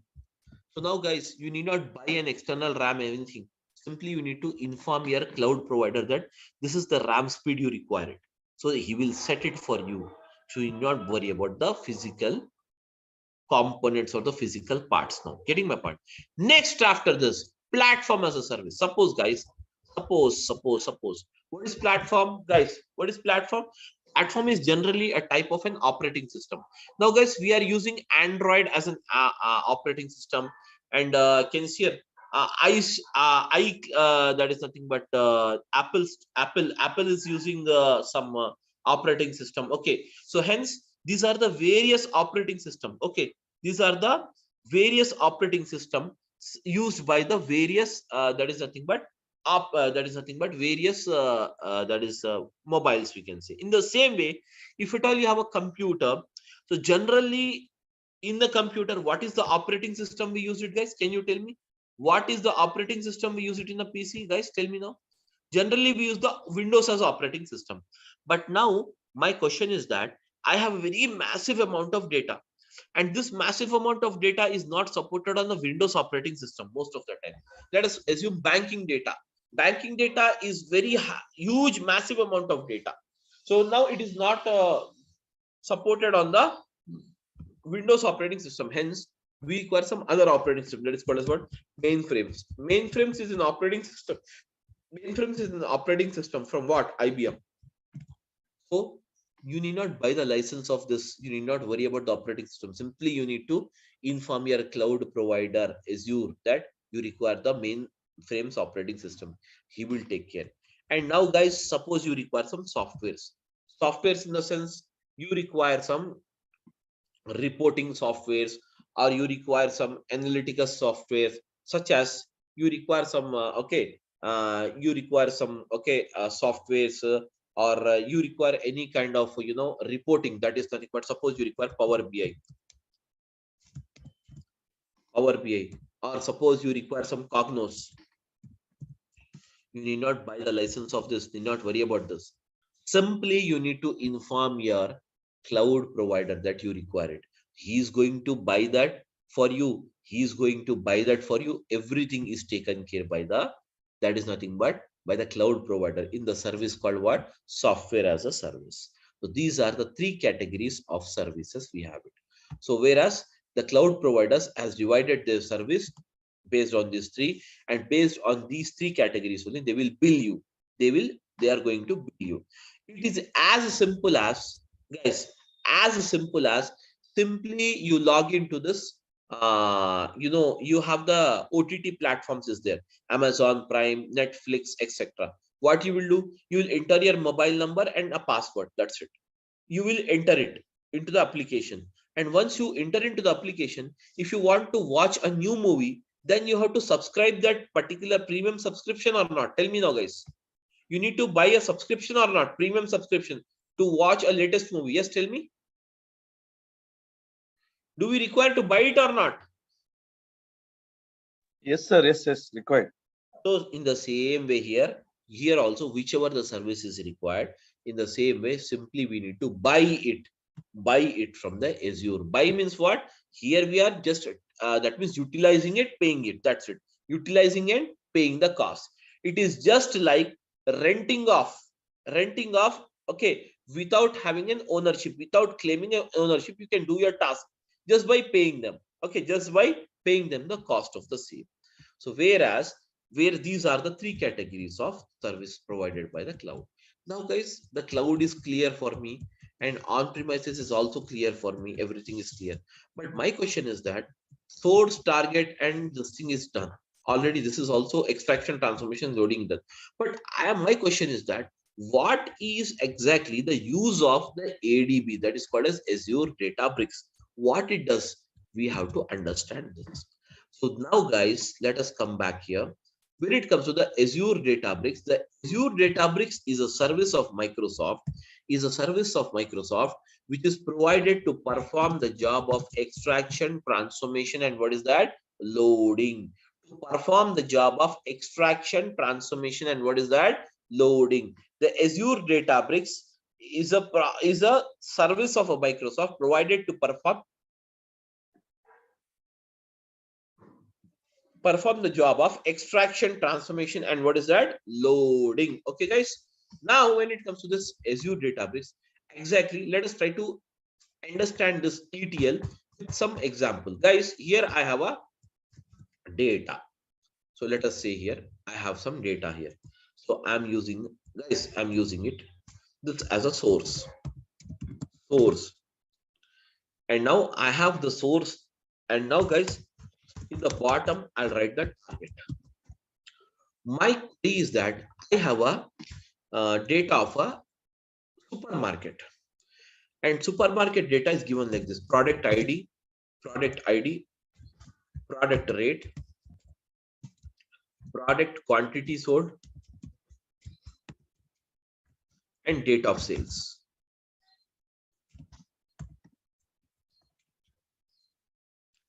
Now, guys, you can see here. Now, my query is that, and here is the customer. The customer is here. The customer is here. The customer wanted to know, guys, this is a customer. That customer means what? The owner of the supermarket is a customer for us. This customer wanted to know what is the change in sales, or what is the sales difference on 21st of this month and 22nd of this month, whether the sales has increased between these two dates or not. He wanted to know first of all. So, guys, first of all, to know this query or to report him the same to the customer, what is that you require it? You require the source, and the source consisting of the following information. What is that? Product ID, product rate, product quantity sold, date of sales. Let us give the product IDs something like this. Product rate, let us give it as 100 rupees, and the quantity sold is 10, and then you have a date of sales. Date of sale is 21, guys, 21/11/2022. And then you have the product something like this, okay, product ID, and the rate is 200, and the quantity sold is 05. And now the date of sales is 21/11/2022. And then I have something like this. So I have 500, 02. And now, guys, I have 21/11/2022. Now, guys, this is the thing we have it. First day, that means what? 21st data is already recorded. Do we have 22nd data? No, we will write the 22nd data. So as you wanted to write the 22nd data, simply what I will do is I'll copy this information and I'll paste it here. Okay, that's it, guys. Let us see it here how to make it. So simply copy this information and I'm pasting it the same information. But now what I will do is, instead of this, I will make it as 200. Rate is 200, and here I'll make it as rate as 300, and here I'll make the rate as 1000. That's it. Okay. Just now, guys, product quantity sold as it is, but I'm changing the date here. What's the date? 22, 22, and now, guys, 22, 22. Now, guys, here you have it. Now tell me now, as you have this 2 days data, tell me now, the 2 days data is here or not, guys? Now to tell me, is there any difference in the sales? Is there any difference in the sales from 21st to 22nd? Can you tell me, guys? Yes, different is there, sir. Difference is there. How can you say? How can you say? Just by looking into the data. Am I right or not? Just by looking into the data, just by looking into the data, you can say there is a difference.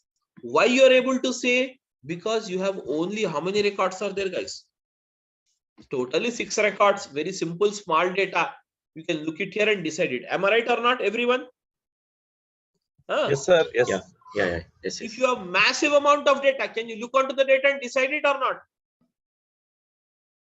Suppose each table having some 1 lakh records.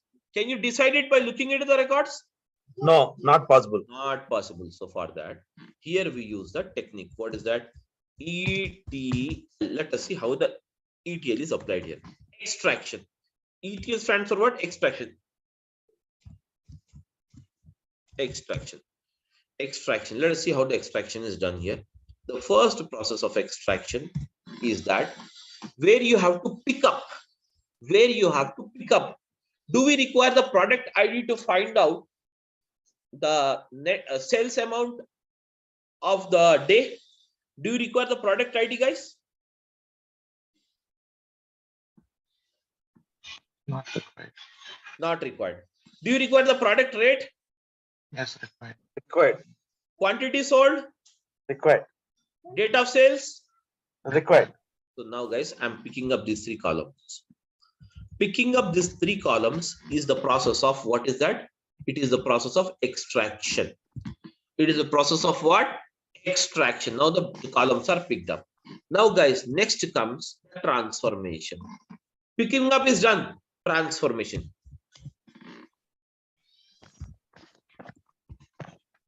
Now in the transformation, how can you find out the net?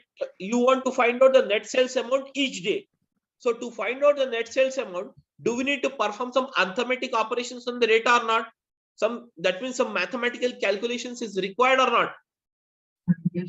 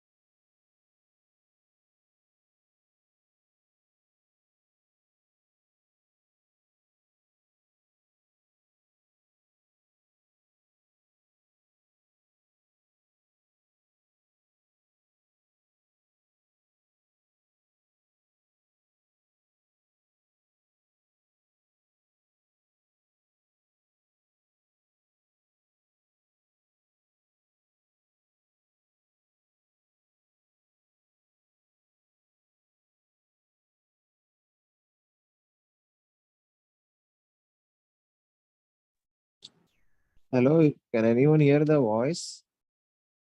Yes, yes. Sir, screen is not visible. Actually, he's left. He's left. Maybe he's facing network issue. Okay, okay. Shamir is not there.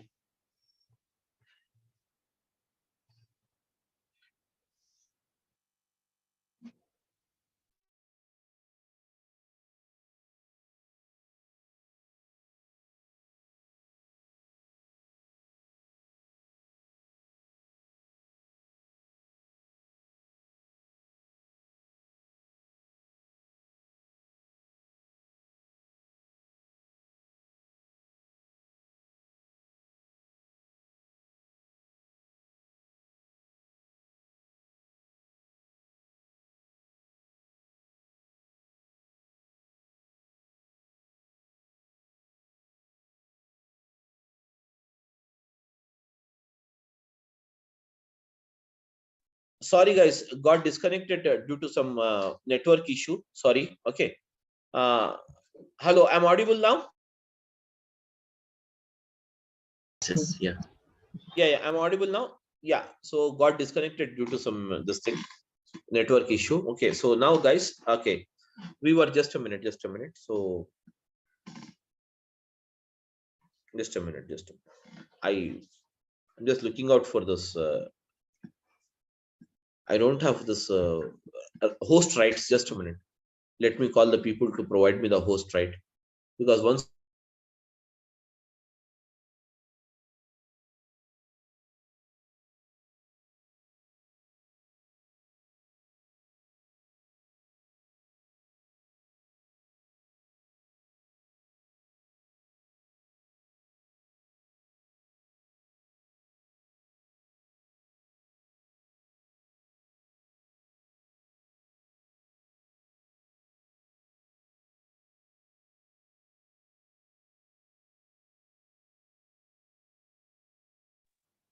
Because you can provide a host rights to Shami. Might be or is the host.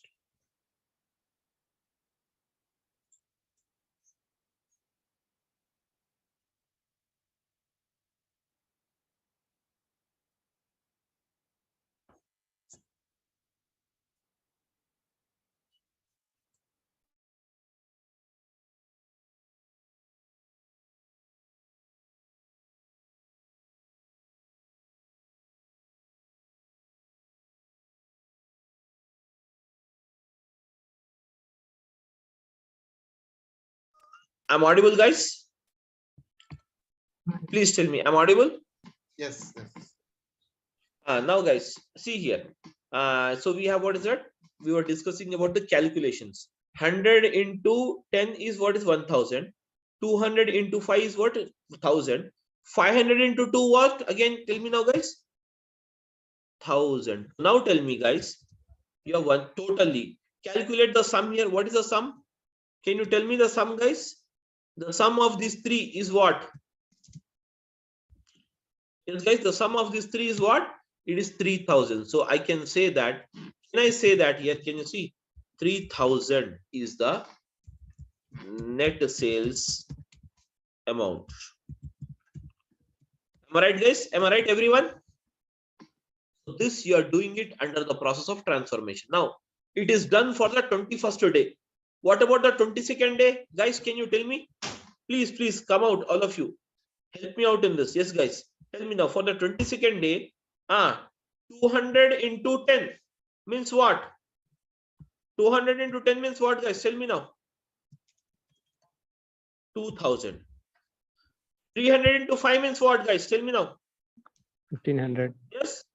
Huh? 1500. Very good. 1000 into 2 means what? 2000. Very good. So now calculate the sum now. 5500. Very good. So now, guys, 5500.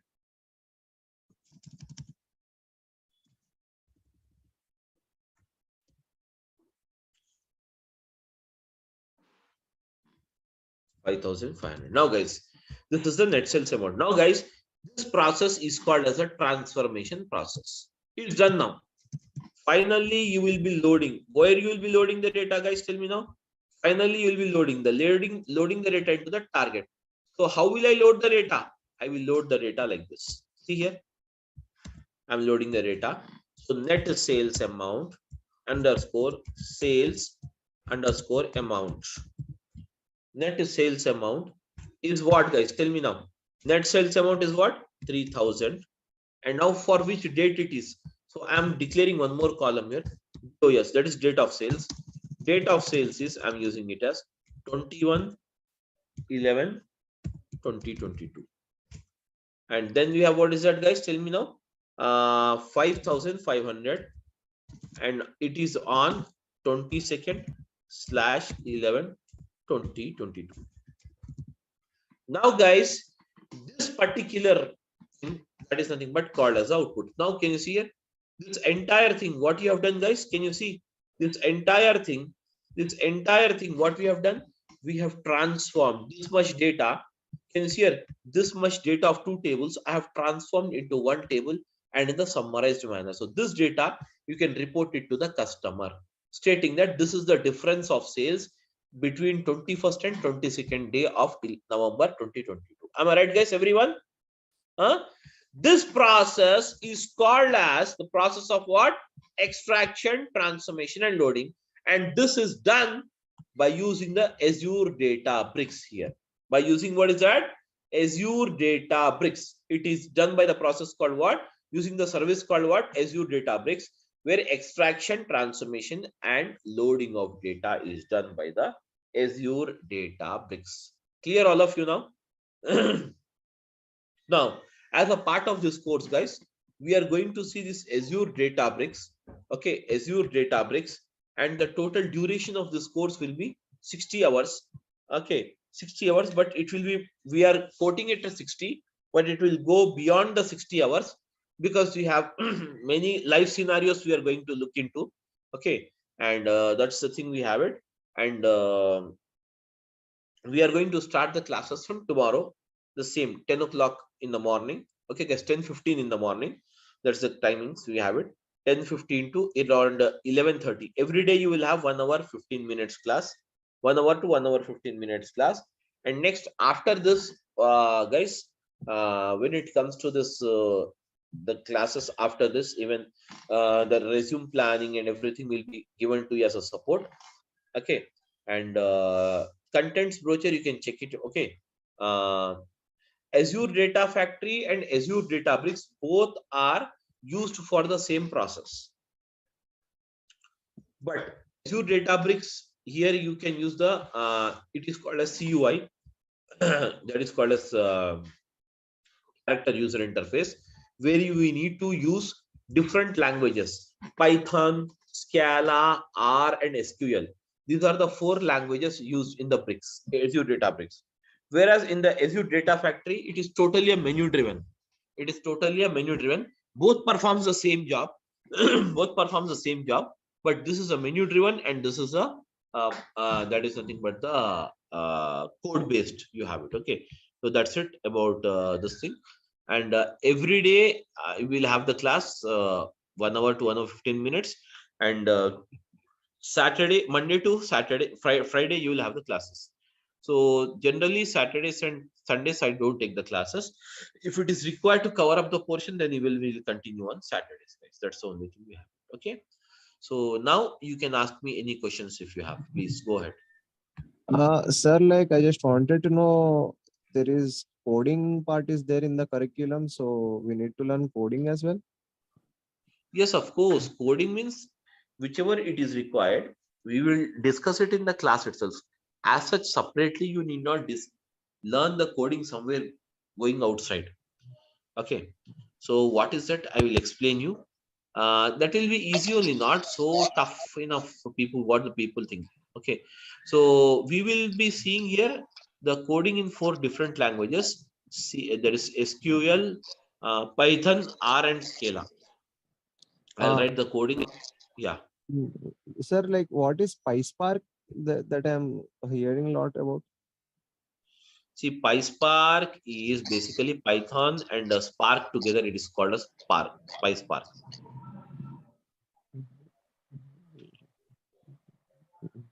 PySpark. Okay. Okay. Do we need to learn that also for ADB?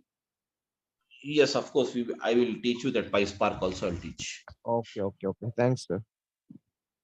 Okay, that's thank you. Any other questions, guys? Sir, this is a duration, sir. Duration will be 60 hours. Okay. Okay. 60 hours. Azure Data Factory. Huh? Is it required to learn both Azure Data Factory and Azure Database? It basically For industries. See guys, there is no connection between Azure Data Factory and Database. If you learn it, that is up to you. If you don't learn it, then also no problem. You can get the job individually on Azure Databricks as well as on the Data Factory. These are 2 different services you have it. Okay. Sir, if there any deployment process are you explaining, sir? Deployment processing. Yes, of course. Deployment process we will see now anyways. Without the this is all a technical subject. Yes, sir. So ADF also there, right? ADF and ADB. Okay, deployment process is required. Finally, classes over, right? Yes. Yes, yes, But yes. is We there will any see that combined batch for both Databricks and Data Factory? Is there any combined batch? I mean, see, you will have Data Factory batch is morning 7 a.m. started today itself along with you, and Databricks is this time. Combined batches means these are 2 different services, so I teach them differently. Yes, yes, sir. Yes. Combinedly we'll see a type of a project anyways, a case study you can say, not exactly the project, case study I can see.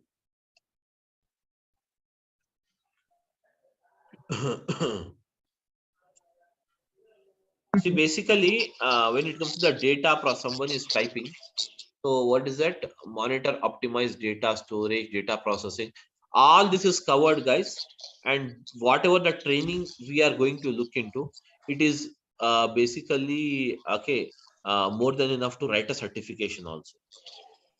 Certification for ADB whenever you want to write it. Okay, this is enough. So as a part of even the that is nothing but everyday videos will be provided to you.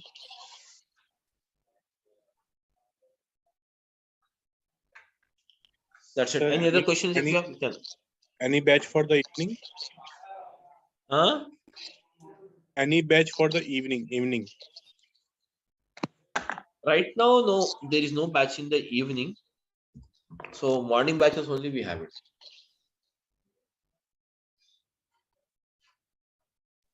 It's there, one batch is there, but it's already started 12 to 14 days back, it has started already.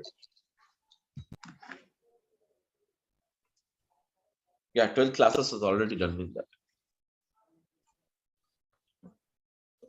Samit sir, ADB and ADF both are providing Azure, right? Microsoft. What is the main difference between ADB and ADF? Basically, the ADF, what they're using is, if there is a project in where you are going to use the ADF and ADB both, the ADF is used for data ingestion process. Up to only data ingestion process only, the ADF they're using it. Further, after the data ingestion of the data, ingestion, that means insertion of the data. Okay, once the data is inserted, the data picking up the data from there and preparing or moving the data into Delta Lake and then performing the visualization. For all this process, we are using the ADB only.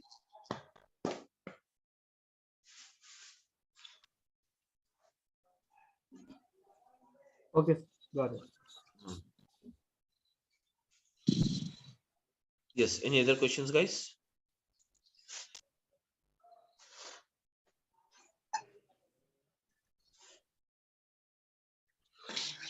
Okay, Sir, that's it, guys. Any specific software we have to download for this? No software is required. No software is required. No licenses is required. Simple, very subscription. I'll tell you. I'll show you. You have to subscribe that. That's it.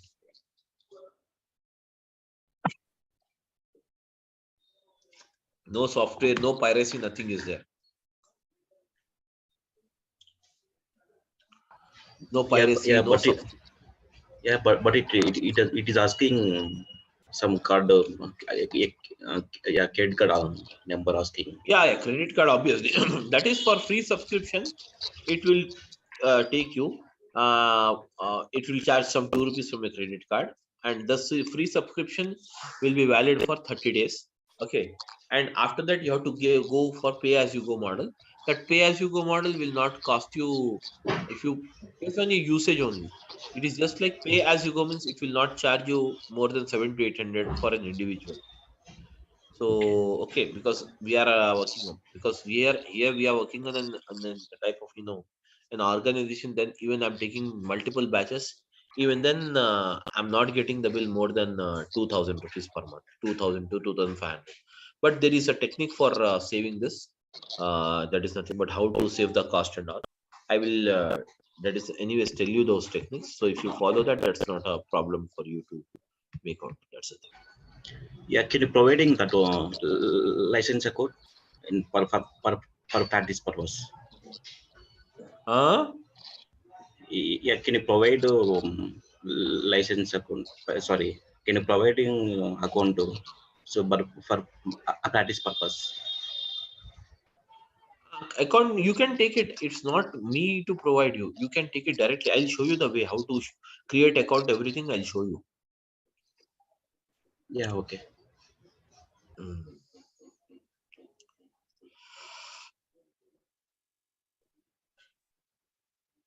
Okay, guys, any other questions? Okay, guys, thank you. Then we'll meet tomorrow morning at the same time. Yeah, please go ahead. Any questions?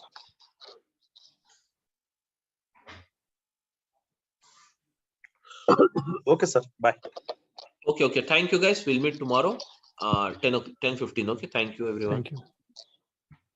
Yeah, thank you. Bye. Yeah, thank you. Thank you. Bye.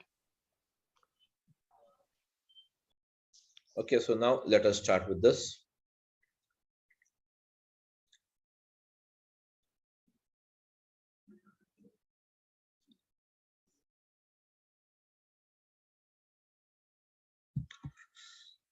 Okay, guys, so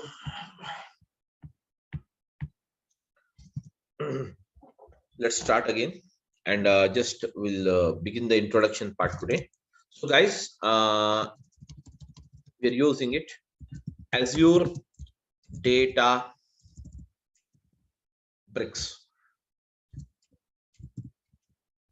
Okay, we're using the Azure Data Bricks. So basically, what is Azure Data Bricks? Guys, the Azure Data Bricks is nothing but it is a cloud-based service. Cloud-based service provided by Microsoft. It is a cloud-based service, guys. It is a cloud-based service provided by Microsoft. So Azure Databricks is a cloud-based service provided by Microsoft. It is a cloud-based service provided by Microsoft to perform the job of ETL. Now, guys, what do you mean by ETL? Guys, the ETL stands for, yes, the ETL stands for, already I told you yesterday, ETL stands for what? Extraction. Yes, extraction, transformation,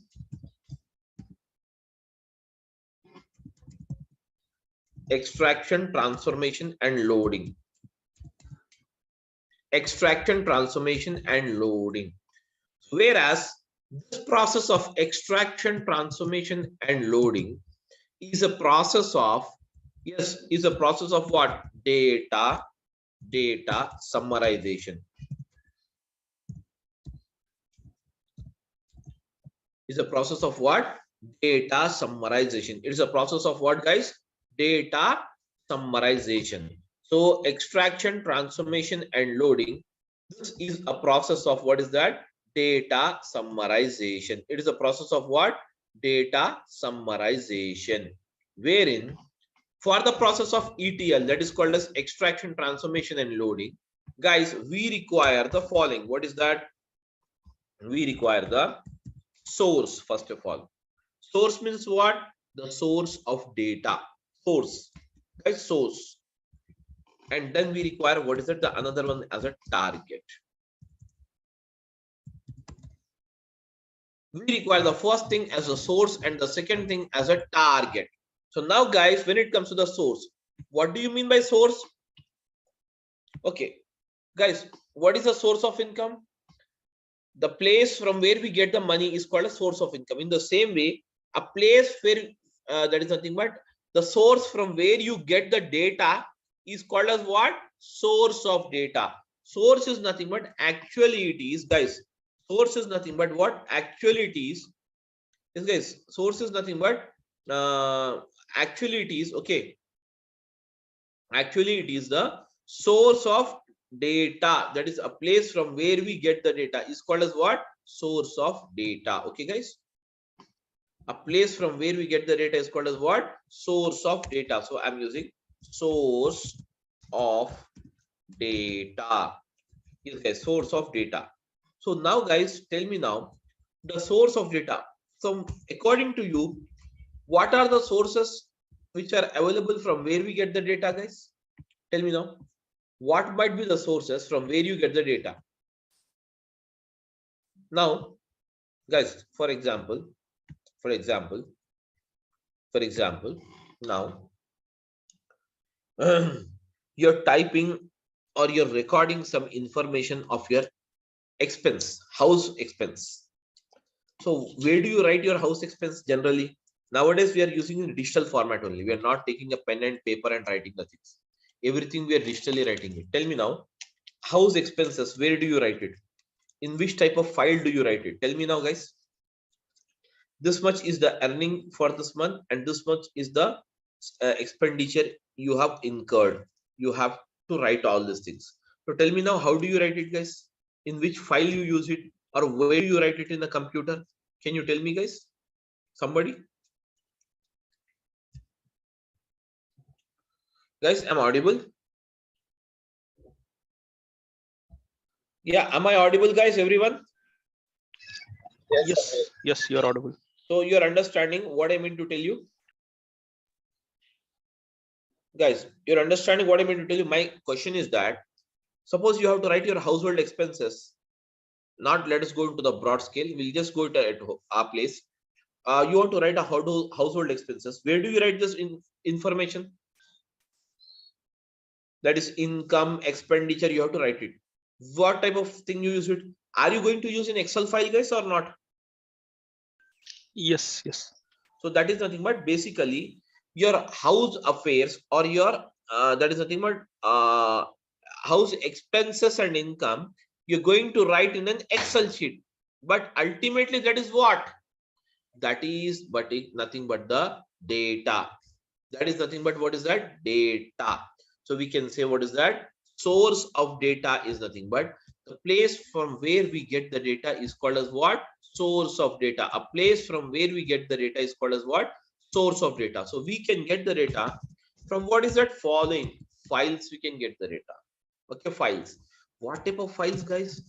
Okay, but ultimately the files will also receive the data from what? Ultimately business. See, we all are working for the business or not? Even though you are working as a data engineer, that means you are working for a business or not? Tell me now, guys. Yes, everyone? You're working for the business. Am I right, everyone? Just give me a second. Just give me a second. I'll back.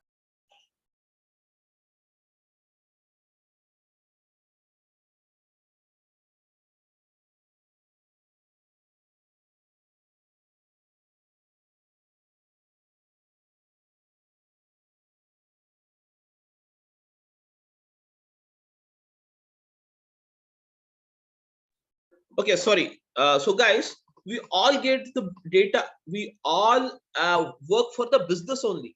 Though we are working here, suppose you're working as a data engineer in an IT sector, that means, are you working it for a business or not? In fact, that means you will get the data from the business. From the business entities only we get the data. Am I right, guys? From the business entities only we get the data. Whereas this data is recorded in the form of what is that? Files. In the form of what is that? Files. So what are the type of files you have it? Guys, what are the type of files you have it? The files are the following. So we can have, what is that? Yes, guys. We can have what are Excel files. Excel files. Yes, Excel files. And we can have, what is it? CSV files, which stands for what? Comma separated value files. Okay. Comma separated value files. And Excel files, comma separated value files. And you have, what is that? JSON files. JSON stands for what? JavaScript object notation files. Okay. And then afterwards, what is it? You have it? Excel file, CSV file, comma separated value files, JSON files, and you have the Parquet files. Parquet files.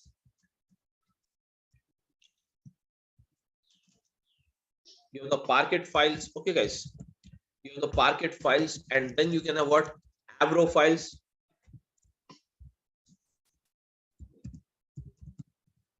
And then we can also have what's that? ORC files. Various type of files. That means we get the data ultimately from the business, and this business will be recorded in the form of what? Files. Excel files, comma separated value files, JSON files, Parquet file, Avro files, ORC files. Anyways, you don't worry about the files.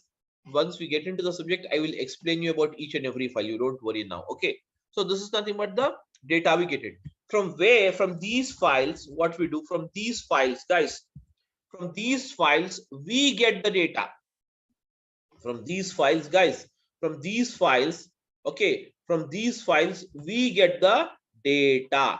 So ultimately, what we do, we pull in the data. We pull in the data by using the process called what? Extraction. We pull in the data by the process called what? Extraction. So extraction is done. And now guys, this extraction is done by what? By using the ADB. That is called as what? Azure Databricks. By using the Azure Databricks. By using the Azure Databricks, guys, by using the Azure Databricks, we perform the process of extraction. That means extraction of data. Extraction, the full name is what? Extraction of data only, guys. Extraction of data. Extraction. Then extraction is done. Then next, what is the process you have it? Tell me now, guys. The next process, the next level of processing is what is that? Transformation. So transformation is nothing but the ultimate requirement. Based on the requirement of the customer, you're going to change the format of the data. You're going to change the structure of the data. You're going to design a new structure of the data. Am I right? This is called as what? Transformation. And once the transformation is done on this data, ultimately the process of loading will be taken place. And loading means what? The final data, whatever you have it, will be transferred to the destination. That is called as what? Target. That is called as what? Target. Or we can say destination. We can say target, or we can say destination. We can say target, or we can say what is that? Destination. The data will be transferred to the destination. Am I right, guys? Everyone? Yes, guys, everyone is following or not? I want a reply, guys. If you don't talk, yeah, if you don't talk, I cannot understand what is your thing. Okay, so I want everyone to respond it, guys, so that I'll come to know whether you people are following or not. Okay, anyways, so this is the first. Now, apart from, guys, apart from getting the data from the files, we can also get the data from the business. We can also get the data from the business in the form of what? Database. And database can be what again? The database can be what? It can be Oracle database. It can be the SQL Server database. Okay, it can be any type of database you have it. Whereas this kind of database, can you see here? This kind of database, when you receive the data, we can say that we have received the data from OLTP system. We have received the data from what is that? OLTP system. What do you mean OLTP? OLTP stands for online transaction process. Online transaction process. That is called as what? OLTP system. Okay, OLTP system. You will receive the data. Getting my point? You will receive the data from what? OLTP system. So now, guys, ultimately from this database, what we do, we pull in, again the same process, we pull in the data by using the process of what, guys? Same process we perform it. Extraction will be done. That means using the ADB, we extract the data. We extract the data. And once the data is extracted, then what we do, guys? We perform the transformation on the data. We perform what is that? Transformation. Transformation is the actual process of data summarization or loading the data as per the requirement of the client. So now, guys, loading will be done. And finally, once the loading is done, guys, finally, once the loading is done, the loading will be done. Okay, the loading will be done into the destination. That means this is where destination.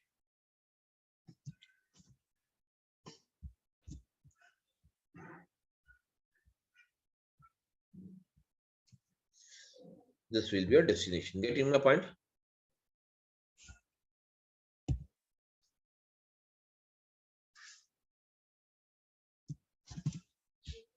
Now, guys, destination.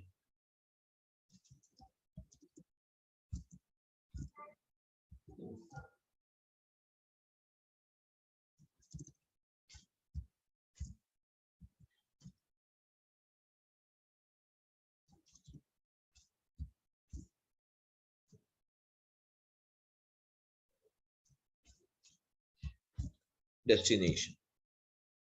I'm linking up just to show you, guys, these all will reach the destination like this. Finally, the data reaches the destination. Target is nothing but, guys, it is called as what? Destination. destination. Okay, now next one. Apart from this, guys, apart from getting the data from the businesses from the data into the databases or into the files, we can also get the data. Everyone, we can also get the data, guys. We can also get the data from another way. It's called as what? From the business only, because we all working for business. We get the data, business data only. So we get the data in the form of what? Live streaming data. Live streaming data, such as, guys, live streaming data means what, guys? Stock market data, live streaming data. Suppose that is India versus Pakistan match is going on, you will get the live streaming. Am I right or not? Yes, guys, that is all called as what? Live streaming data. Even the live streaming data we pull in here as it is. The live streaming data also we pull in here in as it is. And this process is called as what? The process of, again, extraction. We perform the extraction on this data. So can you see here, we perform the extraction on this data. And once the extraction is done, then what happens? Again, the process of transformation will begin. So what is the process of transformation? Transformation is the actual process of, yes guys, transformation is the actual process of what? Data summarization. Transformation is the actual process of what? Data summarization.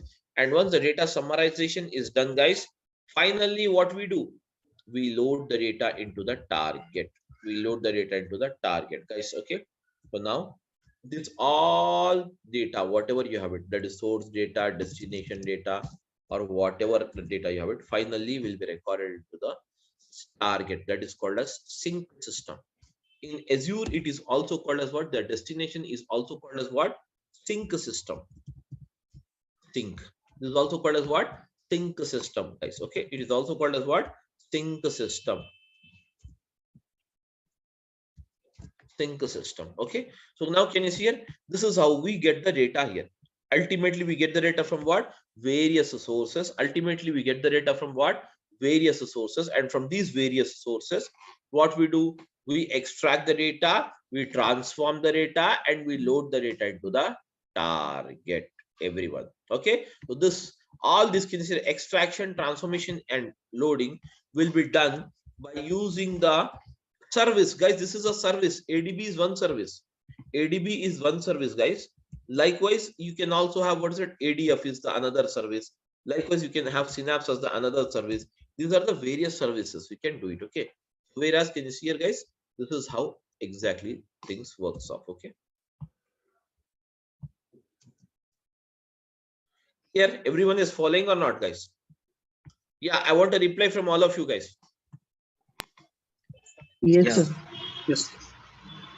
Now, next after this, now guys, next one, let us see exactly what exactly the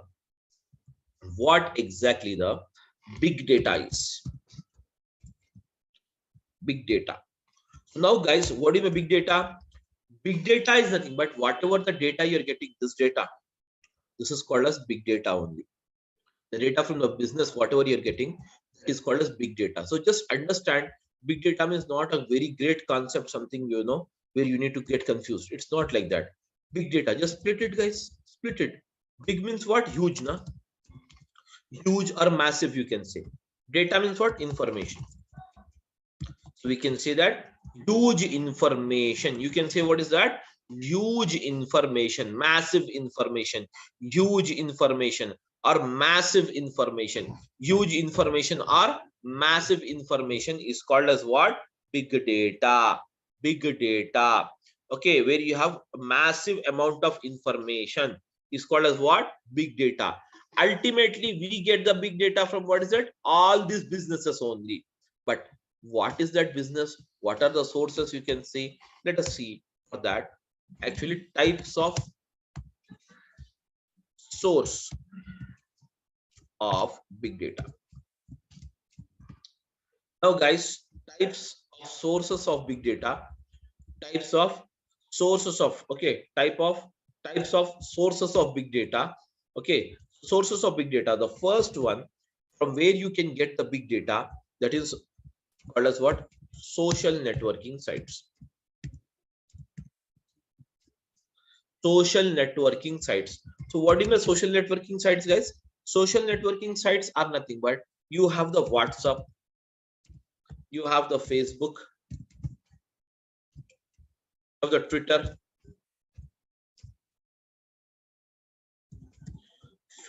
WhatsApp, Facebook. Okay, guys, WhatsApp, Facebook, Twitter. Then you also have what's that? LinkedIn. Then afterwards you also have what's that? Instagram.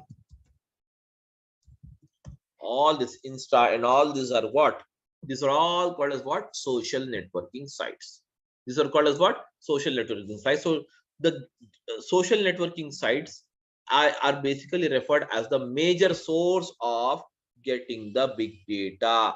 Major source of getting the big data. Getting my point? Next one after this, guys, you have the second source. So what is the second source? We can say second source as the banking application. So across the globe, the banking application is the major source, considered as the major source, guys. Banking applications are considered as the major source of getting the big data. The banking applications are considered as the major source of getting the big data. Major source of getting what's that? Big data. Major source of getting the big data. Suppose you go to a bank and get an entry done. So in your passbook, you have made some entries. That is some cash withdrawal entry and some deposit entry and some online transfer entry, some purchase entries, some entries you have made it. Okay, that means some transactions you have done it. So, but can you see here in this passbook, as you have made only 3 transactions, but it will give you some 7 to 8 lines code. Am I right? 7 to 8 lines it will print balance, it will print deduction after the debit balance. So that means type of data. That means banking data is considered as a massive or huge amount of data across the globe. Getting my point? So we can get the data, the big data. We can also get it from what? Banking applications. That means this we have discussed as a business now. Business means what? It can be social networking site, which is a one type of business. Banking application is the another type of business from where we get the data. Okay, then we can also get the data from what is that? Machine generated data. Machine generated data. So what do you mean machine generated data, guys? The data which is generated by a machine. Suppose you have a CT scan machine. Suppose you have a CT scan machine. Okay, so it scans of the human body, whereas the CT scan machine or MRI machine, okay, MRI scan or CT scan machine, whatever the machines you have it, okay, and then we have what's it? MRI, okay, scan, or else we can also have what is that?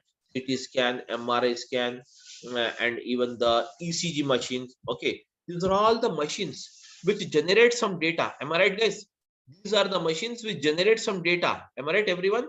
These are the machines which generate some data, whereas even these machines, can you see here, generate some data. So this kind of data is also considered as the big data. That means a massive amount. The CT scan machine generates a very massive amount of data. So that is nothing but called as what? Machine generated data. Any that is machine which generates the data is called as what? Machine generated data. That's it. Okay. Then afterwards,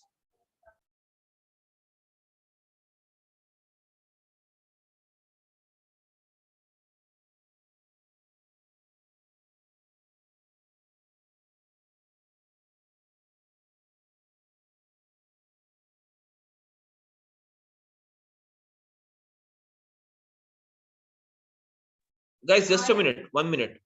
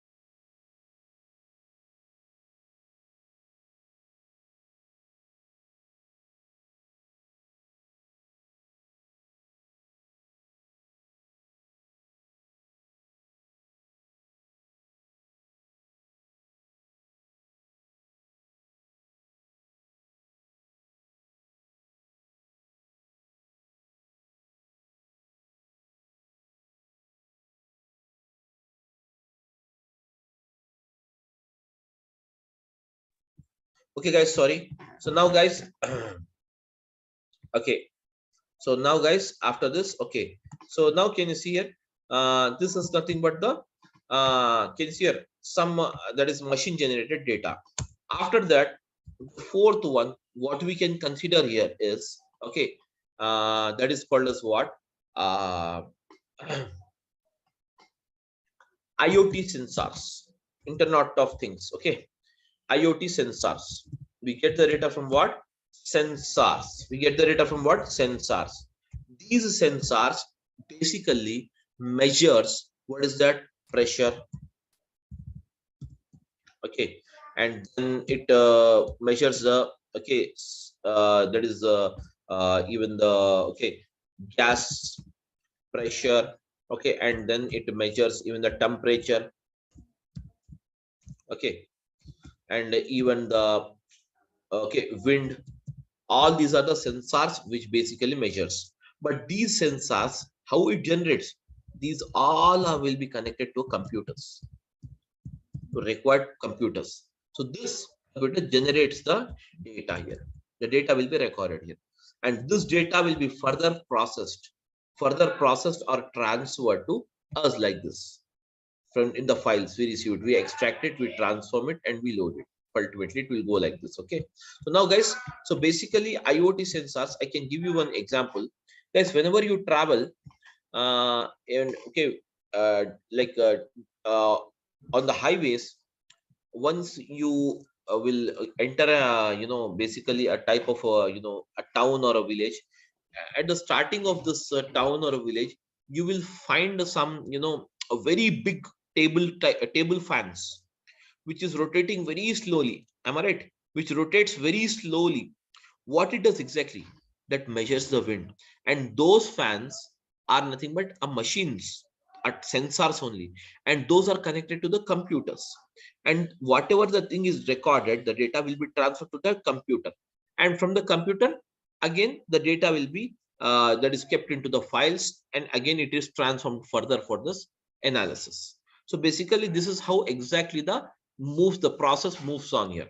Okay, so guys, okay, all of you following or not, please let me know, guys. Yeah, we can able to follow. Now next, after this again you have, what is that, guys? The fifth one is human generated data. Human generated data, it's not basically you will have that massive but still it can be considered as a big data only. Human generated data means the data which is generated by you and me. Okay, the normal routine data, that is basically a kind of a human generated data. So this is also considered as the part of big data. But guys, this big data is basically has some categories. That means we can say types of big data. We can have various types of big data. So now I will say types of data. Now, guys, what are the types of big data? Generally, guys, you will have the following types of big data. The first type of big data which you can consider, okay, which you can consider, that is first type of big data which you can consider. Okay, the first type of big data which you can consider, the first type of big data which you can consider is called as what? Structured data. Structured data means what? I'll type it. Guys, I'm writing it. Name, ID number, and salary. Can you see this is the thing we have it. Name is, let us say, Alan. And now, guys, I'm using the ID number as something like this. And salary, I'm making a sum, okay, 10,000. And Bobby, 20,000. Carl, 30,000. These are the basically, can you see here, guys? This is the data where, can you see this data is in which format? It is in the proper format of rows and columns or not? These are the rows and these are the columns. Am I right, guys, everyone? Yeah, these are the rows and these are the columns. This kind of data is proper data. Hence, it is called as what? Structured data. This kind of data is called as what, guys? structured data, the data which is placed into the proper form of rows and columns. The data which is placed in the proper form of rows and columns is called as what? Structured data. Am I right, everyone? Yes, am I audible, guys? Yeah, what happened? Am I audible to everyone or not? Yes. So now, guys, this is nothing called as what? Structured data. Next one is what is it? You have it. The second one is semi-structured data. Semi-structured data means what? This data is purely not structured as well as not unstructured. It is semi-structured. You will have some semi-structure, such as you have the data into what's that? JSON files. For example, I'll give you the JSON file, how the JSON file looks like and how the data will move. The data in the JSON file will be given in the curly braces. Now, if at all I'm writing the first, I'm calling defining this data into JSON format, how the data will be. Let us see it here. Name under the quotes, double quotes, and use the colon, ALN. Now, guys, use a comma. After this, use it again. ID.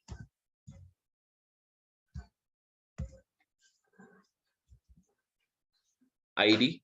Then use it as it's a numeric data. Now you can place it normally. Again, we have what is that, guys? Under this, again, you have what is that? Car. That is salary. This is also numeric data, so hence you can leave it as it is. Do not place under this. And finally, after this is done, the data is closed, the braces. Can you see this kind of data is called as what? Semi-structured data. It is called as what, guys? Yeah, it is called as what, guys? Semi-structured data. This kind of data is called as what? Semi-structured data. And now finally, the third one is called as what? Unstructured data.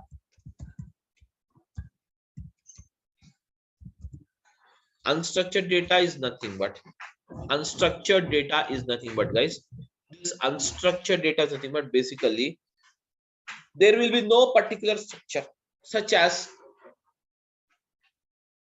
the photos in your mobile phone, the videos, the chat history, and the voice notes. All these comes under the unstructured data only. There is no proper structure for it. Okay, there will be no proper structure, guys.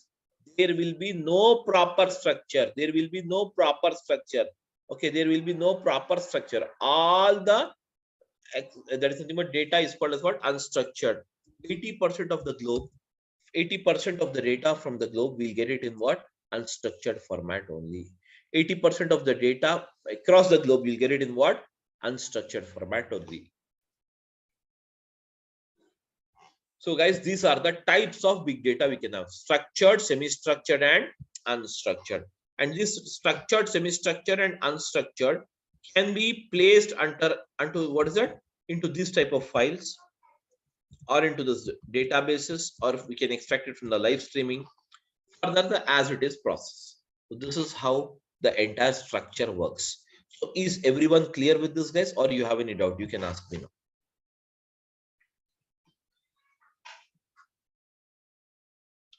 Yes, guys, tell me.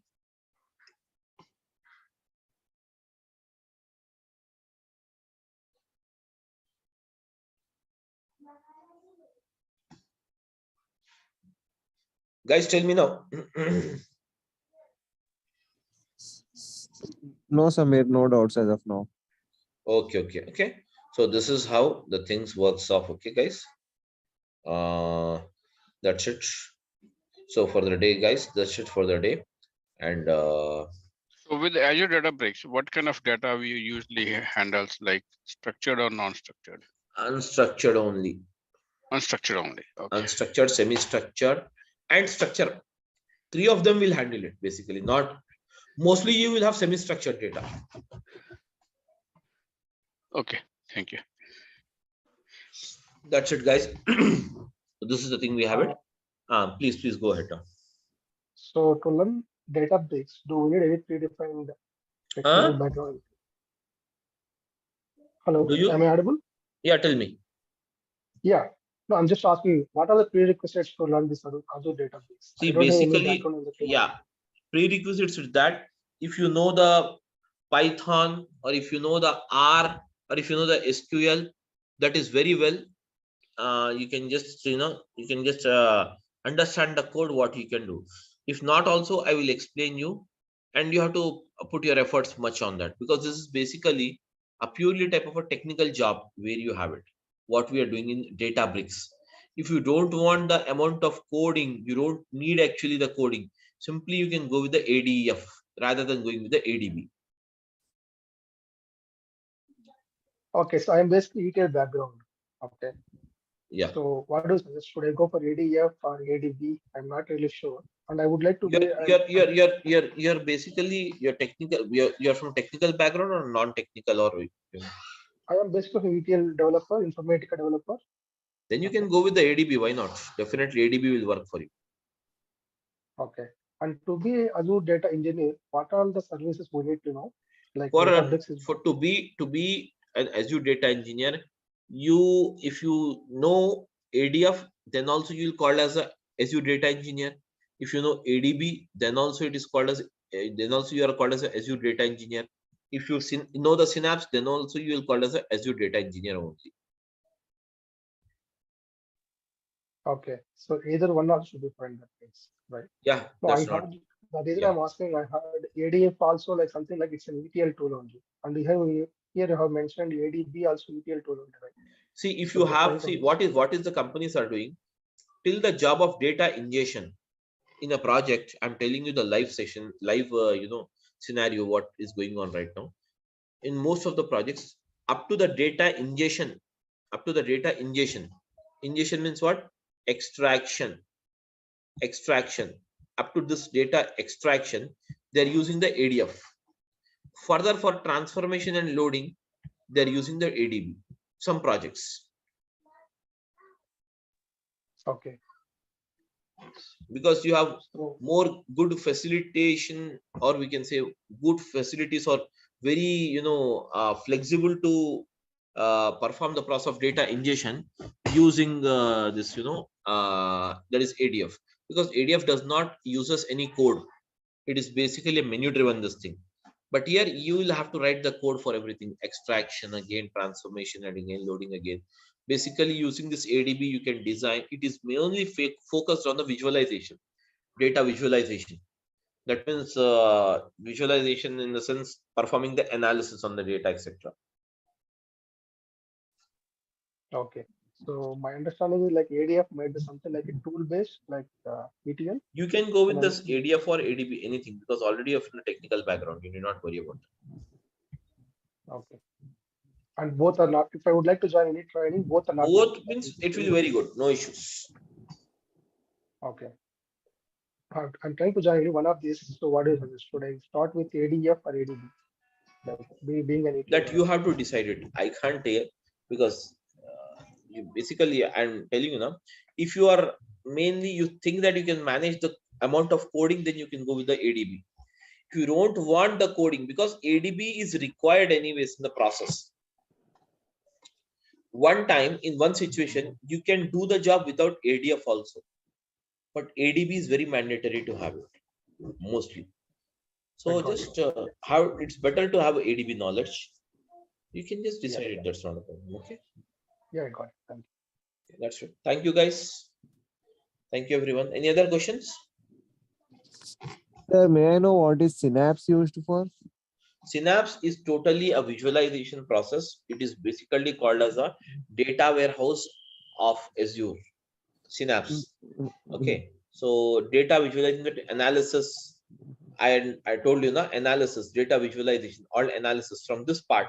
Once the data is loaded into that sync system, from here the data is picked up. And now we use a technique called OLAP, online analytical process. And using this artificial intelligence or machine learnings, all this we apply it further on this data. Whereas can you see here the machine learning, artificial intelligence, or machine learning or artificial intelligence, all this is the part of what is that we have it. The Synapse performs this job, this type of job, more focusing on the visualization of the data. So, sir, like I just wanted to know, ADF and ADB are enough to crack a job in the current market scenario? More than enough, more than enough. Synapse, see, particularly in this particular course, we are covering Synapse. We are covering integration with even the Snowflake I'm covering. Integration with even, the Amazon Web Services. Integration with all various, things I'm using up here. So anyways, you will not have anything where, you need not do that.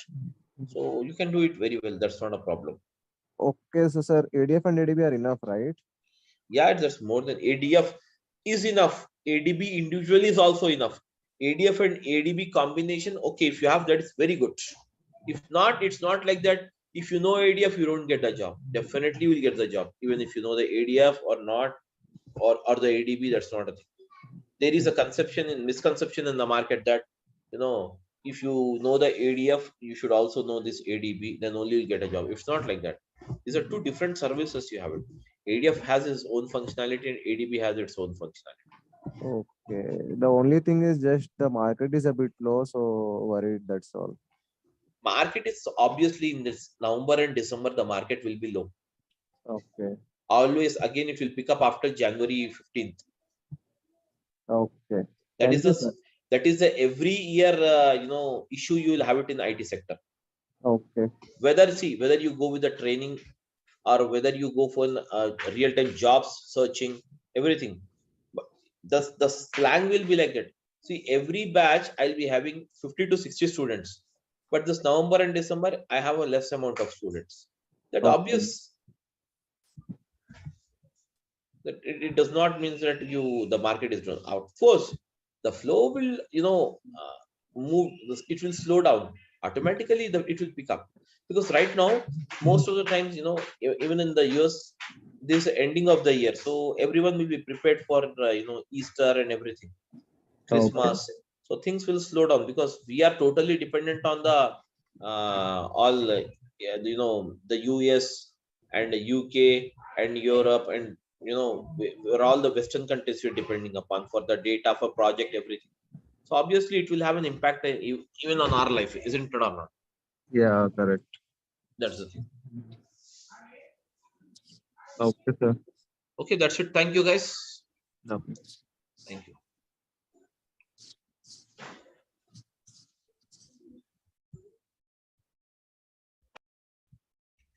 Yes, am I audible, Yes, guys? sir. Yes, sir. Good morning. Okay, so let us start now.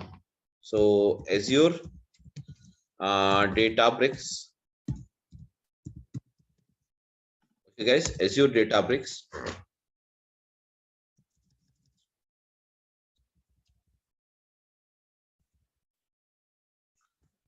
Guys, when it comes to this Azure Databricks, okay. So as already you know that what is Azure Databricks? Azure Databricks is Azure Databricks is a service. It is a service, guys. Everyone, Azure Databricks is a service which is used to perform the job of, guys. What is that? Azure Databricks is a service. Okay, Azure Databricks is a service which is used to perform. Azure Databricks is a service which is used to perform the job of what? ETL, that is extraction, transformation, and what is that? Loading. Extraction, transformation, and loading. Okay. Between what is that? Clouds. Between the clouds and on-premises. Clouds and what is that? On-premises. Between the clouds and what is that? On-premises. Okay, guys. So now between the clouds and on-premises. So here, okay, guys. So when it comes to this ETL, so now, guys, ETL is what basically? It is a service provided. Can you say Azure Databricks is a service provided by Microsoft, and to perform the job of ETL between the clouds and what is that? On-premises. Between the clouds and what is that? On-premises. So now, guys, let us try to see this. Okay. So what is basically an ETL? So ETL, as we know that it stands for what? Extraction. It stands for what? Extraction, transformation. Extraction, transformation, and what's that? Loading. Extraction, transformation, and what is that? Loading. extraction, transformation, and loading. Now, guys, when it comes to this extraction, transformation, and loading, this is a process. This is a process, all of you. This is a process of, is what is that? Data summarization. This is a process of what, guys? Data summarization. This is the process of what? Data summarization. This is the process of what? Data summarization. Okay. It is a process of what? Data summarization.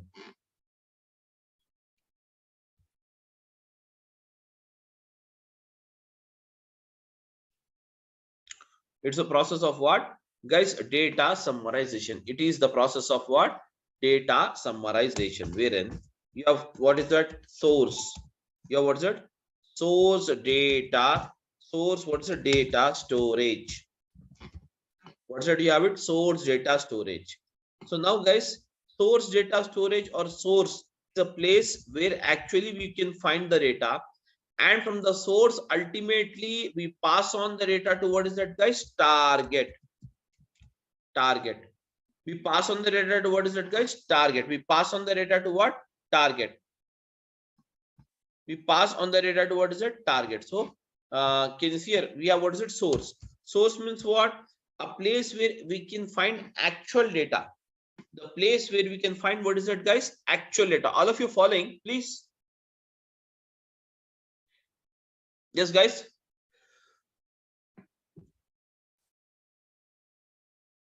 Yeah, am I audible?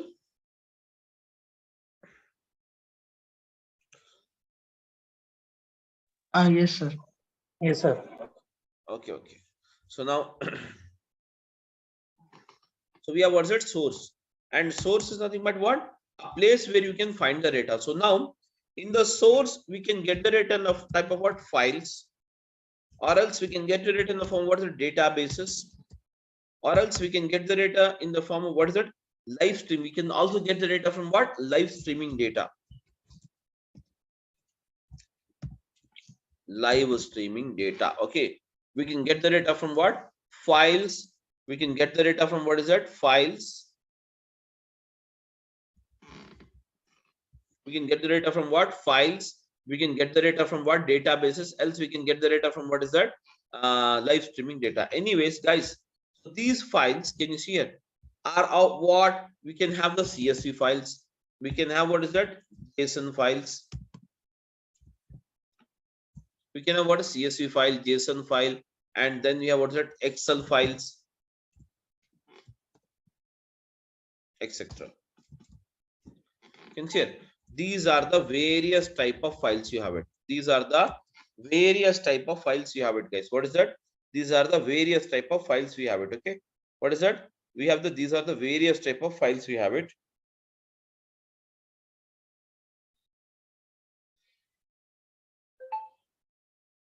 Okay, guys. So these are the various type of files you have it. So what we do is, ultimately we pull in the data. We pull in the data into this ADB, that is called as Azure Databricks. This is called as what, guys? This is called as what? The process of data ingestion. It is called as what? The process of what? Data ingestion. Okay. So then once we pull in the data, what we do? We perform the process of, so pulling in the data is the process of what? Extraction. And once the extraction is done, guys, and once the extraction is done, then you will have, what is it? Transformation. Then you will have what? Transformation. Transformation is what? Transformation is the process of, actual process of data summarization. And once the transformation is done, finally what we do, guys? Finally what we do? Perform the loading. We perform, what is that? Loading. So now all together, loading where? Loading the data into the, yes guys, loading data into, what is it? Target. That is called as destination. Destination or target. Getting my point? So this is how we can make out using this. Or in the same process, even if you have, can you see the data access to be accessed from the database? So what we do, we using this ADB, that is Azure Databricks, we pull in the data, And now again the same process, that is called as E. Again, then we have what is it? T. What did you have it? T. T stands for transformation. Again, finally we put the data into what is that? Loading. Okay, what is it? Loading is a final process. And loading the data into what is that? Destination. So destination is what? Destination is the actual target. Destination, guys, destination is nothing but the actual target you have it. Getting my point, all of you? So these are the, and now even from the live streaming, if at all you want to pull in the data the same way, what is it you have it? We use the ADB. We use the ADB, okay, Azure Databricks. And then what we do? We use the, again, what is it? Extraction. And then we perform what is that? Transformation, guys. What is that? Transformation. And then finally we use what is that? Loading. We perform the loading. And now, guys, this loading will be done ultimately into what is that? Destination. What is that? Destination. Getting my point? This is how the entire process works on. Okay, extraction, transformation, and finally loading the data into this. Now, guys, even we have discussed it in the last class, but just I wanted to brush it up before we move ahead. Guys, use what is that? Let us see first of all what is a big data. Guys, you already know what is big data now. Yes, guys, what is big data? Big data is nothing but, what do you mean by big data, guys? Huge data. What is that? Big data is nothing but what? Huge data or huge information.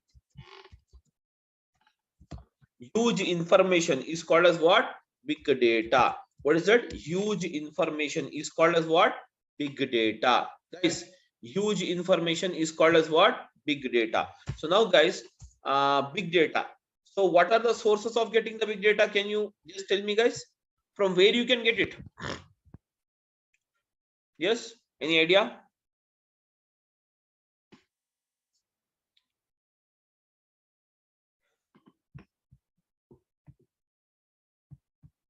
Yes, guys, I'm audible.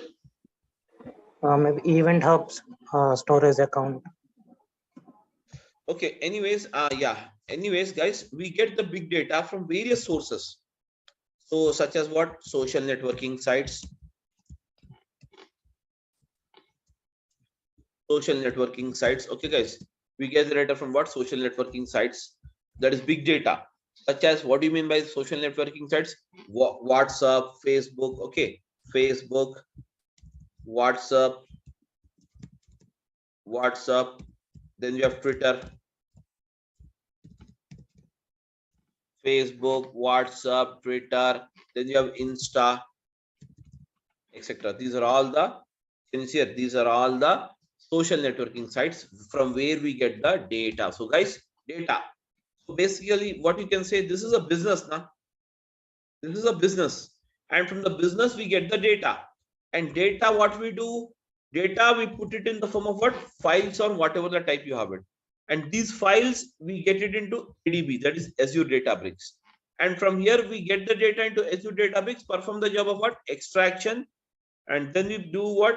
Transformation. And then we do what? Loading. And loading into what is that, guys? Finally, destination. Loading into what? Destination. Destination. Getting my point? Loading the data into what is that? Destination. Okay. Loading the data into what is that? Destination. Finally, the data will be loaded into what? Destination. Okay, guys, everyone?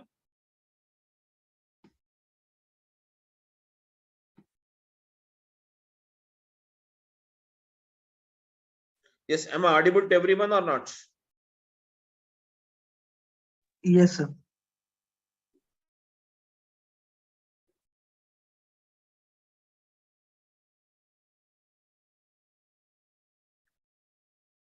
Okay, guys, that's it.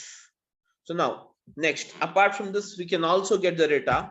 Yes, we can also get the data from what? Social networking sites. We can also get the data from what? Banking applications. We can also get the data from what? Banking applications.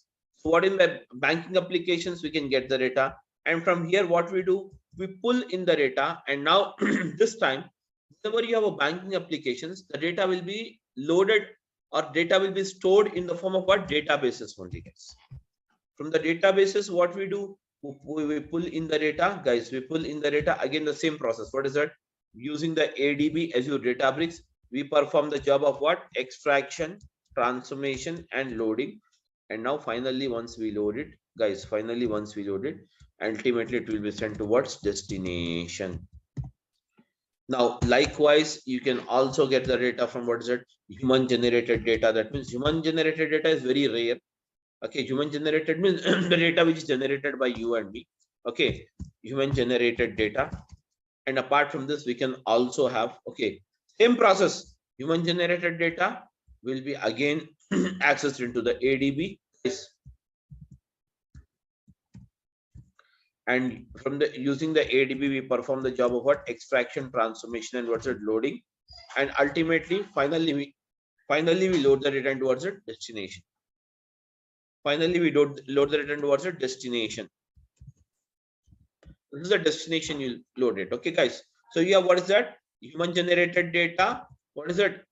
Social networking sites. We can get the data from what? Social networking sites, banking applications, human generated data. Okay, guys, human generated data. These are the various things you have it. Getting my point, everyone? Now, apart from this, we can also get the big data in the form of what? Machine generated.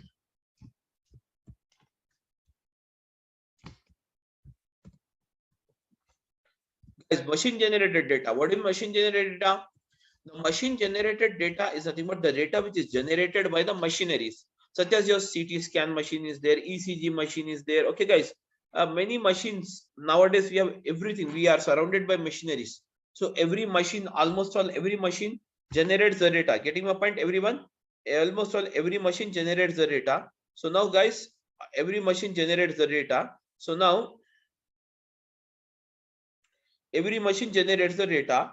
Okay, so whereas those generated, that is nothing but whenever the the data is whenever you have that is nothing but any kind of machine generated data is there. Okay, any kind of machine generated data, any machine generates the data, that data, guys, will be recorded. The data will be recorded into what is that? The following. What is that? It can be in the form of what? Live streaming, databases, or files. That means live streaming is a process where you get the live data. So such as, what is that you have it now? ADB. Again, the same process, ETL.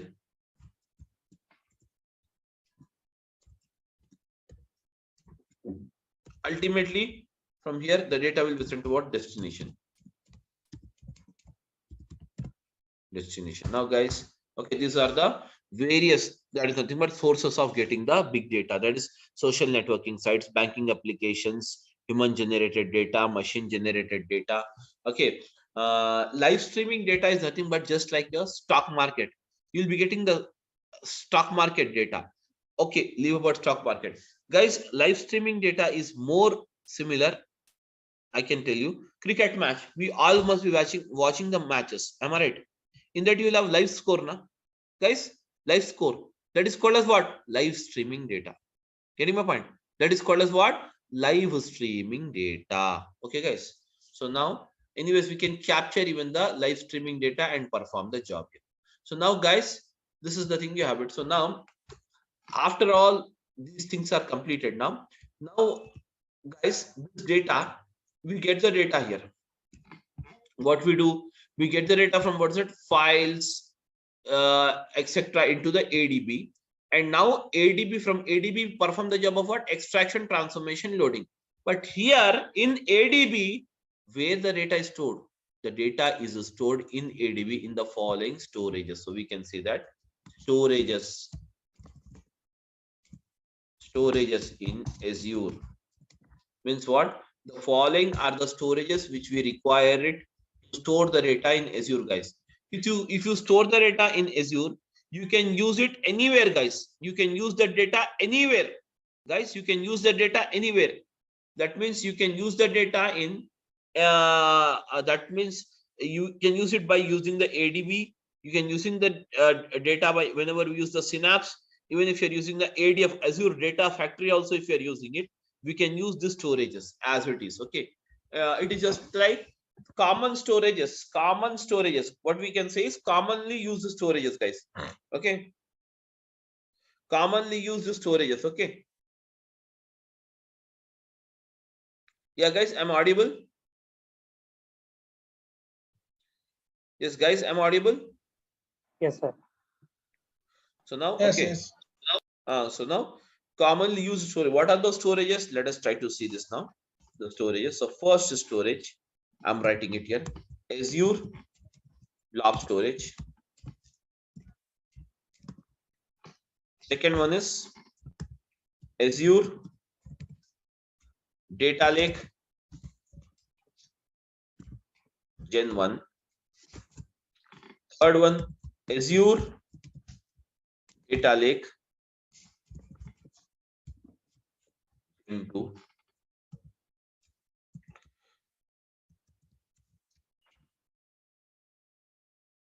Azure Data Lake Gen 1, Azure Data Lake Gen 2. Okay.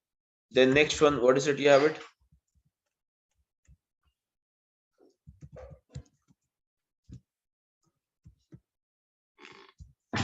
Azure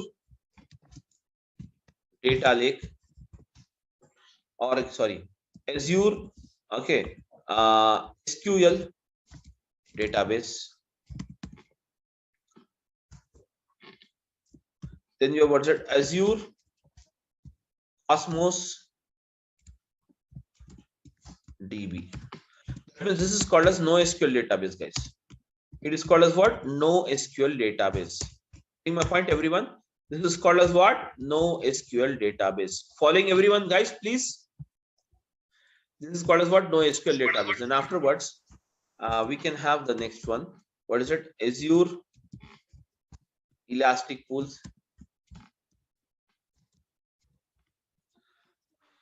Can you see here? These are the various storages you have it.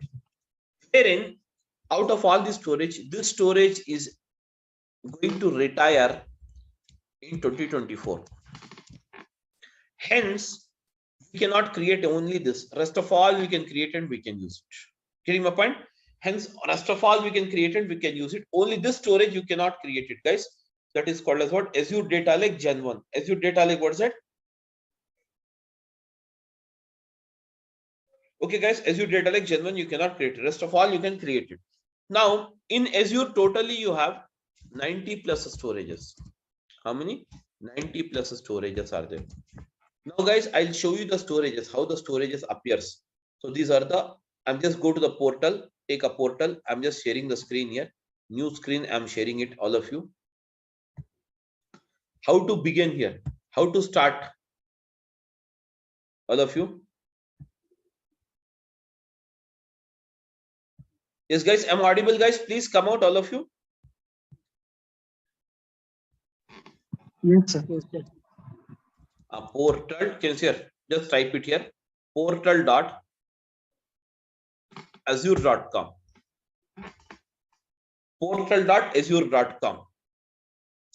Use a web page directly called portal.azure.com.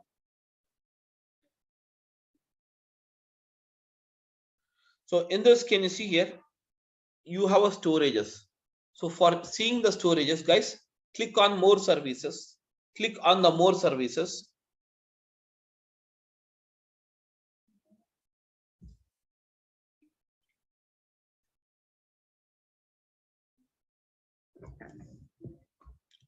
Click on the more services, guys. Can you see it? These are all the storages you can say. I'll show you the storages.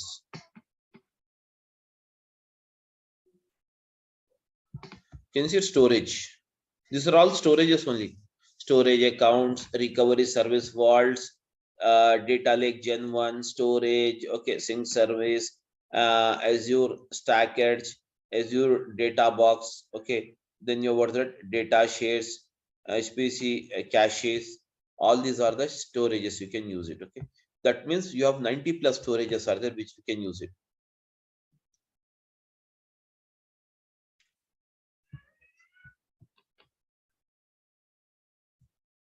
Guys, what is that you have it? Can see databases. Can see all of you? Yes, everyone. Yes, sir. Yes. These are all the storages you can have it. So in Azure, totally you have 90 plus storages you have. Okay. So this is how. Now, how to log into this portal, guys? I will tell you one more way. So now, guys, I'm just showing you. Use, first of all, azure.com.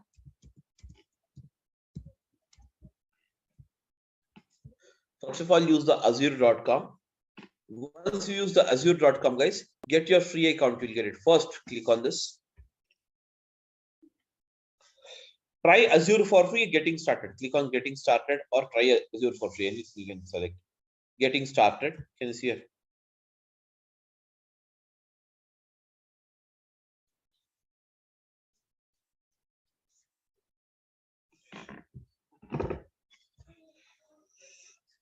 Anyways, it's taking me directly because I'm already logged in, so hence it's taking me. So guys, here what we can do is, if you just click on this get started, it will ask you some of your details. That is your the mail ID, etc. Once you enter your mail ID, everything, guys, then finally it will ask you for the credit card. If you provide the credit card, it will deduct 2 rupees from your credit card, guys. Okay, guys. So yes, guys, tell me. Okay, sir.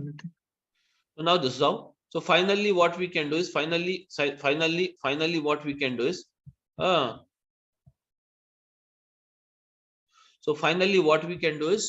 once you click on this, finally you'll be landing up here on this. Finally, you'll be landing up here. This is called as portal.azure.com. And now you can start the service here. What is that? Bricks. I'm just typing here bricks. Bricks. Type it here, bricks. Can you see here, guys? This is the bricks. Okay. So now this is the one way. Can you see here? Bricks. If you have this tab here, it's fine. Okay. So anyways, the login, how to log in this one, how to check on this, how to create this, and how to start, what is the bricks you have it, what are the things you have in bricks, that we will again see it from tomorrow onwards, guys. Okay. Tomorrow we'll have the class. Okay. Tomorrow we'll meet at the same time. No changes in the time. Okay, guys. That's it. So now, guys, for the day, can you see it? These are all the things. So these are the very mandatory things which you have to remember it. Sorry. It's okay. This is the storages, and this is the thing we have it about this. Okay, guys. So we'll just stop the class here and we'll continue tomorrow. Okay, ma? Hi, sir. Yeah, please. Sir, is there any chance to modify the timings? Modifying in the sense? It will start at 10:15, right, sir? So, we can shift it to maximum 10 o'clock, not beyond that. Because already I have one batch at 9 o'clock. Oh, okay. Since I'm interested to join the session, sir, but because of office, the timings are not suitable for me. So that's why. Is there any chance? That's why I'm asking. Let me check. Let me check and update you on this with the management. I'll check. Okay. I'll check and tell you on this. Definitely. Yes, sir.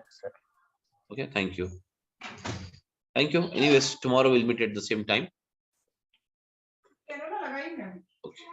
Okay, guys. So we'll just meet at the same. Now I'm stopping the class. Okay. Thank you. Thank you, sir. Thank you.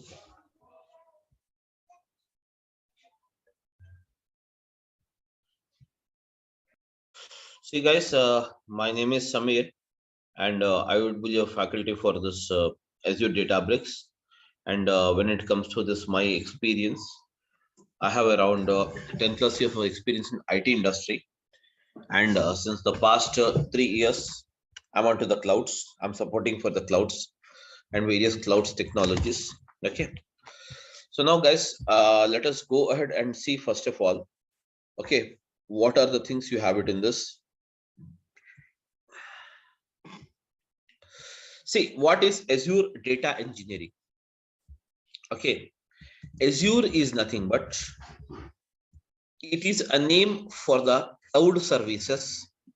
Azure is nothing but it is the name for the cloud services given by the Microsoft.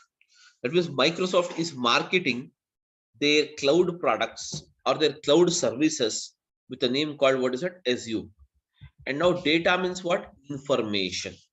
Okay, data means what? Information. For the services called engineering, for this engineering services, they are using the Azure Databricks. Apart from this, they are also using the service called what? ADF, Azure Data Factory. They are using the service called what? Synapse. Okay, etc. And Synapse, and then we have the artificial intelligence, and then we have the machine learning. These are all the services provided for engineering service, for performing the engineering on the data. And these all are, that is nothing but these all are provided by what? Azure. So Azure is the that is nothing but name given by the Microsoft, given by what is that? Microsoft, for marketing their products, cloud-based services, cloud-based services. Now, guys, when it comes to this Azure Data Bricks, the Azure Data Bricks is nothing but this is, okay, guys, everyone, just have a look, and I want everyone to just interact with me so that, okay, if you have any doubt, we can just clarify it meanwhile. Okay, guys.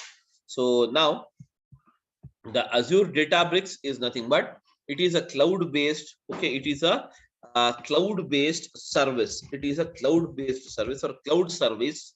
It's a cloud service. Azure Databricks is a cloud service provided by Microsoft, provided by what is that? Microsoft. And now it is used for the purpose of what? Extraction, transformation, and loading. So now, guys, what is this extraction, transformation, and loading? Let us try to understand this. Whereas the extraction, transformation, and loading, everyone, the extraction, that is ETL, extraction, transformation, and loading. Extraction, transformation, and then we have loading. Basically, the extraction, transformation, and loading, it is a process or it is a technique which is used to perform the data summarization. It's used to perform the data summarization. That is extraction, transformation, and loading. It is a process or it is a technique to summarize the data, And whereas for this particular process of ETL, we require the following. What is that? Source. And then we require, what is that, guys? We require the another one that is called as a target. Whereas a source is nothing but what? The source where we get the source from where we get the information is called as what? A source. And target is nothing but what? Target is a place or destination. Target is nothing but place or destination. It's called as what? Destination. Target or destination. We can say it here. Okay. Now, guys, between the source and the target,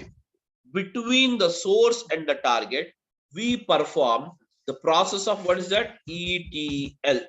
What is that? Extraction, transformation, and loading is the process which is performed between two. What is that? Source and the target. Source and the target. Now, guys, even a layman, that is a person who is not from an IT background, should understand this. That is my main motive. Okay, for explanation of all these things. Okay, so now, guys, let us try to see what is this ETL actually does. Now, guys, this ETL basically performs the extraction process on the source, picks up and transforms the data and load it into the required format. For that, let us take an example. Now, guys, you wanted to cook a curry, that is a vegetable curry you want to cook. So as soon as you decided to cook a vegetable curry, you will go to the market and get the vegetables. Once you have been to a market, there you can find many vegetables in the market, such as we have, for example, In Telangana, we have this Raitu Bazaar, or in various areas, even we have the supermarkets, that is Reliance Fresh, where they are providing all the vegetables at one store. Am I right? So once you've been to this market, how many type of vegetables you can find it, guys? Can you tell me? Just a practical one, not nothing related to subject. Tell me now. Yes, guys. Different vegetables. Yeah, many types of vegetables, many types of vegetables. So are you going to buy all those vegetables, or some of it which is required for your to cook your curry? Require for cook the curry. That is there. So you are going to pick up only those vegetables which is required to cook the curry. Now you have picked up. Okay, now you have picked up. Okay, guys, just a minute. Just give me a second. I've got some important call note.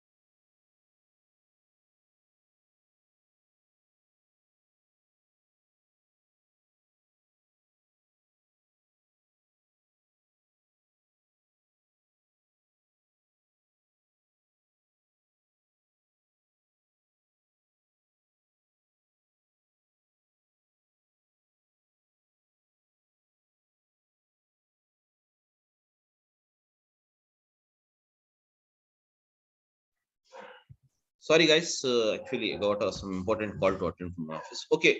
So now, guys. So I'm audible now. Hello. Yes, guys. I'm audible. Yes, yes. You can continue. Okay. So now, guys, you have what is this? We have this ETL.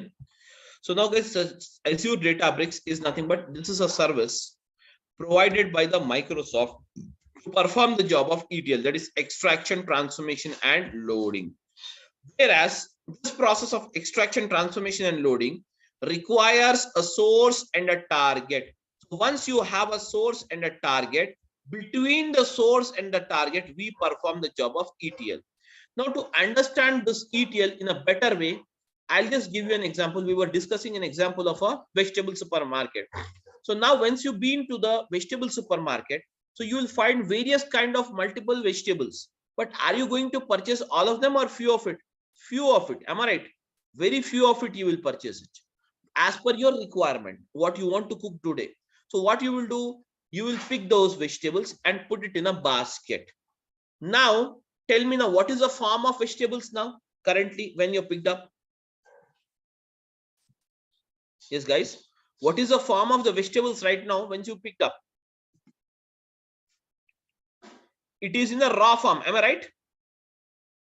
Yes, guys. It is in a raw form. So now what we have done, we have picked up those vegetables and put it in a basket and build it. We bought it at a home. Now tell me, so in order to cook the vegetable curry, what is it you have to do? Tell me now. Cutting and chopping. That means you have to change the format. You have to change the that is nothing but format. That means by cutting and chopping vegetables, you have to do it. And now once the vegetables are cut and chopped, okay, that is nothing but again what you will do, you'll put it in a bowl and start cooking. So once the cooking is done, so what you are doing, you have converted here, just listen it, you have done a process that is nothing but from you bought a vegetables, you cut them off, and now you have cooked it. That means you have changed the format. So now guys, in this, can you see what is that? Picking up from vegetables, from all a list of vegetables, you're picking up only restricted vegetables which is required for you. That is called as what? The process of what, guys? That is called as the process of what? Extraction. Am I right, everyone? It is called as the process of what? Extraction. And now once the vegetables is bought, and what you will do, cutting, chopping, and cooking them. So are you changing the form of vegetables from the raw form to the cooked form or not, guys? Yes. So that is called as a process of what? Transformation. And ultimately the loading. Loading means what? Whatever you have it, you'll put it in the target. Your target is eating. So that's called as loading process. So here in the same way, example, in the same way here also, what we do, we perform the extraction, transformation, and loading between the two. What is that? Source. The source consisting of what? Data. Data means what, guys? Data means what? Data is nothing but information. Data is nothing but what? Information. Okay. Data is nothing but what? Information. Data is nothing but what? Information. So we pick up the information from the source, required information, that is called as the extraction. And once the information is extracted, what you do? You transform. That means change the format of the information. That is called as transformation. And once the transformation is done, then finally you will load the data into the target or the destination. For example, guys, now I will give you a live type of example so that you will understand this ETL in a very better way. Suppose, guys, you have a latest, take a say supermarket data is there. Okay, some supermarket data is here. Can you see, all of you? Just concentrate well, guys. You will have a very good idea on this.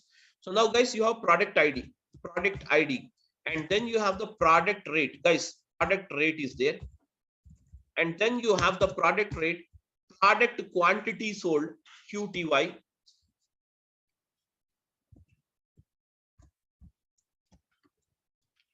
And next is what? Date of sales. That's it. These are the columns we have it. Product ID, product rate, product quantity sold, and date of sales. Am I right, everyone? Yes. Are you? Am I able to? You are able to hear me, guys? Please. Guys, please, you should respond it. You people are not kids. You should respond it. This is a professional class going on, isn't it? So I want everyone you to just interact with me, please. Okay. So now, guys, what is it called as? Product rate, product ID, product rate, product quantity sold, and date of sales. These are the columns. These are the columns information of a supermarket. Let us make it here as a more supermarket, guys. More supermarket, you have it. And this is the information of the more supermarket. Day-wise sales is recorded. Can you see here, all of you? Guys, can you see here, all of you? Now, product ID is something like this, 1, 2, 3, and rate is, let us say, 100 rupees. Okay, and then the product quantity is, what is that? 10. Quantity sold is 10 pieces, or 10 in the quantity, and date of sales is, let us make it here as 28. Guys, what is that? You have 28 11 2022, and now 1, 2, 3, 4. Okay, again we have, what's it? 200 rate, and 20 is the quantity sold, and then we have the date of sales is what? 28 is 11 2022, and then we have 1, 2, 3, 5, 300, quantity sold is 10, and the date of sales is 28 11 2022. Now, guys, everyone is following? Please say yes or no, guys. Yes, everyone is following? Yes, sir. Okay, now we have this.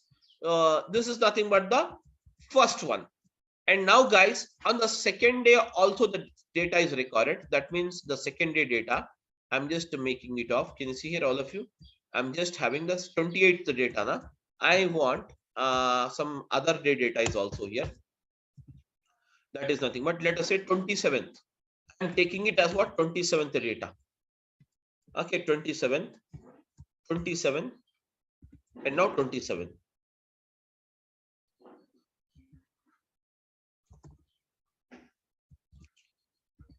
Now, guys, here you have, let us make it as 100 only. Okay, some change I have made it. That is okay. 100, and let us make it as a 10 here. Now, guys, this is the data you have it.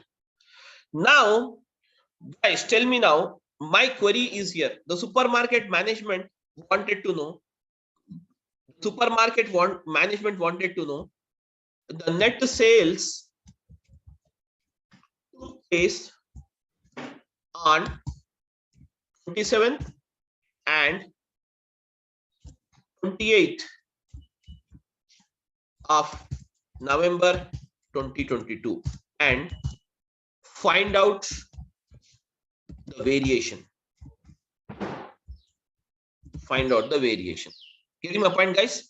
Find out the variation. They want this query to be executed. Now tell me, the supermarket authority wanted to know what is the variation in 27th and 28th day, whether the sales has increased or decreased. They wanted to know this. This is their query. So based on this, how this Azure data engineer is going to work.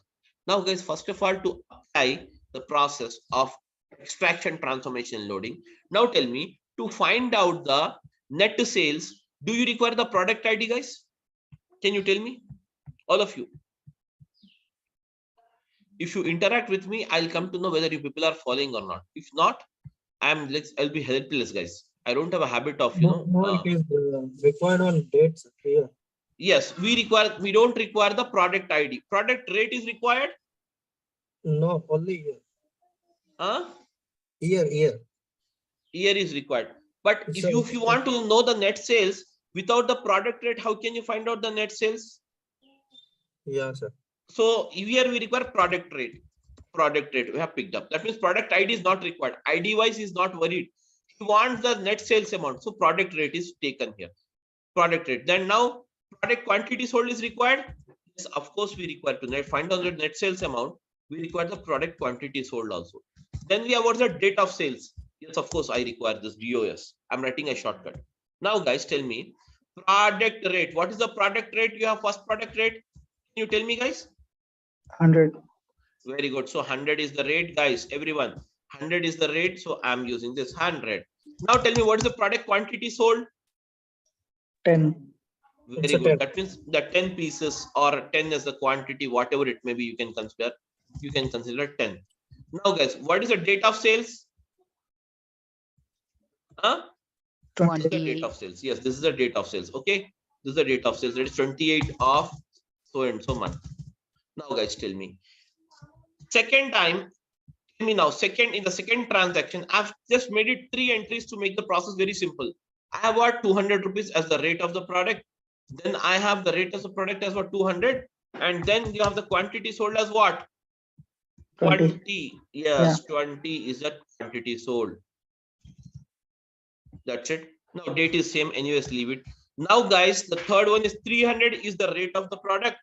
And now guys, once the 300 is the rate, you will have to just make it here 300, and then the quantity sold is again 10.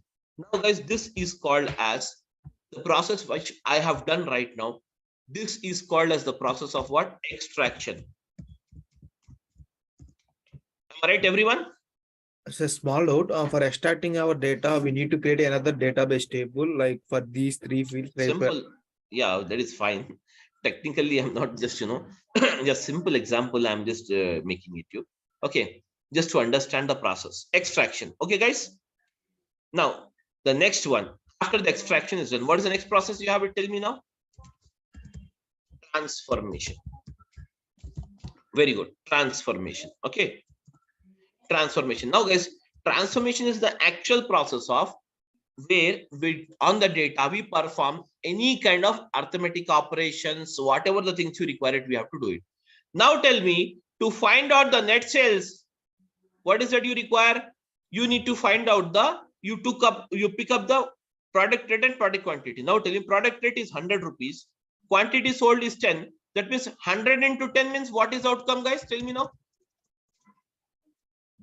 1000. Very good. 200 into 20 means what? 2000, 3000. Very good. 2000. And next one is what? 3000. So now, guys, 2000, 3000. Now you have performed some arithmetic operation. Now sum all the values, 1000 plus 2000 plus 3000. What is the total sum you have it? Can you tell me? The total sum amount is 4000. 6000. Am I right? So can I write like this? Can you see here? I'm writing here like this. I'm creating a new table here. I'm creating a new table with a name called what? Net sales.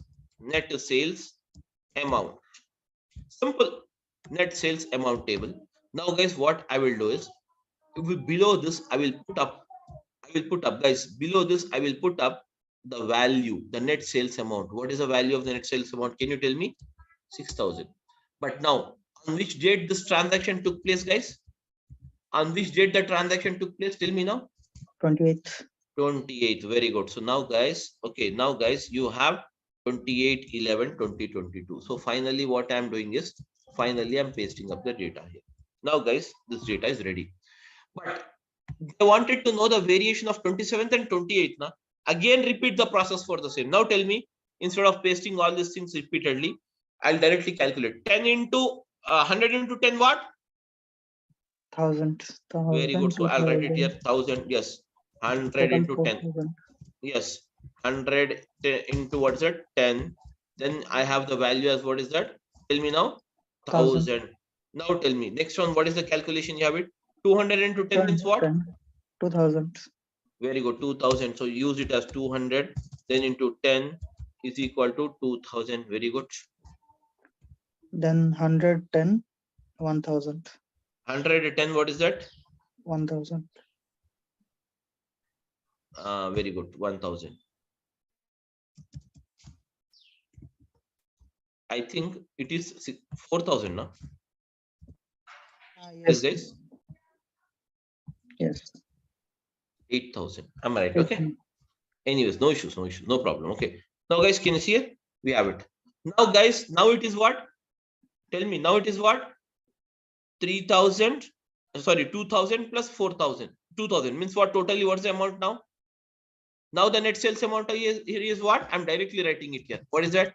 4000. Am I right, everyone? And the date of sales is what? 27/11/2022. Now this is the final data I will. What I will do is, once this is called as a transformation. Now the transformation is done. Finally, what I will do? I will start the process of loading. Now loading will be done. Loading, and the data will be loaded into what? destination. Okay, the data will be loaded into what is that? Yes, guys, the data will be loaded into what? Finally, the data will be loaded into what? Destination. Now tell me, destination is nothing but what? Target. Am I right, everyone? Target. This is your target data. Now, guys, this data I'll load it into the target once. Now, from the job of extraction till the job of loading into the target, it's the job of a Azure data engineer. It is a job of what is that? Azure data engineer, which we do it by using the Databricks. Which we do it by using what is that, guys? Databricks. Now, further, he wanted to know what is the final variation. That is, find the variation. So this job further is a job of analyst. Analyst or the job of the data scientist. So job of the data scientist. These are the person who is going to work. So, but in Azure, for even working onto this, that is for the analyst and data scientist, we have the services provided here. Instead of Databricks, we can use the machine learning, we can use the artificial intelligence and do the same task of finding out the same and finally generating a report and sending back the report to the client here or the customer, whatever we have it. So this is the process of extraction, transformation, and loading. Everyone is okay now, guys? Please tell me now. Is this clear for everyone? Yes, sir. Yes. Okay. So now this is how it works. Yes, this is how it works. Now, whereas when it comes to this, now this is fine. But what about, I have a doubt here. What is that? So the thing is that I wanted to know, first of all, guys, everything is fine. But I wanted to know here, first of all, what is basically, we are doing it, all these things. This is cloud, etc., everything is here. But now what is it I wanted to do here is, cloud is there, everything, but on premises. I want to know, first of all, what is the difference? So now, guys, here you will have two things. What is that? Clouds. And next one is what? On-premise. Clouds and on-premise. Basically, these are the two factors which is importantly we should know. Okay. So to understand the situation of this, basically cloud, I'll give you a very simple example on this. Cloud is nothing but, or on-premises is nothing but, it is just like, just take an example of your mobile phone, guys. Everyone, take an example of your mobile phone. Your mobile phone has how many memories? Can you tell me? Your mobile phone has how many memories? Yes, one is the inbuilt memory. You will have it in your mobile phone. Another one is, what is that? You will have it. You can store it in the SD card. And the third one, and the third memory, which is nothing but you can store the data in, what is that? Yes, which you can store the data in, what's that? Google Drive. Now tell me, one fine day, you lost your mobile phone. Now the data which is available inside your mobile phone and in the memory card, can you recover it back? Can you recover it back? No, sir. No. But if you store the data in the Google Drive, you can recover it back at any point of time, even if you change the handset. Am I right, guys? Yes, sir. Yes. So now the data, which is stored in the Google Drive is nothing but the data is on the cloud. The data is on, what is that? Cloud. And the data which is there in your, can you see your mobile phone? That is called as what? On-premises. It is called as what, guys? On-premises. So now, slowly all the corporates, all the business entities are moving from the on-premises environment to cloud environment. For what? For security reasons, for storage reasons, for avoiding purchasing of a licenses, everything. To avoid this, they are going on to the cloud services. And whereas across the globe, we have the following cloud providers. What is that? We have the Azure. Okay. Azure is one of the topmost cloud provider. And then we have AWS, Amazon Web Services. Then we have the GCP, which is nothing but the Google Cloud Platform. Google is also into this. Whereas these two are the market leaders in providing this. Apart from this, you also have, what is that? Alibaba, one of the China-based cloud provider. And we have SAP Cloud is there. And then your Oracle Cloud is there. Various people has come out with their products. Various people has come out with their products with various names. Getting my point? Azure, AWS, GCP, Alibaba, SAP, and then we have Oracle, etc. But now the leading market, the leaders of the market is what? Azure and as well as the Amazon. Yes, Salesforce, of course. Okay, all these are the cloud providers, but Azure, or Amazon Web Services. Even the GCP is coming up now, but the market leader is the Azure. Okay, why? I'll tell you. Before it was Amazon Web Services. Yes, of course. So before it was Amazon Web Services was in the top position. Now it has come down. Why? The same task what Azure is providing, or you can do it in Azure, that is quite cheaper than if you use it in AWS. If you use in what? AWS, it is bit costlier. So hence, to reduce that, the Azure has provided or launched their product on a very cheaper cost. So hence we can say that here the Azure is cheaper than comparatively with the Amazon Web Services. Hence, it is more efficient than AWS. Then that's the reason why it's leading up the market. And whatever the cloud providers you have it, they all provide the cloud services in the form of the categories. What is that? First one is called as what? IaaS. And the second one is called as what? PaaS. And the third one is called as what? SaaS. IaaS means what, guys? Infrastructure as a service. That means if at all you require some space to store, suppose this is my computer, all of you, this is my computer, I'm taking it to my desktop. Everyone, just a minute, I'm sharing my desktop. Just a minute, I'm sharing my desktop. See, these are some sharing my desktop. Can you see here, all of you? Just have a look. Here, guys, what is it I wanted to do is, I'm sharing my desktop. Just a minute, wait. I have some files are there. Some files are there here. I don't want these files to be remain on my computer desktop. I want to store it in the cloud because for easy access, more security, etc. I require some storage space or not to store the data. Am I right? Google Drive is providing by default how much space for us? 15 GB. Am I right?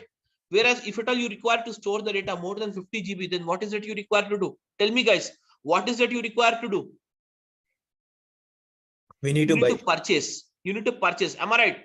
In the same way here also, you hear what is it? The drive. I want to store this entire some information. Some, let us say you have okay, I have on my desktop around 10 petabyte, 10 petabyte information is there. I want to store it. That I need not worry for that. Simply I need to inform my cloud provider. My cloud provider is going to provide me the service of storing the data on their particular cloud environment. And cloud environment, ultimately they store the data in what? At the data centers. They have it. Data centers across the globe, they have the data centers. And Azure is having their data centers around at 54 locations currently. They are operating from 54 locations currently. That means the Azure is operating from what? 54 locations currently to provide that is nothing but storages. And whenever you require, they can access. That is called as what? Infrastructure as a service, storage service, all this going to provide. Infrastructure means what, guys? Infrastructure is nothing but computer, that is nothing but hard disk, or else you require a RAM. All these things will be provided to you by the Azure in the form of what? IaaS as a service, infrastructure as a service. PaaS. PaaS means what? Suppose, guys, you wanted to use a platform called operating system on not Windows, because banking data, when you consider, you will have a massive amount of data in the banking sector. So banking sector, massive amount of data is not supported. So hence what we do? Yes, what we do? We require to store the data, or we require to save the data, yeah, or we require to run the data on the various cloud, that is the platforms, that is called as what? Mainframes from IBM or Unix platform. But right now, can you see here, you don't have that. If it is in a local computer or a local server, you have to buy that particular operating system and install it into your PC. In order to avoid that, simply you can inform your cloud provider Azure to provide you the PaaS as a service. That means platform. I want to operating system as the mainframes operating system. So they will install it for you. They will provide you that service, licenses and all these things. You need not worry about this. Suppose you have a software as a service. Means what? Suppose you require some software. That means for storing your data, you require some SQL database. So now, guys, whenever you require the SQL database, you require to buy the license. Am I right? License of all softwares. So here you do not worry about the license, guys. Here you need not worry about the license. The license is not your responsibility. License is not your responsibility. License is the responsibility of the Azure provider, that is a cloud provider. So simply you need to use this, you need to pay. So how you are going to pay? You need to go with the model called pay as you go model. That means the way you use it, you have to pay. It is just like your OTT platforms. If you want to watch some premium movies, you have to pay some extra cost. Am I right, guys? Yes, everyone? Yes, sir. Yes, sir. In the same way here also, if you want to take some premium services, you have to pay for it. That's it. Use it. Pay, use and go. That's it. Nothing else. Nothing will be your own. Whenever you require, they will save it. For saving, they will charge the cost. So that is nothing but they have cut short the things. So here, serverless, they have made it serverless now. That means you need not have a servers in your office where server room for maintenance of the server. Again, some service administrator is required. All these things is not required. Everything is cut short here. Getting my point? So that is nothing but the simply with a laptop and that is nothing but your mail ID and login, just like this. You can start your project. I'm using it. Can you see here, all of you? Portal.azure.com. I'm using this. Simply you need to log into this web page, guys, with a laptop, and then you can start working on this, guys. Can you see it? Then you can start working on this. See, you can start working, you create your this thing own. So here, can you see here?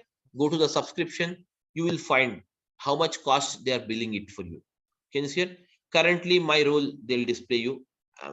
I'm the account admin, and current cost, see, 587 rupees because I'm using it right now active.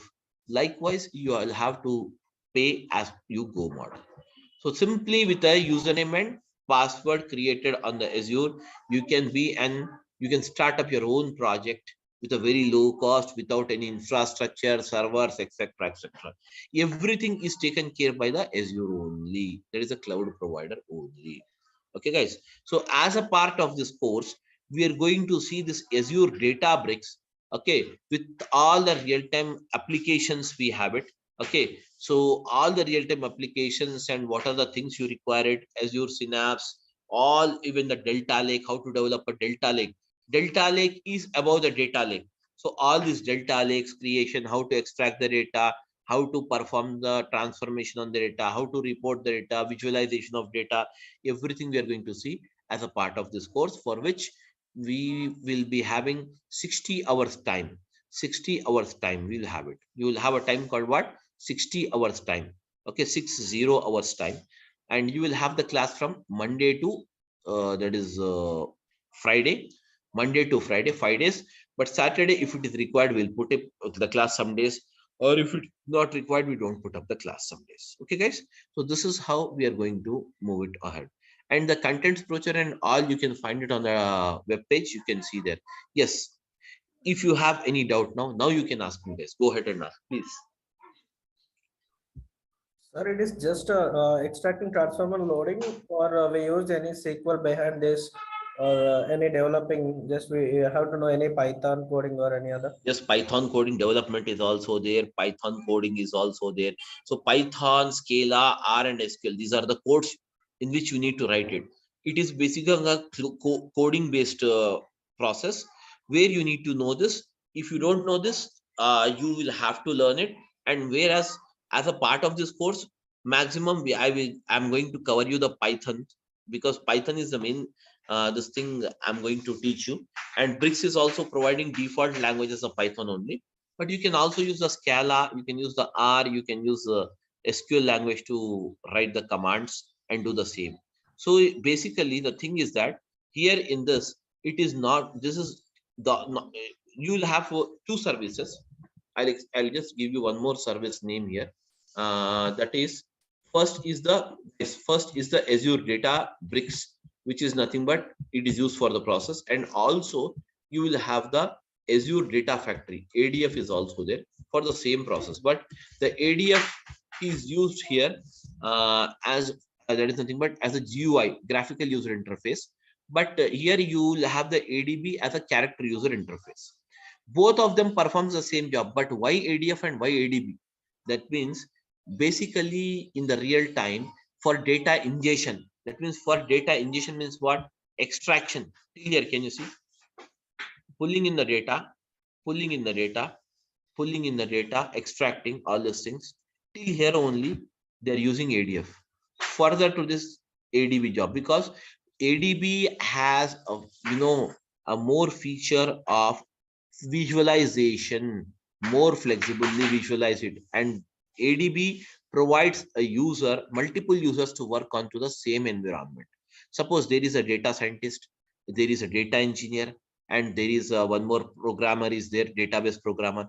All of them collaboratively work in a single environment. That is the Databricks thing you have it. Okay. So now guys, so this is the thing you have it in Databricks. And now if you want any other questions, you can go ahead and ask. Please. Can you please show me the some coding, how it involves in real time? Just sample coding, sir. A sample coding. Okay, some sample coding is basically, I'll tell you just a minute. See, sample coding here, what we have it is, we can use in 4 different languages. So we can write it, the coding like this, such as I'm using Python. So if at all you want to use the Python in bricks, use %py. And then can you see here, you can print of this line, whatever this is, bricks class.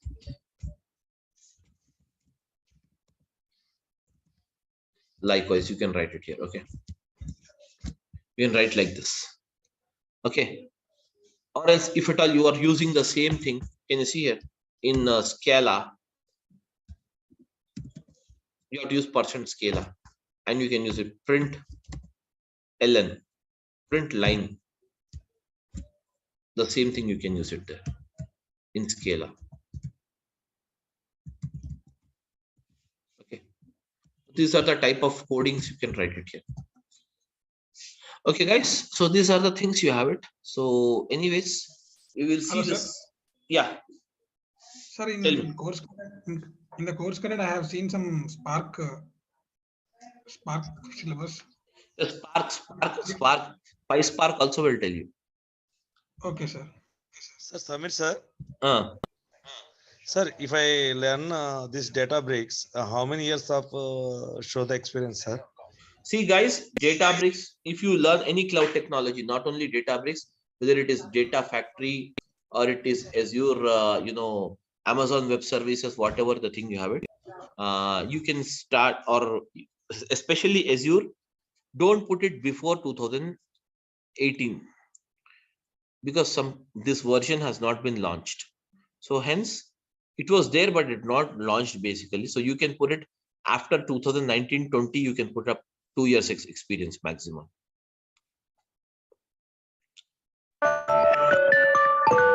Okay, guys. Sure.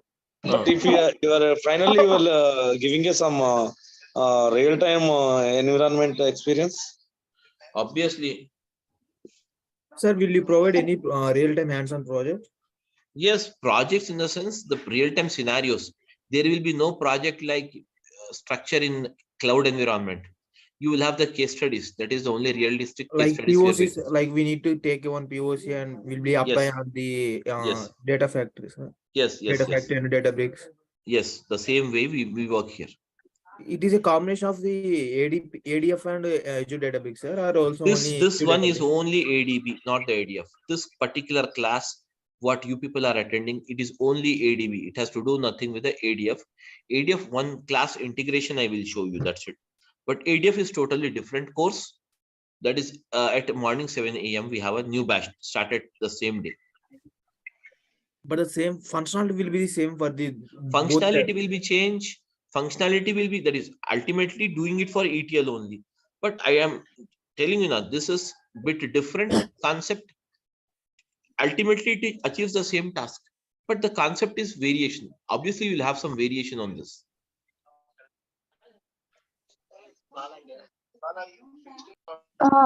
Samir, The people who don't know about the Python, how they can manage Python, PySpark, See, Stella, etc. Python, PySpark, basic commands you should try out. You can get it here basically on this Google. If not, I have some Python videos that I can refer you. I can send you that videos. You can refer those videos, Python classes videos. Then you can understand it. Okay, that is my classes only. And here, because we have a bricks, it itself is a very vast subject. Teaching again Python here will be a cumbersome process for me.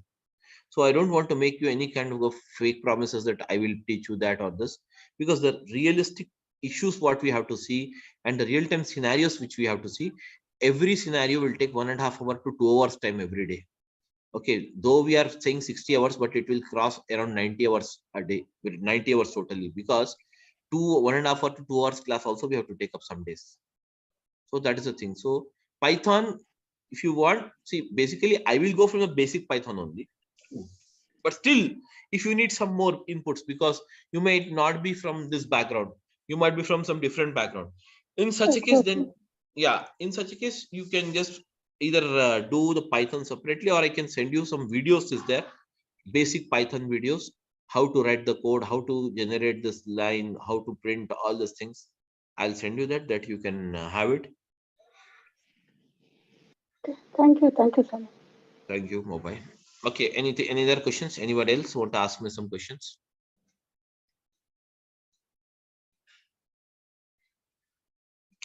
Okay, guys, that's it. So we'll meet tomorrow at same time, 10:15. We'll join the class. Okay. Thank you everyone for attending this demo. Thank you everyone.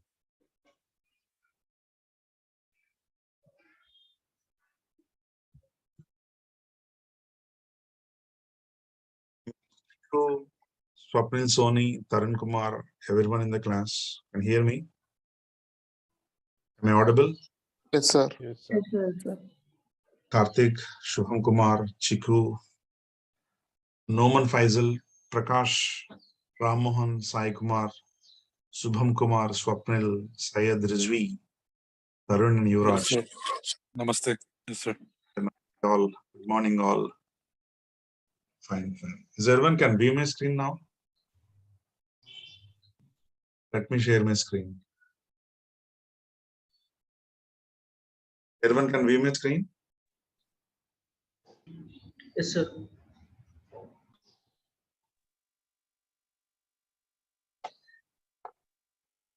Okay.